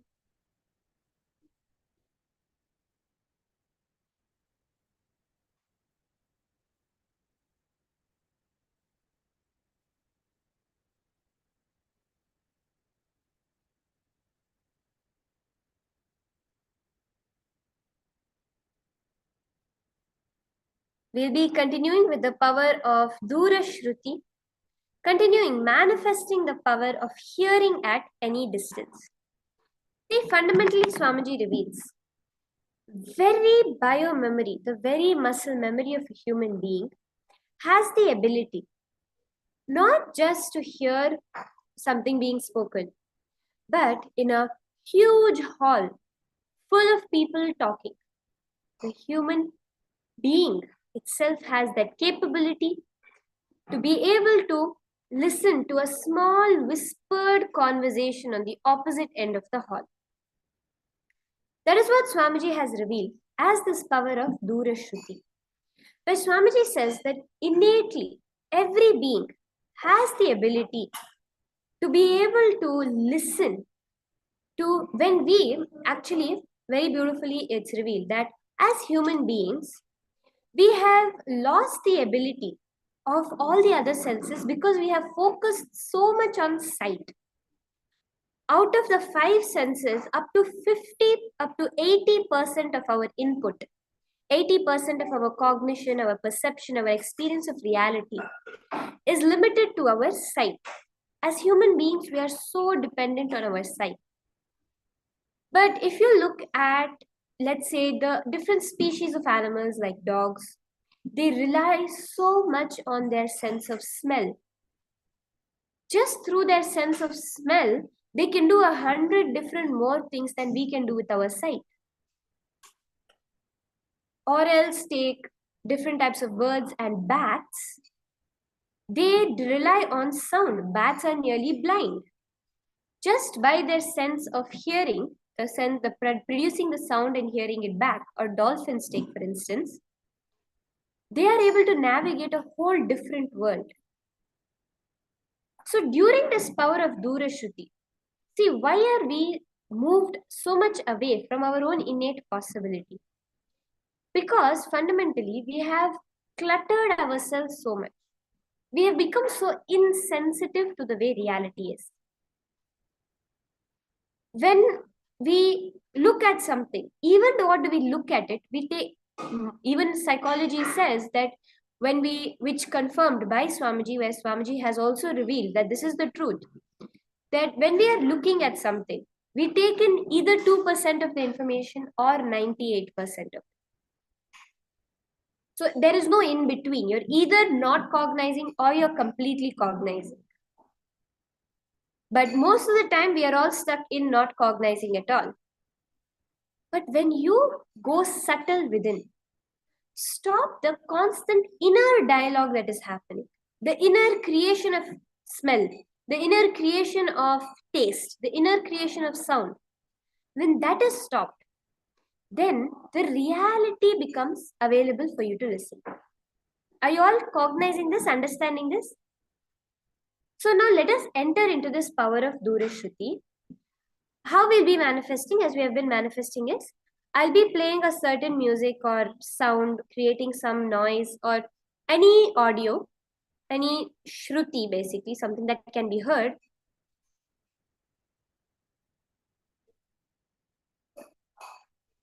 I will be creating that, and after I'm done creating it, I'll be muted at the time. Basically, you will not be able to hear it.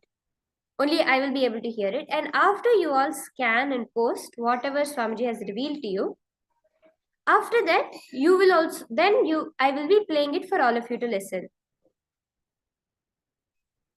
Are we all understanding this?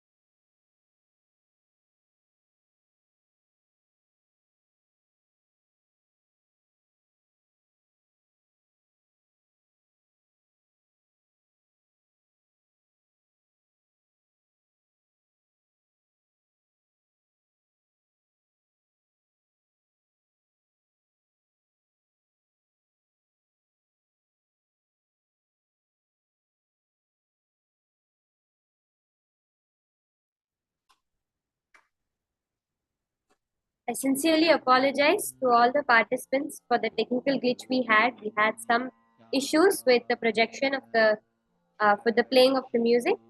I apologize to all the participants. Now we will be restarting this round of power manifestation.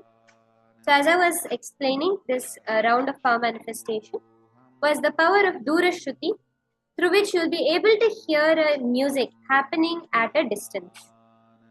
So as a part of that, I will be playing a certain audio on my end, which none of you will be able to hear, only I will be able to hear it.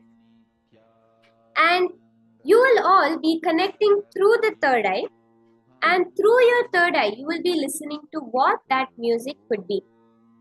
So I will be remaining silent during that time, and all of you connect to Swamiji, look in through the inner space.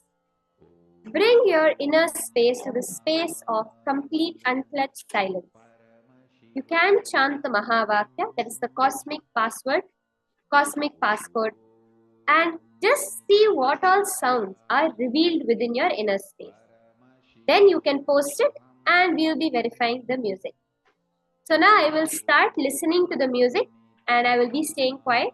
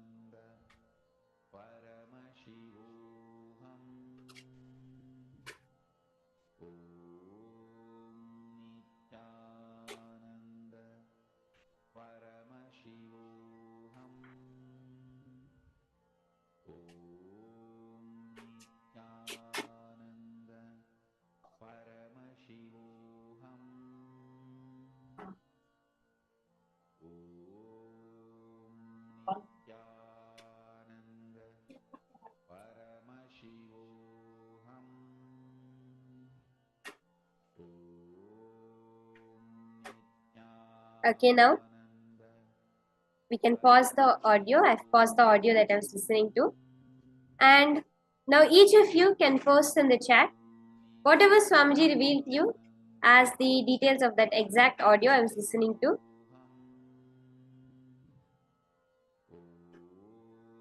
Take a few moments to post it in the Zoom chat or on any social media platform that you are viewing me on.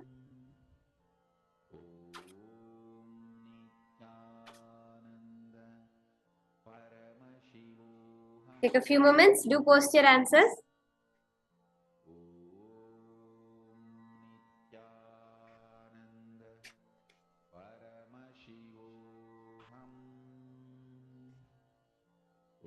Okay, so I hope all of you have finished posting. Let us now listen to the exact audio that I was playing and I was listening to, that each one of you was scanning during this round of manifestation.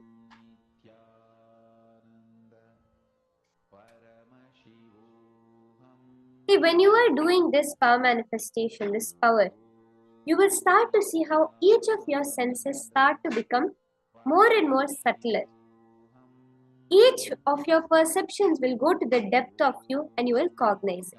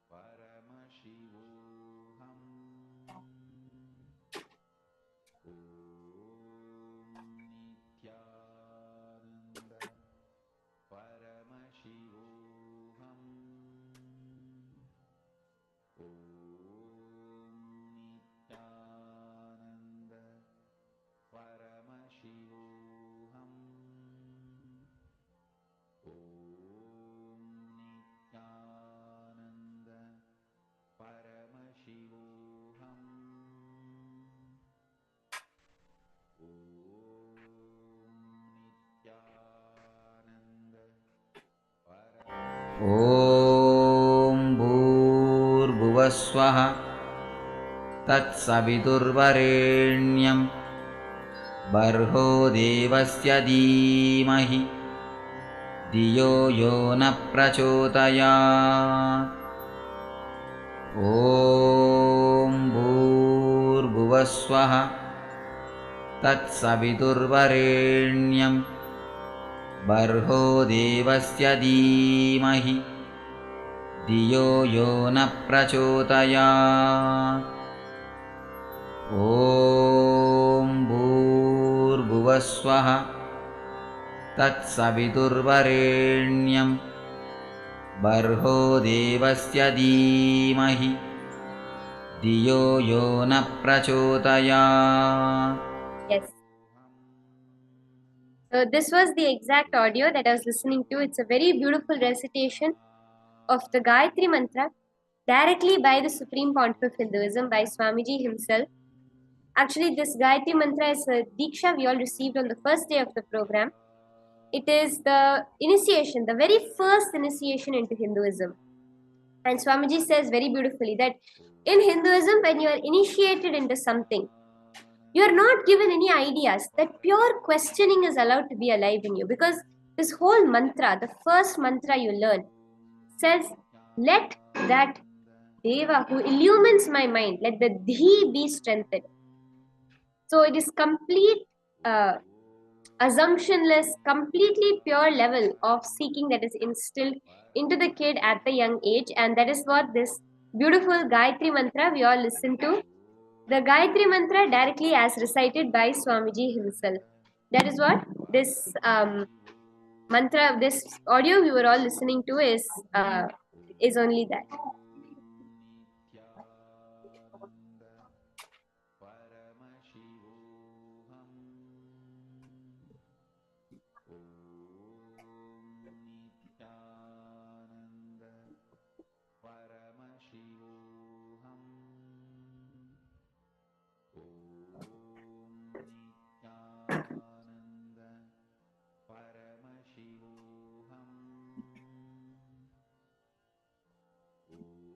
So you can all share now, verify your manifestation. Even if you heard the background, you know, the tune, that tune which is going on, that's actually called the Shruti box, the Shruti sound. If you heard even that, any sort of manifestation, one word, you heard Swamiji's voice, all of that you can pen down and post. Do share how your manifestation has happened.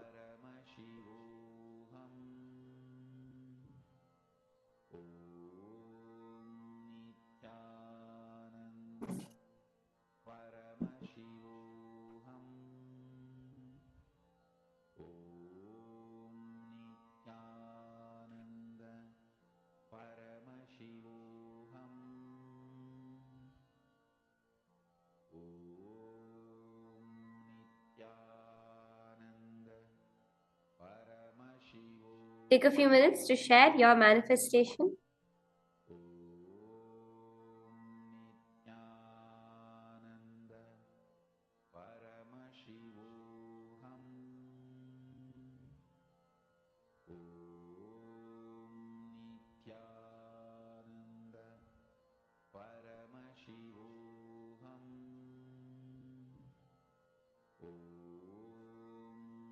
You can also share with your friends and family about how you manifested this power.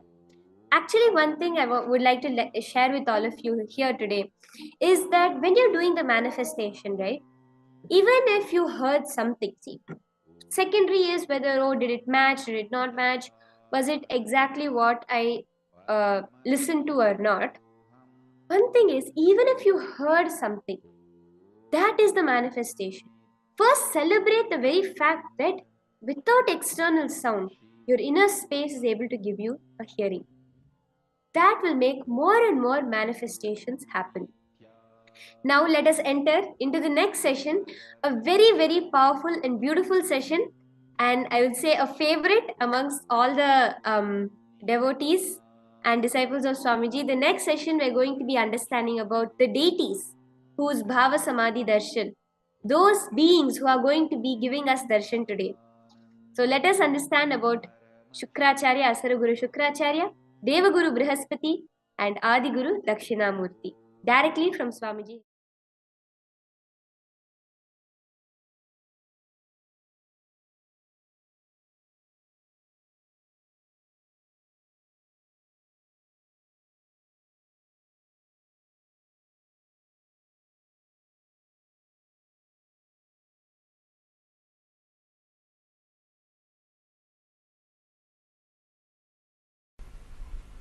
In the Brahma Vidya Sampradaya, Guru, who transmits the understanding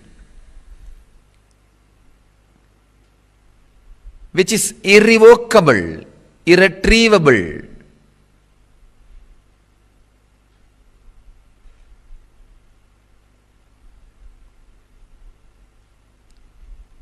plays a major role in the path of devotion. God, your chosen deity, plays a major role. In the path of yoga, the technique plays a major role. In the path of meditation, the technology plays a major role. When I use the word technology, I mean all the things around meditation, around the technique. With yoga, you may not need a music.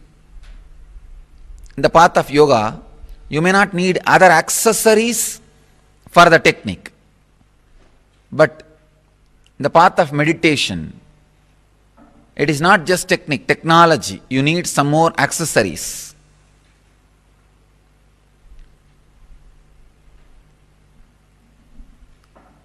In each path, you need some things for the ultimate to happen in you.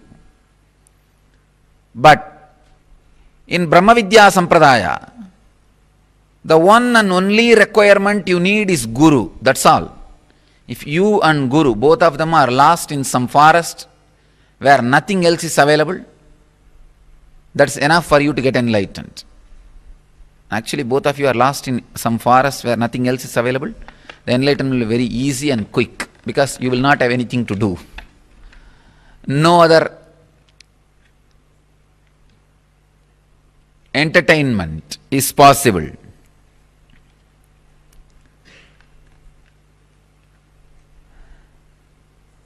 That is the reason always the Brahma Vidya Sampradaya, the Guru and disciples get lost in forests.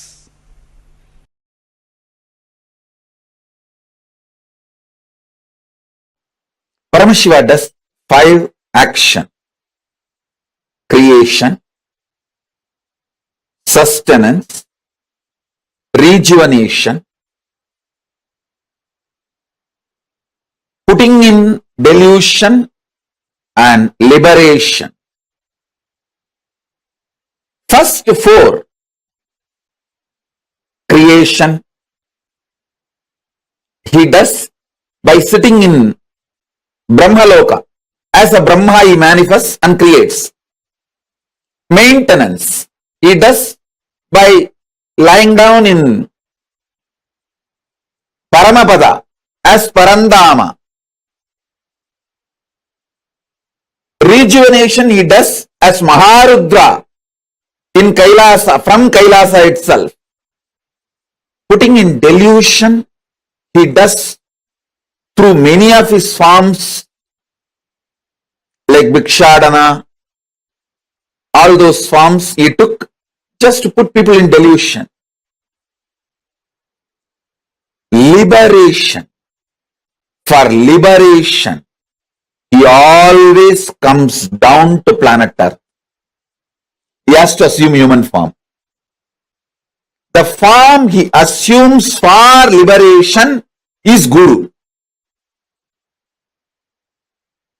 Keeping liberation as a predominant activity, the form he assumes is Guru.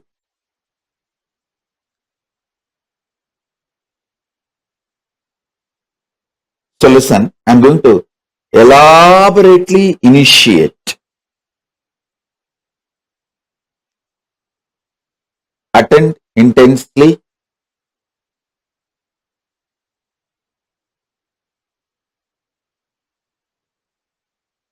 This is going to be most powerful initiation because I am basically Guru. I may do all other activities, like I will do the administration of Kailasa. I will do accounts. I know even cooking, even though I don't do, but I know cooking. Sometimes I used to do when I go to devotee's house, and when that devotee is really very devoted and I am very comfortable with them, I'll go and sit in the kitchen and do some dosa, khichdi, puliyodare, all these kind of things, and simple food. And I'll be playing. You will see the early days photographs between 2000 to 2010. If you see, you will see a lot of photographs in the Nithyananda, where I go to devotee's kitchen and sit there, and even in Biddi, I'll be making some dosa. I think maybe between 2000 to 2010, mostly you will see. I may know many things, I may do many things, but basically I am Guru. I am Guru.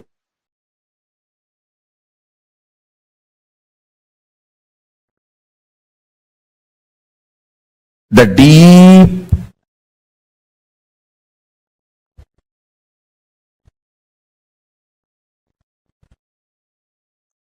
Ananda Spurana of Paramashiva means his ecstatic inhaling and exhaling, reaching to planet Earth is Guru, his own extension, his own amsa, his own manifestation, his own incarnation. Understand? Ananda Spurana of Paramashiva is inhaling and exhaling his prana pana vyanodana samana movements, his breathing space reaching out to the whole humanity is Guru, is his incarnation happening on planet Earth. His very space manifesting here on the planet Earth is Sri Kailasa.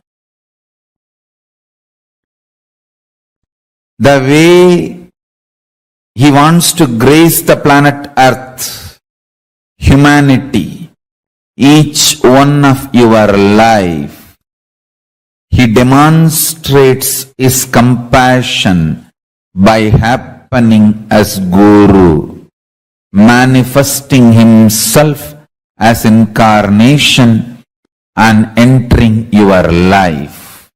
Understand? Recognizing Paramashiva himself is entering in your life as Guru is the most blessed thing you can achieve, the greatest achievement on planet Earth. Understand? Any award, reward, anything, he himself manifesting, entering in your life as Guru is the most blessed, beautiful, greatest happening and greatest achievement for you in your life. Any other reward, award, achievement, wealth, position, power, career, social power or political power or economical power, resources, relationships, everything else is second priority. He himself entering in your life as Guru and you recognizing that he himself has happened as Guru. Understand?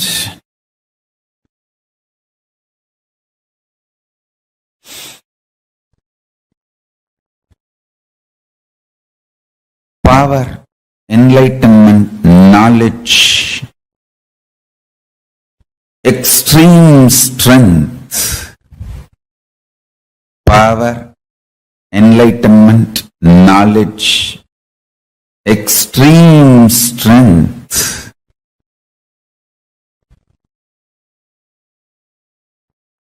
All these great happenings, all these ultimate happenings, all these beautiful happenings, knowledge, enlightenment, power, all these auspicious, great, beautiful things happening is the side effect of his breathing space manifesting in planet Earth. Understand?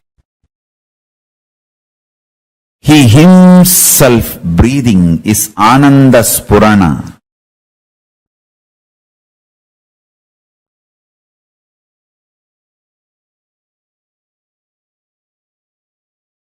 Paramashiva's two dimension. Devaguru Brihaspati, Asuraguru Shukracharya. For example, if you try to get a second wife, second girl, keep without the knowledge of the first girl by secretly hiding, Brihaspati will not help for all that. He will say, no, no, no, no. But if you go to Shukracharya, he will say, all right, okay, okay, don't worry, I'll do what need to be done. Go, go.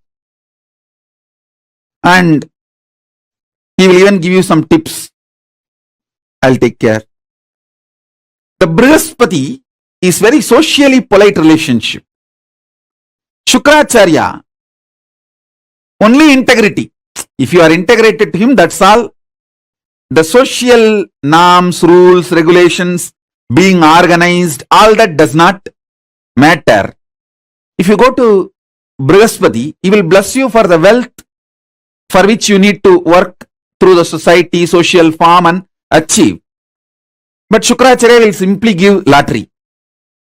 Everything I say, if you understand, you will understand the whole astrology. When you have the Brihaspati Guru Dasa, how the life goes, when Shukra is in your, is gracing you, how the life goes, you can see very clearly. With Shukra, if you are just integrated to him, that's all. He will do anything you want. He'll say, all right, come on, come on. You just go and tell him, I'm planning for a third girl. He will just look this side and that side. Hey, come in the evening when I am alone. I'll tell you what to do. Go, go. Now too many people are around. Go, go. If you go to Brihaspati, hey, I'll inform your mother and wife. Go. So Brihaspati is more socially accepted relationship. And Shukra is, I'll take care, go. Be integrated, that's all. Go, go. If you maintain the integrity with Shukra, that's enough. He will grant you everything you want. And it's like he doesn't judge. Of course, Cosmos needs all types of people and all types. That is why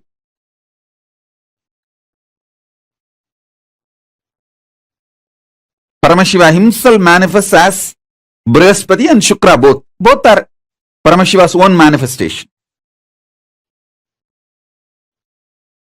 It's not that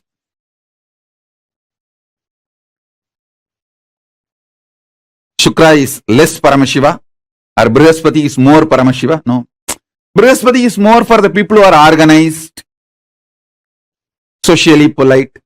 Shukra is more for the people who are very raw. And that is the way people are. And he accepts everyone. And he will even give Sanjeevani Vidya. Even for the playboys, he will give Sanjeevani Vidya and how to make Somarasa, all this knowledge. If you are just integrated to him, that's enough.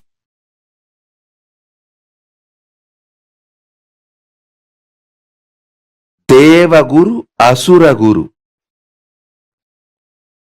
Both are centered on Parama Guru, Paramashiva, Dakshinamurti. I'll infuse, listen.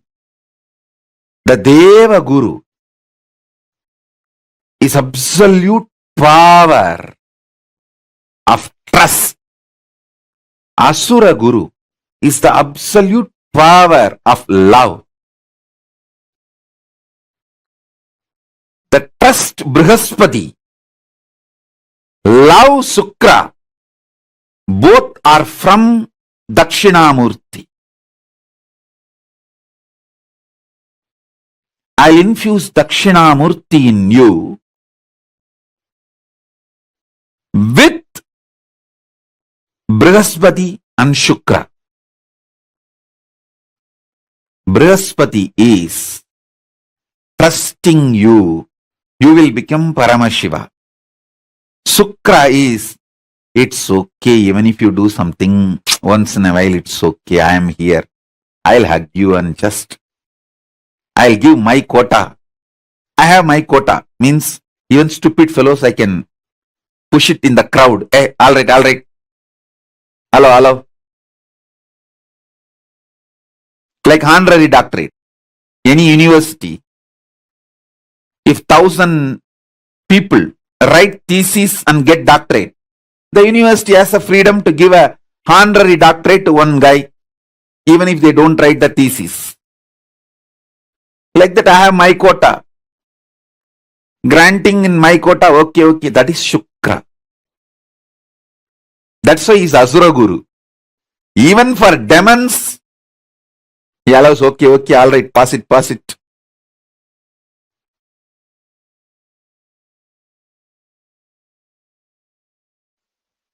When he was young, he does intense tapas to Paramashiva to become one with Paramashiva.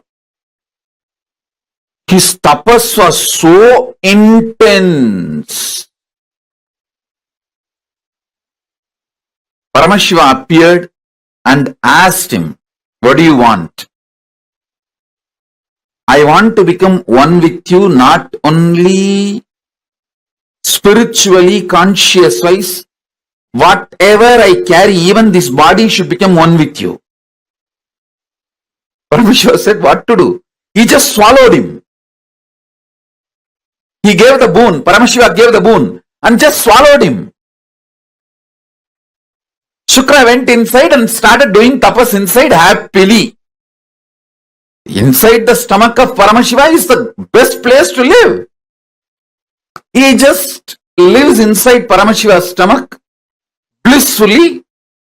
Not only achieves oneness with Paramashiva, his whole biomemory, everything becomes so powerful, empowered, he becomes literally Paramashiva.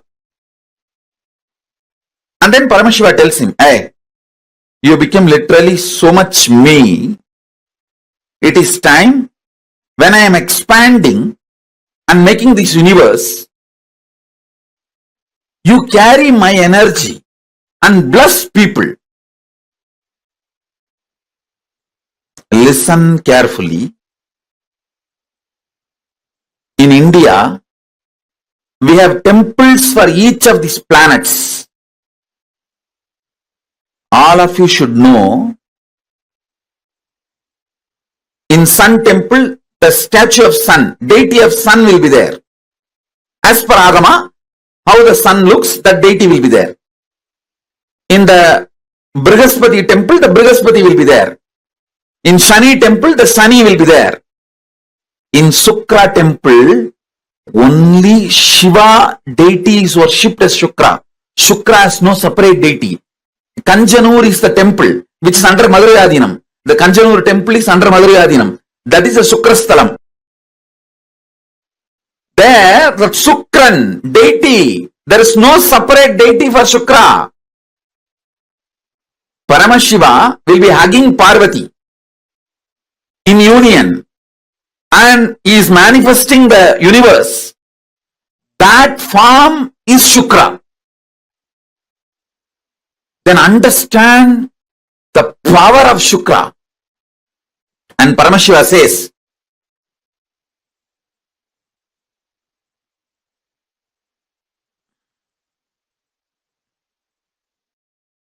listen carefully. Paramashiva says very clearly,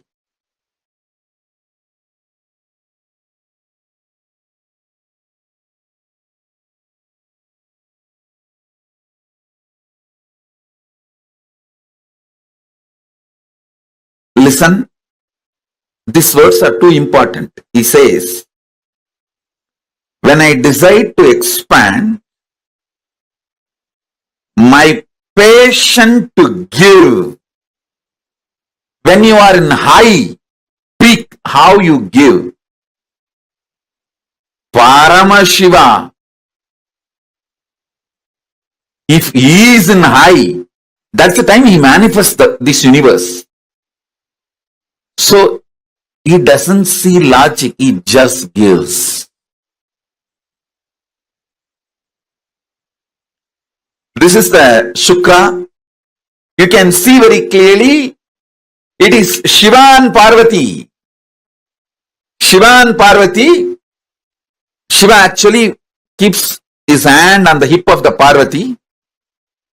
This form is called Anaittandanadar. This is the Shukra deity.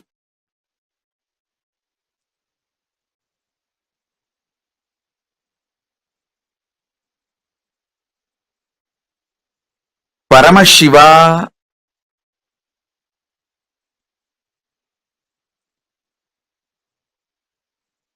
when he just gives without asking, without seeing the qualification, without judging,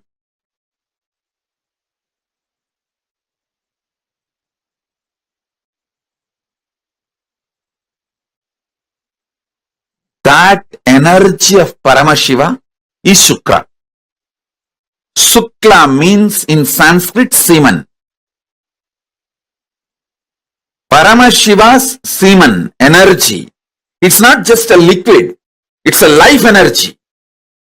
Paramashiva's life energy is Shukra. He tells Shukra from inside his body, come on, you come out and represent me, my passionate giving. You represent my passionate giving. See, Paramashiva's ferociousness is represented by the Kalabhairava. Paramashiva's knowledge is represented by Dakshinamurti. Paramashiva's ecstatic cosmic dance is represented by Nataraja. So Paramashiva's various energies are represented by various forms. His Shukla, the semen energy, which creates this universe, is represented by Shukra.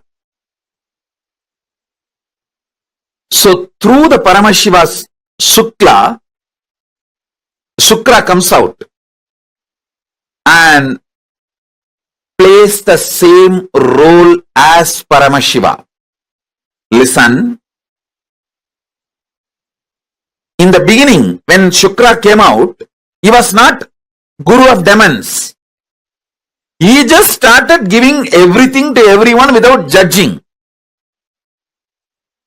Brihaspati, on the other hand, Brihaspati is the another guru in the Navagraha. Navagraha, there are only two gurus, Brihaspati and Shukra. Brihaspati is very strict, very integrated, very perfect. He was giving only for gods, very organized people, integrated people.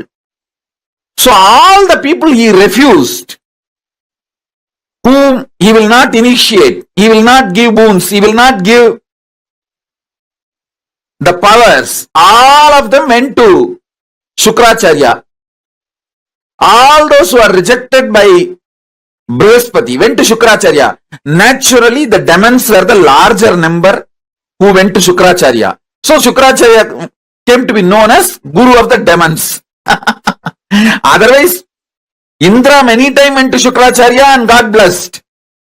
It's not that Shukracharya does not bless Indra or gods. Actually, many gods went to Shukracharya and got many benefits.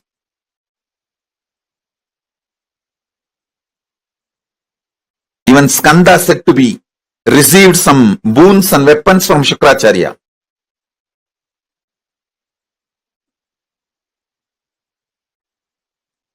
So listen, Shukracharya is a unique energy.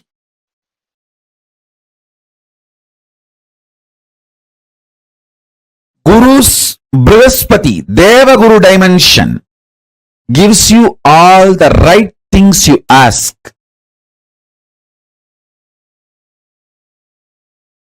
Guru's Brihaspati, Asura Guru dimension, Shukracharya dimension, gives all the left things you ask. Listen, right or left, good or bad, socially accepted or not accepted. Whatever you ask,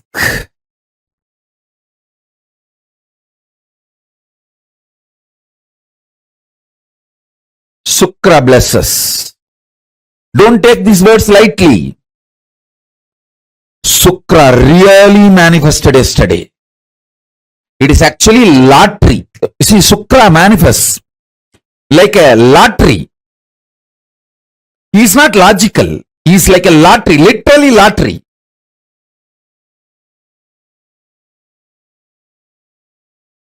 Many times people ask me, "Oh, Swamiji, I am so sincere. I follow everything you say, but I don't get blessed for money. This fellow is a drug addict and he does all the wrong things, bad things, but he is showered with wealth by you." He gets a Shukra's grace. What can be done? Shukra is like a lottery. He doesn't bother about good, bad, right, wrong. You are integrated, you are showered, over. Everything you asked yesterday is done. Because Shukra does not judge. Shukra does not see good, bad. Shukra does not see right, wrong. Shukra does not morally judge you. Shukra actually never judges you. Shukra is non-judgmental giver.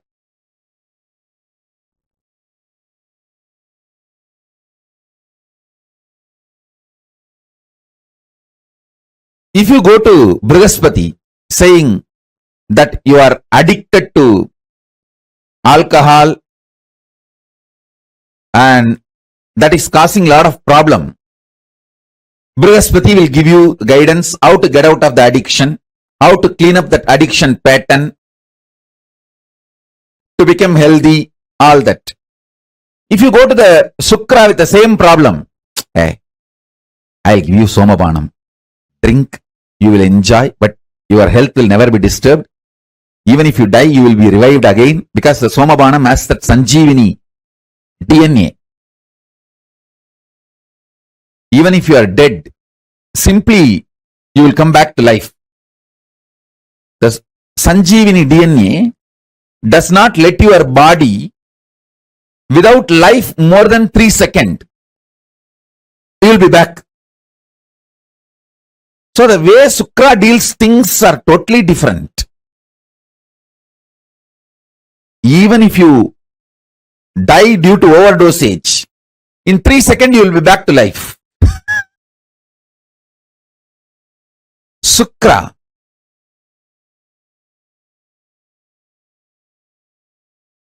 is pure giver. Understand?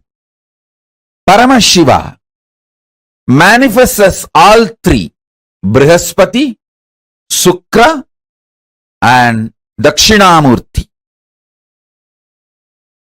Brihaspati is right hand, Shukra is left hand, Dakshinamurti is very core, himself.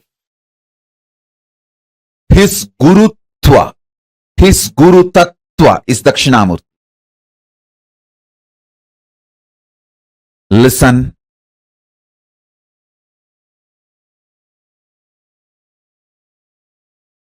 Don't take Sukra lightly. Sukra is too powerful. Good, bad, right, wrong. He doesn't look at anything. He doesn't judge. Go to Sukra with any problem. He will have a unique solutions.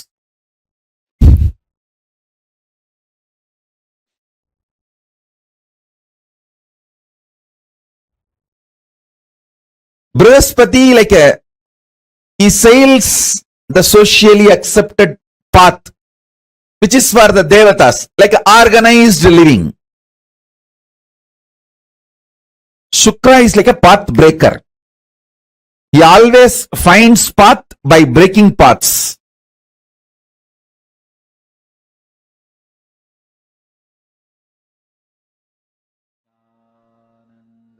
All of us are going to be receiving this special Shukra Darshan today.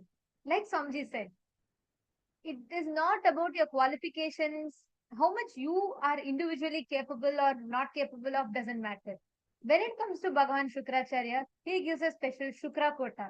Just the integrity to Guru, that's all matters.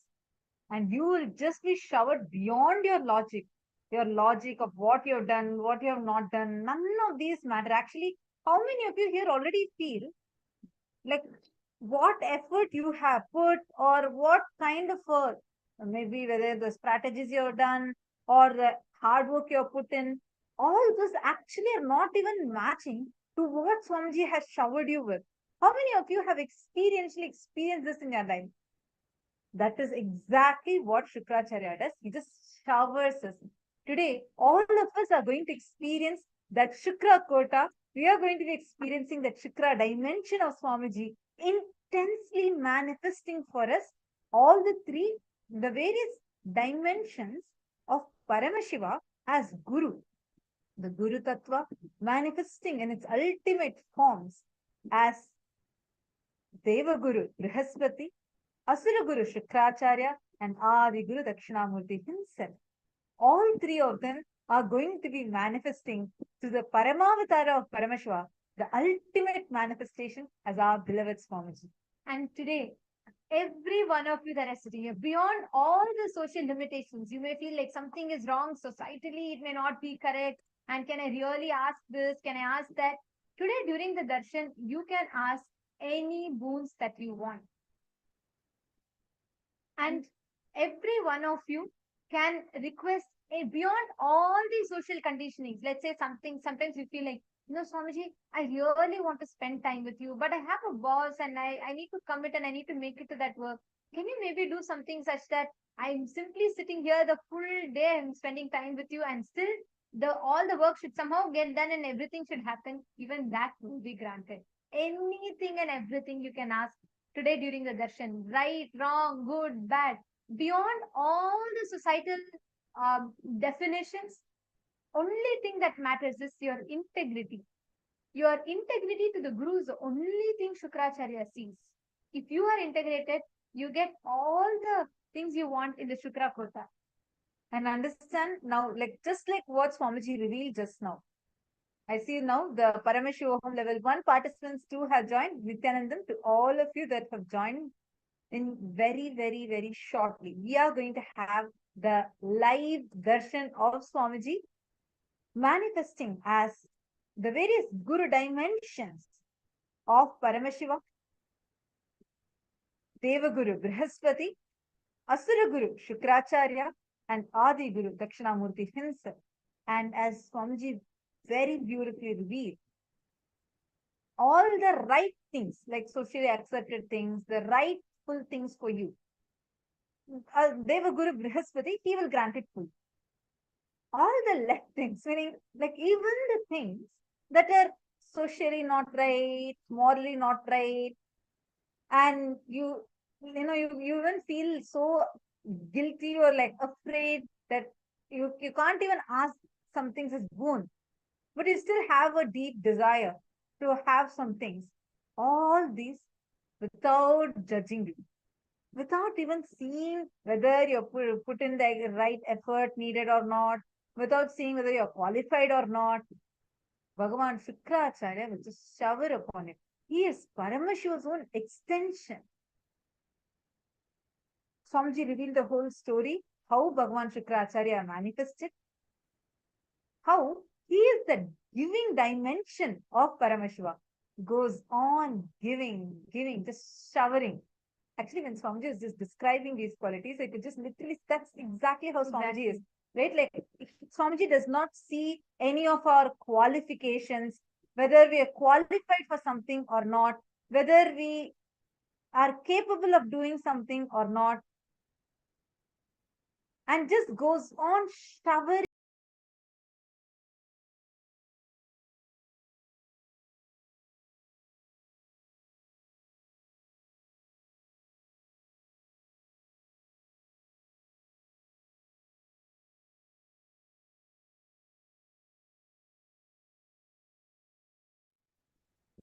Sorry for that. I hope all of you are able to hear me now.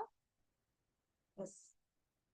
See, literally, where neither, how many of you see here in your own life, actually, there's nothing that we had done to be qualified to be able to receive these initiations, to be able to be showered so much in our lives. But without any kind of judgments, without having any kind of even a thinking as whether this guy has done enough effort needed for this or not, how Swamiji showers. Literally, that is the giving energy of Paramashiva, the Shukra's energy. And today, Swamiji is going to be opening up that dimension intensely, manifesting Bhagavan Shukracharya through him. So any boon, even the socially not acceptable boons, which you think morally it may not be right, even such boons, you can feel free to ask to Swamiji today. And understand today, literally, Swamiji is going to open up himself to all of us. We are going to be having the darshan of all the two aspects of Paramashiva. One is all the three aspects of Paramashiva. One is Asura Guru Shukracharya, and Devaguru Brihaspati, and Adi Guru Dakshinamurti. To Brihaspati, you can ask all the things you feel are dharmic, right? Like, for example, I have been trying this, I have been trying to get an appraisal in my salary, and there's an obstacle. Please, can you remove it? Or I want enlightenment, all of that. To Asura Guru Shukracharya, you can ask anything and everything. You can say, you know what, I've been so lazy, I've not done anything, but still I want to have a healthy body. Please, can you grant it? Anything and everything you can ask to Asura Guru Shukracharya. Anything you feel like, is socially or morally not correct, you can ask it as a boon. And to Adi Guru Dakshinamurti, you can ask anything you want, including enlightenment itself to them. He is Shukracharya and Brihaspati put together.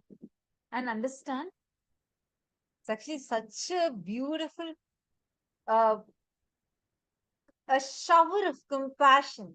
See, many times, even though we, like you will see, so compassionately, Swamiji attends to each one of our prayers every day, attends to our boons, whatever boons we ask, how Swamiji showers. many times, even we inside us will be struggling saying, I'm not too sure. Is it okay to ask this boon? Not okay to ask this boon? What will happen? Would I be judged? Today, it's like Swamiji is assuring you again, hey, don't worry. Even you being here is not because of your qualification or anything like that. He does not see whether you're qualified or not. He does not see whether you are having the right necessary things. Oh, all these things need to be there. The prerequisite, there is no prerequisite to be connected to Swamiji. There is no prerequisite to ask for these wounds. Nothing. He just showers himself upon each one of us. And today's darshan is literally that. How many of you are understanding this? Just showers, goes on showering and showering. Such a deep compassion where Swamiji is assuring us, you don't need to worry. Whatever you want, you can ask and he will fulfill it for you. He will go on showering and fulfilling us. How many of you are excited to experience this shower of compassion? I request you all now, take a few minutes. I see all your hands going up. Take a moment now. Invite a few of your friends, whoever you want. Take a moment, invite them. Share with them that this is literally a victory that they're getting. Tell them not to miss it, because today, any boon, you can ask any boon, even the socially not acceptable boon. As Swamiji said, Shukracharya is not just a pathfinder. He doesn't just find the path. He creates the path by breaking the paths.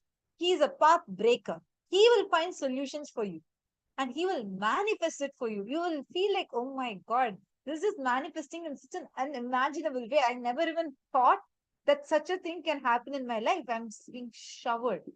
That is exactly how he operates, as he is the giver dimension of Paramashiva himself. And today, he's intensely manifesting through Swamiji and Bhagavan Dakshinamurti. Today, we learned about who Bhagavan Dakshinamurti is. Just yesterday, we were all blessed with the extremely beautiful darshan of Bhagavan Vikshatanamurti. Now, after removing, yesterday we learned the story of Bhagavan Vikshatanamurti, how Paramashiva himself came down to remove the delusion and arrogance, the delusional arrogance of the Tarukavana rishis. After removing that, Paramashiva sits as Bhagavan Dakshinamurti and gives them the enlightenment experience. Today, that very form, Swamiji is going to be manifesting intensely through him, and Bhagavan Dakshinamurti himself is going to be showering upon us any boon, including the boon, ultimate boon of enlightenment itself. You can ask. Swamiji will shower as Bhagavan Dakshinamurti. And feel free, you can even send it as a direct message if you're on the Zoom rooms. As a private direct message, you can send it. The ID through which each, like you will be receiving the transcribed responses from Swamiji. Swamiji himself will be personally attending to each one of our boons. And he himself will be showering upon you. So you can post it in the private chat too if you want. And you can even say, okay, I want from Bhagavan Brihaspati dimension, I want this boon to be manifested. From Shukracharya, I request this boon to be manifested. Like this, you can even say which dimension of Swamiji, like which dimension that Swamiji is radiating, you want this boon from. You can ask even like that specifically. Any number of boons, you have no restriction as to only this many boons. Actually, there's no catch in this. Usually we think, is there a catch? How can something be so good? This is too good to be true. With Swamiji, it's always like that. Everything is just too good to be true, but it is true. And most importantly, it doesn't matter. You don't even need to have that 1% doubt. Am I really qualified? So I'm just giving enlightenment too easily. Am I really qualified for it? Like, I have never done any spiritual practice. I've never done anything.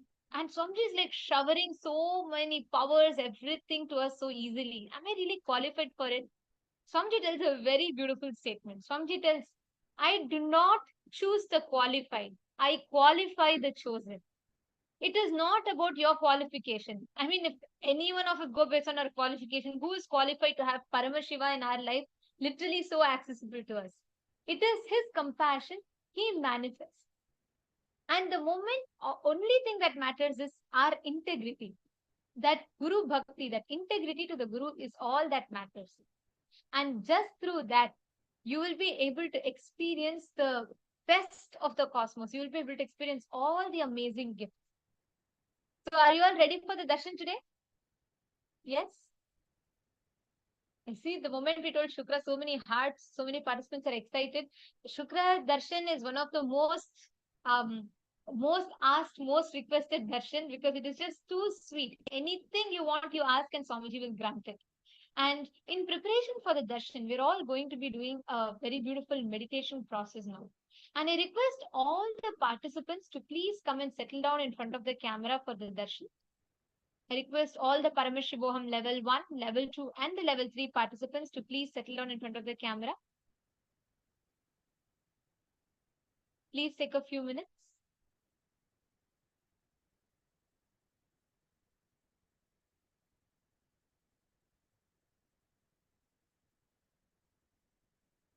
I request all of you, all the participants to please be seated in front of the camera. Please make sure your virtual backgrounds are not on. Make sure that you're properly visible and you're sitting in a well-lit place. Please settle down.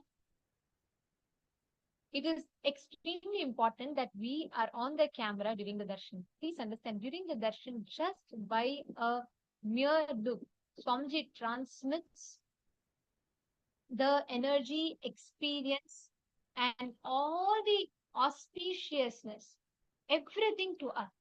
It's a powerful process. And it is important that we sit in the camera, we are visible for the darshan. And just through this process, Swamiji showers us, awakens us to our highest ability, and he manifests all the powers, all the auspiciousness and powerful cognitions into us. I request all of you to please be seated.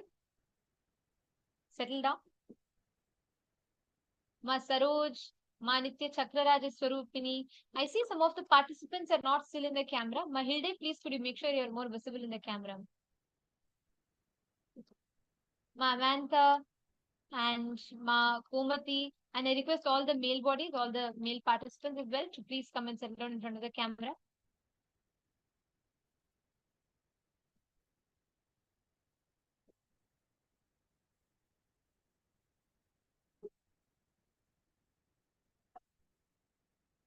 Please be seated. And Wong King Ziang and Saravanan Ayya, Arvind Ayya, I request every one of you to please settle down and be in the camera. Yes. Now, we're all going to be preparing ourselves for the process to receive the initiation. Today, we are going to be receiving 3 main initiations. The first one, like you all explained, we will be receiving the initiation into the Shukra initiation, basically where any boons you want, you can ask. You get to ask all the boons, the prayers, any request you have, you can ask.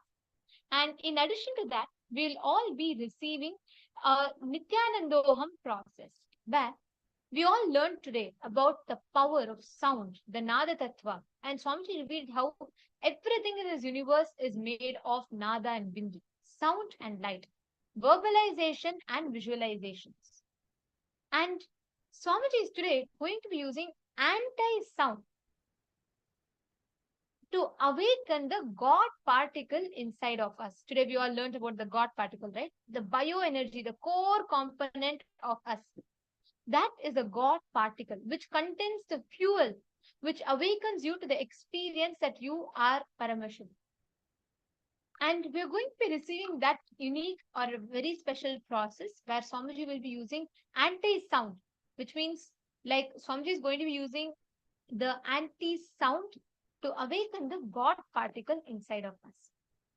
And the third initiation is a very, very powerful initiation. We all learned how Dakshinamurti, when he sits in that eternal silence, not the silence of a dead silence of a graveyard, but the vibrant silence of Paramashiva. And we are going to be receiving initiation to experience that Manon Mauna of Dakshinamurti, that tireless inner space, Nirvikalpa Samadhi of Dakshinamurti. We're all going to be receiving that as the initiation today. Let us all get ready.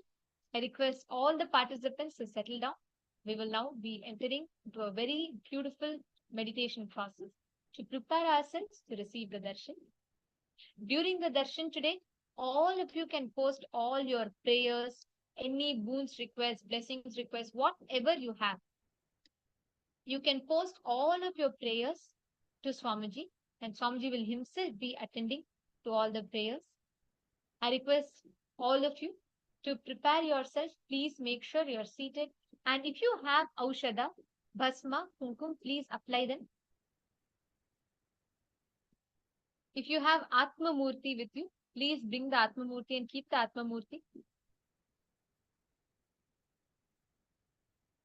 And Atma Linga, Mandalas, whenever you sit for the darshan, please make sure you're having all of these, because these all enhance your experience of the darshan. They will amplify your receptivity.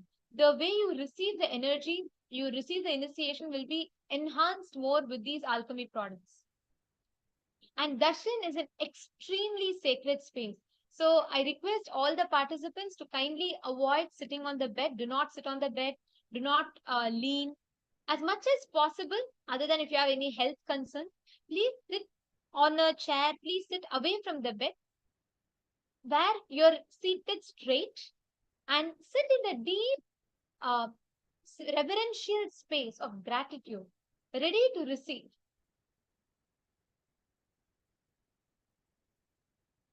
Come on, I request all of you to please be seated now. I still see a few participants are not settled.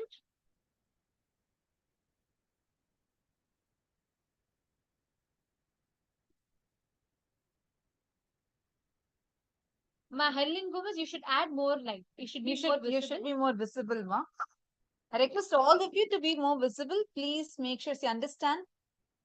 During this time, not just that we are having the darshan of Swamiji, all the participants are sitting on the Zoom rooms, which is a two-way video conferencing. You will be blessed with Nayana Diksha, means Swamiji himself will be seeing you, through which the initiation happens, where the initiation happens just by mere look of the avatar. And that's called as Nayana Diksha. All the participants sitting in the Zoom rooms or the Kailash Darshan, the different two-way video conferencing rooms, all of you are going to be receiving the blessings of Swamiji and through the Nayana Diksha. So make sure you do not miss it by being very clearly visible on the camera throughout the time. I also wanted to tell, during the darshan, literally Swamiji sees each one of the participants and blesses everyone individually. So do not miss out on this very powerful blessing. Especially today, it's going to be a jackpot, like what Swamiji said. You're going to be showered. Whatever boons you want, you can ask and go on posting it in the chat. Swamiji himself will be personally blessing you and showering you with these boons. Now, as we prepare ourselves for the darshan, we will now be chanting the Dhyana Shloka. The Dhyana Shlokas are the sacred chants that describe the various different forms of Paramashiva, that describes the various different manifestations of Paramashiva.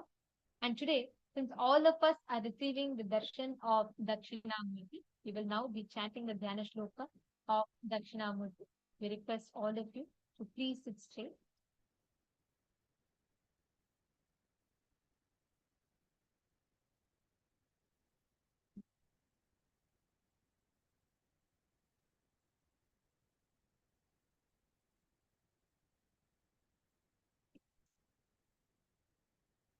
The first is the Dhyana Shloka of Veenadhara Dakshinamurti.